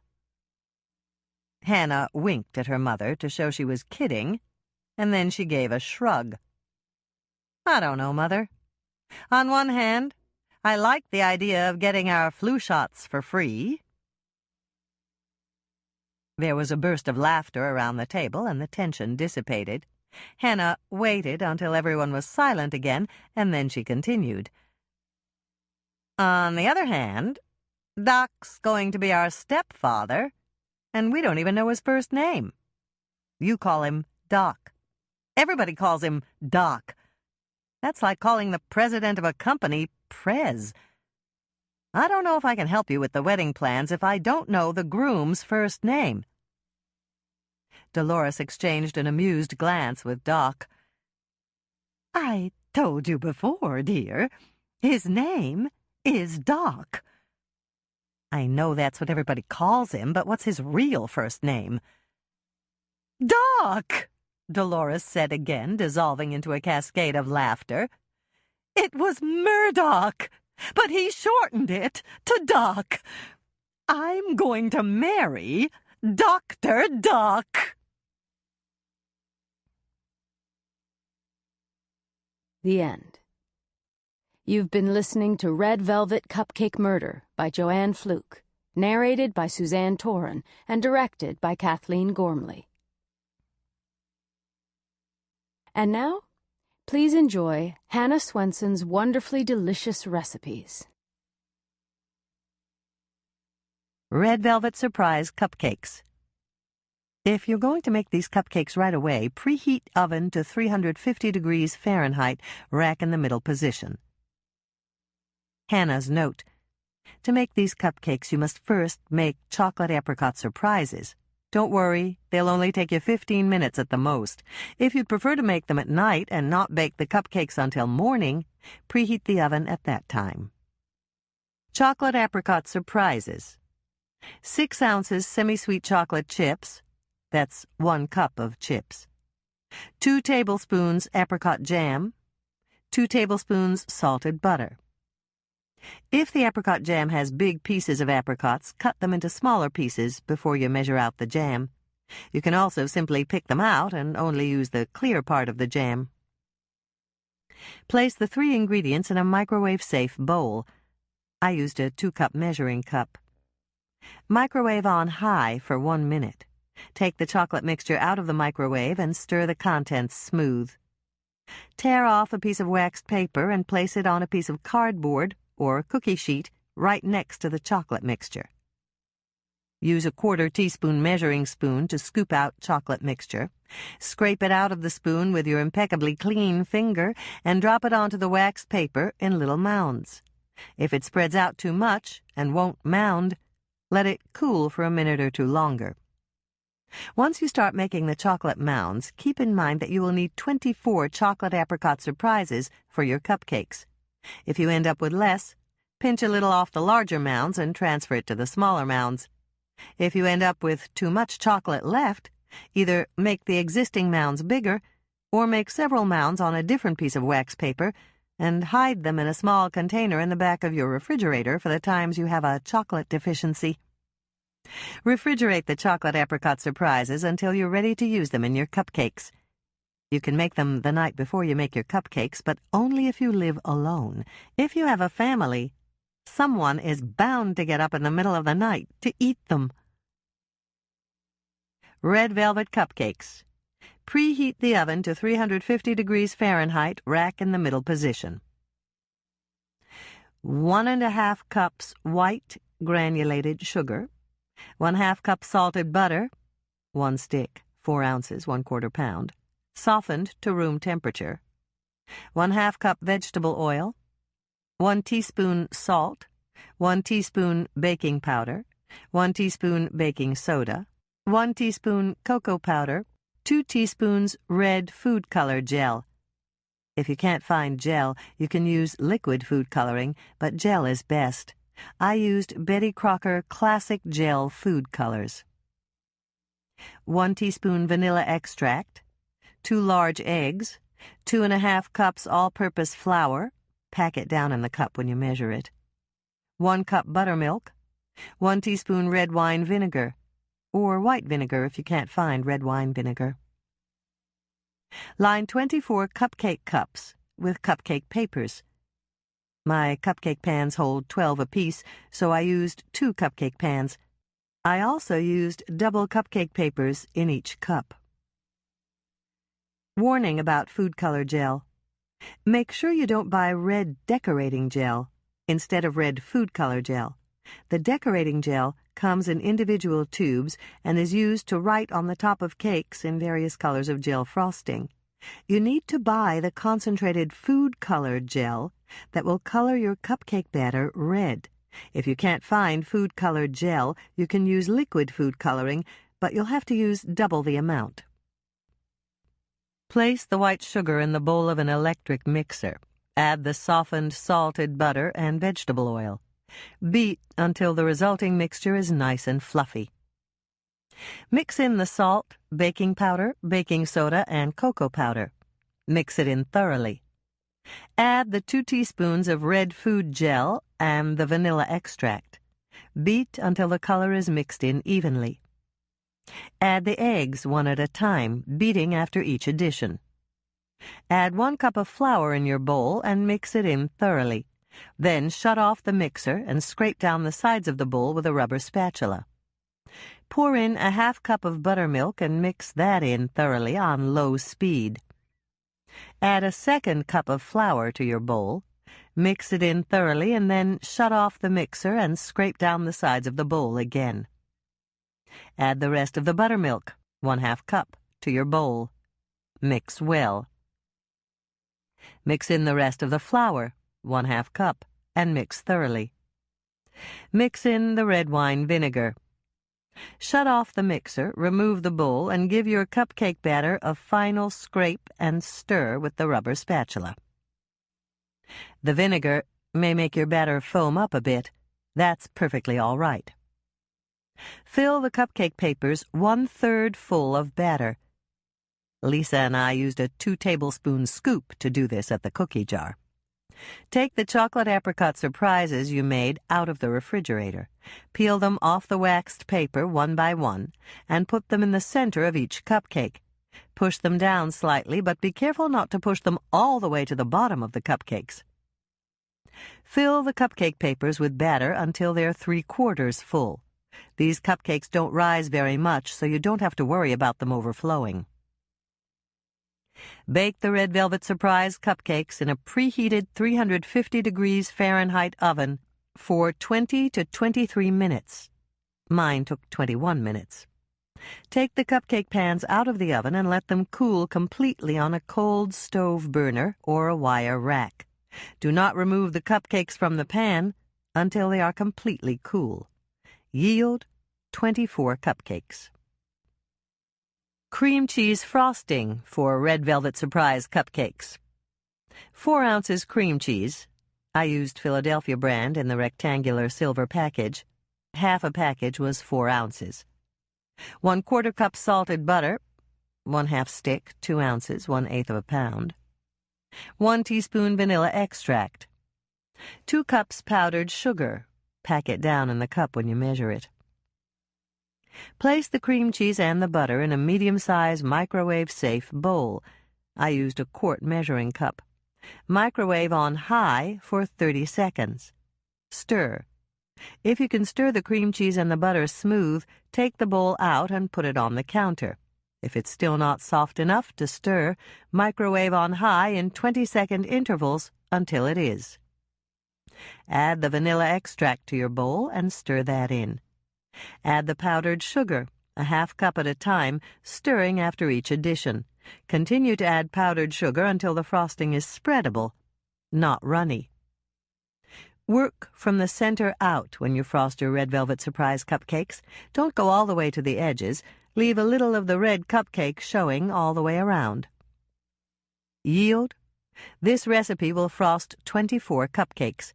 If there's any frosting left over, spread it on graham crackers or soda crackers for the kids. When Lisa and I baked these for the grand opening of the Albion Hotel, we sprinkled the top of the cream cheese frosting with red decorating sugar. Tickled pink lemonade cookies. Preheat oven to 350 degrees Fahrenheit, rack in the middle position. Hannah's first note.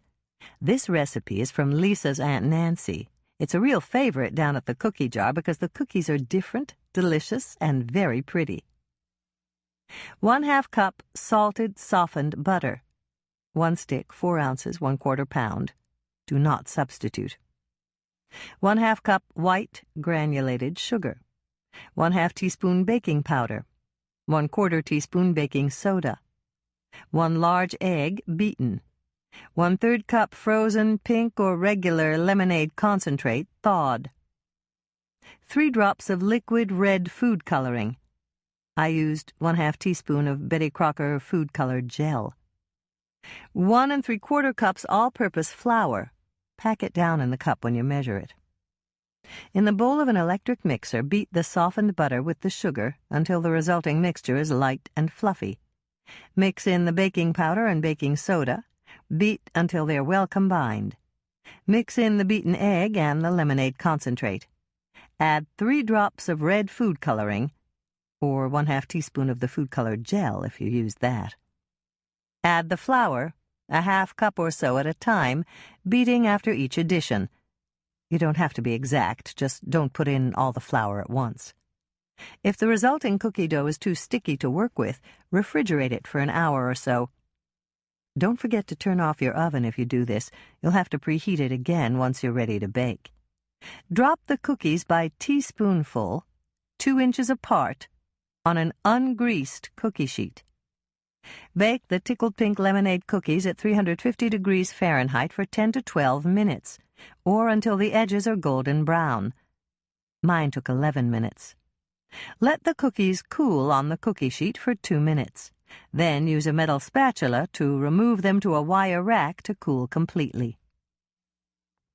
Frosting for pink lemonade cookies.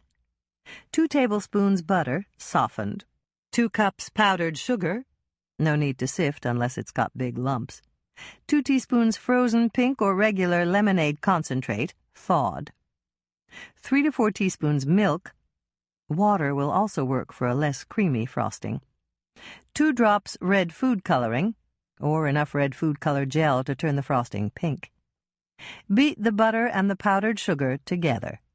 Mix in the lemonade concentrate. Beat in the milk a bit at a time until the frosting is almost thin enough to spread, but not quite. Mix in the 2 drops of red food coloring. Stir until the color is uniform. If your frosting is too thin, add a bit more powdered sugar. If your frosting is too thick, add a bit more milk or water. Frost the completely cooled cookies. When the frosting has hardened, you can store them in layers with waxed paper between the layers to keep them from sticking together. Yield? Approximately 2½ to 3 dozen cookies, depending on cookie size. Hannah's second note. When Mother and Carrie tasted these cookies down at the cookie jar, they decided that these cookies are as refreshing as a glass of icy cold lemonade on a hot summer afternoon. To serve, arrange these cookies on a pretty plate. Hannah's third note. I used a sky blue plate when I took these cookies out to Barbara at the hospital. The pink of the cookies and the blue of the plate looked lovely together. A note from Lisa's Aunt Nancy. I can see these cookies on a plate with snippets of the candied lemon slices we ate as children on top of the frosting. Chicken tetrazzini hot dish. Preheat oven to 350 degrees Fahrenheit, rack in the middle position. 1 1/4 cups spaghetti. I used ronzoni, half of a 1-pound package. 1 1/2 to 2 cups cooked chicken, cut up in cubes. 1/4 cup diced canned pimento, approximately 1 small jar. You can buy it already diced. 1/4 of a green bell pepper, diced. 1 small onion, diced. Dash of sherry, optional. 1 can condensed cream of mushroom soup. I used Campbell's. 1/2 cup chicken broth. I used a bouillon cube dissolved in a 1/2 cup of hot water. 1/2 teaspoon salt. I used Lowry's garlic salt since there's no other garlic in the recipe. 1/8 teaspoon black pepper, freshly ground is best. 2 to 3 cups grated cheddar cheese, or grated Italian cheeses. 1 clove garlic, finely minced, optional. 1 small can sliced black olives, drained, optional. 1 small can Ortega green chilies, drained, optional. Slap Ya Mama hot sauce, optional for Mike. Hannah's first note.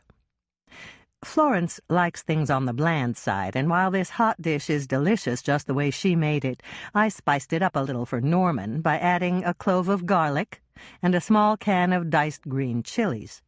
I also added a small can of sliced black olives to add interest. I served this with a bowl of freshly grated Parmesan to sprinkle on top of each serving. When Mike unexpectedly joined us for dinner, I put a bottle of Slap Ya Mama hot sauce on the table for him. Break the spaghetti into pieces approximately 4 inches long. Cook the spaghetti in boiling salted water according to the package directions. Mine cooked for 10 minutes. Drain it and rinse it.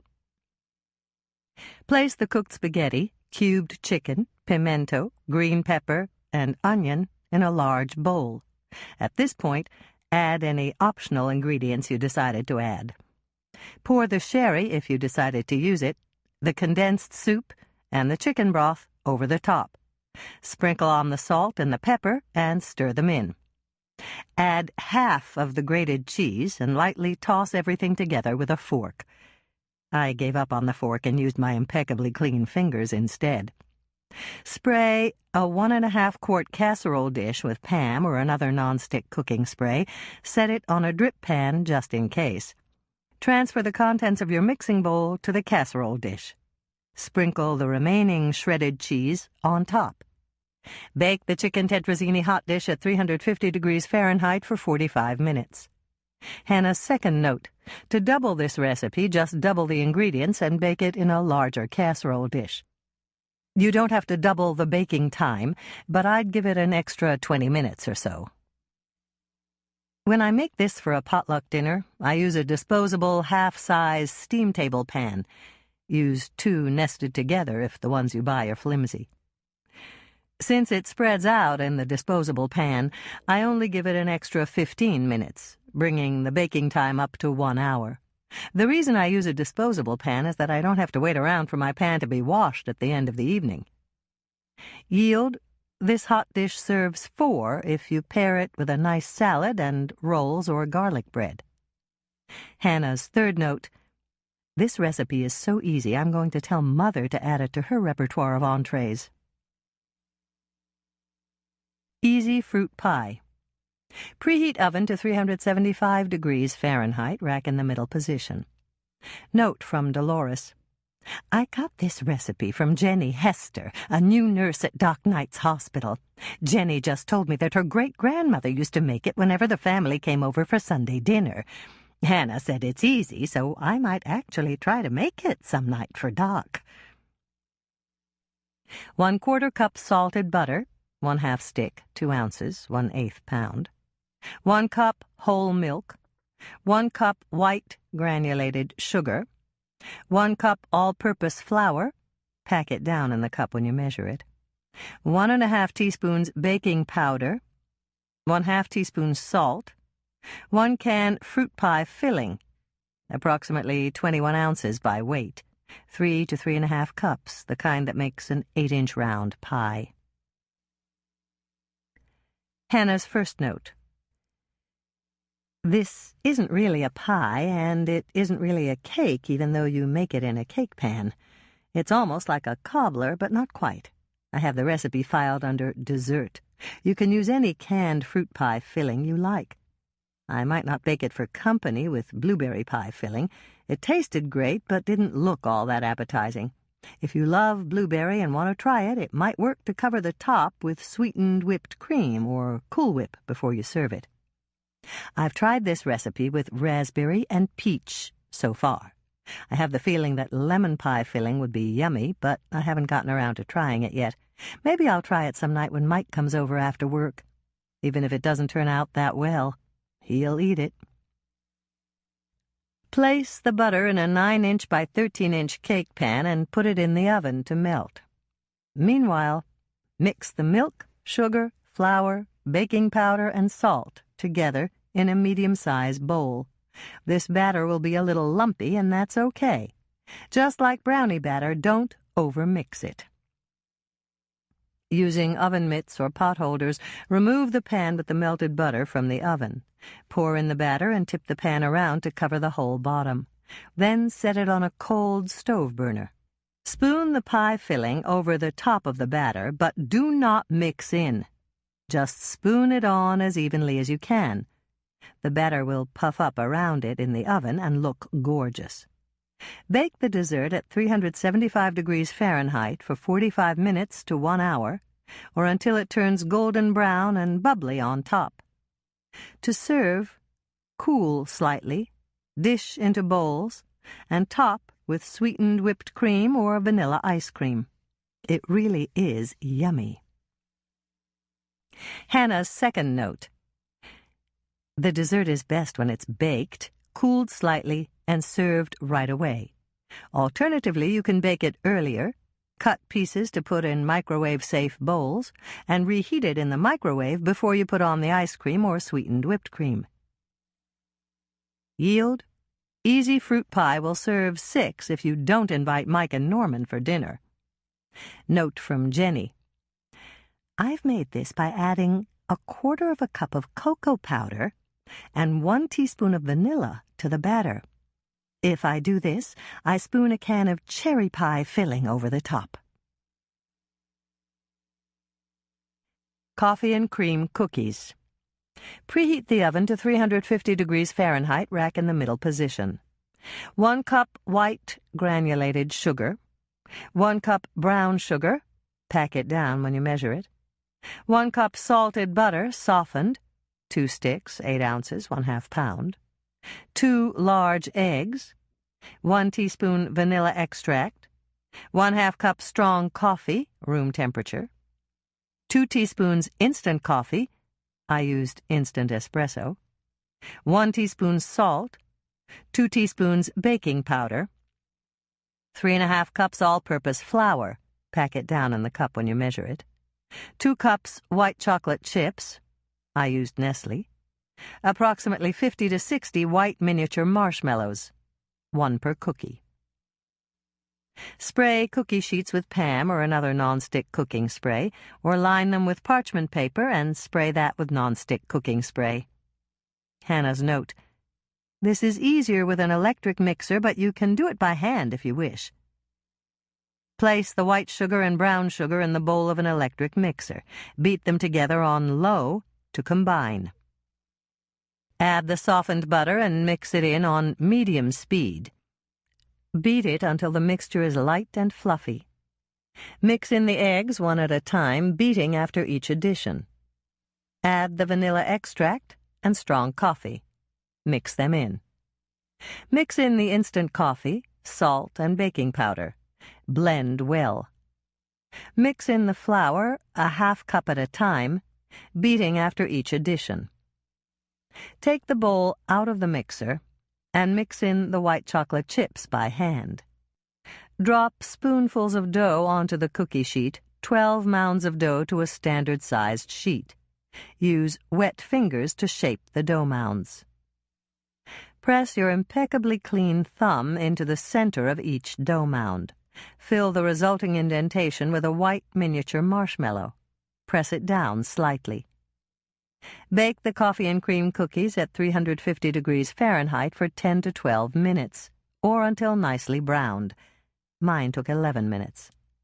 Cool the cookies on the cookie sheet for 2 minutes and then remove them to a wire rack to complete cooling. Yield approximately 4 to 5 dozen tasty cookies, depending on cookie size.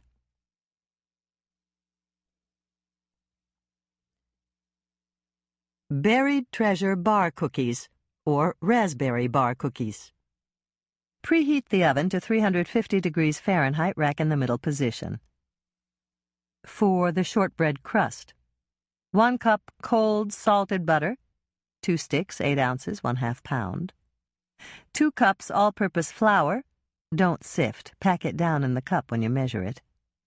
1/2 cup powdered sugar, not sifted.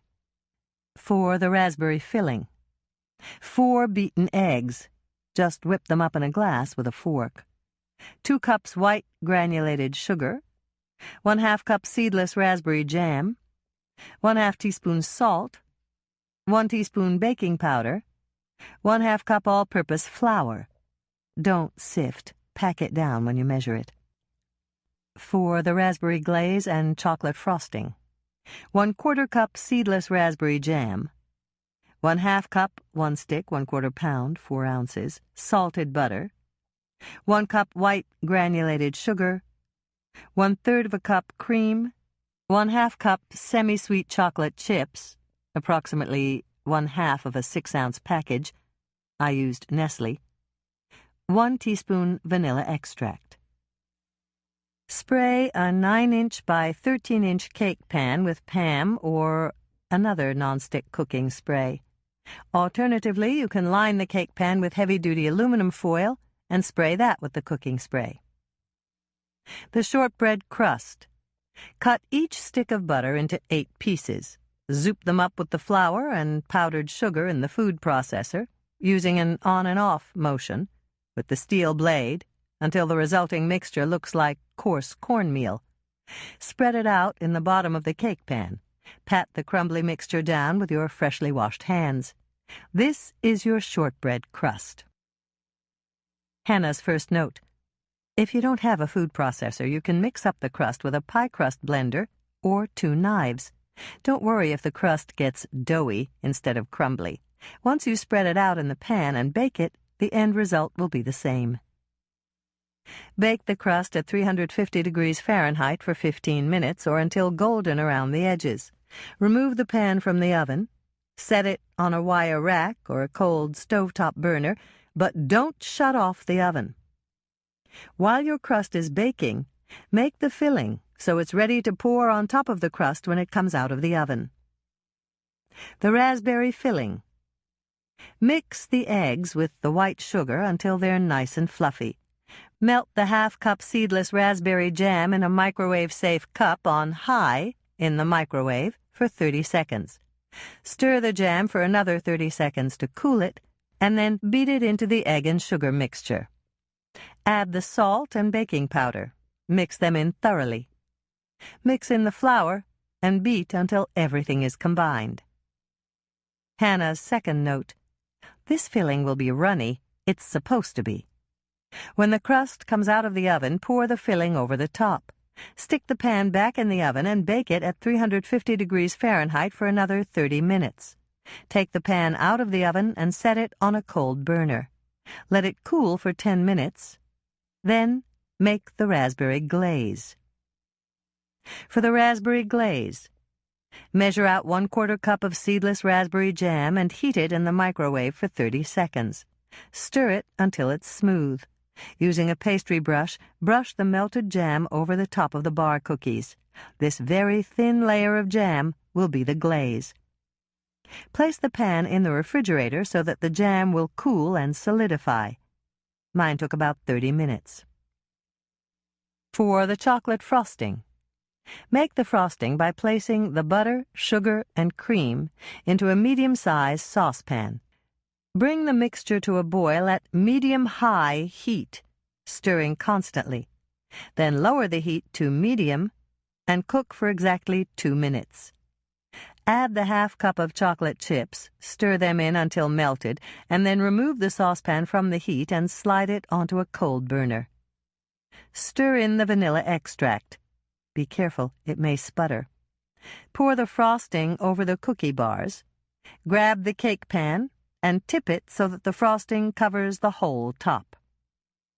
Stick the pan back into the refrigerator for at least an hour before you attempt to cut and serve your buried treasure cookie bars. To serve, cut the cookie bars into brownie-sized pieces and place them on a pretty platter.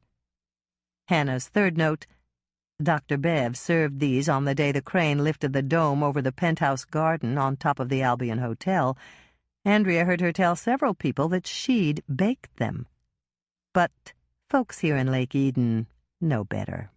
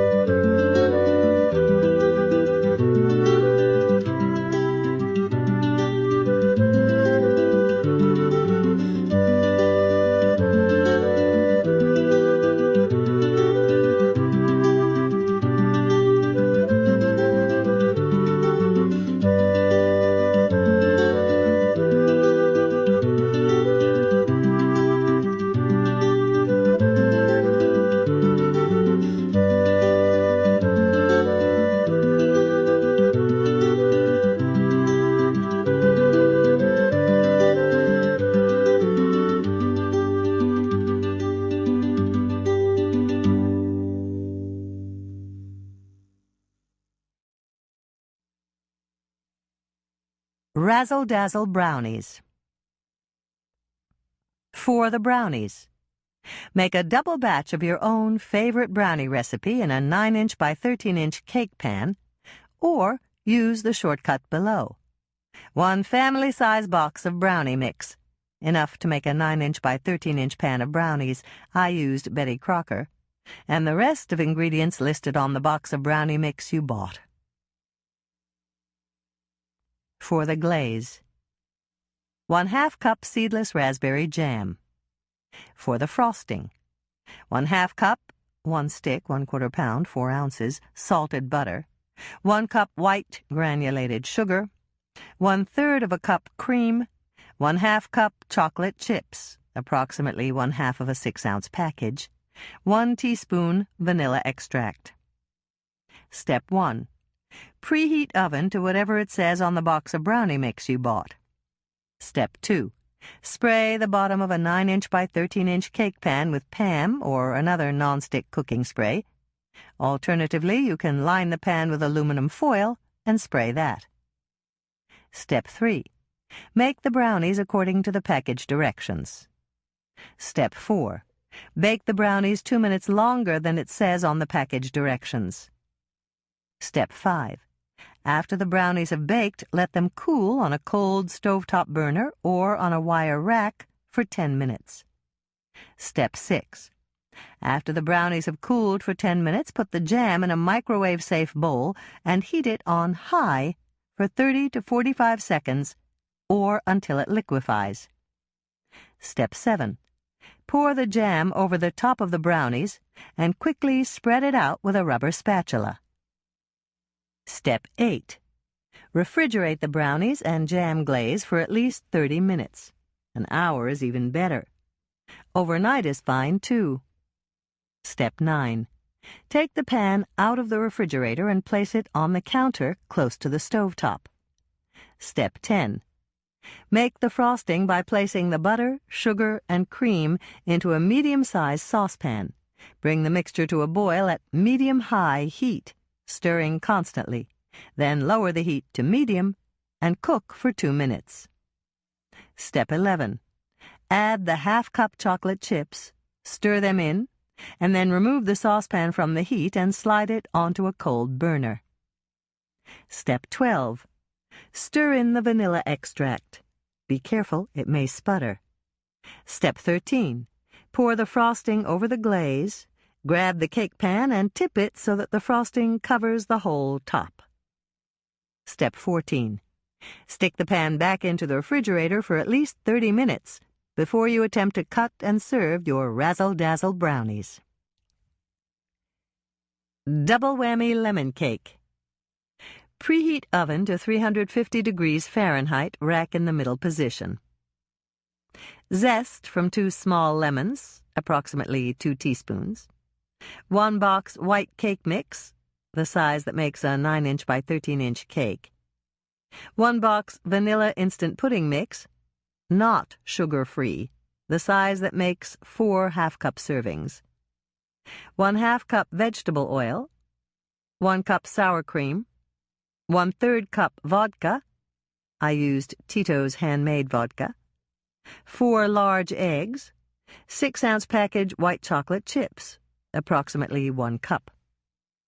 Hannah's first note. When I first made this cake, I bought a white cake mix with pudding in the mix. I used it, and it was a disaster. The cake browned too fast and stuck to the bottom of the bundt pan. Do not use a cake mix with pudding in it. Spray a bundt pan with Pam or another nonstick cooking spray. Zest your lemons. They should yield approximately 2 teaspoons of zest. Measure out 1/2 teaspoon of zest and save it for the frosting. The remainder will go in your cake batter. Place the dry white cake mix and the dry vanilla pudding mix in the bowl of an electric mixer. Beat them together on low speed until they're combined. Add the vegetable oil, sour cream, vodka, and lemon zest, except for the 1/2 teaspoon you reserved. Beat on low speed until thoroughly mixed. Mix in the eggs 1 at a time on medium speed, beating after each addition. When you're through, this batter should be nice and fluffy. If it's not, turn the mixer up to high and beat for 2 additional minutes. Take the bowl out of the mixer, chop the white chocolate chips into smaller pieces so they won't all sink to the bottom of the cake, and mix them in by hand. Don't over-stir. You want to keep as much air as possible in the batter. Spoon the batter into the prepared bundt pan. Smooth the top with a rubber spatula. Bake the cake at 350 degrees Fahrenheit for 50 minutes until a cake tester or a thin wooden skewer inserted in the center of the ring comes out clean. Cool the double whammy lemon cake for 20 minutes on a cold burner or a wire rack. After 20 minutes, loosen the edges of the cake with a knife. Don't forget to run the knife around the tube in the center of the bundt pan to loosen that, too. Invert a large plate on top of the bundt pan, flip it over, and unmold the cake. Let it cool completely on the plate before frosting it with double whammy lemon frosting. Hannah's second note. If you would prefer not to use alcohol in this cake, simply substitute 1/3 of a cup light cream for the vodka and call it lemon cream cake. It's yummy that way, too. Double whammy lemon frosting. 1 pound box powdered confectioner's sugar, 1/2 cup softened butter, 1 stick, 4 ounces, 1/4 pound, 1/4 cup vodka, I used Tito's handmade vodka, 2 teaspoons lemon extract, 1/2 teaspoon lemon zest. Reserve a 1/2 cup of the powdered sugar and place the rest in a mixing bowl. Beat in the softened butter. Continue to beat as you drizzle in the vodka and lemon extract. Mix in the lemon zest you reserved for this frosting. If the frosting is too thick, add a little more vodka. If it's too thin, add a little more of the powdered sugar you reserved. When the frosting has reached spreading consistency, frost your double whammy lemon cake. Don't forget to frost the inside of the tunnel in the center of your cake. Hannah's note. If you would prefer not to use alcohol in this cake, simply substitute 1/4 cup light cream for the vodka and call it lemon cream frosting. Mom's bran muffins. Do not preheat oven yet. This batter bakes better when it's chilled. 1 cup water, 1 cup raisins, I used golden raisins, 2 cups bran flakes, you'll use 4 cups in all, 1 cup brown sugar, pack it down when you measure it, 1/2 cup, 1 stick, 8 ounces, 1/4 pound, salted butter softened, 3 large eggs, 2 teaspoons baking soda, 1/2 teaspoon salt, 1 teaspoon cinnamon, 1 teaspoon vanilla extract, 3½ cups all-purpose flour, pack it down when you measure it, 2 cups buttermilk. I've used whipping cream when I didn't have buttermilk on hand, and it worked just fine. 2 cups quick-cooking oatmeal. I used Quaker Quick 1 Minute. 2 cups bran flakes. This completes the 4-cup total. Measure out the cup of water and bring it to the boil. You can do this in the microwave. 1 minute on high in a microwave-safe container is hot enough for this recipe, or on the stovetop in a saucepan. While you're waiting for the water to boil, measure out a cup of raisins and put them in the bottom of a medium-sized mixing bowl. Measure 2 cups of bran flakes and put them on top of the raisins. When the water has heated, pour it over the bran flakes and raisins in the bowl and stir it around a bit. Try to keep those raisins in the bottom where they'll be covered by the hot water. They need to plump up a bit. Set the mixture aside on the counter to cool while you mix up the muffin batter. Hannah's first note. This is so much easier with an electric mixer. Be sure to use your largest bowl. Measure out the cup of brown sugar, packing it down in the cup when you measure it.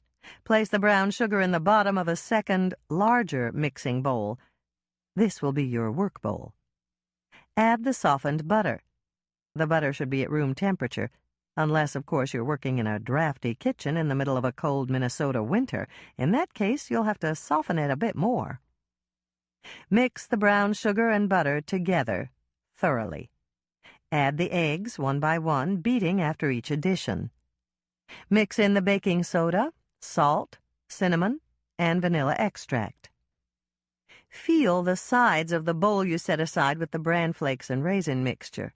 If it's not so hot it'll cook the eggs, add it to your work bowl now. Mix it in thoroughly. Measure out the flour, packing it down in the cup when you measure it. Get out the 2 cups of buttermilk, or whipping cream if you used that. Add about 1/3 of the flour to your bowl and mix it in. Add about 1/3 of the buttermilk to your bowl and mix that in. Add half of the flour you have left and mix it in.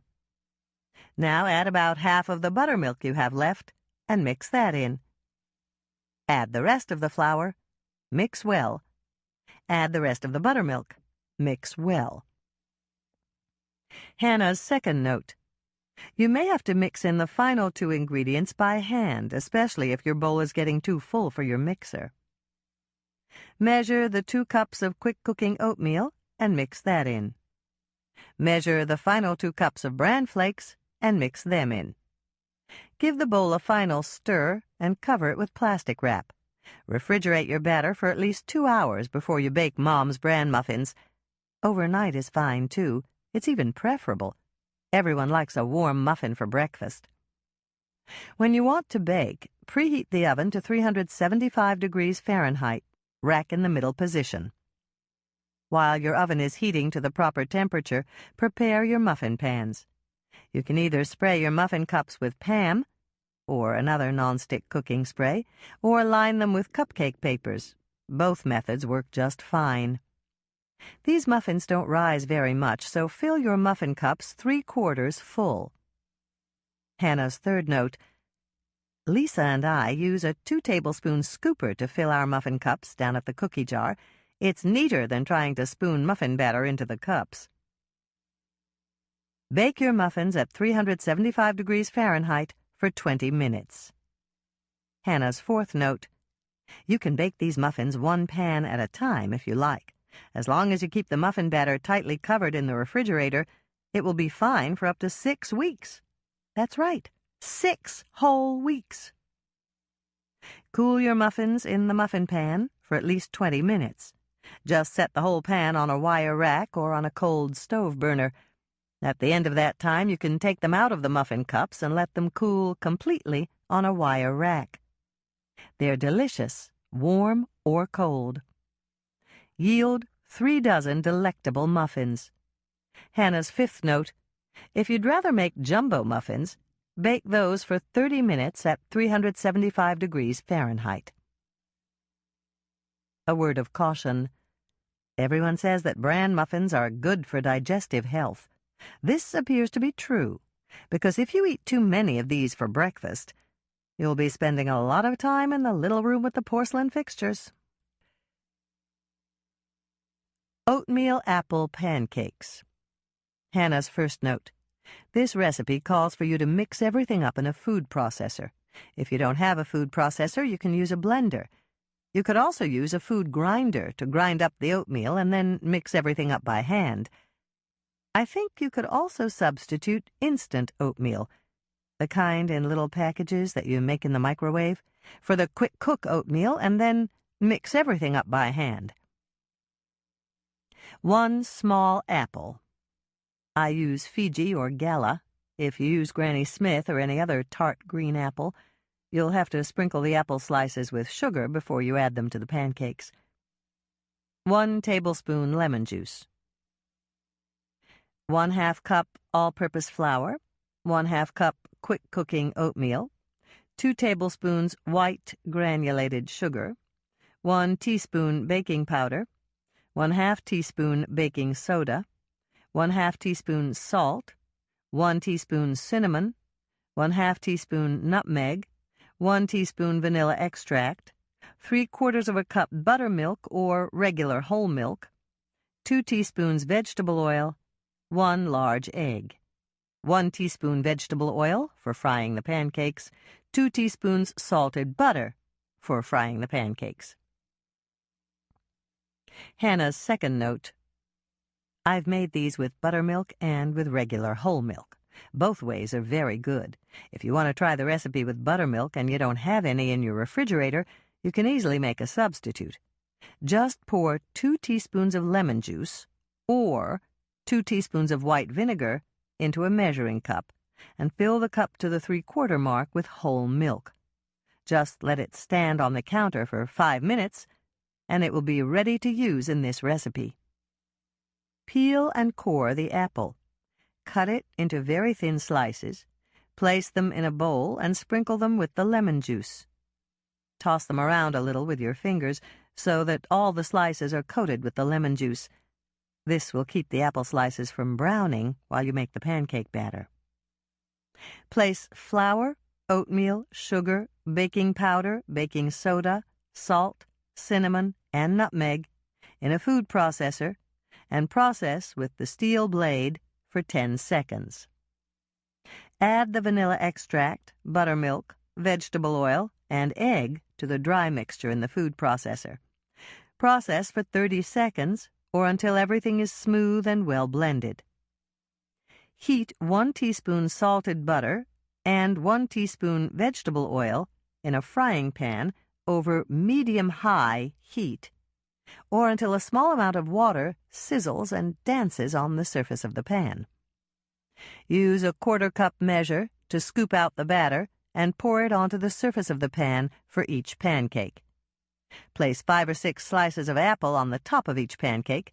Push them down slightly into the batter with your fingers, but be very careful not to burn yourself. When the outside edges of the pancakes show little holes where bubbles have formed and popped, but not filled in with batter again, flip the pancake over and brown the other side. If you can't tell if there are holes on the outside edges, just lift one edge of the pancake with your spatula and peek to see if it's golden brown on the bottom. If it is, flip it over. If it's not, give it a minute or 2 longer and then flip it over. Fry the second side of the pancake until it's golden brown. Serve the oatmeal apple pancakes hot off the pan with butter and syrup. Hannah's third note. If there are any apple slices left over, sprinkle them with sugar, cinnamon, and nutmeg, and use another teaspoon of butter to fry them until they are tender. Just put them in a bowl and you can serve them as a side dish with your pancakes. Lisa's note. I'm going to try these with well-drained crushed pineapple in the batter. I'm also going to try them with banana slices instead of apple slices. Banana and oatmeal is a wonderful combination. Yield, approximately 6 1/4 cup pancakes. Pineapple coconut whippersnapper cookies. Do not preheat your oven quite yet. Your mixing bowl and spoon must chill before mixing this cookie dough. 8-ounce can of crushed pineapple. 1 box yellow cake mix, the kind that makes a 9-inch by 13-inch cake. 1 large egg, beaten. Just whip it up in a glass with a fork. 2 cups of original Cool Whip, not low-fat Cool Whip. 1 cup 8 ounces sweetened coconut flakes. 1/2 cup powdered confectioner's sugar for rolling the cookies. 15 to 18 maraschino cherries cut in half lengthwise. 30 minutes before you're ready to bake, stick a teaspoon from your silverware drawer in a large, freezer-safe mixing bowl. Stick the bowl with the spoon in the freezer to chill. Open the 8-ounce can of crushed pineapple and empty it in a small strainer. Occasionally use the back of a tablespoon from your spoon drawer to press down on the top of the crushed pineapple in the strainer to speed up the draining time. After 30 minutes have passed, empty the drained pineapple out onto a couple of paper towels and blot it gently to remove any remaining moisture.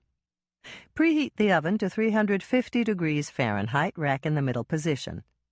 Either spray a cookie sheet with Pam or another nonstick cooking spray, or line it with parchment paper and then spray that. Remove the large mixing bowl from the freezer, but leave the spoon in. Pour approximately half of the yellow cake mix into your bowl. Add the beaten egg and stir it in. Add the drained pineapple and mix it in. Sprinkle the rest of the yellow cake mix on top. Add the Cool Whip and the coconut. Stir everything together until it's well mixed. Place the half cup of powdered sugar in a shallow bowl. Then take the spoon out of the freezer. There are 2 ways to form dough balls with this sticky cookie dough. One is to scoop out dough with the chilled spoon and place it in the bowl of powdered sugar, rolling it around with your fingers until it forms a small ball. The other, easier way is to dust your hands with powdered sugar, pinch off a small amount of dough, place it in your bowl of powdered sugar, and shape it into a ball with your fingers. Use your favorite method, you may want to try both to see which one works best for you, to form 12 dough balls for each cookie sheet. If you don't have double ovens, place the remaining cookie dough in the refrigerator to wait until you have room to bake a second sheet of cookies. If you forget to do this and leave it on the counter, it will be even stickier. Place 1/2 of a maraschino cherry, cut side down, on top of each cookie ball on the sheet. Flatten the balls just a bit by pressing down on the cherry halves.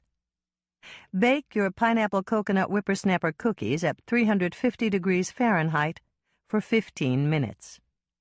Remove your cookies from the oven and let them cool for 2 minutes on a cold stovetop burner or a wire rack. When 2 minutes have passed, remove the cookies from the sheet with a metal spatula and place them on the wire rack to complete cooling. If you use the parchment paper, this is simple. Simply pull the paper off the cookie sheet and onto the wire rack. The cookies can stay on the paper until they're cool. Hannah's note. Pineapple coconut whippersnapper cookies are very pretty. Lisa and I are going to make them for Christmas parties, using both red and green cherries, since red and green are the traditional colors of Christmas. Lisa's note. Herb absolutely adores these cookies. I can't bake them fast enough for him. Yield approximately 2 to 3 dozen very pretty and very yummy cookies. Jamboree muffins. Preheat oven to 400 degrees Fahrenheit, rack in the middle position. 1 large egg, beaten. 3/4 of a cup whole milk. 1/2 cup vegetable oil. 1/3 of a cup white granulated sugar. 2 cups all-purpose flour. Pack it down when you measure it. 3 teaspoons, 1 tablespoon, baking powder. 1 teaspoon salt. Approximately 1/4 cup jam of your choice. Hannah's first note. This is a great recipe for using up all those jars of jam with little dibs and dabs in the bottom that are taking up too much room on your refrigerator shelf. Grease or spray the bottoms of 12 muffin cups with Pam, or another nonstick cooking spray. Alternatively, you can use paper cupcake liners. Use a muffin pan or a cupcake pan that has cups approximately 2½ inches across the top and are 1¼ inches deep. That's a standard size. Hannah's second note. Don't use an electric mixer to mix up these muffins. Just stir everything up by hand. The muffin batter should be a little lumpy, like brownie batter, and not overmixed. In a medium-sized bowl, beat the egg with the milk until they are well combined. Stir in the vegetable oil and the white sugar. Measure out the flour in another bowl. Stir in the baking powder and the salt with a fork. Add the flour mixture to the egg mixture in half-cup increments, stirring after each increment, but only until the flour is moistened. The resulting muffin batter will be lumpy. That's okay. It's supposed to be. Fill the muffin cups half full with batter. Get out your jam jars. You can use all one kind or several different kinds of jam. It's totally up to you. Use a teaspoon measure or a small-sized spoon from your silverware drawer to drop 1 teaspoon of jam into the center of each muffin. Hannah's third note. I hope Mother never reads this recipe, because I use one of the antique silver collector's spoons she gave me to dish out the jam and drop it into the center of the muffin batter. Cover the jam with muffin batter until the muffin cups are 3/4 full. Bake at 400 degrees Fahrenheit for approximately 20 minutes, or until the muffins are golden brown. Let the jamboree muffins cool in the pan for 10 minutes, and then serve them with plenty of butter. They're good warm, and they're good cold. They also reheat well in the microwave. Yield 12 yummy muffins. Chocolate-covered peanut cookies. Preheat oven to 350 degrees Fahrenheit, rack in the middle position. Hannah's first note. Mike loves chocolate-covered peanuts, and he adores these cookies. For those with peanut allergies, use chocolate-covered something else and another flavor of chips. I've baked these with M&Ms and white chocolate chips, and they were delicious. 1 cup salted butter, softened. 2 sticks, 8 ounces, 1/2 pound. 1 small package, mix 4 half cups, vanilla instant pudding mix, not sugar-free. 1/2 cup white granulated sugar, 1/2 cup brown sugar, pack it down in the cup when you measure it. 1 egg, beaten, just whip it up in a glass with a fork. 1 teaspoon vanilla extract, 1 teaspoon baking soda, 1/4 teaspoon salt, 1/2 teaspoon ground cinnamon, 1½ cups all-purpose flour, pack it down in the cup when you measure it. 1½ cups quick-rolled oats.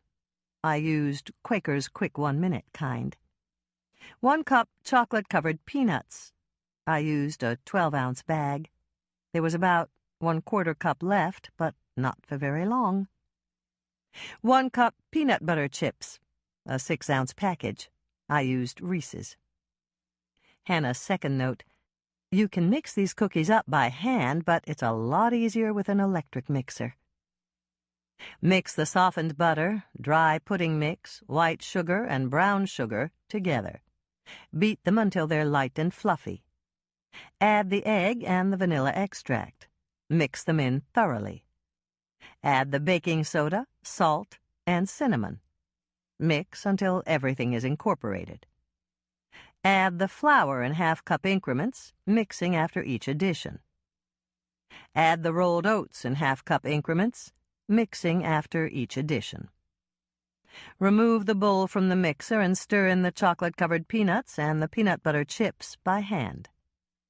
Drop the cookie dough by rounded teaspoonfuls onto an ungreased cookie sheet, 2 inches apart, no more than 12 cookies to a standard-sized sheet. I covered my cookie sheet with parchment paper. You can also use a 2-teaspoon-size scooper to dish out the cookie dough. Bake the chocolate-covered peanut cookies at 350 degrees Fahrenheit for 10 to 12 minutes, or until the edges are golden brown. Cool the cookies for 2 minutes on the cookie sheets. Then remove them to a wire rack to complete cooling. Yield makes approximately 4 dozen wonderful cookies. Monkey bread. Preheat oven to 350 degrees Fahrenheit, rack in the middle position. 1 1/4 cups white granulated sugar, 1½ teaspoons ground cinnamon, 4 cans, 7.5-ounce tube, unbaked refrigerated biscuits. I used Pillsbury. 1 cup chopped nuts of your choice, optional. 1 cup chocolate chips, optional. That's a 6-ounce size bag. 1/2 cup salted butter. 1 stick, 4 ounces, 1/4 pound. Hannah's first note. If you prefer, you can use 16.3-ounce tubes of Pillsbury Grands. If you do this, buy only 2 tubes. They are larger. You will use half a tube for each layer. Tony's note. If you use chocolate chips and/or nuts, place them between each biscuit layer. Spray the inside of a bundt pan with Pam or another non-stick cooking spray. Set your prepared pan on a drip pan, just in case the butter overflows. Then you won't have to clean your oven. Mix the white sugar and cinnamon together in a mixing bowl. I used a fork to mix it up so that the cinnamon was evenly distributed. Open 1 can of biscuits at a time and break or cut them into quarters. You want bite-sized pieces. Roll the pieces in the cinnamon and sugar mixture and place them in the bottom of the bundt pan. Sprinkle 1/3 of the chopped nuts and 1/3 of the chocolate chips on top of the layer if you decided to use them. Open the second can of biscuits, quarter them, roll them in the cinnamon and sugar, and place them on top of the first layer.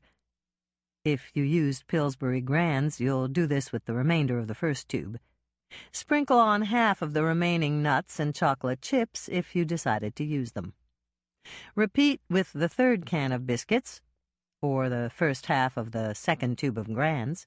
Sprinkle on the remainder of the nuts and chocolate chips if you decided to use them. Repeat with the fourth can of biscuits, or the rest of the Grands, to make a top layer in your bundt pan. Melt the butter and the remaining cinnamon and sugar mixture in a microwave-safe bowl on high for 45 seconds. Give it a final stir and pour it over the top of your bundt pan.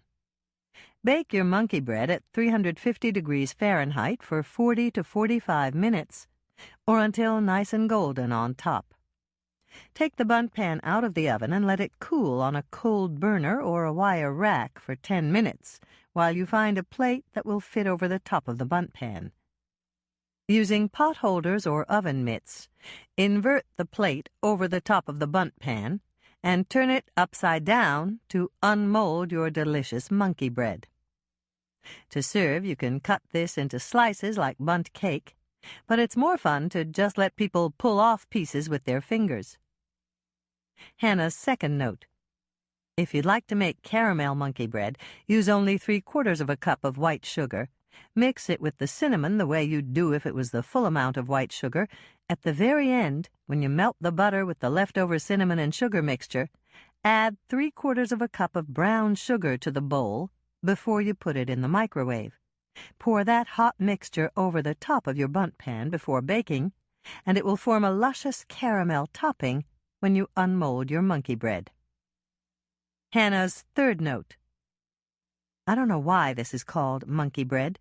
Norman thinks it has something to do with the old story about the monkey that couldn't get his hand out of the hole in the tree because he wouldn't let go of the nut he was holding in his fist. Mike thinks it's because monkeys eat with their hands and you can pull this bread apart and eat it with your hands. Mother says it's because monkeys are social animals and you can put this bread in the center of the table and everyone can sit around and eat it. Tracy says it's because it's a cute name. Bethy doesn't care. She just wants to eat it. Snappy Turtle Pie. 1 chocolate cookie crumb pie shell. Chocolate is best, but shortbread or graham cracker will also work just fine. 1 pint vanilla ice cream. 4 ounces, 2/3 of a 6-ounce jar, caramel ice cream topping. I used Smucker's. 1/2 cup salted pecan pieces. 4 ounces, 2/3 of a 6-ounce jar, chocolate fudge ice cream topping. I used Smucker's. 1 small container frozen Cool Whip. Original, not low-fat or real whipped cream. Hannah's note. If you can't find salted pecans, buy plain pecans. Measure out 1/2 cup of pieces, heat them in the microwave or the oven until they're hot, and then toss them with 2 tablespoons of melted salted butter. Sprinkle on a 1/4 teaspoon of salt, toss again, and you have salted pecan pieces. Set your cookie crumb pie shell on the counter along with your ice cream carton. Let the ice cream soften for 5 to 10 minutes. You want it approximately the consistency of soft serve. Using a rubber spatula, spread out your ice cream in the bottom of the chocolate cookie crumb crust. Smooth the top with the spatula. Working quickly, pour the caramel topping over the ice cream. You can drizzle it, pour it, whatever. Just try to get it as evenly distributed as you can.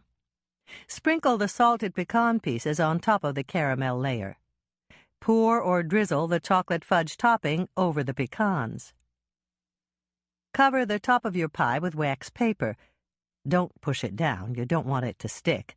And put your snappy turtle pie in the freezer overnight. Put your container of Cool Whip in the refrigerator overnight. Then it'll be spreadable in the morning. In the morning, remove your pie from the freezer and spread Cool Whip over the top. Cover it with wax paper again and stick it back into the freezer for at least 6 hours. If you're not planning to serve your pie for dinner that night, wait until the 6 hours are up and then put it into a freezer bag and return it to the freezer for storage. It will be fine for about a month. Take your snappy turtle pie out of the freezer and place it on the countertop about 15 minutes before you're ready to serve it. When it's time for dessert, cut it into 6 pieces as you would a regular pie, put each piece on a dessert plate, and place 1 snappy turtle cookie, recipe follows, on the center of each piece, the head of the turtle facing the tip of the pie. Yield 6 slices of yummy ice cream pie that all of your guests will ooh and ah over. Snappy Turtle Cookies. Preheat oven to 350 degrees Fahrenheit, rack in the middle position. 1/2 cup, 1 stick, 4 ounces, 1/4 pound, salted butter, softened. 1/2 cup brown sugar. Pack it down in the cup when you measure it. 1/4 teaspoon baking soda. 1/4 teaspoon salt, 1 large egg, 1 egg yolk, keep the white for later, 1/2 teaspoon vanilla extract, 1/4 teaspoon maple flavoring, optional, 1 1/3 cups all-purpose flour, pack it down in the cup when you measure it, 2/3 of a cup pecan halves cut in half lengthwise. In a large mixing bowl, beat the softened butter and brown sugar until they're nice and fluffy. Mix in the baking soda and the salt. Add the egg and the egg yolk and mix well. Mix in the vanilla extract and the maple flavoring, if you decided to use it. Add the flour in increments, approximately 1/2 cup at a time, mixing well after each addition. I know your last increment will be a little short, but don't worry. The flour police will not knock on your door to arrest you.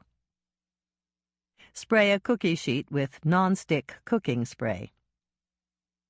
Arrange the pecan pieces in groups of 5 in a starburst design so that they will resemble the feet and head of a turtle when you put a cookie dough ball in the center.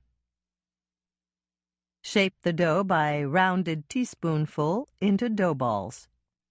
Dip the bottom of the dough balls into the egg white, and then set it in the center of your starburst of nuts. Press the dough balls down so that the tips of the nuts will stick out to form the feet and head when the cookies are baked. Bake the Snappy Turtle cookies at 350 degrees Fahrenheit for 10 to 13 minutes, or until the cookies are a golden brown. Cool on the cookie sheet for 2 minutes and then transfer the cookies to a wire rack to cool completely. Yield 2½ dozen cookies that will delight children and adults alike. Hannah's note. Nancy sometimes frosts her cookies with canned chocolate frosting, but we always make our own frosting at the cookie jar. Here's the recipe we like. Easy chocolate frosting. 1/2 cup semi-sweet chocolate chips, 1/4 cup whipping cream, 1/2 cup butter, 1 stick, 4 ounces, 1/4 pound, 1 1/2 cups powdered confectioner's sugar, not sifted. Combine the chips, cream, and butter in a saucepan. Melt them together over very low heat, stirring constantly. When everything is melted, turn off the heat and move the pan to a cold burner. Stir everything smooth with a wooden spoon or a heat-resistant spatula. Alternatively, you can melt the chocolate chips with the cream and the butter in a microwave-safe bowl for 1 minute on high. Stir to see if everything's melted, and if it's not, heat it in 30-second increments until it is. Measure the powdered sugar, packing it down in the cup when you do so. Place it in a bowl large enough to also hold the chocolate mixture. Give the chocolate mixture in the saucepan a final stir, and then pour it over the powdered sugar. Do this fast and all at once. Start stirring immediately and mix until the frosting is smooth. This frosting will look runny, but don't worry. It'll harden up when the butter solidifies. If it hardens too much as you're frosting the cookies, just heat it very gently over low heat on the stovetop. Or if you made it in the microwave, heat it again on high for 20 seconds or so. Yield. This frosting should frost 2 to 3 dozen cookies or a small cake. Guac ad hoc. Hannah's first note. This is Howie Levine's guacamole recipe. He's Lake Eden's most popular lawyer. 2 ounces cream cheese, 4 ripe avocados, I used Haas avocados, 2 tablespoons lemon juice, freshly squeezed is best, 1 clove garlic, finely minced. You can squeeze it in a garlic press if you have one. 1/8 of a cup finely chopped fresh oregano leaves, 1 Italian or plum tomato, peeled, seeded, and chopped, 4 green onions, peeled and thinly sliced. You can use up to 2 inches of the green stem. 1/2 teaspoon salt, 10 grinds of freshly ground pepper, or 1/8 of a teaspoon, 1/2 cup sour cream to spread on top, bacon bits to sprinkle on top of the sour cream, tortilla chips as dippers. Howie's note. I use chopped oregano because Florence doesn't always carry cilantro at the Lake Eden Red Owl.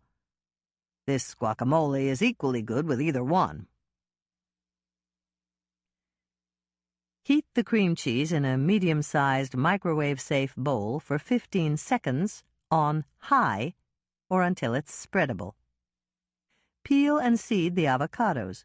Put them in the bowl with the cream cheese and mix everything up with a fork.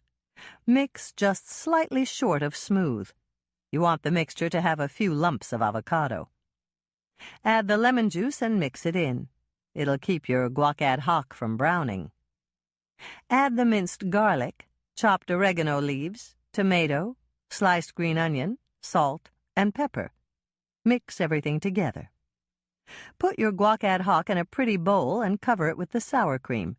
Sprinkle on the bacon bits. If you're not going to serve it immediately, spread on the sour cream, but don't use the bacon bits. Cover the bowl with plastic wrap and refrigerate it until time to serve. Then sprinkle on the bacon bits. My bacon bits got a little tough when I added them to the bowl and refrigerated it. They were best when I sprinkled them on at the last moment. Hannah's second note. Mike and Norman like this best if I serve it with sliced, pickled jalapenos on top. Mother won't touch it that way. Yield. This amount of guac ad hoc serves 4, unless you're making it for a Super Bowl game. Then you'd better double the recipe.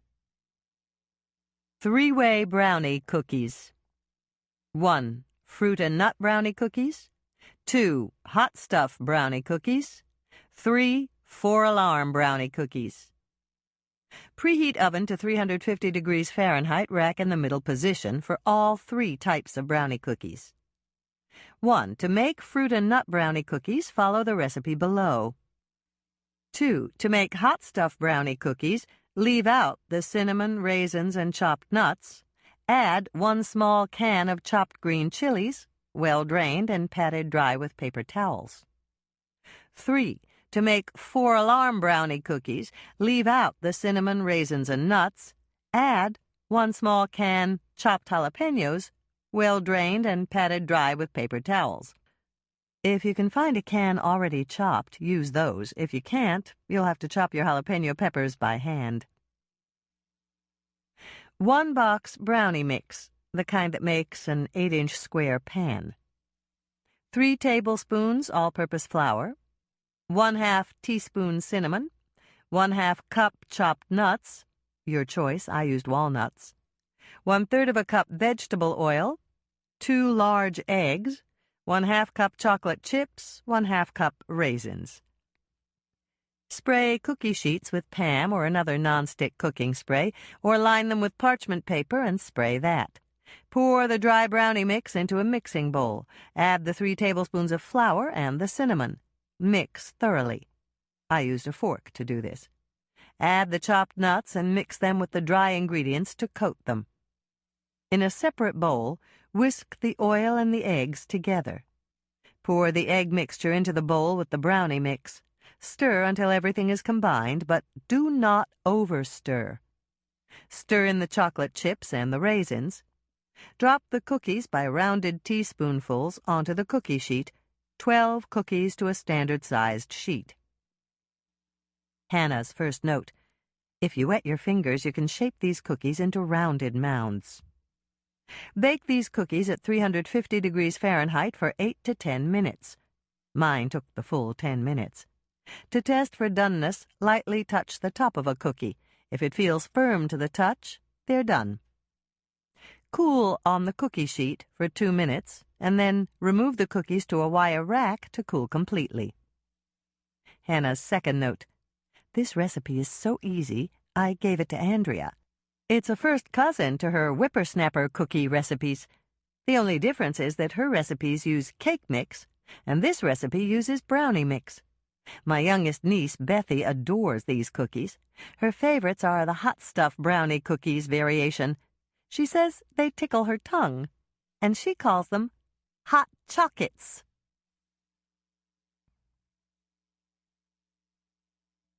The end.